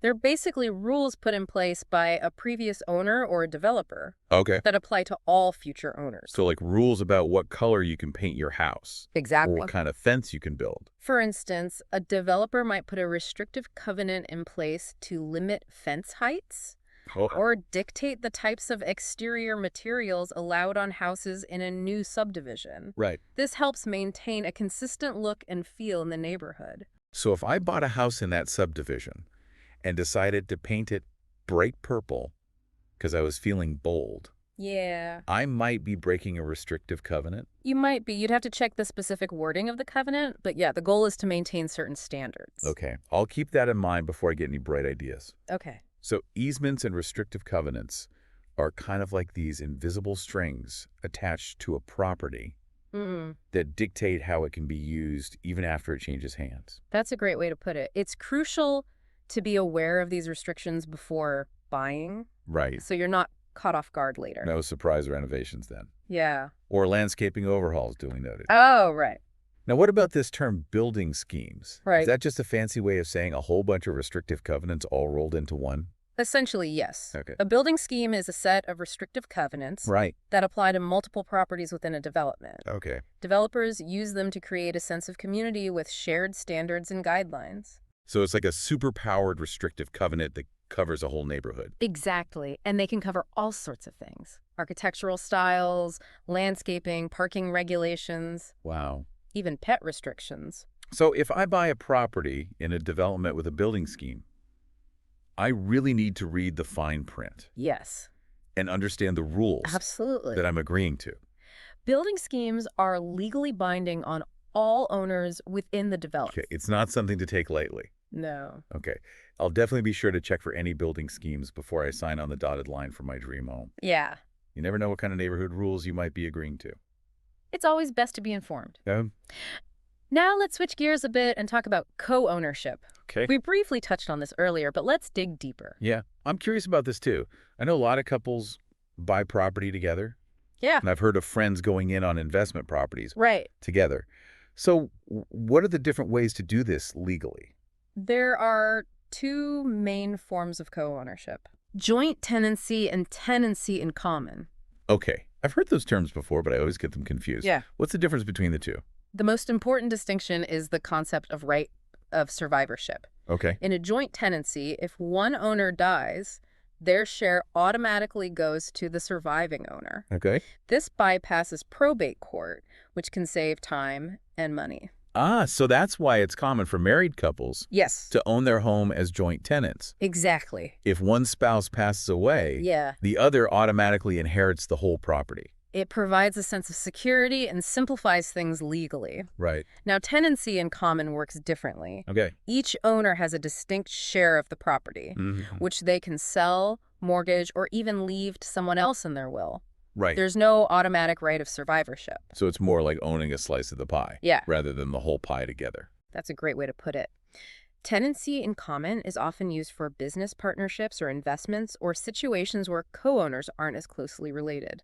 So joint tenancy is usually for married couples or close family, Right. while tenancy in common is for business partners Yeah, or less intertwined relationships. you got it. Choosing the right form of co-ownership is crucial as it can have significant legal and financial implications down the road. Right. This is all starting to make sense. So we've covered the history of property ownership, the different types of estates or rights, Yes. the various types of properties you can own, Yeah. and now the different ways to co-own a property. Right. What's next on our property ownership adventure? Now that we have a solid foundation, I think it would be helpful to explore some of the more specific legal terminology Okay. used in property transactions. Okay. Understanding these terms will help you decipher documents and navigate the legal side of things with more confidence. All right, bring on the legal glossary. I'm ready to expand my real estate vocabulary. All right, let's tackle those legal terms you mentioned. I'm ready to boost my real estate vocabulary. Great. We've been using the term fee simple throughout this whole deep dive. Yeah, It's the most common type of ownership in Ontario, but let's define it precisely. I'm getting the hang of it, I think. Okay. But a clear definition would be helpful. Essentially, fee simple means you have the most complete ownership of a property. Okay. You have the right to use it, sell it, lease it, even destroy it. Wow. Within legal limits, of course. Of course. But yeah, it's like having the ultimate control over your property. So it's like having the whole shebang. Exactly. It's the gold standard of ownership. Right. And it's what most people have when they buy a house or a condo. Okay, that makes sense. Yeah. Now, what about leasehold estate? We talked about it in relation to renting. Right. But how is it different from a regular lease agreement? A leasehold estate is actually a legal interest in land, Right. even though you don't own the property outright. It gives the tenant the right to use the property for a specific period, Okay. as laid out in the lease. So it's more than just a contract between a landlord and a tenant. Exactly. It's an actual right to the land, Yes. even if it's temporary. That's right. And it comes with certain rights and responsibilities. Okay. For example, the leaseholder has the right to quiet enjoyment of the property, Okay. meaning the landlord can't just barge in whenever they feel like it. Right. But on the flip side, the leaseholder is responsible for paying rent Right. and keeping the property in good condition. It's fascinating how even renting can create this kind of mini ownership situation Right. with legal rights and obligations. Yeah. Okay, let's move on to life estate. Okay. We talked about this a bit for seniors and estate planning. Mm. Can you give me a more technical definition? A life estate gives someone the right to use and live in a property for as long as they live. Okay. It's a temporary ownership that ends when they pass away. Right. Then the property goes to the remainder men, whoever is named in the deed as the next owner. So it's a way to provide someone with a place to live for their life, but without actually giving them full ownership. Exactly. I could see how that would be useful for estate planning. It can be a really helpful tool, especially in complex family situations or when there are specific inheritance wishes. Now let's talk about a term that's often used in real estate: title. Okay. What does it actually mean to have title to a property? Yeah, I know it's important, but I'm not really sure what it means. Right. Is it just about having a deed with your name on it? It's more than that. Title is the legal evidence of your ownership rights. Okay. It's the official recognition that you're the rightful owner and have the right to possess, use, and dispose of the property. So the D is part of it, Yes. but there's more to it. Exactly. There's a whole process of title searching and verification Okay. to make sure there are no other claims or encumbrances on the property that could affect your ownership. Okay, so a clear title means there are no hidden surprises Yes, or legal challenges to my ownership. that's right. That's what you want to have. Absolutely. Both buyers and lenders want to see a clear title before they finalize a deal. Right. Okay, what about surveys again? Okay. I'm starting to understand why they're so important.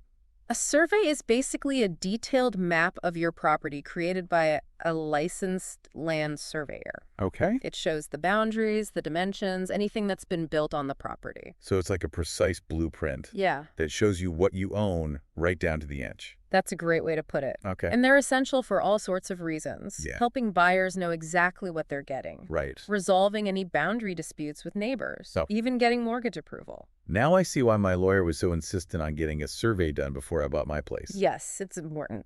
Okay, what about subdivision? Is that just a fancy word for like a new development? Not exactly. Subdivision is the legal process of dividing a large piece of land Right. into smaller lots for sale or development. Okay. It involves a lot of planning, surveying, and regulatory approvals to make sure everything is up to code. So it's not just about building houses, it's about creating those lots Is that it? in the first place. Each new lot created through subdivision gets its own separate title and legal description. Wow, okay, I'm really starting to see the bigger picture here. Good. How about we clarify a couple of mortgage-related terms? Okay. Charge and discharge. All right. What do those mean in the context of a mortgage? A charge is a legal claim on your property that's registered on the title. Okay. It's basically security for a debt, Right. usually a mortgage. This gives the lender the right to take possession of the property. Oh, yeah. You don't pay back the loan. So it's like a safety net for the lender. Exactly. Right. Now, a discharge is the document that releases that charge from your title. Right. Once the mortgage is fully paid off, it's basically the lender saying, you're all good. The debt is cleared. The property is all yours. That's a document I would want to celebrate. Yes. Okay. I feel like I've just had a crash course in property law. We have covered a lot of ground in this deep dive. We have. We've explored the historical roots, the legal complexities, and the practical realities of property ownership in Ontario. Yeah, Hopefully you feel a bit more equipped to navigate this world. I definitely do. It's amazing how something as seemingly straightforward as owning a home can be so intricate It is. and multifaceted.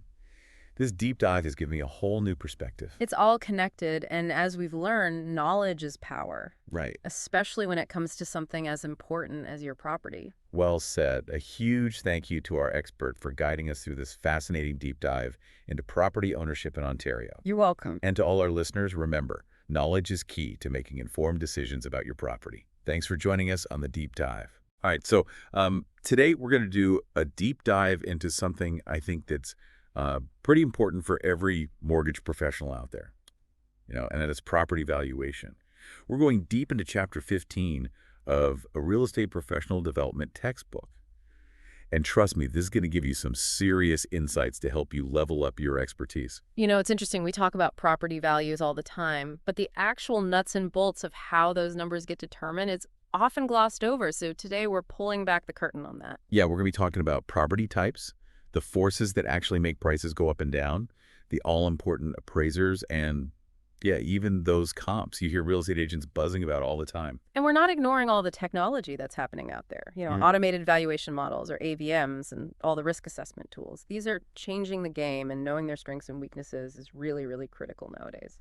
Absolutely. So first things first, let's make sure we're all on the same page when it comes to the different types of properties you're going to be dealing with. Because as a mortgage agent, you're not just dealing with cookie cutter houses, right? No, absolutely not. And, understanding all the nuances of each property type is really crucial for accurate valuation. So you got your detached, your semi-detached, row houses, townhouses, condos. Those are the usual suspects. Right. And then we've got all the multi-unit properties like your duplexes, triplexes, fourplexes.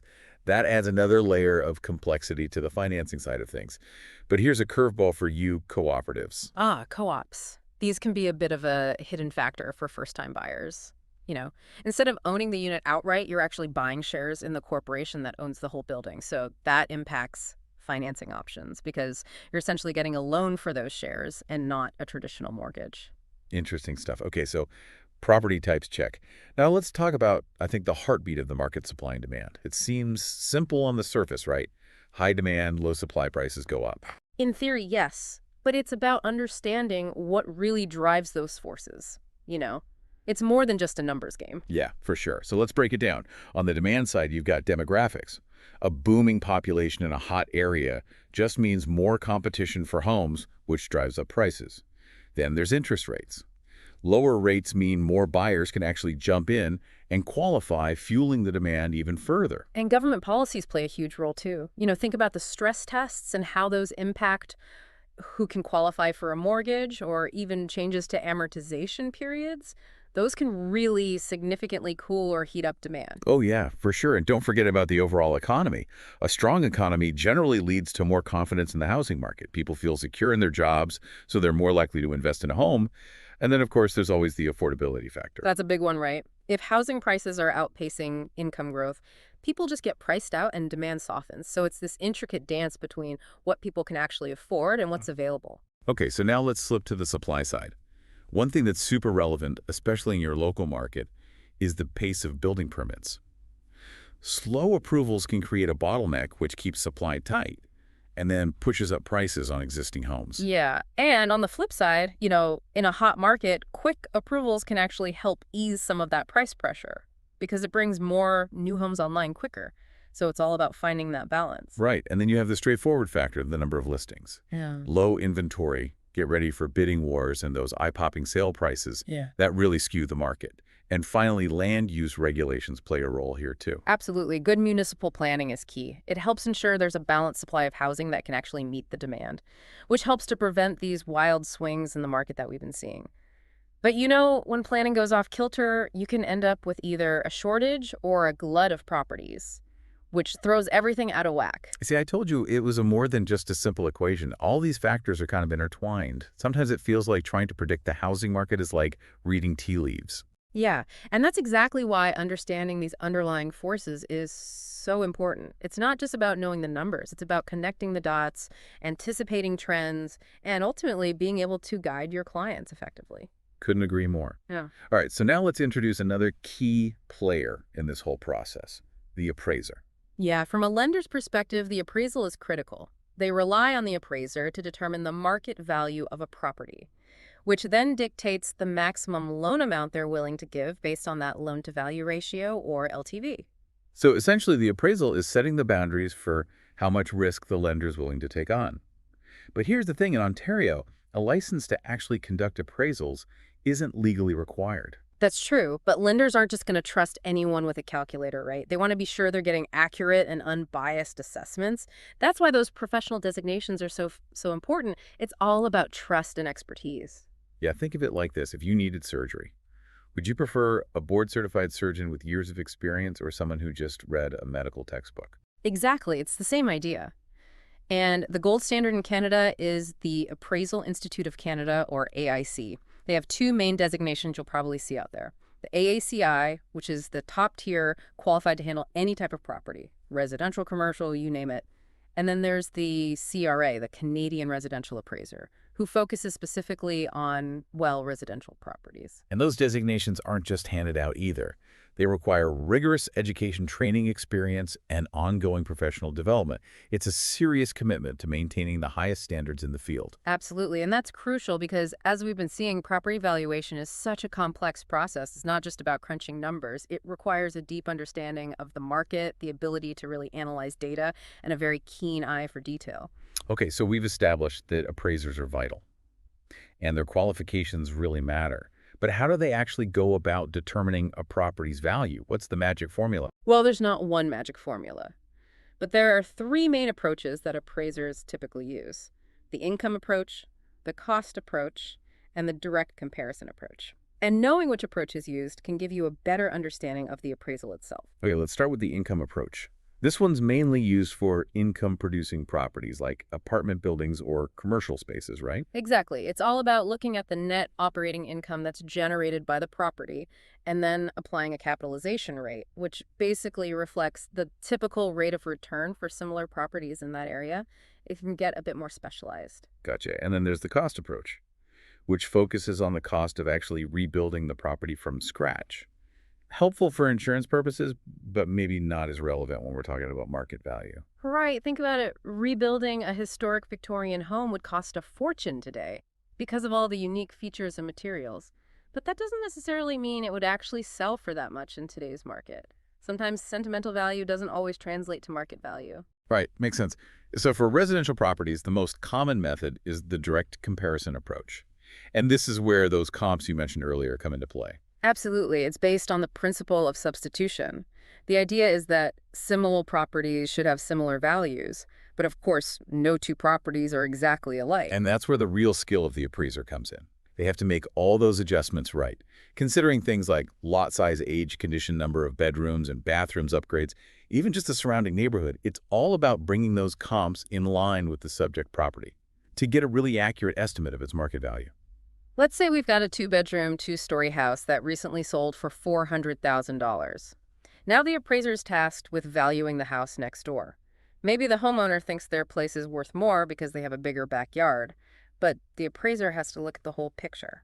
So they pull data from at least 3 comparable properties that have sold recently in the same neighborhood. And maybe one of those comps is 15 years old while the subject property is 35 years old. That age difference is significant. Oh yeah, absolutely. The appraiser would likely make a downward adjustment to the comp's sale price, just to account for that fact that the subject property is older. And they'll do the same for any other differences. Number of bathrooms, a finished basement, recent upgrades, you name it. It's not just comparing apples to apples. It's really accounting for all those subtle variations that can have a real impact on a property's value. And this is where a deep understanding of the local market is so crucial. Absolutely. It's not just about plugging numbers into a formula. It's about knowing how those nuances actually play out in a specific market. You know, a finished basement might add $20,000 in value in one neighborhood, but only $10,000 in another. So understanding this whole process, I think, is really key for you, not just so you understand appraisals, but so you can explain it clearly to your clients. They need to know how their property's value is determined and why those comps matter so much. It's all about building trust and transparency, showing them that it's not some mysterious black box. It's a methodical process based on professional expertise and real market data. All right, so we've covered a lot of ground here. Property types the dynamics of supply and demand, the role of the appraiser, and those all-important adjustments. But we're not done yet. Nope. Now we're stepping into the digital age. Let's talk about how technology is really shaking things up in the world of property valuation. We're talking about automated valuation models, or AVMs. These are computer programs that use public data to generate property value estimates. And they're becoming increasingly popular, especially among lenders, mortgage insurers, and even municipalities. You got examples like the Municipal Property Assessment Corporation, or MPAC. They use an AVM to assess property values for tax purposes here in Ontario. And then there's Terranet, a company that provides property data and analytics. They have their own AVM called Reeves. So AVMs are fast, they're relatively inexpensive, and they can be really handy for getting a quick snapshot of a property's potential value. But here's the catch. They don't involve an actual physical inspection. And that's the really crucial point. They're relying solely on public data, which might not be entirely accurate or up to date. You know, imagine an AVM trying to estimate the value of a property just based on its size and location. But the property actually has hidden damage from a recent flood, or the electrical system is ancient. The AVM has no way of knowing that. It's like judging a book by its cover without reading the story inside. So while AVMs can be useful tools, especially maybe early in the process, they're not a substitute for a professional appraisal, especially when we're talking about big financial decisions, like getting a mortgage. And, you know, keep in mind that even those sophisticated risk assessment tools that CMHC and Sagan use, like CMHC's Amelia and Sagan's MeSagan, which help lenders make faster decisions about mortgage default insurance, they actually rely on AVMs as part of their calculations. That's an important point to remember. While these automated systems definitely streamline the process, it's so crucial to understand their limitations. You don't want to be caught off guard if an automated valuation comes in way off, just because it didn't have the whole picture. That's why having that human element, that expert eye of the appraiser, is still so important. They can catch those details, those nuances that an algorithm just might miss. It's about blending the technology with human expertise to get the most accurate and reliable assessment possible. All right, so we've explored the world of AVMs and their role in the valuation landscape. Yeah. But let's get back to the appraiser and the different types of reports that they provide, because you do have options here. And knowing which option is best for a given situation can make a big difference. Absolutely. We've got the desktop appraisal, the drive-by appraisal, and the full appraisal. You can think of them as like a spectrum, from basic to very comprehensive, with varying levels of detail and cost. So choosing the right one really depends on the purpose and complexity of the transaction. Okay, so let's break those down. The desktop appraisal, that's the most basic, therefore usually the cheapest option. But it also comes with the most limitations. It relies mainly on MLS data, kind of similar to those AVMs we were talking about. It's quick and easy, but it lacks a physical inspection, so it might not capture the true condition of the property or any unique features. It's often used for simple transactions like refinancing, where the lender already has a good understanding of the property. Okay, then we've got the drive-by appraisal, which adds a layer of detail because it includes an exterior inspection. The appraiser will drive by, take some photos, and observe the surrounding neighborhood. So it's a step up from the desktop appraisal, because it provides at least some visual confirmation of the property's condition and how it fits into the neighborhood. But it still doesn't include an interior inspection, so it's not as thorough as a full appraisal. Gotcha. And finally, the full appraisal. This is the most comprehensive and detailed option. It includes a complete interior and exterior inspection, allowing the appraiser to fully document the property features, condition any upgrades, any defects. The whole 9 yards. Exactly. The full appraisal provides the most information.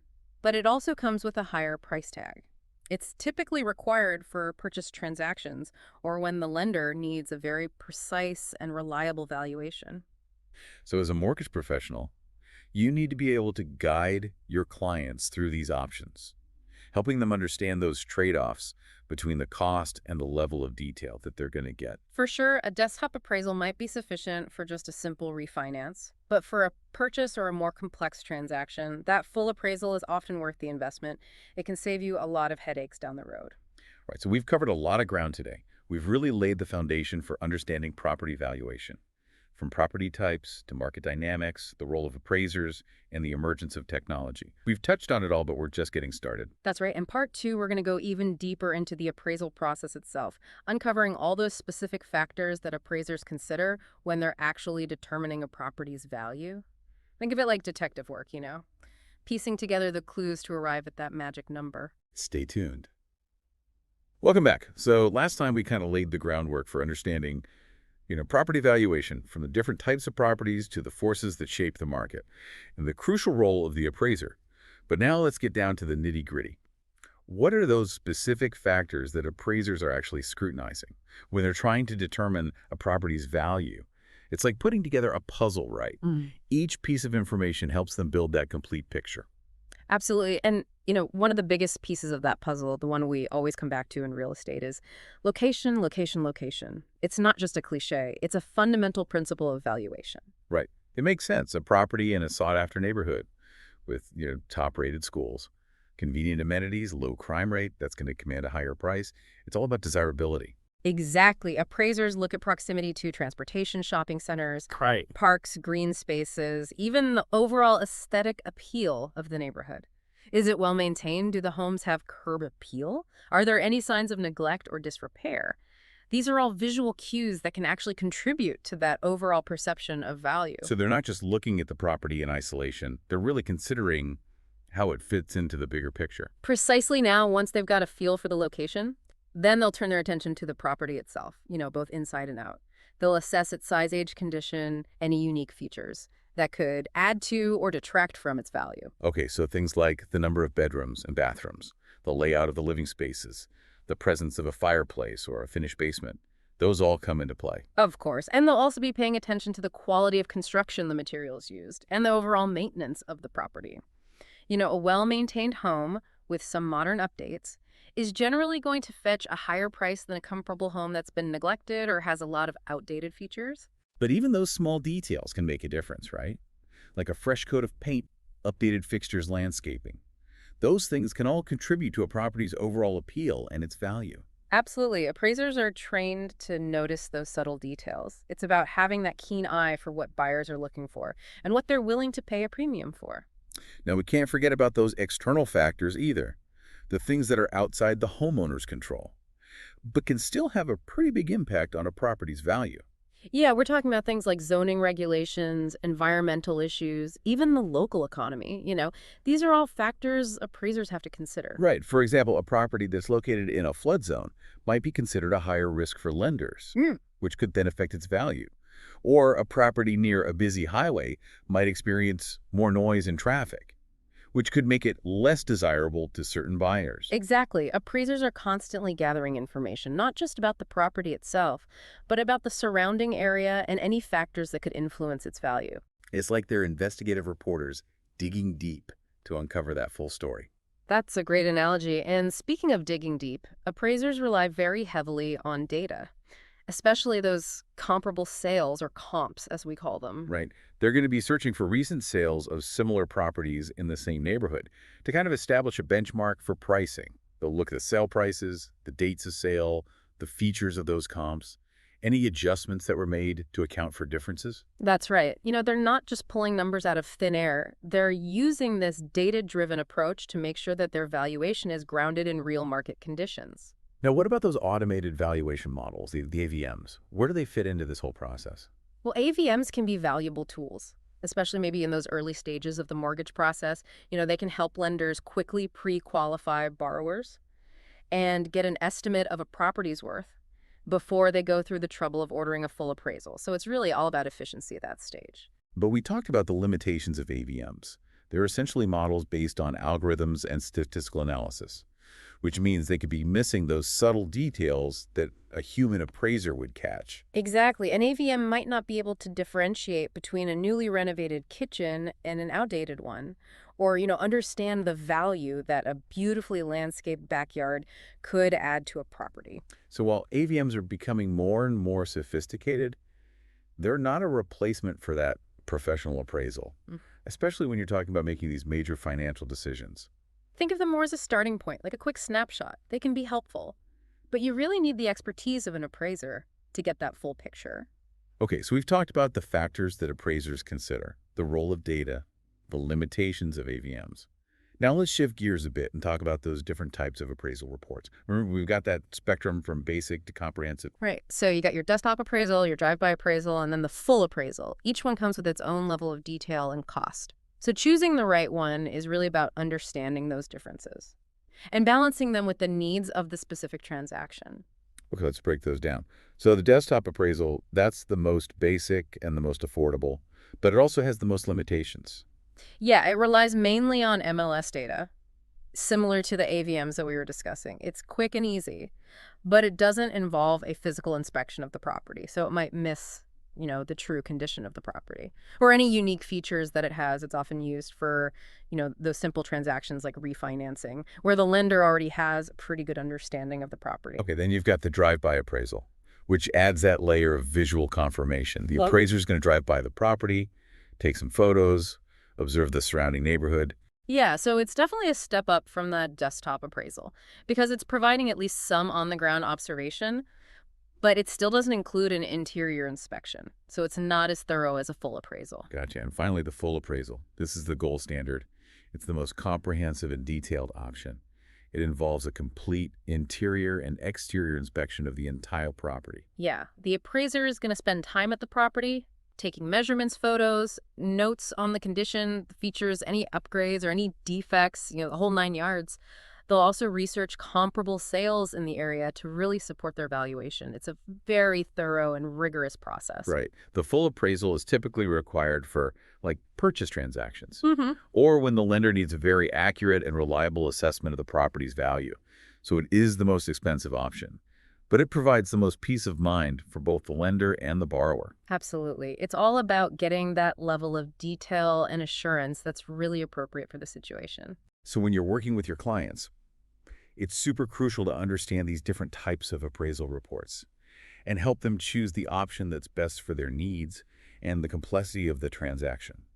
The appraisal really is a cornerstone of the whole mortgage process. So understanding its purpose, its methods, the different types of reports that are available, all of that is essential for making sure you're providing your clients with the absolute best service. We've covered a lot of ground in this part, delving deeper into those factors that influence property value, the role of data, and those different types of appraisal reports.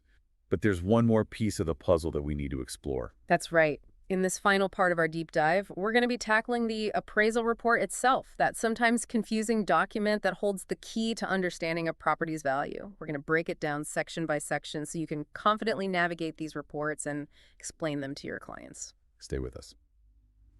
All right, welcome back to our final part of this deep dive on property valuation. Mm. Yeah, we've covered a lot of ground so far. We have from, market forces all the way to the ins and outs of appraisals, but now it's time to really tackle that appraisal report itself, that document that holds the key to understanding a property's value. And sometimes I know it can feel a bit confusing. Yeah, it can be daunting if you don't know what you're looking for.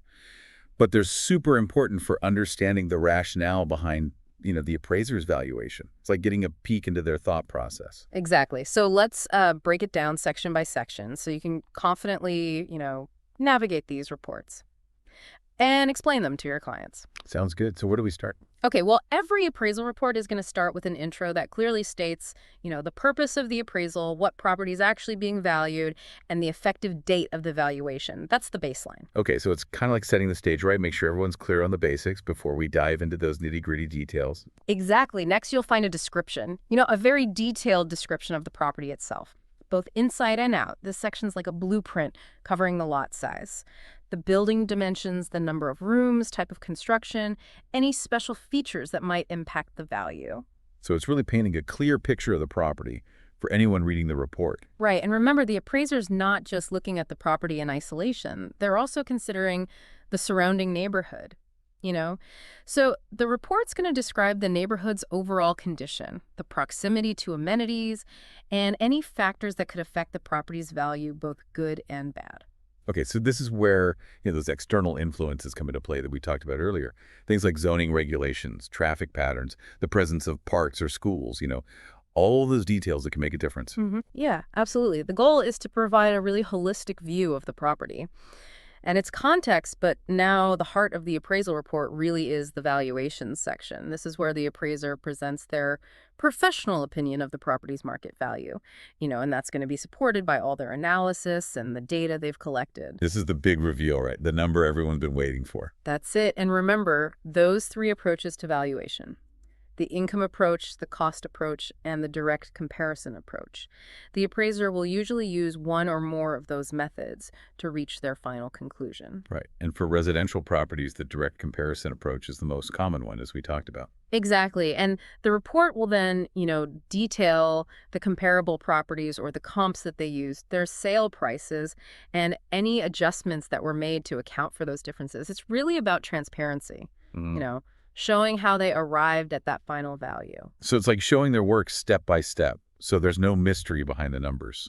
Exactly. And then finally, the appraisal report will include a certification from the appraiser, stating that they've followed all the professional standards and that their valuation is completely unbiased and impartial. This adds a layer of credibility to the report. So it's not just their opinion, it's a professional opinion, backed by their expertise and their adherence to all those ethical standards. Right now, as you're reviewing these reports, there's a couple key things to keep in mind. First, always pay attention to the effective date of the appraisal.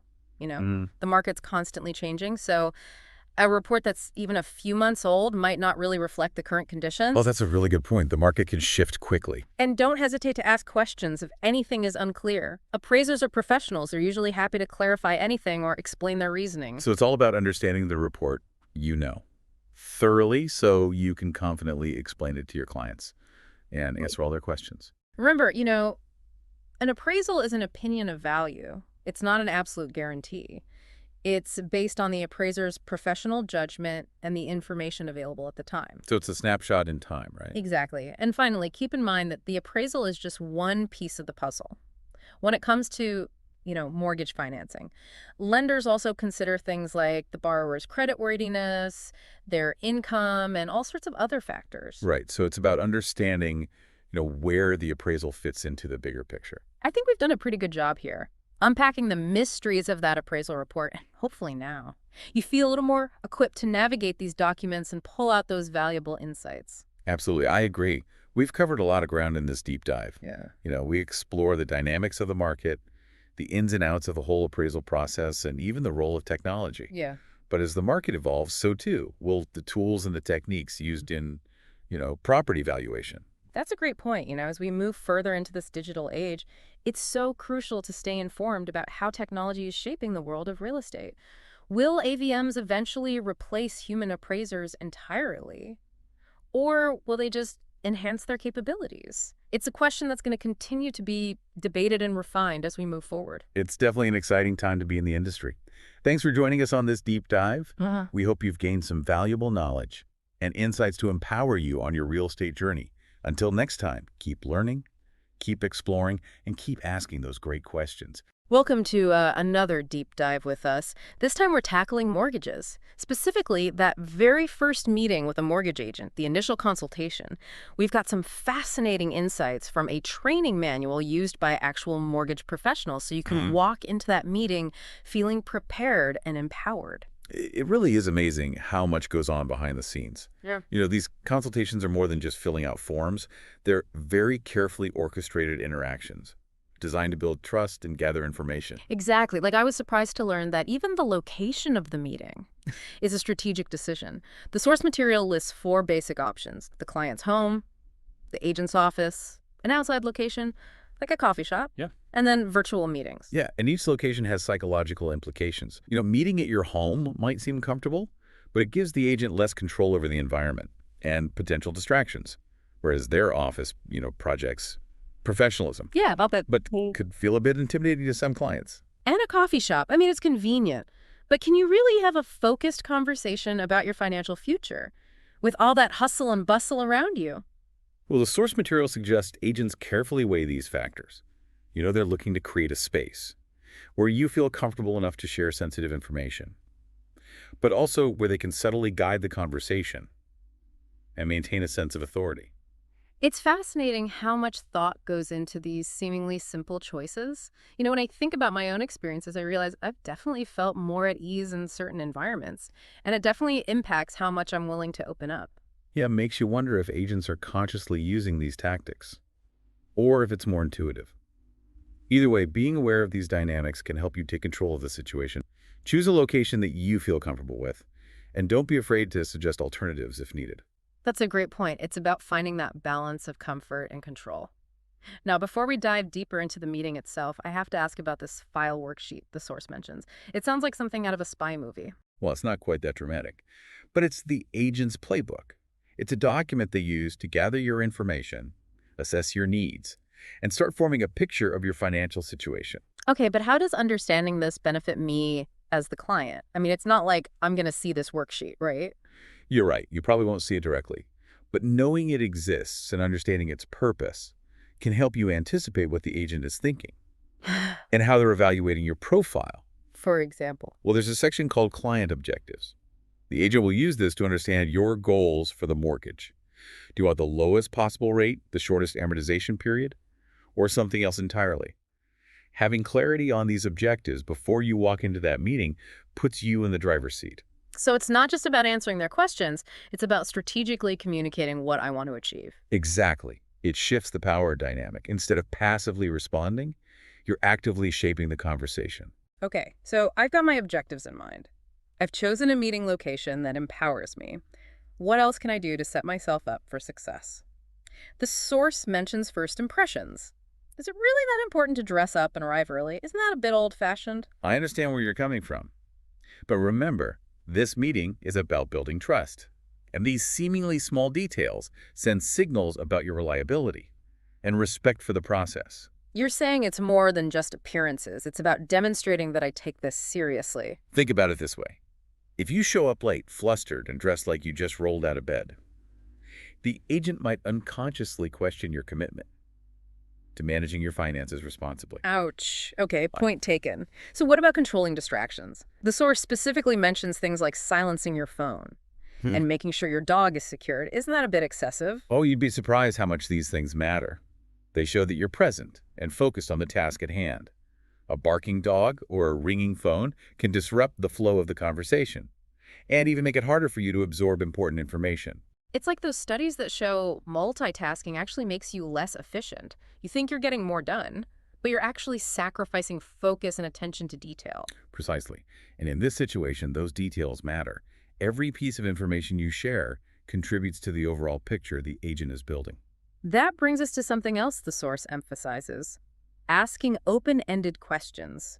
They even give specific examples like, Tell me about your experience in the mortgage industry, instead of just asking, how long have you been a mortgage agent? Yeah, it's a subtle shift, but it makes a huge difference. Open-ended questions encourage the agent to share more information, revealing their expertise, their approach, and even their personality. It's like inviting them to tell a story, rather than just giving a one-word answer. Exactly. And it also subtly signals that you're engaged in discerning. You're not just looking for a quick transaction, you're seeking a knowledgeable and trustworthy partner. Now, here's where things get interesting for me. The source spends quite a bit of time on identity verification. I always thought that was just a formality. But they make it sound like a high-stakes detective novel. It's more crucial than most people realize. Mortgage fraud is a serious issue, and agents are on the front lines of preventing it. They're required to verify your identity using original valid documents, not just photocopies. But why all the fuss? It's not like I'm trying to pull a fast one. It's not about assuming guilt, it's about protecting everyone involved. Think about it, if someone were to steal your identity and use it to obtain a mortgage, you'd be the one facing the consequences. That's a good point. It's easy to get complacent, but identity theft is a real threat. The source material even gives detailed tips on how to spot a fake driver's license. They talk about checking the microprinting, the holographic images, even feeling the card for inconsistencies in texture. Right, it's not about becoming an expert forger. It's about having a basic awareness of the red flags. It's like knowing how to spot a counterfeit bill. You don't need to be a forensic expert, but a little knowledge can go a long way in protecting yourself. Now, alongside this visual verification, there's also something called an attestation, which the source material says is a behind-the-scenes document. Okay, but why should I care about a document I'm never going to see? Because it adds another layer of accountability. It's a signed statement from the agent confirming that they've personally examined your ID and believe it to be genuine. So it's like their professional seal of approval, backing up their due diligence. Exactly. It's all about creating a paper trail. That protects both you and the agent if there's ever a dispute down the road. Well, I'm starting to see why this initial consultation is so important. It's not just about getting pre-approved. It's about establishing trust-setting expectations and laying the foundation for a successful mortgage journey. Now let's dive into the heart of it all, the application form itself. Get ready, because the source material goes deep on this one. It does. But don't worry, we'll break it down into manageable chunks, focusing on the sections that are most relevant to you and where your strategic choices can make the biggest difference. Sounds good to me. Let's unpack this beast. All right, so let's tackle this application form. Now, remember the file worksheet we discussed earlier. The application form feeds directly into that. Each section is designed to reveal specific aspects of your financial situation and helps the agent paint a picture for potential lenders. So it's not just about providing information. It's about understanding the WHY behind each question. Exactly. Let's start with the employment information section. It's not enough to just list your job title and salary. Lenders are looking for stability and reliability. They want to see a consistent work history with a track record of steady income. So what does stable actually look like from an application standpoint? Well, ideally, you've been with the same employer for a few years. You're not hopping between jobs every few months. And if you have switched jobs, being able to explain those transitions positively and show career progression can make a big difference. That makes sense. It's about demonstrating a pattern of responsibility, not just earning a certain amount. Now, I know a lot of people get nervous about the financial information section. Where you list all your assets and liabilities, it can feel a bit like airing your dirty laundry. It's definitely the section where people tend to get a little cagey. But remember, honesty and transparency are crucial here. Lenders will verify this information. So trying to hide debts or inflate your assets is a recipe for disaster. I guess it's tempting to try to present yourself in the best possible light, but ultimately it backfires. Absolutely. And remember, a good mortgage agent can help you strategize. They can advise you on things like paying down certain debts or consolidating accounts to improve your debt-to-income ratio. So it's a collaborative process, not just a one-sided interrogation. Exactly. Now, one section that often causes confusion is the details of mortgage request section. This is where you specify what you're looking for. The amount you need, the term, the amortization period, and the type of interest rate. This is where having a clear understanding of your objectives comes in handy, right? Absolutely. Are you prioritizing a low monthly payment? Or are you focused on paying off your mortgage as quickly as possible? Are you comfortable with the potential fluctuations of a variable interest rate? Or do you prefer the security of a fixed rate? These are all decisions that should be made with careful consideration, not just on a whim. And this is also where having an experienced agent by your side can be invaluable. They can explain the pros and cons of each option and help you navigate those trade-offs. Speaking of trade-offs, let's not forget the particulars of security section. This is where things can get a little technical, as it deals with the property itself, which acts as collateral for the loan. So it's not just about my financial situation, it's also about the property's value and suitability as security. Precisely. Lenders need to be confident that in the worst-case scenario, they can recover their investment by selling the property. Yeah. The legal description, the lot size, the type of construction, the zoning, any special features, all of these details factor into the lender's assessment. So even if my finances are impeccable, if there's something about the property itself that raises red flags, it could impact my approval. It could. Now, one section I find particularly interesting is the Applicant Needs Assessment form. This goes beyond just the numbers and dives into your lifestyle, future plans, and risk tolerance. The source emphasizes the importance of this assessment, but I have to admit it's not something I've ever encountered before. Most mortgage applications seem to focus solely on financial data. This form is all about understanding the bigger picture. It asks questions like, what are your goals with this mortgage? What kind of monthly payment fits your current lifestyle? Do you plan on moving in the next 5 years? Things that help paint a more holistic picture of your needs and aspirations. It's almost like a personality test for your mortgage. In a way, it is. And it can be incredibly valuable for both you and the agent.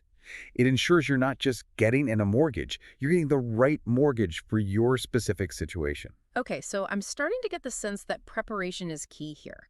It's not just about filling out forms, it's about knowing what you want, why you want it, and being able to articulate those needs clearly. You're absolutely right. The more you understand your own financial situation, your objectives, and your comfort level with risk, the more empowered you'll be throughout the entire process. And that empowerment is what it's all about, right? It's about feeling confident and in control, not overwhelmed and intimidated.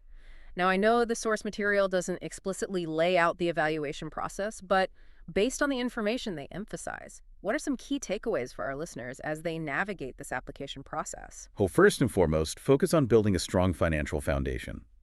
This means maintaining a good credit score, managing your debt responsibly, and saving for a down payment. These things not only increase your chances of approval, but also put you in a stronger negotiating position. It's about demonstrating that you're a responsible borrower, not just someone desperate for a loan. Exactly. Second, be upfront and honest throughout the entire process. Don't try to hide anything or sugarcoat your financial situation. Lenders will find out eventually. And it's better to address any challenges head-on than to have them surface as red flags later.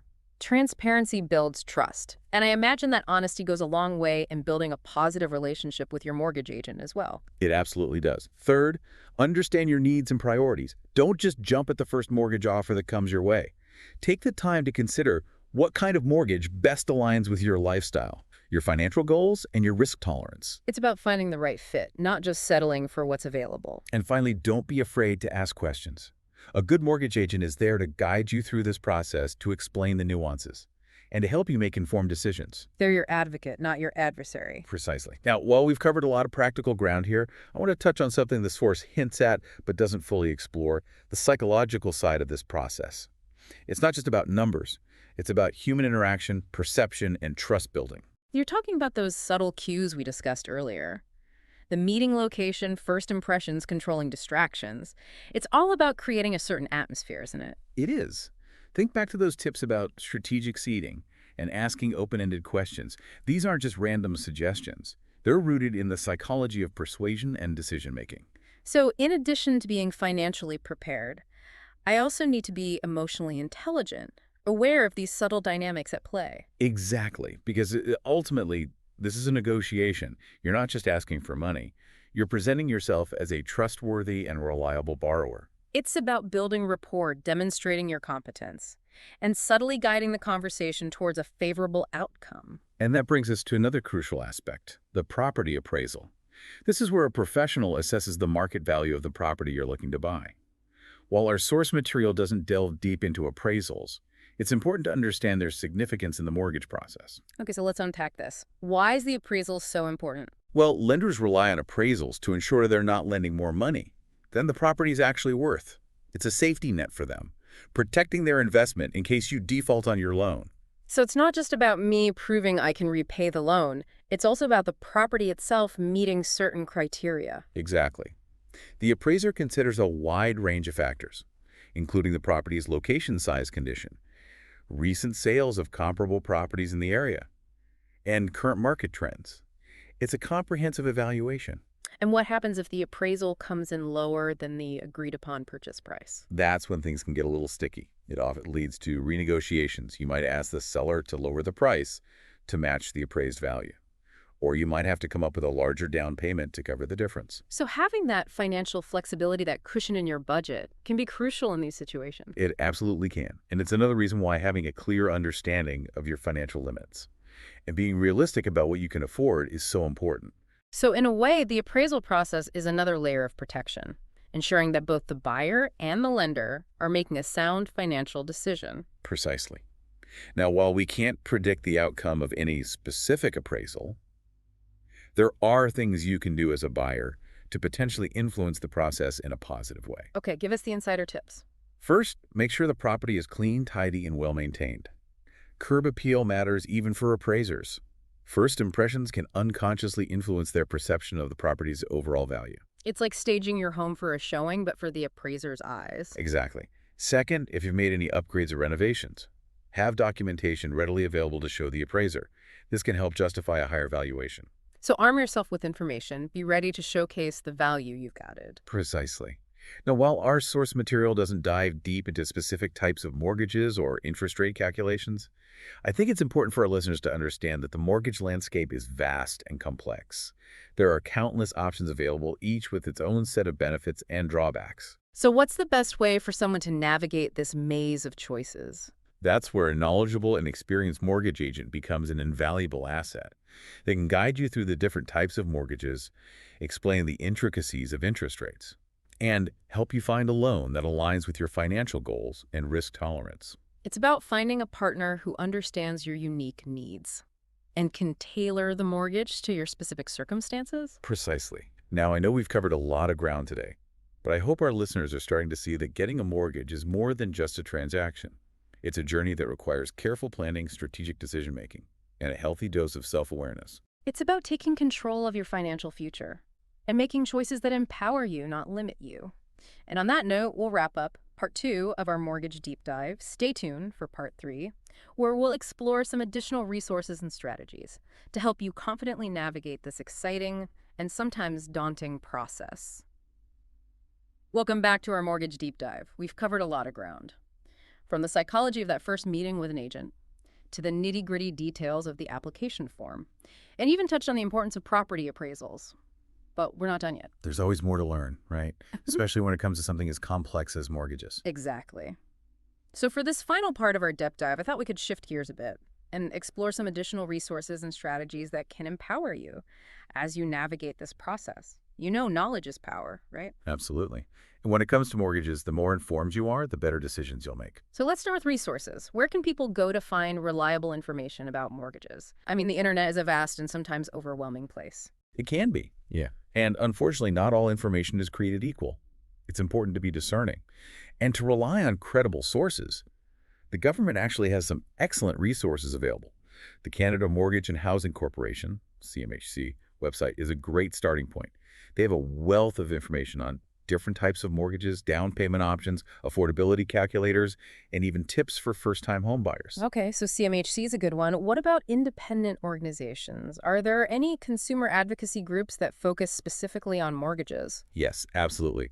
Organizations like the Financial Consumer Agency of Canada, FCAC, offer unbiased information and advice on a range of financial products, including mortgages. They have guides, fact sheets, and even tools to help you compare different mortgage options. It's great to know there are these independent resources available, places where you can get objective information without feeling pressured by a sales pitch. Exactly. Now, another valuable resource is your local library. You might be surprised at the range of books and resources they have available on personal finance and home ownership. And let's not forget the power of talking to people. Friends, family members, colleagues. Anyone who's gone through the mortgage process can offer valuable insights and advice based on their own experiences. Those firsthand accounts can be incredibly helpful, especially when it comes to understanding the emotional and psychological aspects of this process. Yeah, it's about learning from the mistakes and successes of others, getting those real-world perspectives that you might not find in a textbook. Now, in addition to gathering information, I think it's important to develop a strategic mindset when approaching mortgages. It's not just about reacting to offers, it's about proactively setting yourself up for success. So what are some key strategies that people can implement? Well, as we've discussed, building a strong financial foundation is crucial. This means paying down existing debt, improving your credit score, and saving as much as possible for a down payment. It's like preparing for a marathon. You don't just show up on race day. You train and condition yourself to be in the best possible shape. Exactly. And just like with training, consistency is key. Even small changes in your spending habits can make a big difference over time. Now, I know a lot of people get discouraged when they look at rising housing prices and think, I'll never be able to afford a home. But I think it's important to remember that there are programs and incentives available that can help make homeownership more accessible. You're right. There are government programs like the First-Time Homebuyer Incentive, which provides shared equity loans to eligible buyers. There are also tax breaks and rebates that can reduce the overall cost of buying a home. So it's worth doing your research and exploring these options. Don't assume that homeownership is out of reach without first understanding the full range of possibilities. And remember, the mortgage landscape is constantly changing. Interest rates fluctuate, government policies shift, and new products and programs emerge. It's important to stay informed and to adapt your strategy accordingly. So it's not a one-time decision. It's an ongoing process that requires flexibility and a willingness to adjust your approach as needed. Now, I want to emphasize the importance of working with qualified professionals. We've talked about the value of a good mortgage agent, but let's not forget other key players like real estate lawyers and home inspectors. Right, because each of these professionals brings a unique set of skills and expertise to the table. A real estate lawyer will review the purchase agreement, ensure the title is clear, and guide you through the legal aspects of the transaction. A home inspector will thoroughly assess the property for any potential issues or defects, giving you peace of mind before you finalize the purchase. It's like assembling a team of experts, each playing a crucial role in helping you achieve your homeownership goals. And remember, don't be afraid to ask for referrals, to shop around and compare different professionals. You're the one in charge of this process, and you have the right to choose people you trust and feel comfortable working with. It's about finding those partners who are not just competent, but also aligned with your values and communication style. Precisely. Now, as we wrap up this deep dive, I want to leave our listeners with one final thought. The mortgage journey is rarely smooth sailing. There will be bumps along the road, unexpected challenges, and moments of doubt. But remember, resilience is key. It's about viewing those challenges as opportunities for growth, as learning experiences that will make you a savvier and more informed homeowner in the long run. And remember, you're not alone in this. There are countless resources available, a network of professionals ready to guide you, and a community of homeowners who've been through it all before. So take a deep breath, embrace the journey, and remember, knowledge preparation and a positive attitude will go a long way in making your homeownership dreams a reality. Thanks for joining us for this mortgage deep dive. We hope you found it insightful and empowering. Until next time, keep learning, keep exploring, And keep diving deep. Welcome back, everybody, for another deep dive. This time, we're tackling the world of mortgage agents. Ooh, exciting. Yeah, it's going to be a fun one. Yes. Even if you aren't planning on buying a house right now, I think you should still stick with us because understanding this market is going to help anyone. Yeah. Whether you're refinancing or just curious or maybe someday looking to buy that dream home, Right. we're actually looking at a training manual Okay. for aspiring mortgage professionals. Oh, cool. And it's full of interesting stuff. It's true. Most people deal with mortgages at some point in their lives. Right. But very few understand like all the little details. Exactly. Like, for example, did you know that a mortgage agent actually has 2 clients? Oh, wow. And there's legal stuff and ethical stuff, too. Yeah, there's a lot more to it than you might think. Yeah, let's start with the basics. Yeah. What exactly is a mortgage agent? Well, according to this training manual, a mortgage agent is someone who analyzes a borrower's financial goals Okay. and then tries to find real estate financing solutions for them. And they act as like a go-between with the lender. So like an intermediary. Yeah. Okay. And that's where the 2-client thing comes in. Right. So they're working for the borrower to try to find them a good rate. Yes. Trying to find them the best mortgage to meet their needs. Okay, so that makes sense. But where does the lender come in? Well, the mortgage agent also has to make sure that the borrower is a good fit for the lender. They basically protect the lender from, like, risky applications. Oh, so they're working for both sides. Yeah. That's interesting. And to make things even more complicated, mortgage agents often get a finder's fee from the lender. Really? Yeah, for bringing them qualified borrowers. Huh. So that sounds like there's a potential conflict of interest there. Yeah, for sure. Yeah. That fee structure can be a problem sometimes. Right, because how can the borrower be sure that the agent is really putting their needs first Right. when the agent has a reason to choose the lender with the higher fee? Yeah, that's a great point. And it shows how important it is to be an informed borrower. I would say don't be afraid to just ask the agent about how they get paid. Okay. Do they get more money from some lenders? And how do they make sure that they're really giving you the best advice? Yeah. Even if it means that they might make less money. Right. Those questions will help you see how transparent and ethical they are. That's a great tip. I like that. Now, our training manual goes into what lenders and borrowers expect from mortgage agents, Right. and it's really interesting to see both sides of it. Yeah. Let's start with the lender. What are some of their main expectations? Well, lenders obviously want to make sure that every mortgage they underwrite is going to work out. Right. So they really want to work with agents that can find them good borrowers, Okay. people that meet their criteria, Okay. things like creditworthiness, income, and property type. Mm-hmm. They want someone reliable who can weed out the risky applicants. Oh, so the mortgage agent's kind of like a filter, Yes, exactly. saving the lender time and resources. Right. Makes sense. So besides that, what else is the lender looking for? Well, another big thing is protection against fraud. Oh, right. Mortgage agents have to really look at all the documents Yeah. and make sure there are no warning signs that something's wrong. Yeah. They're basically the first line of defense against fraud. That's super important then. It is. It helps Yeah. build trust Yeah. and keeps the whole system honest. Makes sense. And the last thing.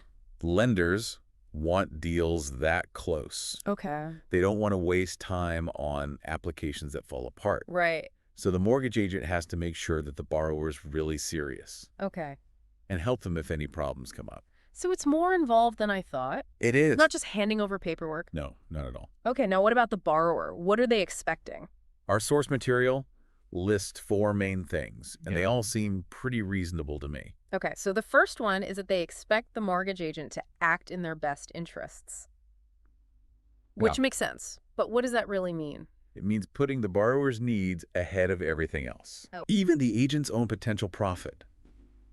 A good mortgage agent will suggest the best mortgage for the borrower, even if it means they get a smaller fee. Wow, so they're really putting the borrower first. Yep, that's what ethical behavior looks like. Okay, but how can you be sure that's happening?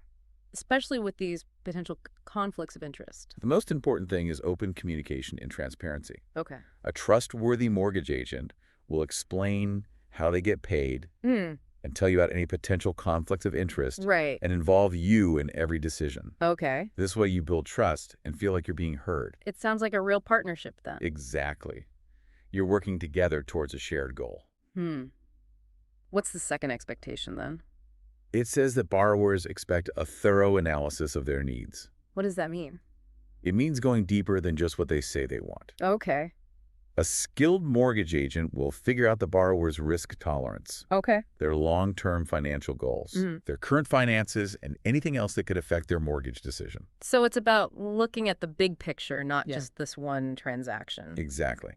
And the third expectation builds on that. Okay. Borrowers want their mortgage agent to make recommendations that fit their specific situation. That means the agent has to know about a lot of different lenders and products, Right. even ones that aren't offered through their own brokerage.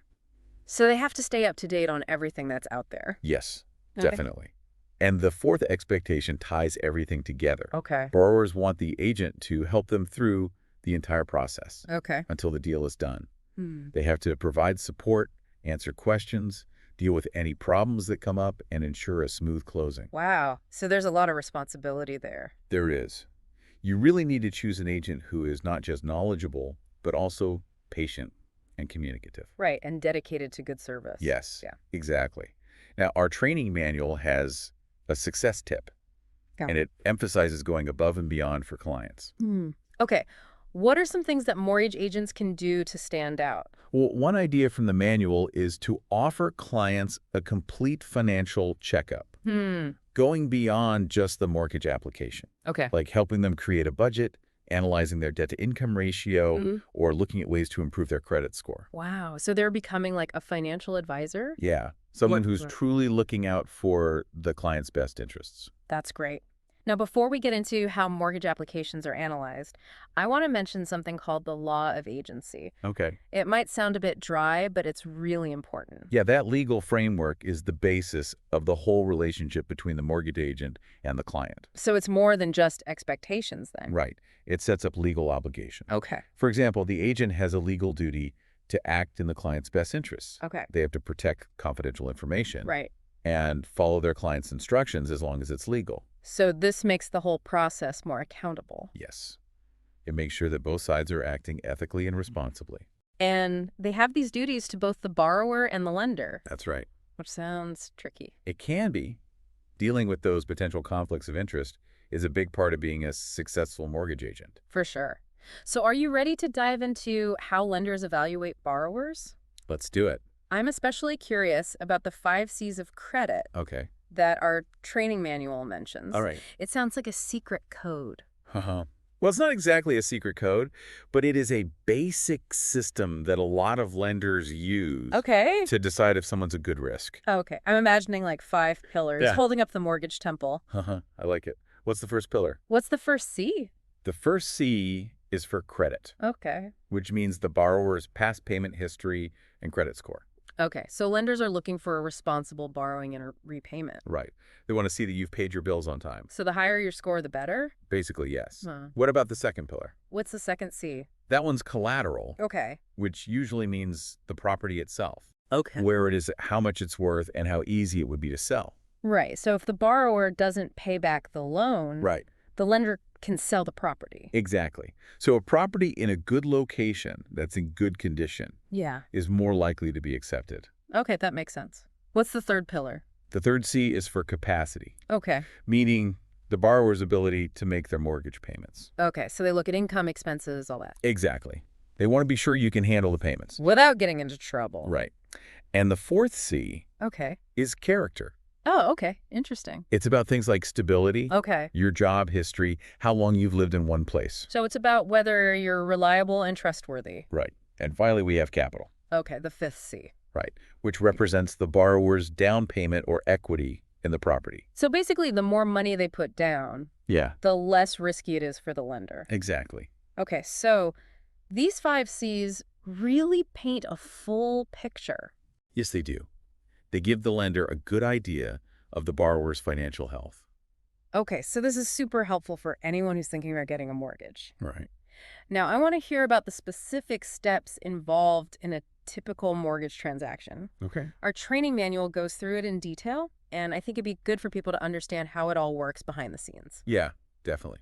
We'll cover all those steps in the next part of our deep dive. Sounds good. Okay, so let's map out the steps in a typical mortgage transaction. Where do things actually begin? Well, it all starts with finding a client. Right, someone who needs a mortgage. Right. Mortgage agents use different ways to connect with potential borrowers. Okay. Things like marketing referrals, networking events, you name it. Okay, so it's about getting your name out there. Yeah, and finding people who are ready to buy a home. Okay, so step 1 is making that connection. Right. And then, You have that all-important first contact, right. which could be a phone call, an email, or even meeting face-to-face Right. to chance to get to know each other. Build some rapport and see if you're a good fit. Like a first date for mortgages? Uh-huh. I like that. Yeah. And if there's a SMARC, Okay. the next step is an initial consultation. Okay. This is where the agent really digs in, Okay. gets all the details about the borrower's finances, their goals, their needs, their dreams. Okay. They'll complete a mortgage application and really try to understand the borrower's situation, Okay. what they want to achieve, and what's important to them in this whole process. So it's more than just filling out forms. Exactly. Yes, It's about building a relationship and getting a clear picture of their journey. That makes sense. So once they have all that information... Right. Then it's time for file creation and management, Okay. organizing everything they've gathered both physically and digitally. Okay. They often use something called origination software for this. Origination software, you mentioned that before. What is that exactly? Oh, it's a game changer for mortgage professionals. Okay. It's basically a set of tools that simplifies and automates a lot of the mortgage process. Well- Things like calculating ratios, pulling credit reports, pre-qualifying borrowers, Okay. and even submitting applications electronically to lenders. It's like a digital assistant for mortgages. That sounds really efficient. Okay. So after they organize everything, what happens next? Then comes application analysis. Oh, okay. This is where the mortgage agent really uses their expertise Okay. to look closely at the borrower's financial profile. Okay. A key part of this is calculating debt service ratios, the GDS and TDS. Oh, yeah. I remember those acronyms from the 5 C's of credit. Can you remind me what they are again? Sure. So remember, the 5 C's are all about assessing creditworthiness. Right. The GDS, or gross debt service ratio, looks at how much of the borrower's income goes towards housing costs. Okay. Things like mortgage payments, property taxes, heating expenses. Right. The TDS, or total debt service ratio, includes all their debts. Okay. Car loans, credit cards, student loans, everything. So lower is better for both of those, Exactly. It shows the lender that the borrower can handle their payments. along with their other financial obligations. Right? It shows stability and responsible debt management. Okay. And after they crunch those numbers. Right. Then they look at the borrower's credit history. Okay, another one of the 5 C's. Exactly. The mortgage agent pulls a credit report using their origination software Okay. and looks at the credit score and payment history. Okay. This helps them decide which lenders are most likely to approve the application. So good credit means more options. Basically, yes. And then after the credit check, Yeah. they analyze the property. Okay. Things like the type of property, location, estimated value, and how easy it would be to sell. Okay. They also calculate the loan-to-value ratio. The LTV ratio, what's that? The LTV ratio compares the loan amount to the property's value. Okay. So, for example, if you buy a house for $500,000 Mm-hmm. and get a $400,000 mortgage, Okay. your LTV ratio is 80%. Okay. Lower LTV ratios are less risky for the lender. Right. So it's like how much of your own money you're putting in. Exactly. Hmm. And sometimes the lender might require a formal appraisal to get an independent assessment of the property's value. Makes sense. So at this point, they've gathered a lot of information about the borrower, the property, and their credit history. What happens next? This is where the mortgage agent's expertise comes in. Okay. They use all this information to choose the best lender for the borrower. Okay. It's like matchmaking. Uh-huh. Yeah, finding the perfect match. Exactly. Yeah. They have to understand all the different lenders and their products. Right. Then they submit the application, usually electronically through their software. Okay, so what happens after they hit send? They keep working with the lender behind the scenes Okay. throughout the underwriting process. Okay. If everything goes well, the lender will issue a commitment letter. Okay. What is a commitment letter? It's basically a formal offer from the lender Okay. outlining the terms of the mortgage. Okay. It means they're willing to give you the loan, Okay. assuming you meet certain conditions. So it's not a done deal yet. Not quite, but it's a big step towards getting approved. Okay, and what does the mortgage agent do at this point? They prepare all the necessary disclosure documents Okay. to make sure the borrower understands everything, Okay. including any costs or fees. So no surprises later. Exactly. Okay. And then they present all this to the borrower, Okay. along with a commitment letter and an amortization schedule, Okay. which shows all the payments over the life of the loan. A lot of paperwork, but it's important to protect the borrower. Absolutely. It's all about transparency and informed decision-making. Okay, so then what? The borrower signs the commitment letter, Okay. showing that they agree to the terms, and it gets sent back to the lender. Okay, so they've said yes. What happens next? Now comes the stage of meeting conditions. Okay. Remember, the commitment letter usually has some requirements Okay. that the borrower needs to meet before the mortgage is final. Okay. Like what?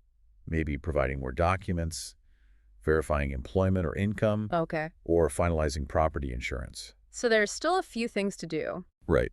But the mortgage agent is there to help the borrower through it all, Okay. answering questions and making sure everything's ready for a smooth closing. It sounds like they wear a lot of hats.